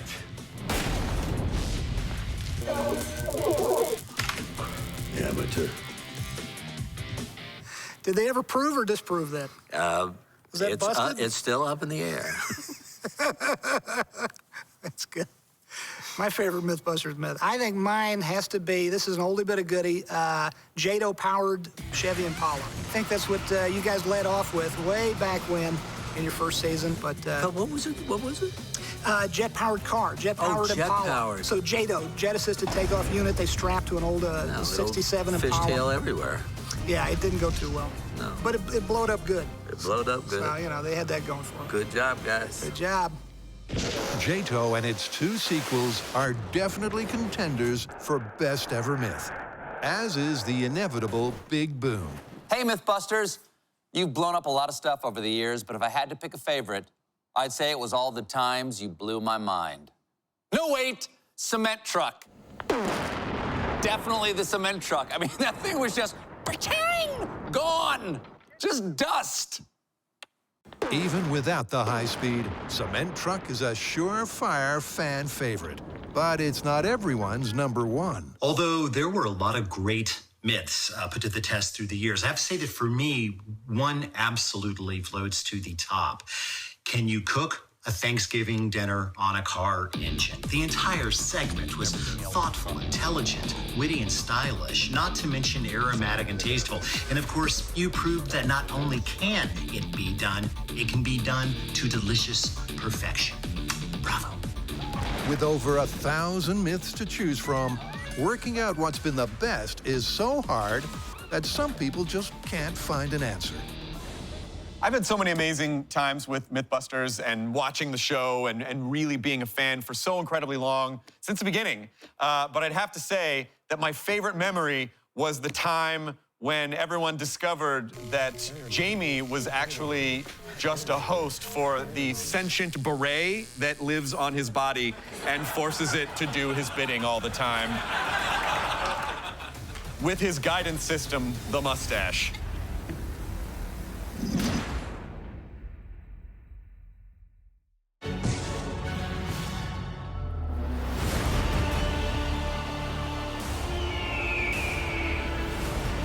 Deep in the heart of the New Mexican desert,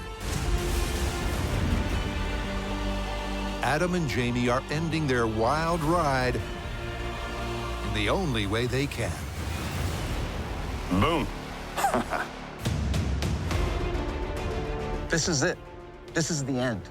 Way back in the early days of Mythbusters, the explosion that put us on the map was the detonation of a cement truck with 850 pounds of explosives.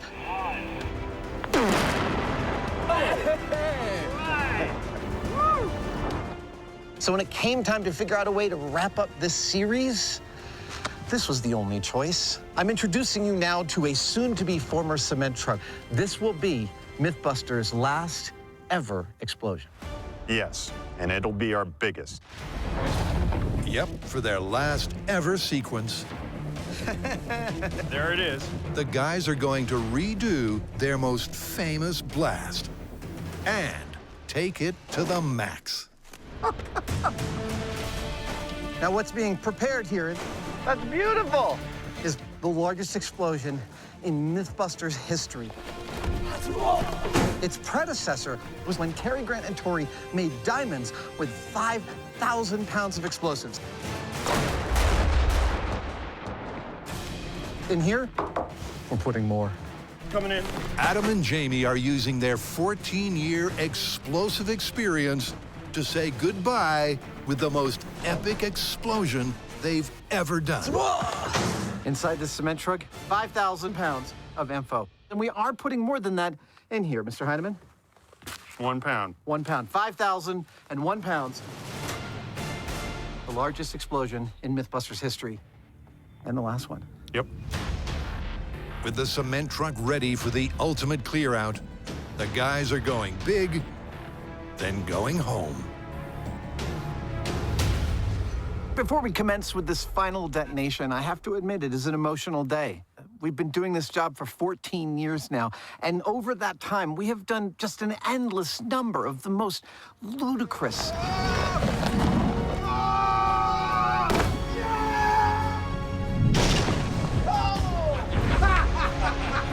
There we go!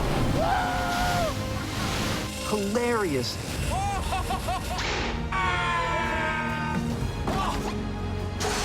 Oh, yeah. Don't I look like silent death? Bizarre.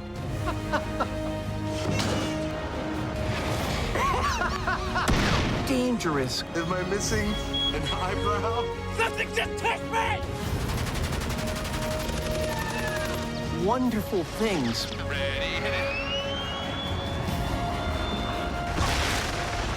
That was one of the coolest things I've ever seen! Ladies and gentlemen, 70,000 feet. This is not a bad way to spend your day. But more than any of that, what has really fundamentally changed the way I think as a person is what I've learned on this show. This is a lead balloon. what I've encountered and the problems that I've had to solve. Wow. Very pleased and terrified.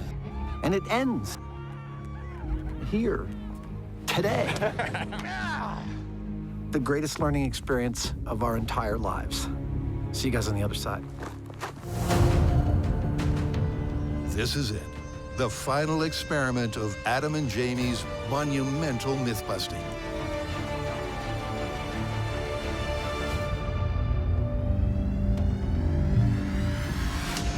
Take it away, boys. Okay, this is Mythbusters' last ever explosion. 5,001 pounds of M4 versus a cement truck.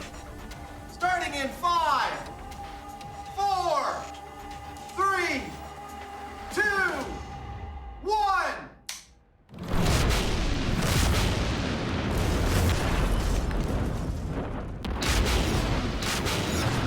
Ha ha ha ha!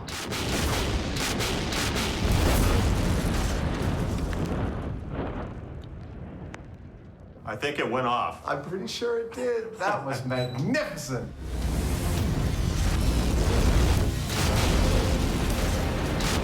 After 14 years,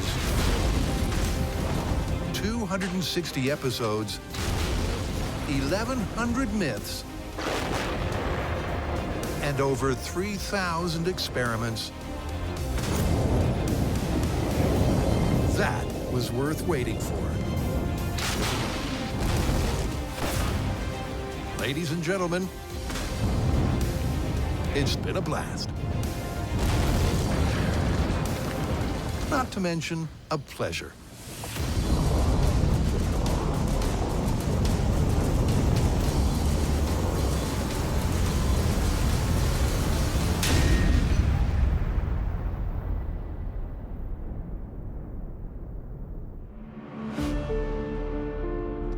Ah, now that's more like it. That's a crater. Yes, it is. It's 5,001 pounds worth of crater.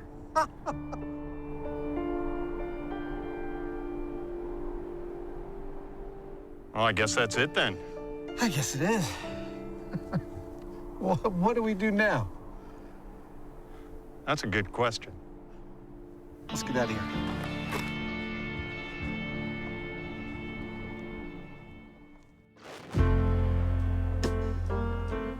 So where do we begin? What do we got?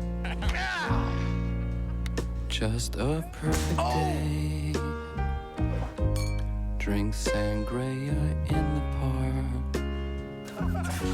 And then later, when it gets dark, we go home.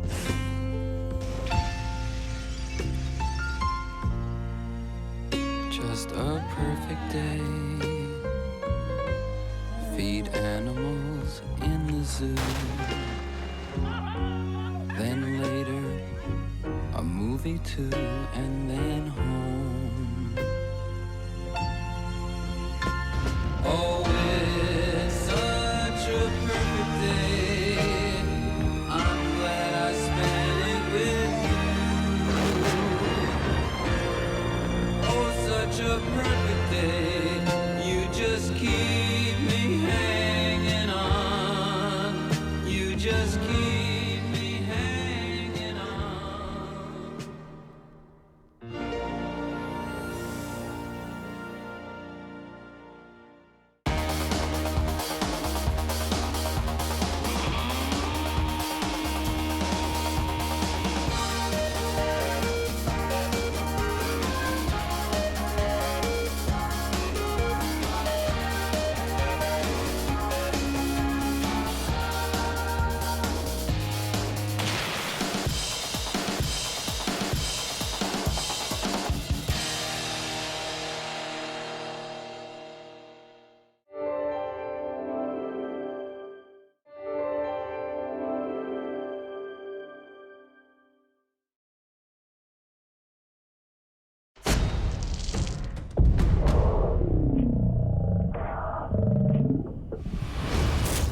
So it's that way, is it?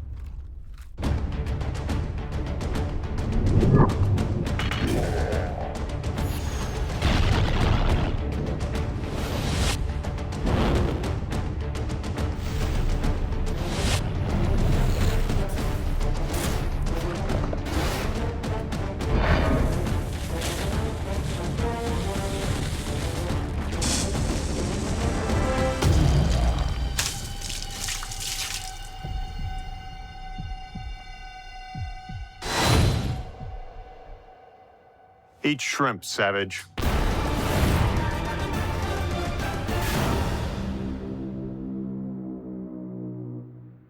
Okay, stop! Stop. Shall we put some of this chaos to work? Sounds tasty. Let's get cooking.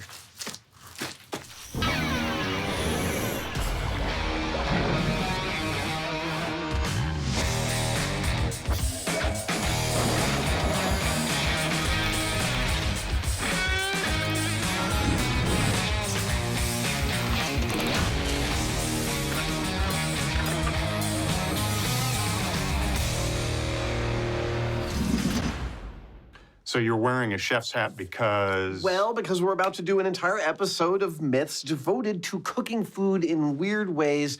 We're calling it Cooking Chaos. Like what? Well, later we're going to be creating some fruit juice using nothing but fruit and explosives.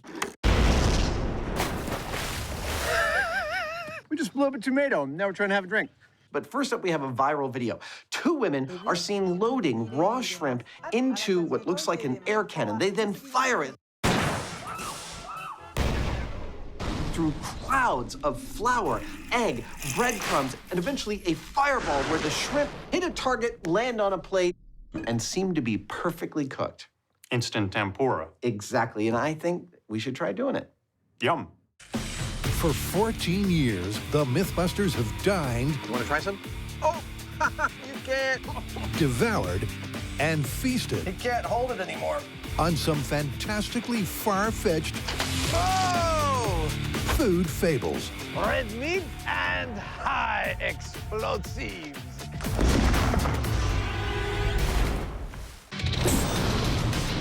But in this tasty duo of tall tales, they're going to crank up the cooking chaos to the max with a classic Mythbuster medley. Like some sort of jet engine. First up, is it really possible to coordinate 4 explosive ingredients and a fireball to fry on the fly? To test it, they have to copy the video's crazy contraption. It's going to be a challenge. All right, let's start by listing the components. What do we got? We have some sort of pneumatic cannon. A flour cannon. Then we've got the egg wash. And then a breadcrumb cannon. And then, of course, there's fire. And then the target. The flour cannon and the breadcrumb cannon are effectively the same device. I can jump on that. Okay, well, I'll take care of the egg wash and the cannon. I think I have just the thing. Awesome! This launcher's been on the show several times before. The last one was testing whether rocks coming out of a lawnmower could be lethal or not. Wow. Now, the benefit of using a pneumatic launcher like this is that we can shoot just about anything that we can fit in the barrel. And because it has a regulator, we can precisely adjust the speed. Now, in the case of shrimp, that's doubly important because we want to fire the whole shrimp intact. We don't want to shoot a cloud of shrimp bits at our target. And with a little modification here and there, I think this might just do the trick. That's the shrimp launcher. Next comes the cannon for the dry ingredients. First, the breadcrumbs. All right, allow me to walk you through the components. First and foremost, we have the cones that will shoot out the breadcrumbs. Those horns are being powered by air, which is blasted up through these tubes to this T coming out of this large pneumatic valve. It's actually an electromagnetic valve, so when I apply a little power to it under pressure, it will release air and hopefully send the breadcrumbs flying. Jamie's gonna be like, why does my shop smell like an Italian restaurant? If I wanted an Italian restaurant, I'd open one. To keep the mess to a minimum, Adam fills half of the cones for a quick systems check. This is breadcrumb horn test. 3, 2, 1. Ah!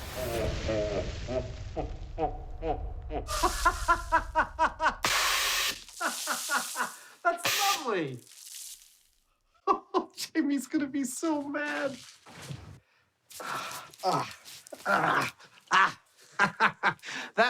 It's so itchy. It worked beautifully.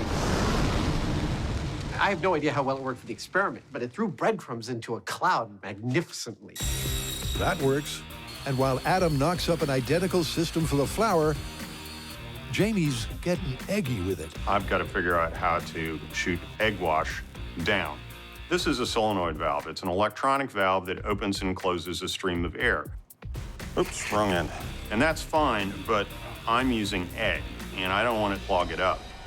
What I'm going to use is this puppy right here, which has a similar solenoid valve here and a piston with a rack and pinion on it that rotates a ball valve. And I can send anything I want through here and not gum anything up.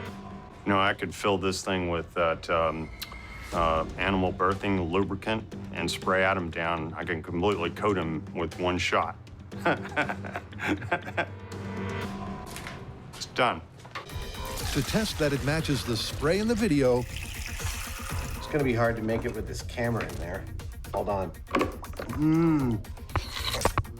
Delicious. Adam whips up some egg-like liquid. Oh, yummy. Look at that. Rigs Jamie's hose to its compressed air power source.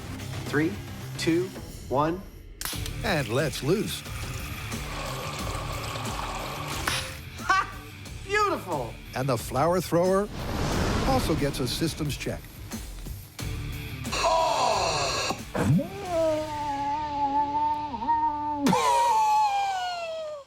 Here, you can run that sound effect right over the high speed. Hey, this is fun to scrub through this. You could also run that sound effect across it. I guess we better get back to making a TV show. That just leaves the fireball, but that will be assembled on location because the team has a dubious safety record at M5. Am I missing an eyebrow? So before things heat up, it's time to tackle another classic Mythbusters conundrum.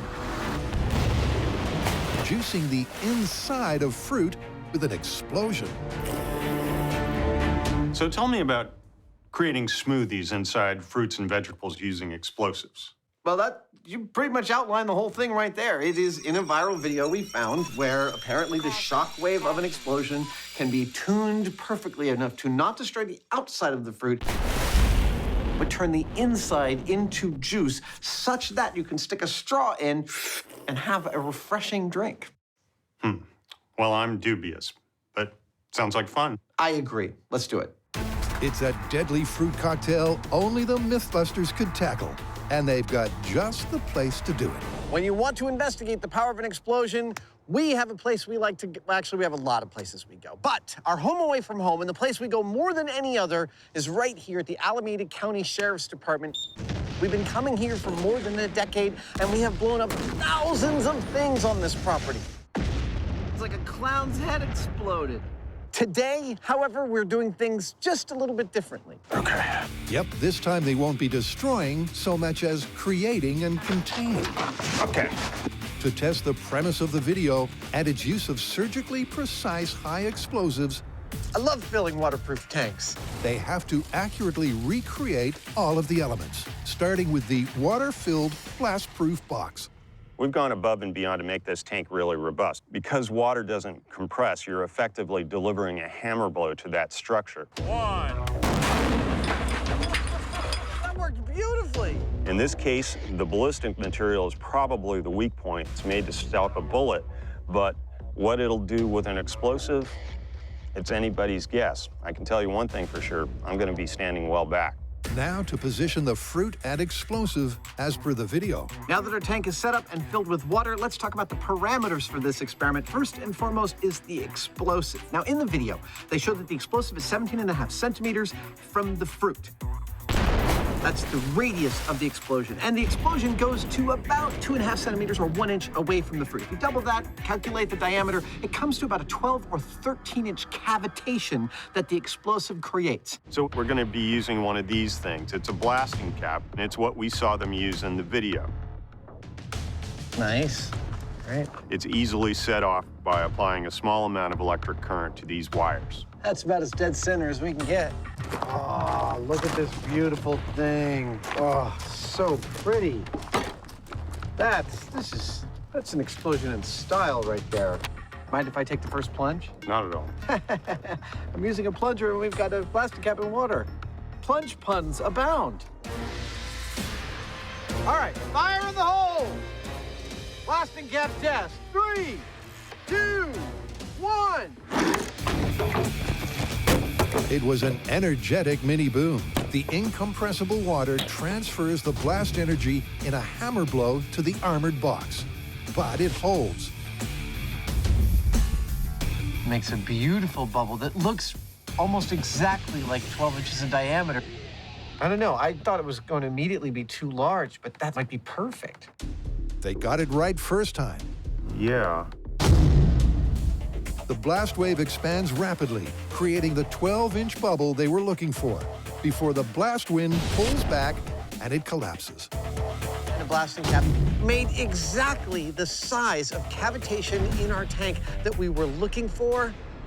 So now we're gonna put some fruit in there and see if we actually can make a smoothie. But wait. Before we begin blowing fruit up willy-nilly, we need to answer a couple of questions first. Let me put it this way. There's one of two outcomes to this experiment. The explosives might not work at all in juicing the inside of a fruit, but they also might work. And how much juice can you actually get out of a tomato? That's what I'm going to determine with the experimental setup in front of me. First, I need some tomatoes. Here's some I grew earlier. Then I'm gonna juice them and figure out how much juice I get out of each one, so I can come up with an average percentage of juice per tomato that we can compare against the results of the explosives in case the explosives actually work. While Adam gets busy terminating tomatoes, Very satisfying. Jamie's looking at the other end of the scale for a control comparison. What happens if the explosive doesn't work? I am getting little bubbles of a fluid that's coming through there, but it's precious little. It's effectively only a drop, barely enough to wet your lips with. So just sticking the tip of the syringe into the tomato, even with a lot of probing around, about all I'm getting is a drop. But if an explosion does mulch the interior of the tomato, how much juice is it possible to extract? Hey, I'm back from doing the math. It went great. No one got hurt. More importantly, I got some numbers. For instance, I averaged out the amount of juice per tomato I got, and it was 62%. That means I got 62% of the weight of the tomato out in delicious tomato juice. I also was able to get an average of 108 milliliters of juice per tomato. Those are great numbers against which we can compare the effectiveness of explosives. Yeah. Meaning it's back to the bomb range, where we know the blasting cap has 3,640 joules of energy and should match the explosive bubble in the video. Now, for the shrink-wrapped tomato. This is a polyolefin bag, and I can shrink it.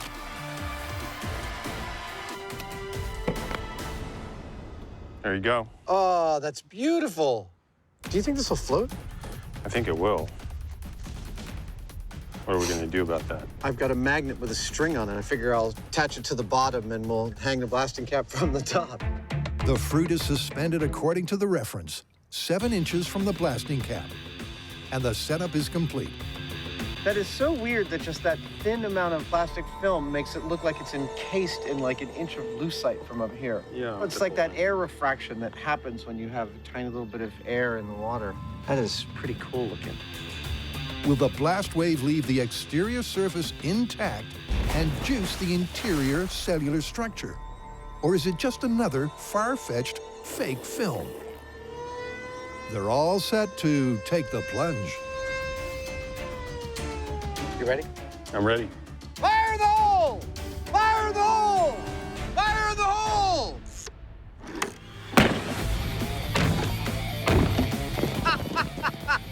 The whole thing jumped. That was awesome. 1! Just how awesome is illustrated on the high-speed camera. Whoa, look at that beautiful bubble. Wow! We have this perfect 12-inch cavitation.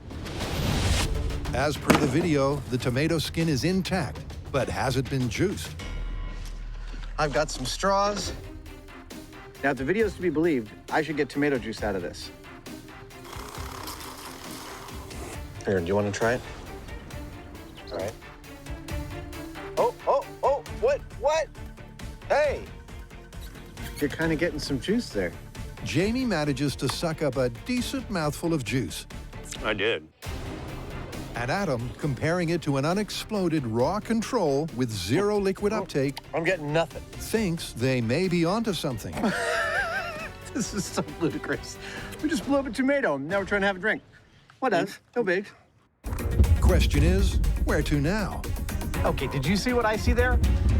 Yeah, exactly. Our tomato was just a little too far from the bubble. I'd say about 2 inches away, and we needed to be 1 inch away, like we see in the video. That is our next test. Oh, damn, the sneeze didn't come. What a buzzkill.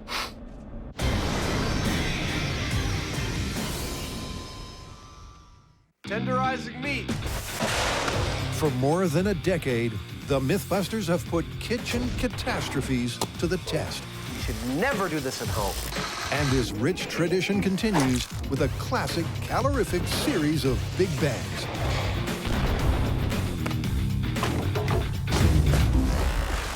Here's what just happened. We detonated a blasting cap 7 inches away from a tomato, and it seems we made a difference in how much juice we were able to get out of that tomato. Hey, you're kind of getting some juice there.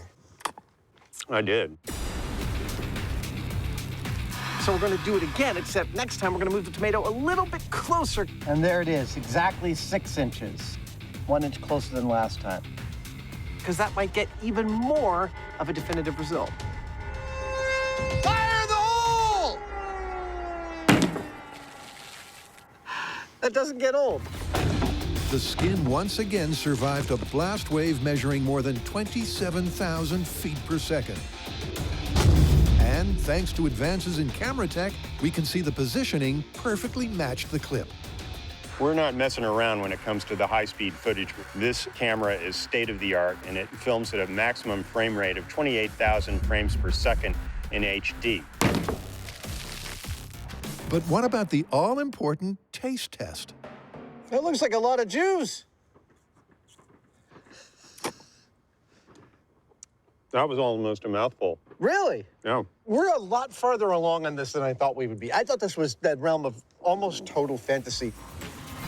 I have to admit on this one, you have to color me totally surprised. I was sure our explosive was going to rip apart the outside of our fruit. And even if it didn't, there was no way it was going to yield actual juice. Now, we will compare the juice we get from the explosive to an industrial juicer later, but right now we are going to start looking for the sweet spot. 4.5. There you go. Fire the hole! And that is how close we can get the explosive to the fruit before we start to destroy the skin. That's where we'll get maximum juice.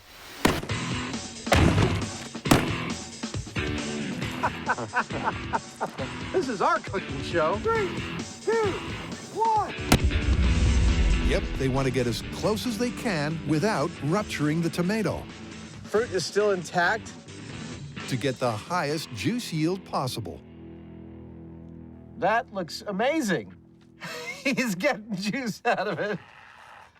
At 4.5 inches, the tomato is intact and tenderized. Oh, it's much softer. I wish you were watching this in Philo-Vision.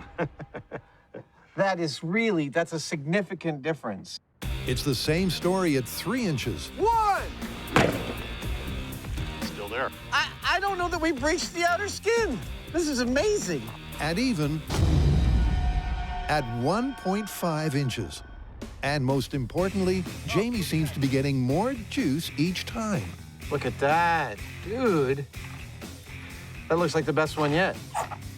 When Jamie's people come and invade the Earth, this is what they're going to do to our planet. I feel like a mosquito. Until half an inch proves too close for comfort. 1!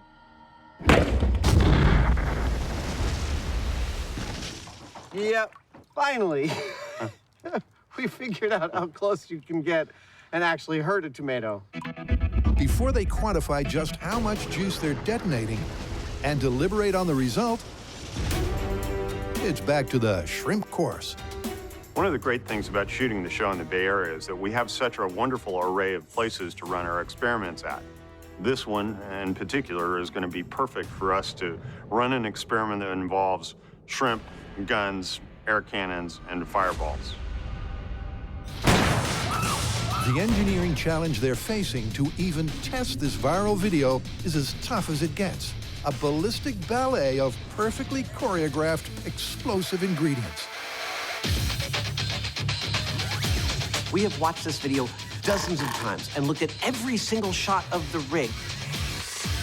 Oh, beauty. And we have measured as best we can the distances between each of the stations and replicated exactly the journey of the shrimp from gun to plate. I love color. With the system laid out according to the video reference, Jamie hooks up the power source. Given that this whole thing is driven by air, we don't want any... Oh! We don't want any leaks. While Jamie springs into action, unspringing any leaks, Leak number 3. Adam attempts to avoid product placement. In the video, the target seems to be a pillow of bubble. So, am I allowed to say bubble? The world. In the video, the target seems to be a pillow of this bubble packaging stuff. You know what it's called. I'm gonna make a pillow of the same stuff. With their trademark target taped into place, time for shooting. And the firing squad peeled and prepped, they're all set to test the first cog in their multi-part machine, the shrimp cannon. After all of our prep work, what remains to be done is to fire shrimp from this gun and see, well, just how accurately it fires. Oh, look at those. This whole machine depends upon this shrimp firing accurately. The shrimp gun is locked and loaded. I, for one, think that there may be a little adjustment after the first time we fire it. Here we go. In 3, 2, 1. I got shrimp up my nose. What happened? Well, Adam called it. A few minor adjustments are clearly required. Later on Crustacean Crime Scene Investigators. Clearly, this shrimp was fired out of a cannon. Yeah. The first test, well, my face got covered with shrimp guts. And that's the best I can say about that test. It was pretty much a total failure. But we're gonna hold down the shrimp cartridge so it doesn't jump like it did last time. Okay, so I'm gonna hold on to that and see if we can't get the shrimps to hit the target. Shrimp cannon test fire number 2. That's the first task. Then the second one is to make sure they hit it consistently. In 3, 2, 1. we might have a problem on our hands. Shrimp nil.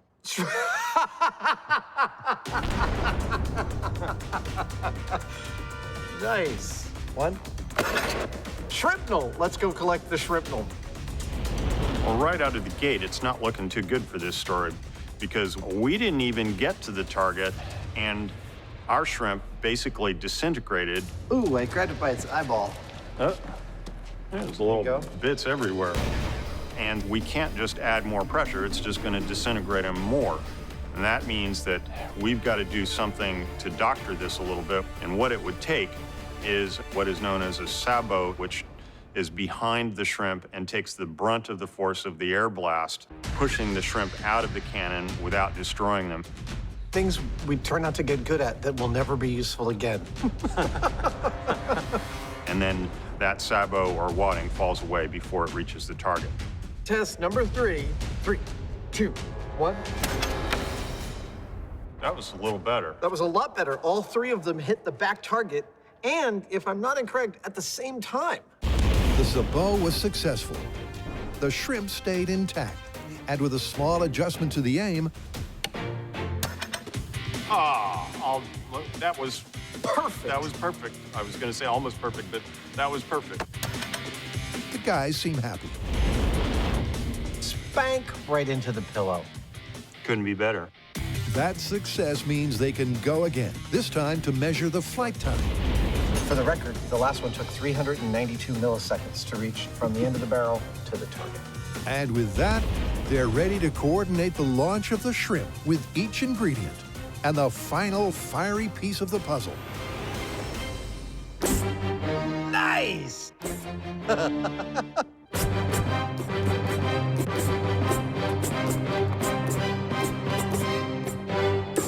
This is the coolest toy ever. We have been attempting to cook a shrimp in mid-air.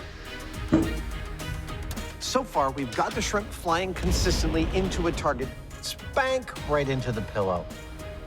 And now we need to set off each of those elements at precisely the right time. For that, we're going to be using these timers, which will allow us to tune everything the way we need it to within milliseconds. That's the key to this complicated cooking method, the launch sequence. All right. Each element has its own trigger, delayed depending on how fast that ingredient reaches its optimum spread. And they have to be wired together to fire in sync. I love these situations when we've set this stuff up like a house of cards. All we have to do is take off one of these and run it to our AC line. There's all these switches and solenoids and a bunch of other stuff that are activating all at once, and it's almost too much to comprehend. I don't think you're right. You only have one. The switch only activates one of two legs. It's cool. Question is, will it work? Things are about to get messy. So, if this all works, we should end up with 3 raw shrimp that are beautifully floured, egged, and breaded sitting on this plate. I don't think that's gonna happen. I think there's gonna be a little bit of niggling and figuring and finagling. All right, here we go. 90% operations test shrimp cannon in 3, 2, 1, go.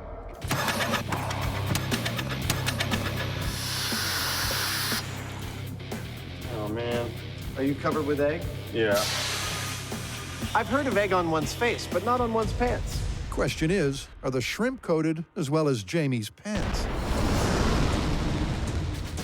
Okay, so it's going through a beautiful cloud of flour. Flour's perfectly timed. Egg, way too late.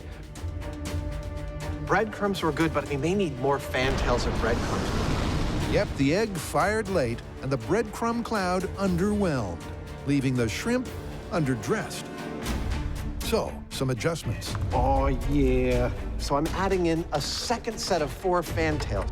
They double down on that crunchy coating. If this doesn't coat it with breadcrumbs, why nothing will. And tweak the egg shower timing. Cue a 500-degree Fahrenheit fireball. Yes, this is what you've been waiting for. Like this, cooked shrimp might be next. Hopefully, this will keep the shrimp from ricocheting off the plate.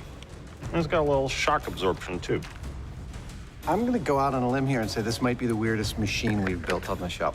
It's right up there, certainly. This one's for the money. I'm gonna try cooking shrimp in midair. In 3, 2, 1.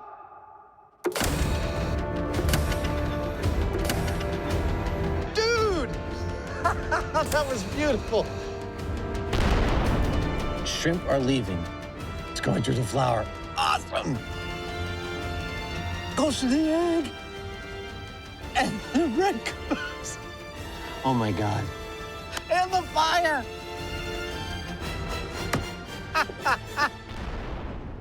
It worked!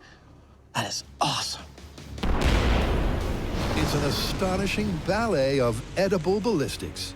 Each ingredient timed with millisecond accuracy. And if the video is to be believed, that means we have a plate full of cooked shrimp, right? Here's one here. He's not coated or cooked. Wrong. 1. Our machine works beautifully. The shrimp is flying through clouds of flour, breadcrumbs, egg, and fire. But it's not getting coated, it's not getting covered, and it's definitely not getting cooked. This guy does have what appear to be some breadcrumbs on it, but But like 3? Yeah. Okay, so we need like hundreds more. After timing the flight of the shrimp with millisecond accuracy, it turns out time was never on their side. The problem is that if we slow the shrimp down long enough to allow these processes time to work, the shrimp are going to fall short of the target. We could make the clouds larger and shoot over a longer distance, but that would require more air pressure, which most likely is going to blow the shrimp apart. It's a classic catch-22. To coat the shrimp requires a much longer flight time, but that would destroy them. So that part of the video was clearly faked. And then there's the fire. For the same reason that flicking your hand through a candle flame doesn't burn you, the shrimp just doesn't spend enough time in the fire to get cooked. And we can't, for all the reasons Jamie just stated, let it spend more time in the fire, but we can make the fire hotter.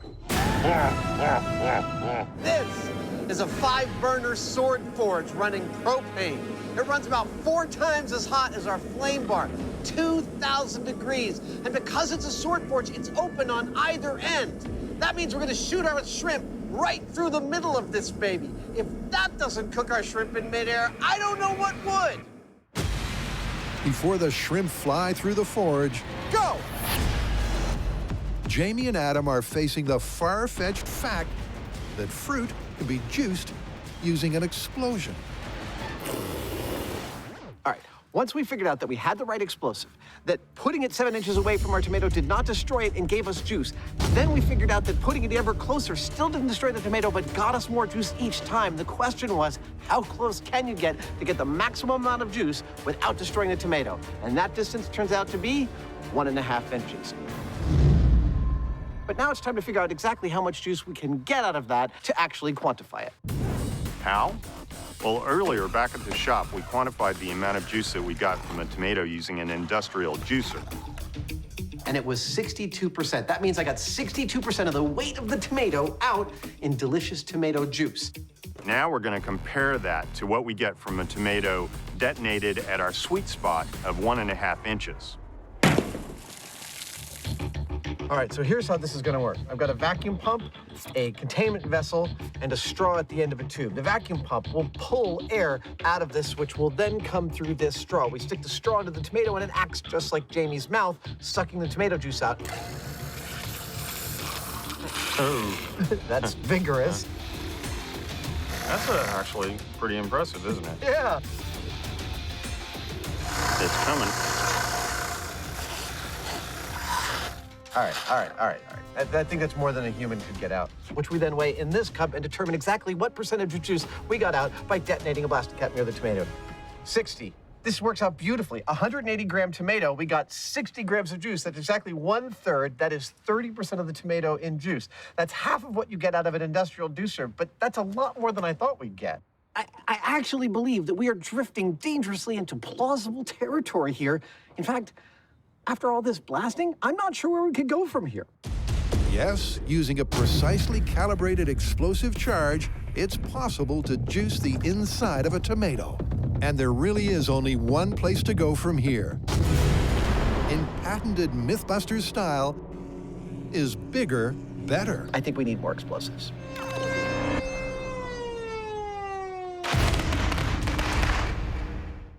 All episode long, we've been attempting to replicate a viral video we found which seems to show that a small amount of explosives can turn a tomato into a tomato juice dispenser. That is, that it can turn the inside of a tomato to liquid you can drink while not damaging the outside. And astonishingly, we seem to have determined that this is actually true. Now, of course, it's Mythbusters, so where a small amount of explosives seems to work pretty well, a large amount of explosives ought to work a lot better. This time around, we're going to be using 20 pounds of TNT. Nice. Nice and peaceful out here. At least right now it is. And that's going to create a much larger and more powerful pressure wave. So in theory, that should do a better job of creating more juice. The blasting cap yield was 30%. To attempt to maximize the juice, they're scaling up the explosion energy by a factor of 10,000. Scientifically speaking, when we scale things up, we need to scale everything up to be consistent. Now, our prior test used a small tank, and in this case, we're out in the open in a lake. And so we're introducing all sorts of variables that will have unknown consequences. That's why we have to test it. We honestly don't know what kind of result we're going to get. All right, let's double check our supplies. We got mesh bags, check. Oranges, check. Cucumbers, check. Tomatoes, wrapped, check. Pineapples, check. 20 pounds of TNT. Let's make some fruit juice.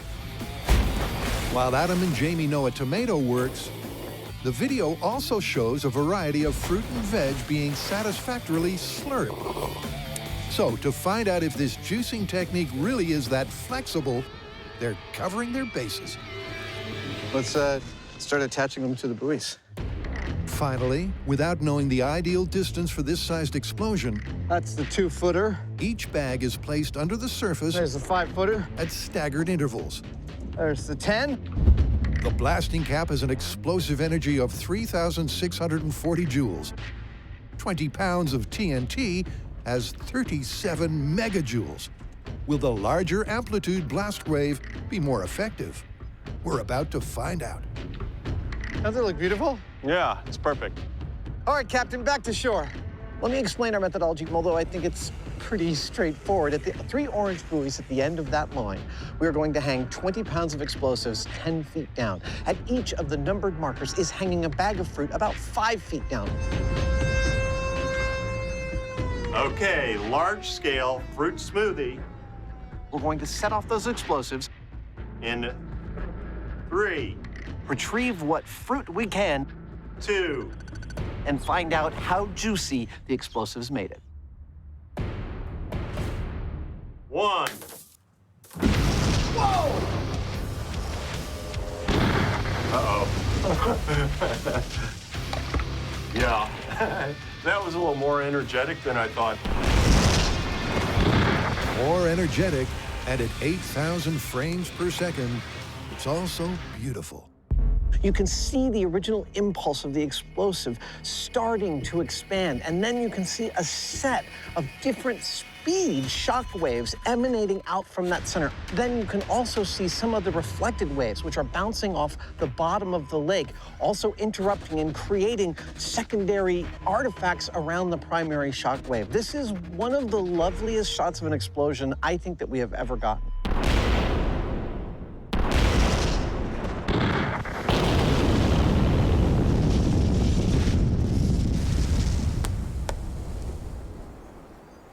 Extraordinary footage. That's 40. But did they get any juice? That's 30. This is actually pretty darn cool. We were afraid when we first saw the explosion go off that we'd lost like most of our fruit. But it turns out it seems that we have lost our 2, 5, and 10-foot bags, which we kind of expected because they're so close to the explosion. We got them from 15. Awesome. But we have 15, 20, 25, 30, and 40. Now it's time to inspect and see just how juicy our bouquets of fruit and vegetables are. The initial signs, oh man, are not great. Okay, I'm just gonna go on a limb and say cucumbers do not like explosives. Searching through the debris, many of the victims are ruptured, but luckily not all. This one's been compromised. There is evidence of tenderization. It's definitely softer. At 40 feet? No, so I'd say that orange is not a fruit juice dispenser. 30. No. No. 25 and 20. Tomatoes, that one's dead. The kind of carnage that can only be yielded by an episode of Mythbusters. But by the time all survivors have been examined, the results are definitive. No, it's the same thing as before. Not juice. Not juice. Tender. Tender, but not juice. So, seems like bigger is not better in this case, huh? No, no. We found at least one thing for which more explosives do not get a better result. But why didn't it scale up? Whoa! We know that blast pressures can bounce off of surfaces. They can reflect. And so that small container caused the blast pressure to go back and forth through the fruit a bunch of times, each time breaking the cell walls a little bit more. So That may actually have been the ideal situation, even though the amount of explosive was very small. If you remember, we started out with a viral video that seemed to imply that with a little boom in a box, you could generate sweet juice out of something like a tomato.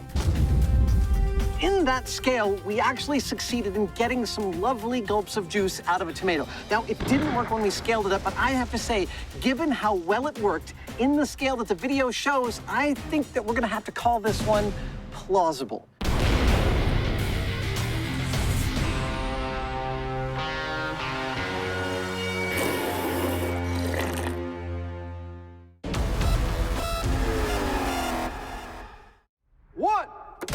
We've been trying to cook shrimp in midair, and so far, we've got buckus.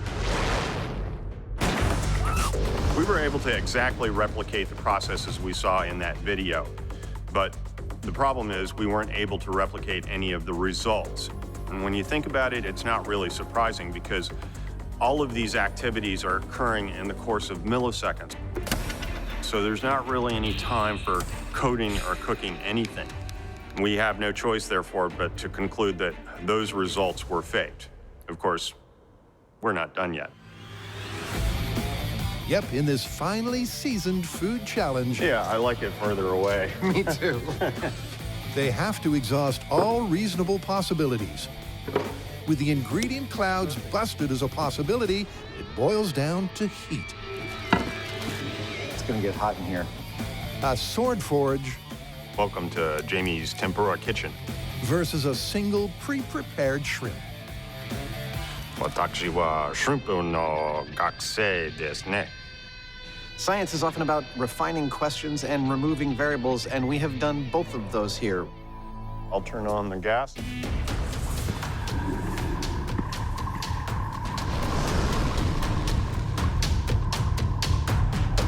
Shrimp, gun, furnace.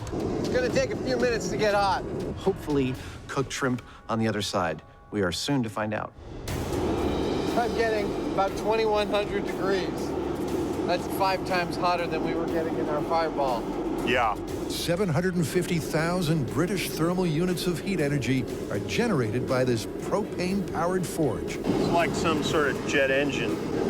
Each of those BTUs can raise the temperature of 1 pound of water by 1 degree Fahrenheit. Woo-hoo-hoo-hoo. Dude, that is one hot oven. Here we go. But is there enough time for that energy to cook the pre-prepped shrimp? I'm feeling good about this. Here we go, firing shrimp through a forge. And 3, 2, 1, go! The shrimp fired through the forge accurately. But did it fry? Does it seem at all cooked to you? Are the breadcrumbs crispy at all? No. We upped our fire game significantly in this last experiment, where formerly we had a fireball that was about as hot as a consumer oven, 500 degrees. This forge was 2,000 degrees. We fired the shrimp through it, and we ended up with a room temperature shrimp. And I can feel this is cold. It's cold. Oh, great. 67 degrees. Yeah, room temperature. Room temperature. That's not a cooked shrimp. Go. Despite trying several times, It hit the plate! the flying shrimp shows no sign of warming to the occasion. Dun, dun, dun. Stop right there. 66 degrees. Most people would give up at this point, but come on, we're not most people. We're gonna continue. How about instead of 3 feet of sword forge, 12 feet of sword forge? Yeah, evil laugh. We're gonna set this up and try it again. Using all of their 14 years of experience, this is the very cutting edge of ramping it up. For reference, a typical kitchen burner is putting out 10 to 15,000 BTUs. This setup right here, 3 million BTUs, all encased in one long square tube. That's pretty extreme heat. You ready to fire it up? Let's do it. This is it. It's looking pretty good. One final fry-on-the-fly try. Whoa! One last chance I'm gonna love the shrimp. Okay. to cook a cannon-fired shrimp. Man, I've never seen anything like that before. No, no, no. This is an insane, insane thing.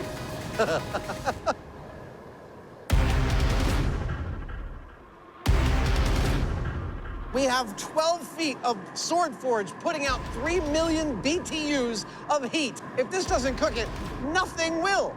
Nothing. Okay, maybe something, but not something we can build here.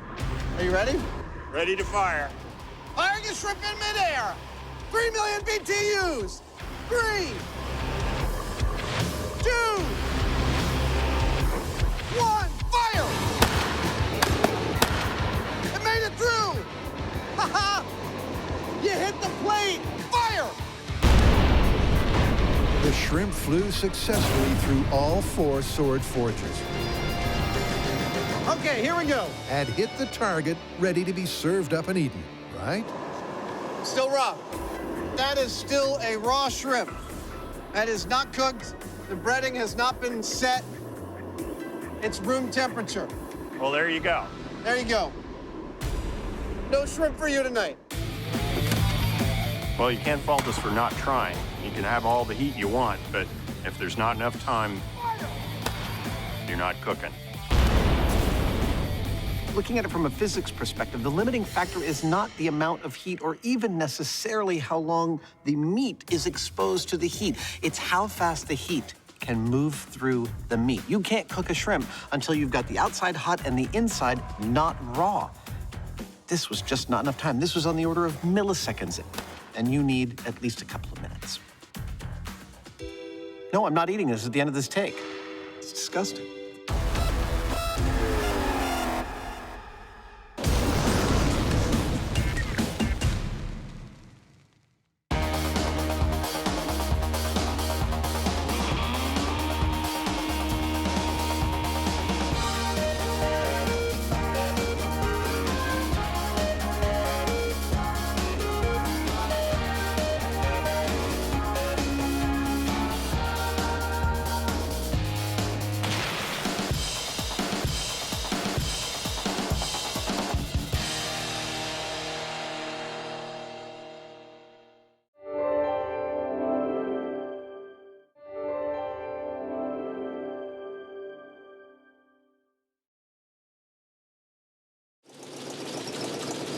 And so the fun begins. In 2003, Quack, damn you. the Mythbusters embarked on an epic journey. I reject your reality and substitute my own.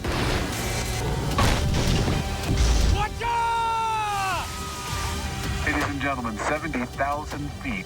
And with the tsunami of science done and dusted, This is it. This is the end. the team is back for one final intimate episode. You ready for the reunion? All 5 hosts reunite Beautiful! It is awesome to sit around this table with you guys. to look back and reminisce. It has been a wild ride, and we wouldn't have missed it. They'll discuss the secrets of their success, It's like science bait. formulas for failure, Well, we did a lot of it. and as they walk away for the last time, what the show meant to them. It has fundamentally changed all of us in really significant ways. It's destiny.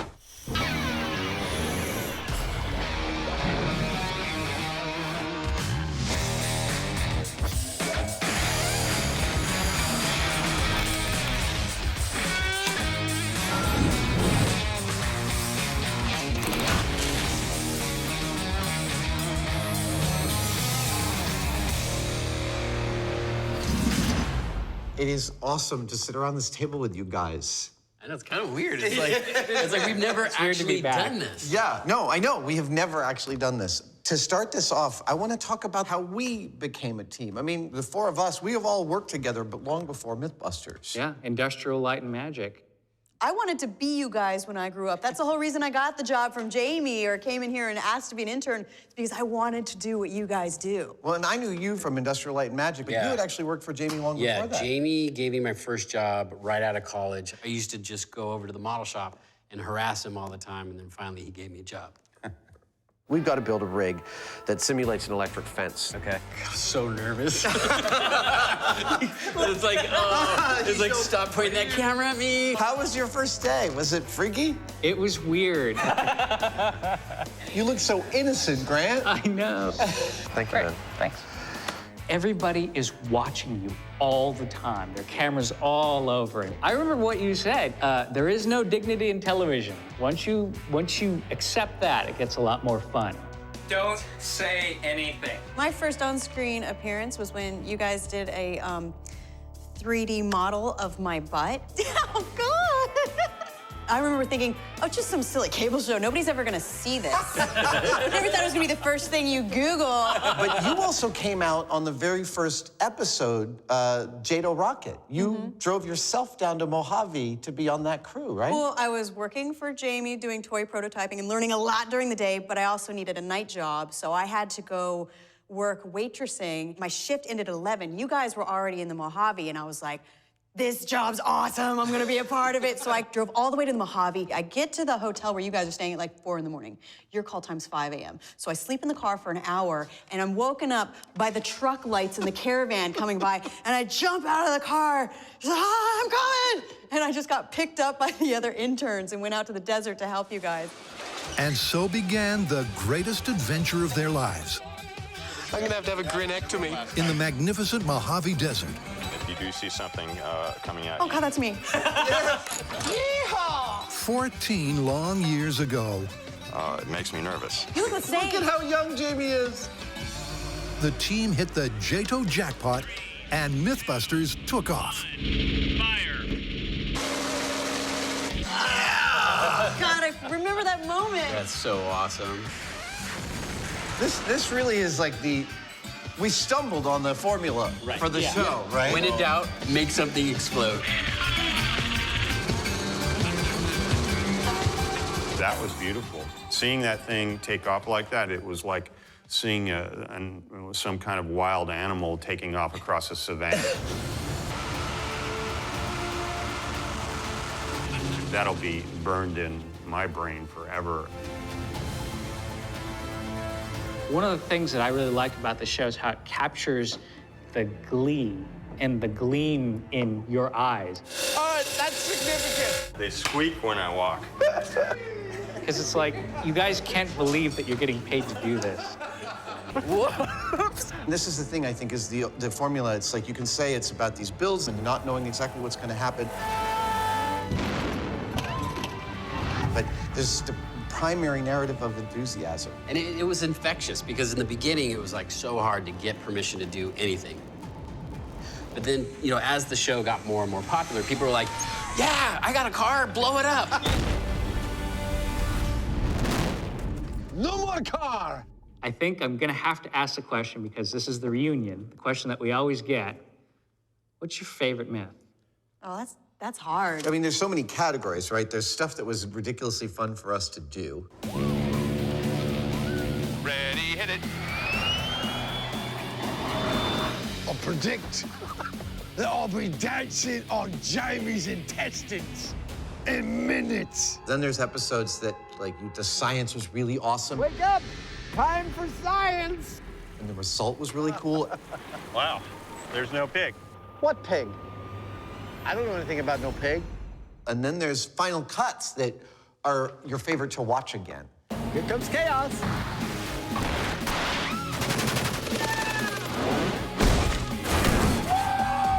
When anybody would ever ask me that, it was always the last thing we had just done. Right. It was like, what's your favorite myth? And it was like, well, just yesterday we blew this thing up. It was the craziest thing I've ever done.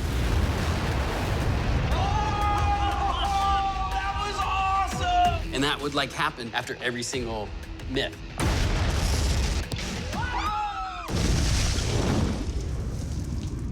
Well, what was your favorite?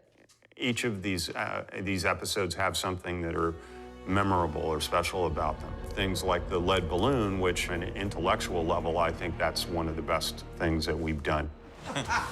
It was also such a wonderful exercise in internalizing and understanding contingencies. That is a lead balloon.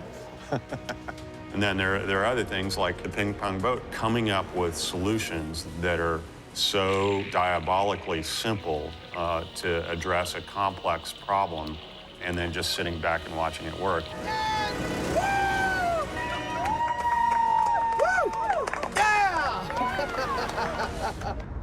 We've made a career out of making what seems impossible possible.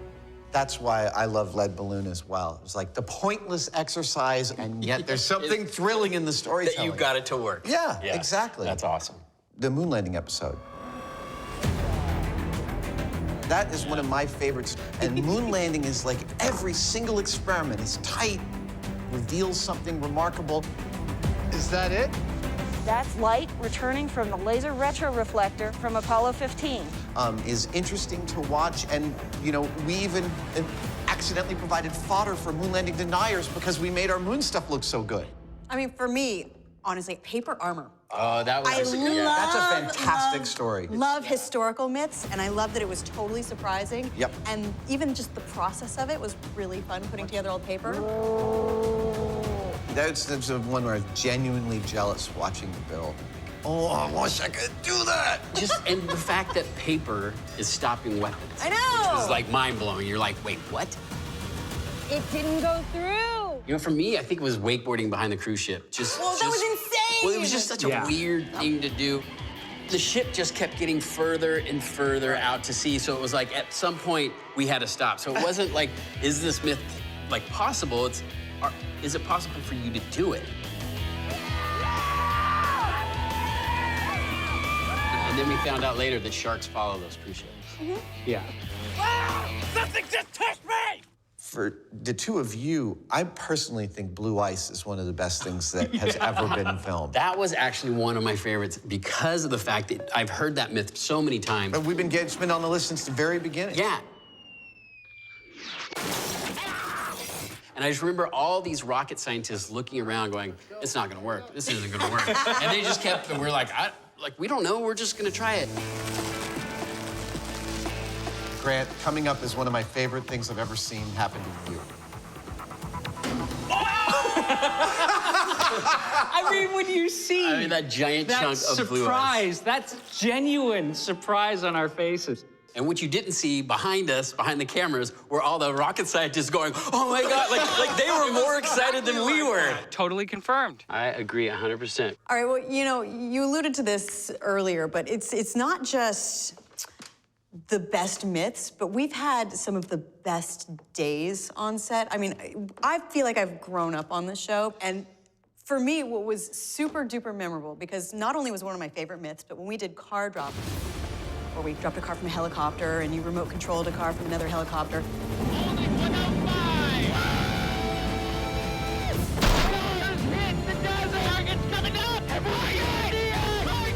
I remember just being really, really emotional about this myth, and like I was like running around just like hugging you guys because it went well. We did it! Yes! When I found out when I got home is that I was pregnant on that shoot, so it was extremely hormonal. Actually, hormones, amazing. I was less excited after my first kiss. But it wasn't only unexpected hormones that caused the high notes to be hit. More than a decade of adrenaline-fueled science forged a poignant on-screen bond. Let's all group hug. Yeah. No? I remember feeling really emotional when we were all standing on the third rocket car site in the desert, all 5 of us. Well, I think our work here is done. It was really, really intense. I started to cry. Yeah, that was an emotional. Totally. Thanks for 15 great seasons, Mythbusters. I've said it before, I'll say it again. You made the scientific method feel like a guilty pleasure. Wherever your JATO rocket car takes you, you'll always be blowing stuff up. In here. The Mythbusters touched hearts and minds from the very beginning. It's a delicious memory. In its weird and wonderful way, I can't answer that. You're tying a pig's stomach into a skeleton. the show became part of the pop culture conversation. Tonight, we take on the classic myth that a cat will always land on its feet. But this is one reality show reunion Stop whining. He's such a where the final analysis is going to be objective. Yeah, well, you know, we've patted ourselves on the back enough, I think. A little more comfort in your design. The good days have come at a cost. Dude, we've never used the blue rope. Seems that Adam needs another cookie. We always use the blue rope. No, we haven't. Yes. I actually don't want to do this test right now. The times that I've been the most upset have been in the early days in particular, where they put us in situations, you know, that were unwise as far as getting hurt. Oh! You did hook up the real thing. Yeah. No, just leave me alone. And stuff like a Star Wars episode, because there's like no reason to test lightsabers on higher ground. Oh, I hit myself in the groin. Oh, no, sorry. Well, at least you got to build something. It wasn't as bad as, like, pyramid power or primary perception. Did you hear it screaming? The Oogie Boogie stories from the early days. Mind control. Those were with the crystal. Double espresso, cappuccino, juice squeeze. I think pyramid power is absolutely the lowest. That was pretty bad. I'm reading your thoughts right now. We gave it our best shot. I mean, you know, you have this thing that you have to test. You have to treat it as seriously as you would any other myth. Real free energy. If we're going to talk about worst days, I think we all have the same worst possible day ever, and it's going to be Cannonball. Let's go. All right, fuse is lit. It's gonna be soon.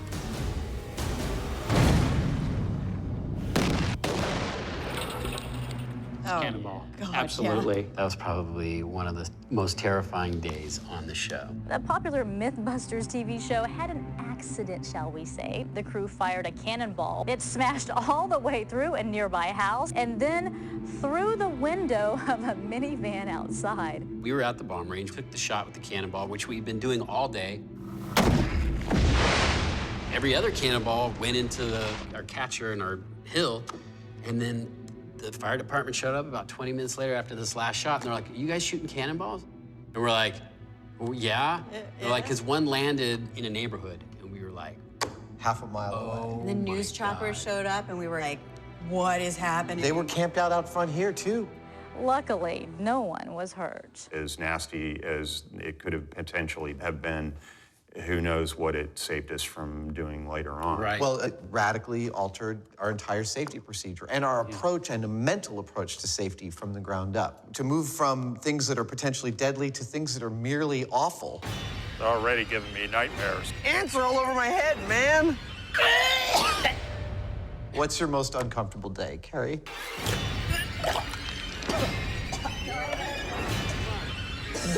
There was a time where I had to try to extract methane from your poop. Sorry. And I had to handle that in a bag, but I mean, the one that was the most... Oh, boo-hoo, I pooped in a spin bag. That's so gross. Yeah. The most traumatizing by far was the scorpions. They put like 40 scorpions on me.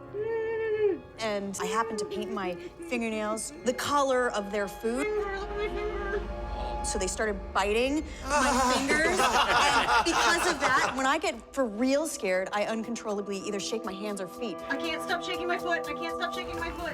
Stop it. I can't stop it. It was the worst. I think for me, probably every time I get injured on the show. You are a Which is little like accident all prone. the time.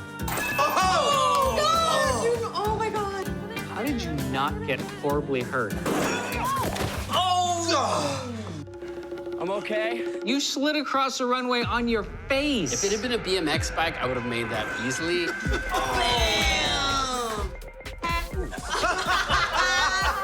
My balls seem to be a magnet for injury. Yeah. Oh, God, I hate that one. I hate more than anything else. That one's still... I felt that one coming. That's the first time I went to the emergency room. Oh, God! Why would you do that? You guys were tasing each other every morning for a few months, right? It was like a coffee.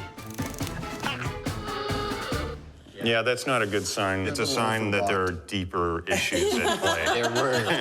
And you and I have the proclivity to refund whatever we've eaten recently.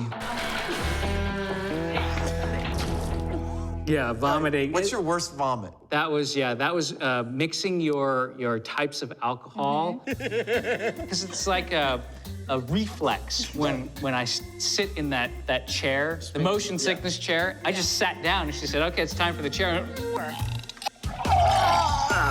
I actually vomited the most in a single day while flying in the back of an F-A-18 Hornet with the Blue Angels. Come on, stick with me, Adam. You got it. You got it. Come on. Stay with us. Stay with us. We got it. Come back. You with me? I'm with you. I almost passed out there in a second. And shockingly,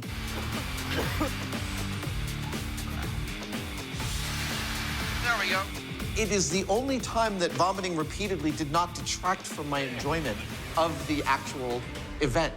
It was so awesome. And that's why those flight suits have so many pockets. There's one for each barf bag.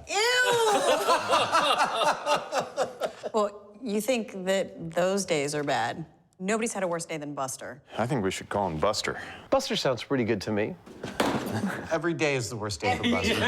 And the best part Single is, day. what he's designed for is car crashes, and that's rarely what we use him for. Everything we use him for is worse than that. Yeah. You know, there's an international church of Buster because he's been resurrected so many times for your knowledge. Is that for real? Yeah. Arise, my son. His head's gone. Nice work, Buster. Wow! That was crazy. Now, we collected as much as we could find, and I have for each of you a gift, a ruined camera, and chunks of Buster in his superhero costume thank from you. the That Buster is finale. Hilarious. All I know is I'm glad this isn't how I'm going out on the show. It's kind of like Buster's ashes. Wow. Thanks, buddy.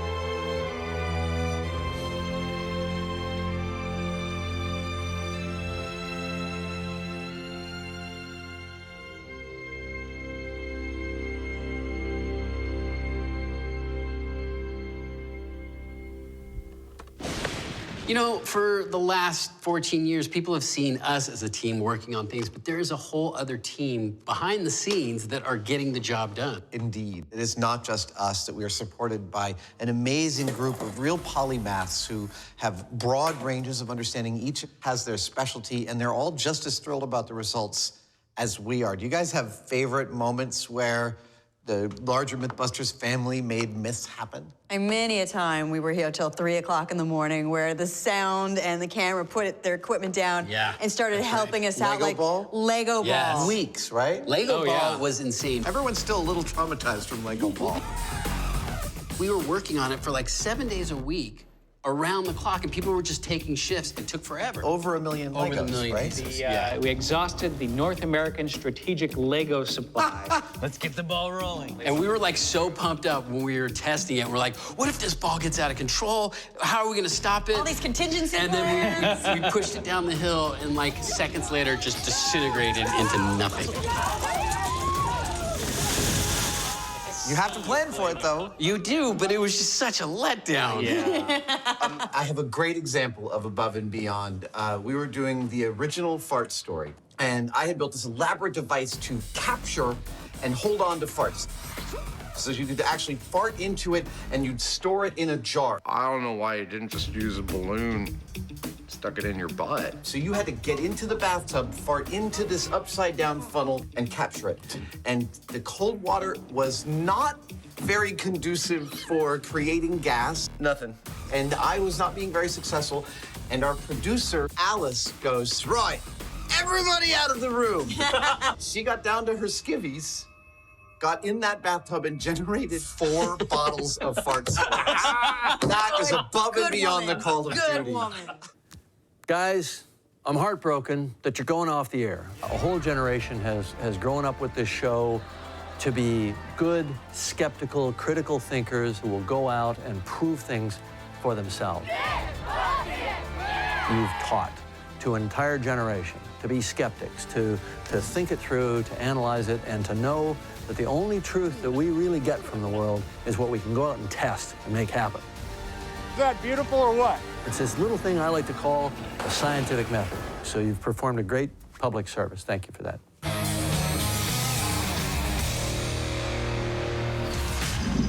So let's talk about the science. I know it's part of the DNA of the show, but I think one of the things that blows people's minds is that none of us are actually scientists. You have a degree in science. I have a degree in engineering. Okay, which is that's adjacent to closer than any of Way us. more True. qualified than we are. What's your degree in?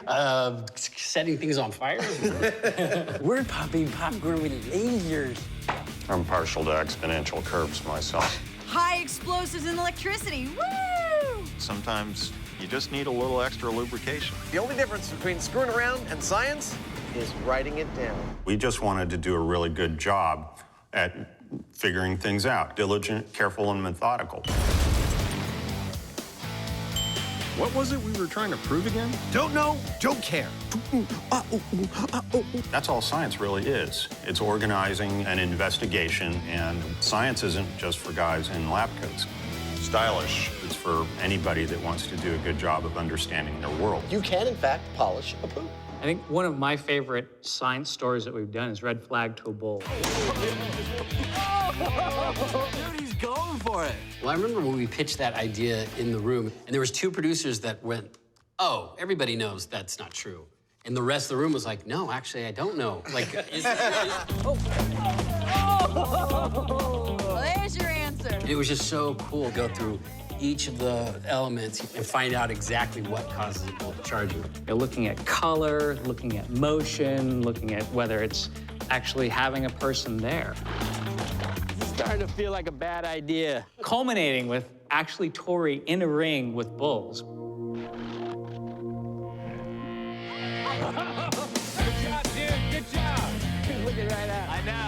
Early on, we had a story called Bullets Fired Up. Will a bullet fired into the air kill you when it comes back down to the ground? And in the research, we found the most extensive study done on this was written about in a book called Hatcher's Notebook, a famous ballistics textbook.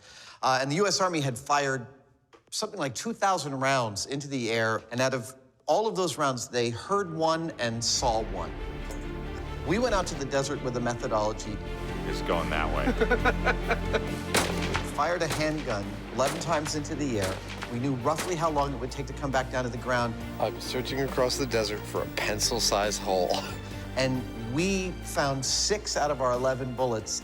There she blows. That's a 9mm round. Woo, we found it! And so in this one story, we substantively tripled the amount of information known at that point about the aerodynamics of bullets falling out of the air. I'm really, really proud of that episode. This is science in action. One example of our work getting into the literature also was drain disaster, where we replicated an explosion in a sewer due to methane. And it was really fascinating for me. The burn of this gas in the right conditions could go supersonic. Wow! We consulted with experts on it, and we were able to do an experiment that was a significant step further than anything they could actually do in the university. This had never been done, actually, in that scale before. So I think that's a standout. We're co-authors of that paper. Yeah. You know, we're bringing out the standouts where the results we got are results we would stand by. And we all understand that that's also a rarity. I mean, we know that within the concision requirements of making a television show, doing one iteration and calling it is not in and of itself science. But one of the things I'm most proud of is the methodologies. When the methodologies are robust, even for something ludicrous like bull in a china shop. You guys go to genuine experiment, and then the result is mind-blowing. Whoa, he's getting right through the shelves without knocking over a single piece. That was cool. Yeah, or like, you know, are elephants afraid of mice? That, to me, still to this day is just like, the cartoons are right. Like, Elephants are afraid of mice. So how does failure come into it for you guys? We did a lot of it. Yeah. And it's all on camera. Yeah, you do, but we learn a lot from it. I just wanted to let you know I had a little accident, punched a small hole through the wall. That's one of my favorite things, is that we show it as a messy and creative process. Wow. And we screw up, and that's part of the journey. You know, for me, you know, if we haven't failed at something, we haven't really learned anything.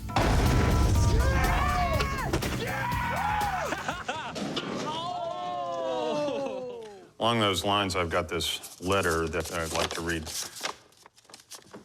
Dear Mythbusters, after hearing your show's ending, I wanted to write you to thank all 5 of you from the bottom of my heart, because you literally turned my life around. When I was at school, I was basically on the road to nowhere until I found Mythbusters. Your show inspired my teenage self to care deeply about science and engineering. 6 years after I saw my first episode, I became the first girl in my family to go to university. And now, 4 years after that, I'm about to start a master's in chemical engineering. You've been fantastic role models, and I cannot thank you enough. Your show literally changed my life. It's really dusty in here. That's incredibly sweet. It's very humbling. Congratulations, and thank you for the difference you have made to young scientific minds all around the world. When in doubt, C4. Oh, my favorite myth was the original astronaut, Juan Hu. I think Buster, AKA Juan Hu, is ready for his launch.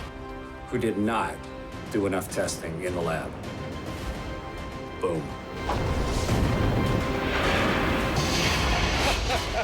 So clearly we're famous for more than just blowing crap up, but we're pretty much famous for blowing crap up. When it comes to favorite explosions, my favorite is the detonating water heater.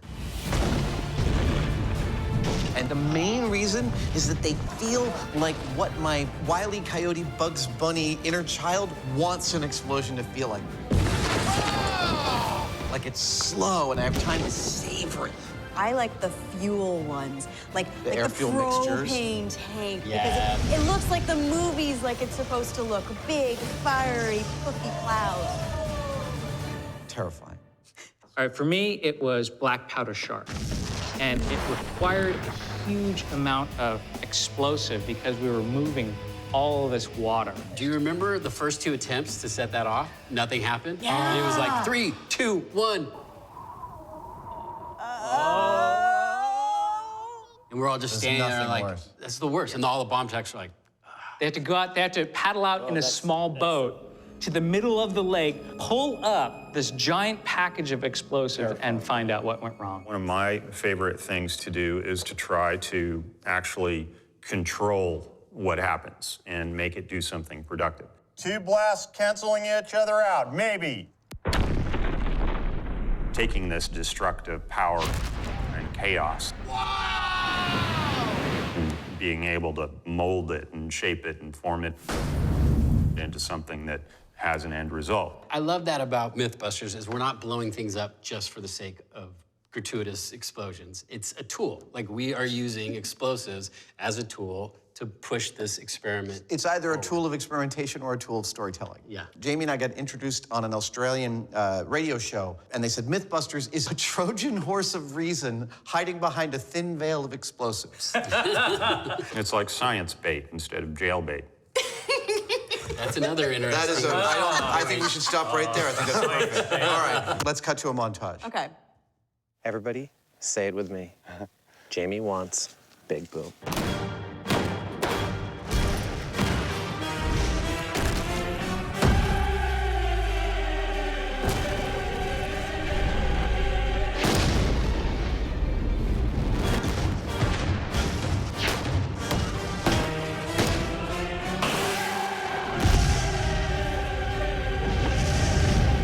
Big boom, big boom.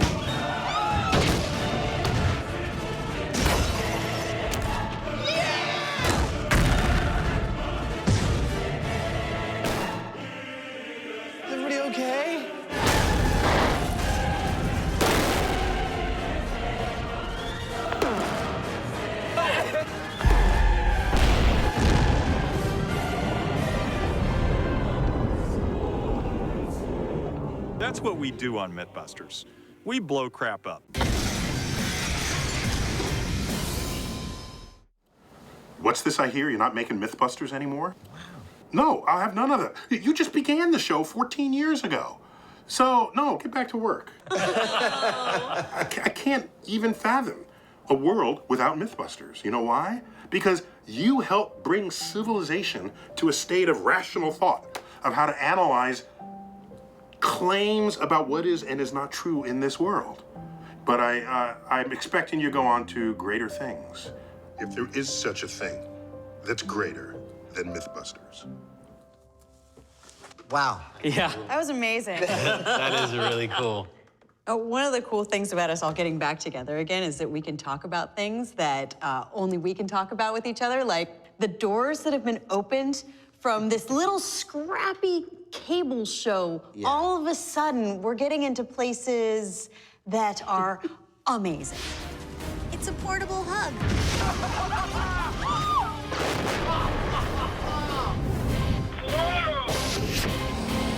Okay, talk about access. We went to the White House. Good to see you. Welcome to the White House. And as Jamie likes to point out, we were testing poop hitting a fan the day before. And then, the next day, we were shaking hands with the president. Did you wash those hands? We did. Okay. Well, actually, we're there loading our equipment in, and the Secret Service is running the sniffer dogs past, and Jamie turns to me and he goes, "We were at the bomb range 2 days ago. How are we not lighting them up like a Christmas tree?" And I'm like, "Shut up! Just be quiet." Southgate needs a little more security, everybody. My personal favorite is getting to fly in the U-2. Wow, we're already lifting. That's crazy. Whoa! Wow! That Beale Air Force Base invited us in. They only let one civilian take that ride every couple of years. Holy cow! The men and women that run that program and have been running it for decades are super dedicated. They were totally amazing. Right now, we just passed the top of Mount Everest. And they gave me and thus our viewers an experience that very few people ever get. The sky has gotten to be a very, very dark blue. What an unbelievably beautiful day. Yeah. Aside from the 6 astronauts on the space station, we are the 2 highest humans off of planet Earth. The opportunities that this show has afforded us are extremely memorable. This is not a bad way to spend your day. I mean, for you, it was that ride, but I have learned so much, especially from you, Jamie. I have learned so much about building from you. We've gotten to do some really cool stuff. Decapitation hazard, everybody. This is gonna kill you. Yeah, it's all about the builds. Come on! I like it. It allows you to internalize what you're doing. When you get physical with things, it's not like you're just designing stuff on paper or you're just thinking about it. It's a different experience when you've got your own blood smeared over your tools instead of somebody that's, typing away on in CAD or something like that. Look, it's like a clown's head exploded. I'm particularly fond and also terrified of our Civil War era steam machine gun that spun ball bearings centrifugally. Just turning it on was, behind bulletproof shields, was terrifying. I'm very pleased and terrified. This is this barrel that's spinning it faster and faster. This thing. And meanwhile, while that is happening, there's these jets of steam leaking out everywhere. It was like this, like this image from hell. We built an earthquake table that rivaled the earthquake table I had been to at museums. That was beautiful. That was a great build. It was a huge build. Huge! That was some heavy steel. And we knocked down a few buildings with it. I mean, how cool is that? I mean, that's a cornerstone of the show. From the beginning, we are not only figuring out the myths, but we're also making all the things that go into it. I know exactly what it feels like to be Michelangelo. When you see that when people visit the set, after a few hours, whoever is visiting the set for the first time goes, "Oh, you guys really do all this work." Speaking of builds, take a look at this. Let's see. Okay. Let's do this. Hi, everybody, and hi, Mythbusters team. I'd like to say thank you. Marron. Rose. I mean, I wouldn't have had the inspiration to actually believe that tinkering and creating can be a job. The show might be ending, but the spirit is still there. The spirit of learning, building things, and inventing and making. And yes, we will all miss you. There's the next generation right there. I'm still trying to wrap my head around the fact that he's made a career out of trying it at home. I know. Right? Did he not listen to us? No. Do not Try anything you're about to see At home. at home. Don't try this at home. Whoa! There are plenty of times when we're doing stuff that's scary, but what about stuff where you genuinely feared for your life? Oh, creamer cannon. Absolutely. yes. We had an entire pallet of creamer, 5 flares, giant air cannon. What? Fire this thing off, and initially nothing happened. And then it roared to life. So we're standing not quite far enough back when it just started coming at us, making that A roar, a physical roar. What about the time when we tried to raise the little kid with helium balloons? That wasn't dangerous, but no, what that happened... part was the safe part. Right. Oh my God! It worked! So if balloons got up into the rafters, his solution was to shoot them down with the BB gun. It's a fine solution. The problem was a lady heard somebody was shooting guns. And 2 cop cars pulled in, and instead of dropping the gun, our safety officer starts running towards them going, "It's a BB gun, it's a BB gun, don't worry." And then that's when they drew the guns on all of us, and we all had to get down. including the little girl. We're all face down on the ground. That's twice on this show that I've had a gun drawn on me. Right, the other time is when we had the fake bomb, which it looked like it was a cartoon bomb, right? Candygram. So I'm literally standing outside the door, waiting for them to call action, and I hear, "Put your hands up." And I thought it was the owner of the house, so I turned around smiling, and there I am holding a bundle of dynamite, and there's 2 cops with their guns drawn on me, and I was like, "We're on Mythbusters making a show," and I dropped the thing, and I'm like, "Producer's in there." Like, I was like, "Oh my God, don't shoot, please don't." My scariest moment ever is underwater car, the second one. Absolutely terrifying. Here we go. It was terrifying watching you go through that. What Adam didn't know is that as frightening as his experience was, it had an astonishing real-world impact. Well, it was a typical day. It was right before Easter, and I got up and got Emily up and got her ready to go. I left about 4:30 in the morning, and I got about 3 miles down the road, and I hit a patch of slushy snow and went off and into the water. And I looked, and their car was filling up with water. It was happening so fast. I crawled through the vehicle, got into the back seat with Emily, unstrapped her from her car seat, and I tried the driver's side door. That door wouldn't open. I had Emily in my arms trying to keep her out of the water, and I'm going, "Oh my gosh. I need to get us out of here." And then, the Mythbusters thing came to mind. And it was like, okay, I have to wait. Even though I didn't want to, I had to wait till the pressure equalized in the vehicle so I could get the door open.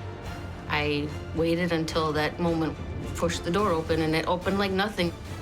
And I kind of swam, walked, and I kind of held Emily above my head to keep her out of the water and got onto the road.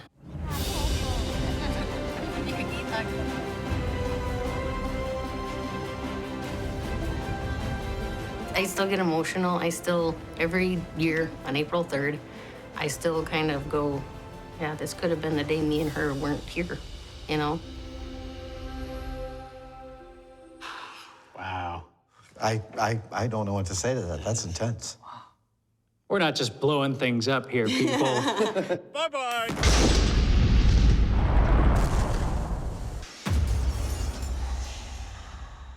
Okay, so we all got into this as a job. It's a TV show, it's entertainment. But on the other hand, we've been on air for so long for a reason, and we've had quite an impact on popular culture in some way. What do you guys think about that? I think that it brought about a renaissance of making science fun again. Am I missing an eyebrow? Breasts are expanding. Repeat, breasts are expanding. Making it narratively interesting. Quack, damn you. Yeah, something that people could relate to My toast always lands butter side up. and say, oh, science isn't boring. It's explosions, car crashes. It's really a fun world to open up to. That is messed up. And I think we hit kind of our stride right when the internet was hitting its stride, and there was all these urban legends and viral stories. All of a sudden, everyone was like, wait a minute, is that true or is it not? So we kind of came in at the perfect time. And we came along just when geeks started being cool. I wouldn't say Jamie's an evil genius. Say hello to our little friend. Go get him, boy. And we got to really be a part of that evolution. It's almost too exciting. All of that stuff was a wave that we're surfing. We were able to ride it at the right time in the right place and take that ride in a way that at times was really pretty inspired.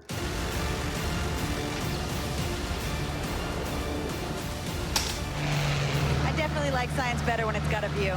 Absolutely. Carrie, you have done so much to inspire girls and women to realize that they can follow the thing that they're interested in. People ask us all the time, how do we get girls interested in science? And my response is, stop asking me. Go ask a little girl. They're the most natural scientists you'll ever meet. We also have the most amazing fan base. They have really supported us, and they are an above average group of people. And they are the reason why our show lasted so long. Because in the beginning, it was just a small group, and it just got bigger and bigger. Well, speaking of Mythbusters resonating with fans, we have a video that bears directly on that. Let's take a look. I am a big fan of the Mythbusters. I've even had them over to the White House a few times. Now, come to think of it, they never let me blow anything up, but I'm still gonna miss them. I'm grateful for the time they proved that, yes, America did actually land on the moon. And for the time they came to the White House to debunk the Archimedes solar array. That was fun.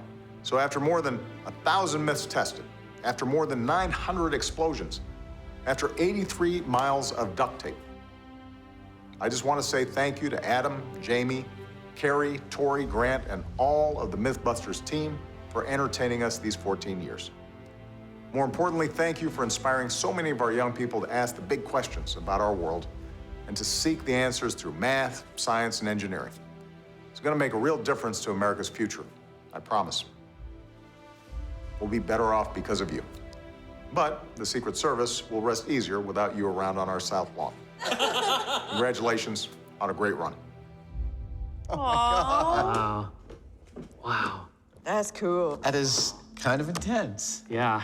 I gotta say, it means so much that you guys came back to sit at this table to help us say goodbye to this show. Mythbusters would not be Mythbusters without the three of you, without the five of us. And it's vital that you came back to say goodbye, and I really appreciate that. Well, it has been a wild ride, and we wouldn't have missed it. When something's a part of your life for so long, it's hard to say goodbye. So, thanks for the chance to say goodbye. Jamie, thanks for giving me a job. Me You're too. right, it did change my life. Absolutely. It has fundamentally changed all of us in really significant ways. And to the fans, we would not have been able to make this show without your enthusiasm, your support, your encouragement, your ideas, your criticism, and your comments have all made this show what it is. And it would not be here without you. So we thank you as well. Thank you. Thanks, everybody. I'm Jamie Hyneman. And I'm Adam Savage. We're going to find out what happens when you strap a rocket to a 67 Chevy. Oh, yeah.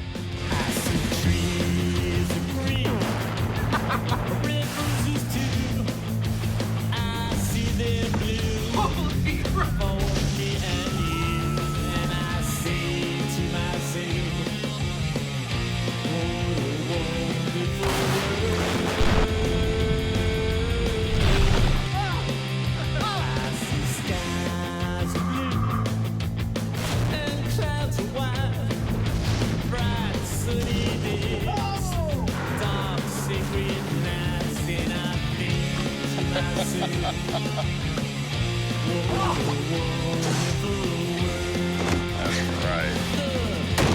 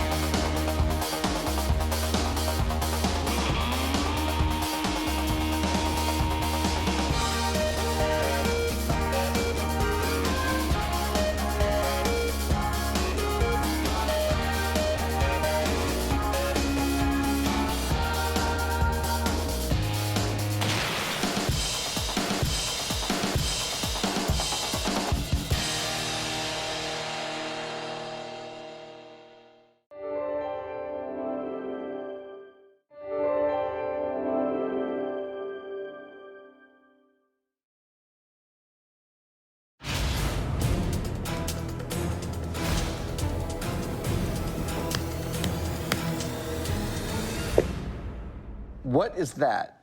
Just setting the scene. Well, allow me to translate. What Mr. Hyneman means with this bucket is welcome to the throwback episode Duct Tape Island with all new behind-the-scenes clips and hilarious commentary. Sure. Over 13 years and 282 episodes, Adam Savage. I reject your reality and substitute my own. And Jamie Hyneman. Sometimes you just need a little extra lubrication. Brought science explosively to life for millions of viewers. You know, if someone says it's impossible, we just take it as a challenge. Along the way, they've lost facial hair.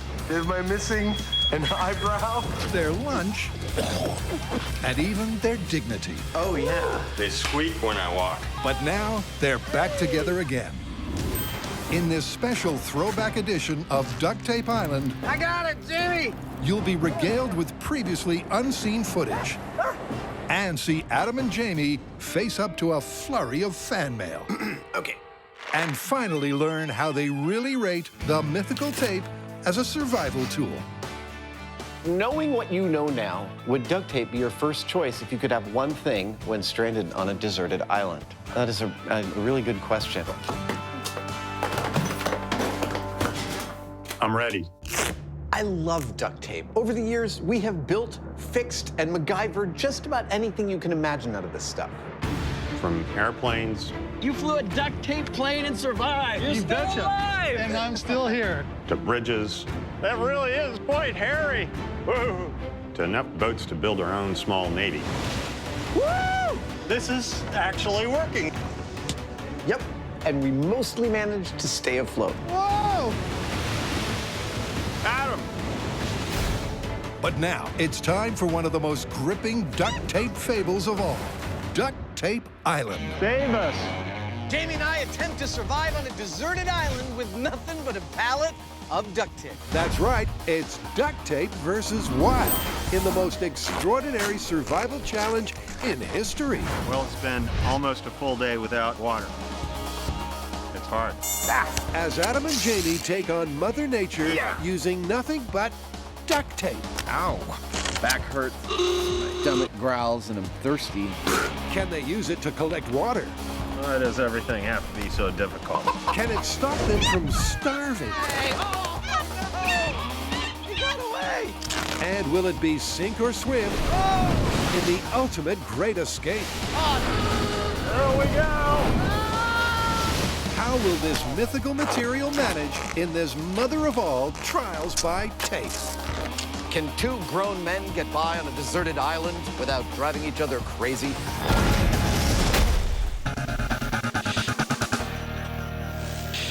For Adam and Jamie, it's Survival 101 and the ultimate test of the durability and versatility of the legendary tape.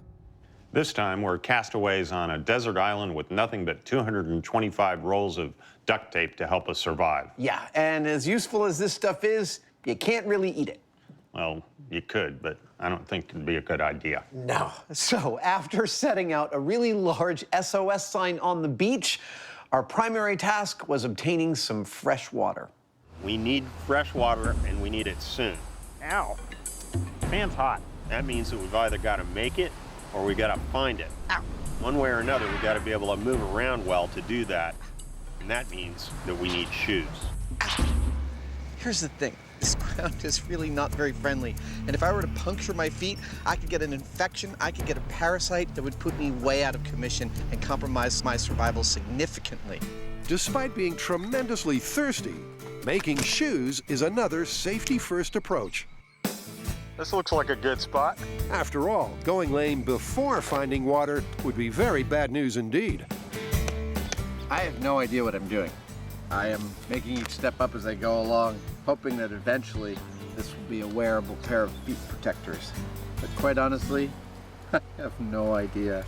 Because of the tape's leather-like qualities, the sandals take shape fast. Well, my shoes are completed. They're light, they're comfy. I'm not sure exactly how well they're gonna hold up, but the best part about their being made of duct tape is it doesn't matter. They're infinitely repairable.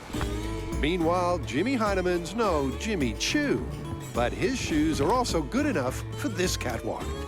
In fact, so successful were the boys' sticky sandals that one fan was prompted to ask, well, the obvious question. Assuming you were stranded for much longer, would it have been possible to make all your clothes from duct tape? Yeah. I mean, certainly. A little sweaty. You'd get a little sweaty and you could get some blisters. You might want to learn to line it in some sort of moss or lichen to get something that doesn't I think there's a reason stick that into your skin. Some of the first clothing was a loincloth, right? Which probably makes the most sense. You would get the least amount of chafing and then we don't have to see each other naked, so that's a bonus right there. With their footwear finished, the guys can finally begin the hunt for some H2O. Water's essential to life. A person can go for about 3 weeks without food, but they can go only about 3 days without water. Water is our #1 priority. There's got to be water around here somewhere. I really hope so. It's been hours since their last drink. And staying positive ain't easy. Not only am I thirsty, I'm cranky. But Adam at last thinks he's struck gold. Oh, thank God. Hold on there, cowboy. I wouldn't even touch that. Why? This is stagnant water. You'll get sick. With how thirsty I am, we can't drink any of this? Nah, we got to do it right. Crap. But there's still a whole island to explore, so Adam strikes out on his own. Clearly these plants are all getting their water from somewhere. I just need to find it. By following the lusher vegetation, he hopes to increase his chances of finding a water source. But it's still no walk in the park. I've been walking around for a while, and I still haven't found any water. And what we have here is a classic catch-22. I need water, and I'm burning through a lot of it just to try and find water. If I don't find it soon, it's gonna be bad. So let's hope Jamie can do better. It's hot out here and I'm thirsty. I got water everywhere, but not a drop to drink. Except I can make fresh water out of this salt water with the sun's help and some duct tape. It may sound as though Jamie's been in the sun too long. It's already getting moist. But his freshwater from saltwater idea is rooted in reality. I found water. He's going to build a device called a solar still, which is considerably more complicated than finding salty water in a sandy hole. A solar still uses the sun's rays and condensation to collect water. And here's how. The hole I've dug is deep enough that it's wet with salt water. Now at the bottom, I'll place a collection cup that I've made from duct tape. Then above the hole, I'm going to put some clear plastic sheeting. The hot sun shines through that and evaporates the water from the sand, leaving the salt behind. The water vapor then condenses on the cool inside of the plastic surface and drips down into the cup as pure drinkable water. That's the theory, at least. Let's see how well it works. Well, having made his well... That's a big wet hole. And taped up a collection cup... Well, there it is. Guarantee it's waterproof. All that's missing is the clear plastic oversheet. And for that, Jamie is bending the duct tape rules. I'm making a duct tape spider web as a framework with which to hold together this stuff, shrink wrap. Now, I know what you're saying, it's not duct tape, so why are we using it? Well, it did come on the duct tape pallet. I don't know what I'm gonna use this stuff for, but I bet you it's gonna come in real handy. And, you know, it's survival. We've got to use everything at our disposal. The thing is that all these little pieces don't really help us so much, but once they're held together into one big sheet, we're golden. There we go. Hopefully I didn't use more water making it than it'll make for me. The last step is to carefully position the sheet over the hole. There we go, that's the ticket. And almost immediately, there are encouraging signs. All that fog that you can already see forming on the underside of the plastic is what this is all about. It's picking up the moisture from the damp sand, which is evaporating, collecting on the plastic, and eventually those will form larger and larger droplets, which will run downhill into my collection container. It's the moment of truth. 2 hours cooking in the midday sun. What's the verdict? Well, there it is. That's pure water, but that's like a quarter of a cup. With less than 5% of their daily watery needs, it's a disappointing result. Why does everything have to be so difficult? But back at the rumble in the jungle, Adam's welling up with excitement. It's fresh. All right, water bottles. Half my task is done. I have found fresh water, no small feat, and that's really important for our survival. Now, I simply have to get it back. The only way to do that is to make a 10-pint tubular water flask from, you guessed it, duct tape. I would kill for a workbench right about now. It's a painstaking operation, but eventually there's only one thing left to do. Oh, oh, oh, it's cold. Fill it up. Fill up, baby, come on. Please hold up. First impressions are good. It's working. And second impressions are even better. It seems to be holding. So we had rainwater, but we did not have fire. We had nothing except the clothes on our backs, the sandals on our feet, and a pallet full of this stuff, duct tape. Yep. And in hindsight, would the boys even pick duct tape as their best bet for island survival? We'll pull the pin on that grenade a little later. Aw, I'm not leaving here without dinner. And Jamie reveals an unexpected personal highlight from his time as a castaway. Jamie, honest answer, what's your favorite part about this episode? And you can't say going home. Okay. Washed up as castaways, Adam and Jamie struggle to survive on their wits and a shipload of duct tape. Well, that ought to be enough. So far, so good. But one fan wonders if they think they got their survival priorities right. Looking back, is there anything you would have done differently on the island? That is a really good question. I think we should have spent more time building tables. It's true. Having a workbench would have made life so much easier, at least to keep the sticky stuff out of the sand and grass. My knees were killing me at the end of every single day because of all that working on the ground and hunched over just the brush making stuff on the ground. Ah, that's nasty. Yeah, and at this point, the most important thing was getting food. Yeah, and for some reason, we bypassed entirely the nuts and berries aspect and went right to the hunt. I was on land and you were on the water.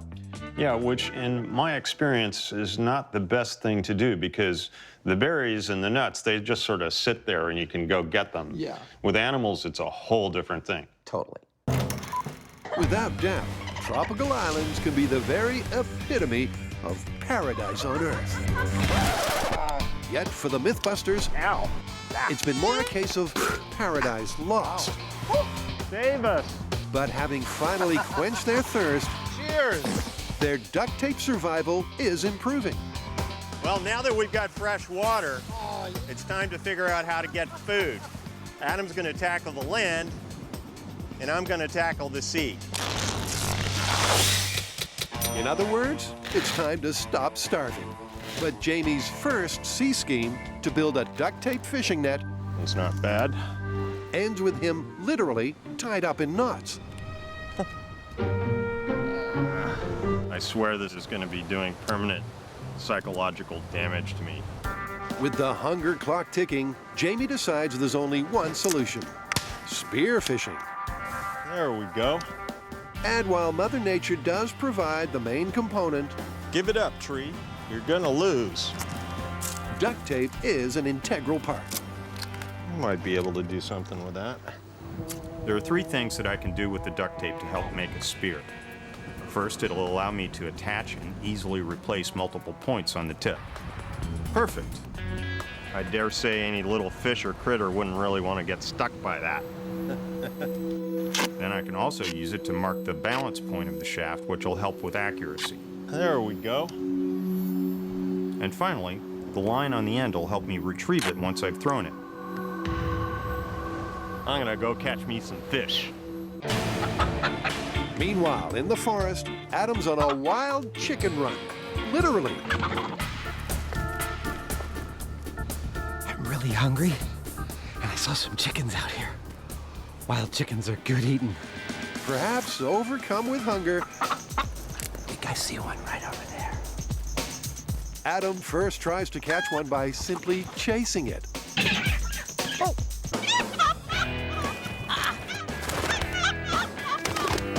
Flies? Nobody told me chickens could fly.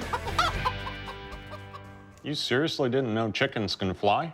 I knew they could flap their wings. I did not know that they could get aloft that way. Judging by Adam's chicken hunting skills, the boys could starve to death.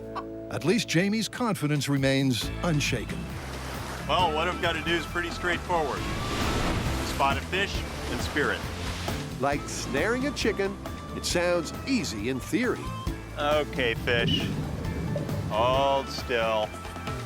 Oh. But in practice, Yeah.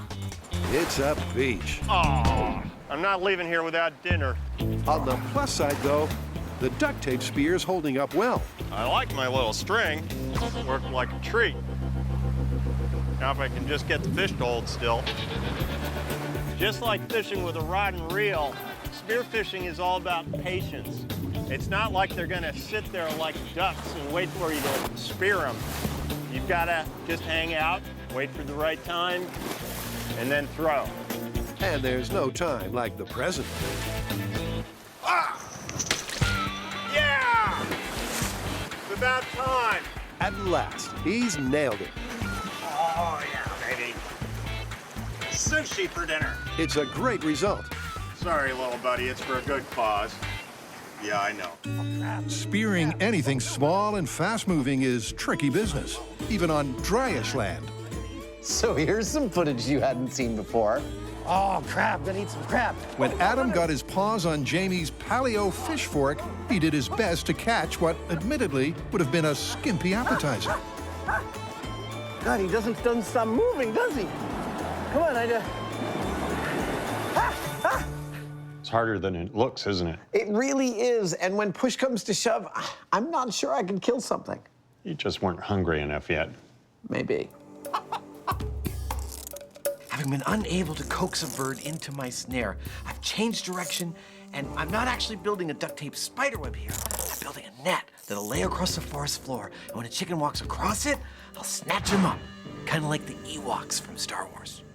Aye, because if anyone knows about hunting in forests, it's the Ewoks. Getting close. Now it's time to conceal it. So surely this is a home run. The net is concealed on the forest floor here. I'm hoping to chase a chicken through from this direction. And I can be as far back as 15 feet behind him. And I gotta just lean on this line, and all of these sidelines go up, along with the net, along with the chicken. And that's dinner. Moments later, Adam carefully corrals some passing poultry into the danger zone. Until... Hey! Oh, no! He got away! Hey! Squirted right out the side. The force is strong with this one. There he is, taunting me. Taunting me. He's like, in your face, Mythbuster! I'm here to tell you that catching a chicken with only duct tape is not easy. Well, you needed a professional chicken wrangler, I guess. And the chicken wrangler is a tale in and of itself about this episode. This is something you both did and didn't see. Yeah, we're rolling. Yeah. Are you ready, Adam? I'm ready. Release the chicken. Yes, Adam did have a chicken wrangler on hand. But as he was testing the principle of small game duct tape trapping, we'll give him a pass. Catch his fence up. Catch the chicken. The real problem was that every frame showing the wrangler had to be painstakingly recomposed to get him out of the picture. He got away! Regardless of wranglers, Adam persevered, reset his net, and finally, the Mythbusters stunt chicken stepped straight into the trap. I got it! I got the chicken! Look! Look! Look! My net! My net caught the chicken! How you doing there, buddy? We're gonna eat good tonight. Okay, so we did eat chicken that night on the island, but it came from a fast food joint, not from the chicken we were chasing. I think we actually gained weight on that episode. I think you're right, but I think that was the frozen margaritas back at the hotel. Adam and Jamie are putting that ultimate fix-all duct tape to the ultimate test on their castaway island. Yeah! So far, it's actually helped them get food and water. Oh, that's good. But long-term survival means stretching their one sticky resource to the limit. What is hands down your favorite use for duct tape? I'm kind of over duct tape. Well, look, duct tape was always ever a stand-in for how versatile a seemingly singular object could be. I personally like it for repairing car bumpers. I suppose my favorite use for it, unfortunately, it leaves a residue when you do it, but I can go to like the steel warehouse and buy a large piece of steel and attach it to my personal car just by hanging it on the side with duct tape. So back to the island, and I'm having trouble remembering what we were doing right at this point. I think you were trying to start a fire. Right, what a nightmare. Yes, it took me a while to start a fire using duct tape. It's time to do the most primordial of human inventions. It's time to build a fire. How is this gonna work? Jeez, I'm crow. Come on. It's gonna work by friction, specifically the friction between this piece of wood and a base piece of wood, created by what's called a friction bow. I have a duct tape string stretched on a piece of bamboo, and I will roll it back and forth, which will cause this stick to spin very rapidly, hopefully creating enough friction to create an ember, which will be the germ of my fire. The so-called bow drill is one of the most traditional ways to start a flame. Oh, I don't want to get optimistic yet. It's also one of the hardest. Oh, no.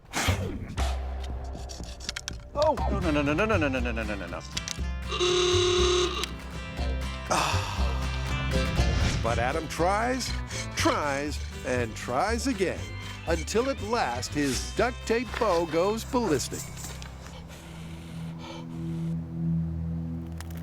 I got it, Jamie! I got it! It took for freaking ever! And once the fire really takes hold, now we're cooking. It's not long before dinner is served. Not bad living here on the deserted island. Yep, nothing beats home cooking. Nope. With food and fire now sorted, the real life and death hurdles have been cleared comfortably. But there's a lot more to taming an island paradise than that. And next, it's time to better their abode. Let's just make some mats so we don't have to lay on the bare ground. Where it's fair to say that there is room for improvement. Ah, that's nasty.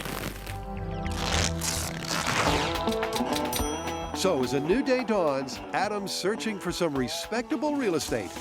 And this'll do. Ah, look at that. It's beautiful. It's like a cathedral. I love it. One of the reasons this place is perfect is I can string a couple of hammocks. Hammocks are great, not just because they're comfy. Thank you. But in an unfamiliar place, you don't really want to sleep on the ground. You don't want to give yourself such easy access to things like, I don't know, centipedes and scorpions and other things I don't want to think about. Adam, how come you used up all our good duct tape rope on those hammocks? Jamie, I'm stranded on a deserted island for weeks. I want to be comfortable when I sleep. Oh, I don't really care how I sleep. I could sleep on a pile of rocks and millipedes, and I wouldn't care. All right, there goes nothing.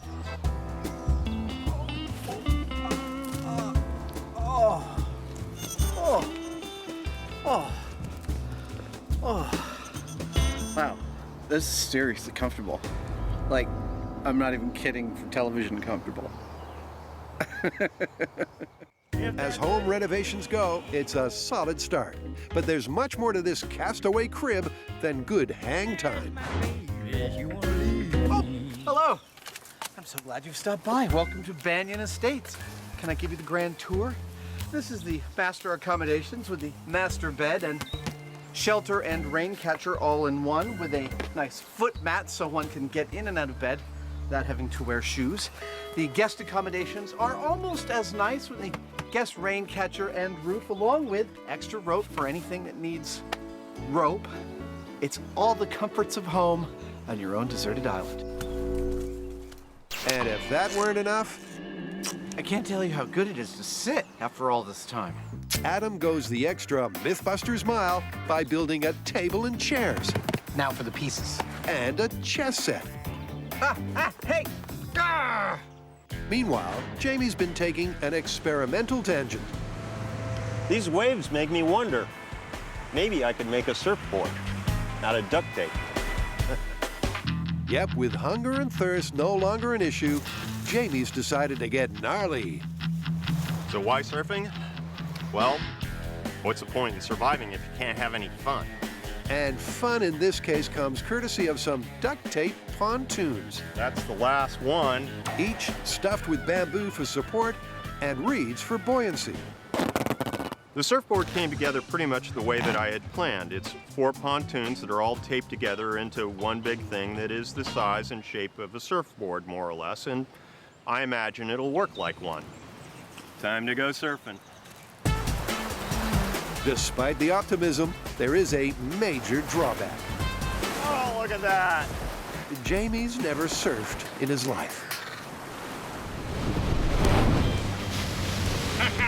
And learning on a slightly leaky duct tape surfboard was never going to be plain sailing. Hey.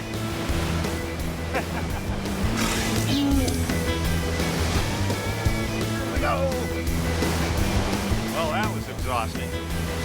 But I'm actually kind of happy with it because I learned that while duct tape is okay at sealing things up, it's not perfect, and eventually stuff can leak. So if you build something that's relying on sealed pontoon, then you're screwed because you've got no ability to bail it or empty it out in any way, and it's going to sink. So failure as a surfboard, yes, but success as an experiment. You know, that surfboard I built took more duct tape to make than the boat did that we built later. I did know that, and spoiler alert, we built a boat later on in this episode.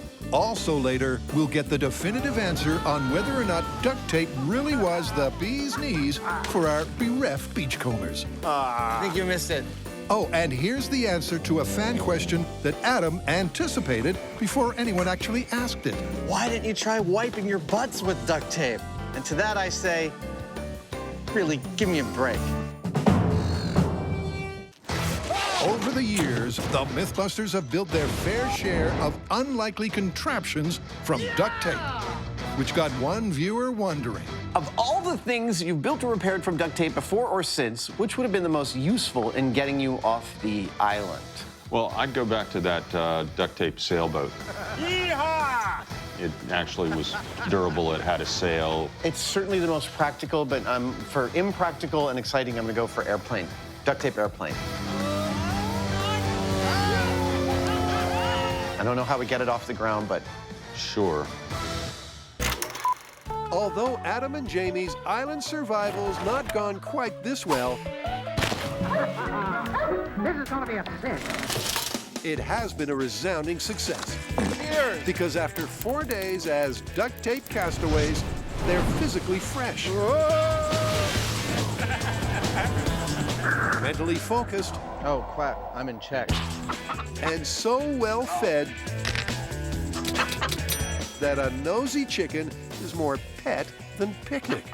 So with their short-term survival sorted, the Mythbusters are dreaming of one final thing: escape.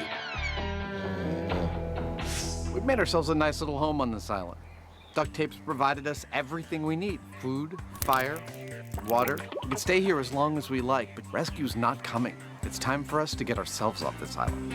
In other words, it's time to build a boat. So, cue the banyan tree brainstorm. So, we gotta make a duct tape boat, and it's gotta be ocean-worthy for probably a significant distance. We're gonna have to have a couple weeks worth of water, a couple weeks worth of food. Bailers. Bailers, yeah. It's going to have to be pretty good sized, like 20 feet or so. What about a canoe design where we paddle it? Yeah, a canoe design's pretty efficient, but if we do that, we're going to have to make outriggers. You mean like one of those pontoon things off to the side? Yeah, for stability. We'll make it all out of duct tape and bamboo. It's light and it's strong. Let's do it. Okay. Our boat design is pretty straightforward. It's basically going to be a canoe. It's going to be about 20 feet long. This should be plenty of room for both me and Jamie and all the provisions we're going to need for our ocean journey. The canoe will also have an outrigger for stability. Its frame going to be made out of bamboo, and it's going to be skinned in several layers of duct tape. Said like that, it sounds easy. Bamboo! We can totally use this. Yeah. But this project will put all of their other island innovations firmly in the shade. We're no strangers to building duct tape boats, but for the first one, we had steel and a welder to make the frame. Ah, it's pretty. Out here, all we've got is this stuff and duct tape, and that's a whole different kettle of fish. And so you kind of have to build your own work table, your own jig, because otherwise you end up with this stuff full of dirt and pine needles and everything's all sloppy. We can't have that, especially when we're talking about a waterproof boat. So having jerry-rigged a jig, perfect. Adam and Jamie first focus on the canoe's bamboo mainframe, starting with the sides. Look at that. That's already feeling like a boat. One in front, one in back, paddling. Yeah, this is just wide enough to sit inside there. Next, the guys turn their attention to the hull's base. That's gonna be awesome. Then they position a myriad of internal cross struts for maximum strength. Ta-da! Everything, of course, bound together with duct tape. The degree to which the stickiness of duct tape precludes the need for knots is one of my favorite qualities of it. Except that knots you can untie. Yes, this is true. It's a fine enough piece of work to make one fan wonder if this beach build was really on the up and up. Row, row, rotate your boat. That's awesome. Did you really only use readily available material like bamboo and duct tape to build the outrigger? Did we cheat with extra materials, is what they're asking. No, I think it was just bamboo. That was real. That was an awesome build. One thing, the pads of our fingers were bruised from tearing duct tape. Yeah. That was brutal. The boat design we have here is basically a canoe. And that's fine if you're on a lake, but we're not. We're on the ocean, and we need a lot more stability so we don't tip over in the waves. Now, the traditional way of dealing with that is with an outrigger. And so that's what we're going to put on this. The outrigger is like the canoe's baby brother. It, too, has a bamboo frame. That ought to work. And it, too, needs a duct tape skin. We're going to skin this boat once with the tape facing out. Attention to detail means the boat doesn't leak. Then we're going to skin it again with the tape facing in. My fingers are raw from being stuck to tape repeatedly. Ow! This should give us a really secure, leathery duct tape skin. Hopefully keeps the water out and gets us home. You know, Adam, I sure hope this works. You and me both, man. It's a time-consuming, getting closer, and somewhat painful process. Ow. All this sticky stuff is giving me nightmares. But after a full 6 hours, their rescue raft is as good as done. Like, look at that! I think this is going to work great. That is really, really pretty. Well, a couple dozen rolls of duct tape, a couple 100 feet of bamboo, and some ingenuity. I am super pleased with how this boat has turned out. My fingers are raw from tearing so many thousands of pieces of tape, and I think it might just be seaworthy. Ready to carry it out? Ready as I'll ever be. All right. Let's do it. You know, I feel quite nostalgic about all the stuff we built on these episodes. And when we wrapped up the shop, I kept as many of the duct tape props as I could fit into my storage space. I guess I'm a little less sentimental. Shocker.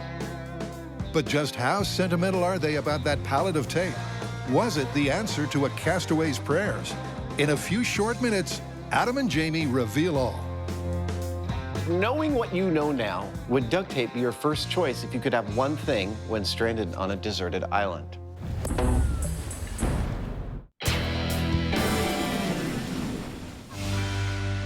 Mental stimulation. You know, I don't think we've ever actually played a game of chess together before. is critical for our castaways' well-being. There's a bug on my Bishop. It is actually a proven fact that keeping yourself mentally acute with something like a game of chess makes you better at problem solving. And surviving in a situation like this is all about problem solving. Checkmate. Nicely done. Thank you. It also helps to have a companion, or two. By the way, what's with the chicken? Oh, well, that's Wilson. He's my new friend. And if resources run low, it doesn't hurt to have a pal you can throw into the pot.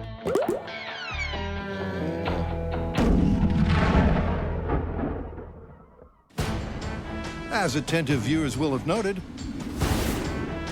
Adam and Jamie never hid the fact that they spent their nights in relative luxury just a stone's throw from their desert island.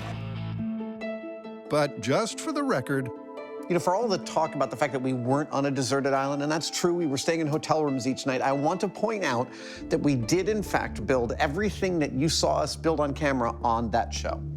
Yeah, we straight up built that duct tape outrigger with our own hands. But the thing is that how are we supposed to know that it's actually going to float? We just sort of said, oh, that looks about right. Yep, there's nothing to do once we were done but try it out. We've built ourselves a boat. We have provisioned it for at least a few weeks at sea, and soon we're about to head out into the great blue yonder to try and get ourselves home. And when Adam says they provisioned it for a few weeks, he's not exaggerating. Here's what we're taking on our journey. We got rope, we got fishing line, we got bailers, oars, duct tape, we have tarps, we have water bags, food bags, and a fishing spear. That doesn't help us make it. We weren't meant to. I think we're ready to put it in, huh? Let's carry it down. All right. At this point, we found that duct tape is not a perfect solution for anything. But with some creativity and a pinch, it's an adequate solution for just about everything. Now, whether it'll hold up to a boat that has to get us across the ocean, there's only one way to find out.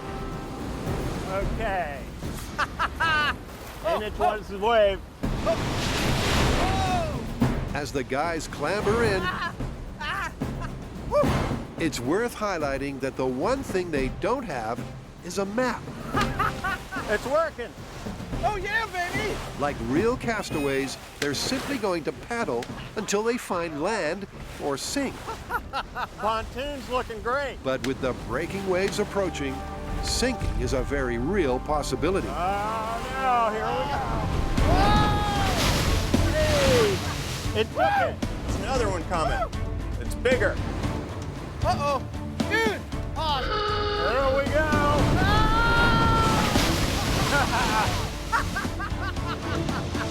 There's no two ways about it, but those breakers were intense.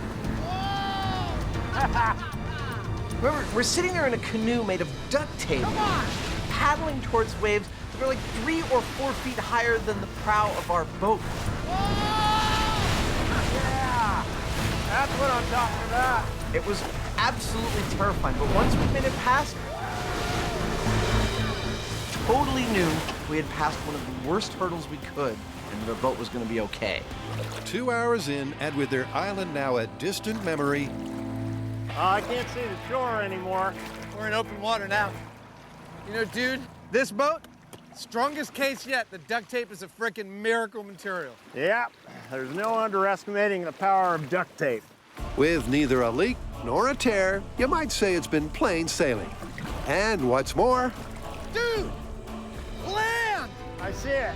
I can't believe this boat actually held up. I know. Our little duct tape boat did great. Yeah. Held up through the breakers. There we go. It held up in the open water, and it held up in the sun. Yeah. And it did that despite only weighing about 100 pounds. Okay, I'm out. I'm out. Which for a boat that size is incredibly lightweight. I've got to say, I'm pretty impressed with the duct tape right now. Excellent. Well, duct tape's the stuff. Not only did it help us survive on the island, it helped us get off the island, and ultimately, it helped us find civilization. Adam, It's the same island. All right, Jamie, honest answer. What's your favorite part about this episode? And you can't say going home. Okay, then I think it was the poke in the restaurant. I never had poke before. That dish, tuna poke that we ate almost every single night. With seaweed on it. It was delicious. My favorite was our encampment around that banyan tree. It really did have all the comforts of home, and I was very relaxed. Relaxed enough, you know, I actually took a nap in the hammock on our campsite. Well, we've skirted the issue long enough. Time to find out if the fabled tape really would be their desert island MVP. This is seriously comfortable. Knowing what you know now, would duct tape be your first choice if you could have one thing when stranded on a deserted island? No. No, not really. Not really. You know, one thing I remember, because it's here on the table, the smell, it's not very appetizing. Yeah, I gotta say, duct tape in general, it's useful, but I think it could stand a lot of improvement, actually. Certainly. Jamie Hyneman coming out with his new brand of duct tape at some point in your future. Let's be honest, duct tape, not our favorite stuff. No, it's not. What it is an excellent tool for telling stories about ingenuity and invention with limited time and limited materials. And that is one of our favorite things.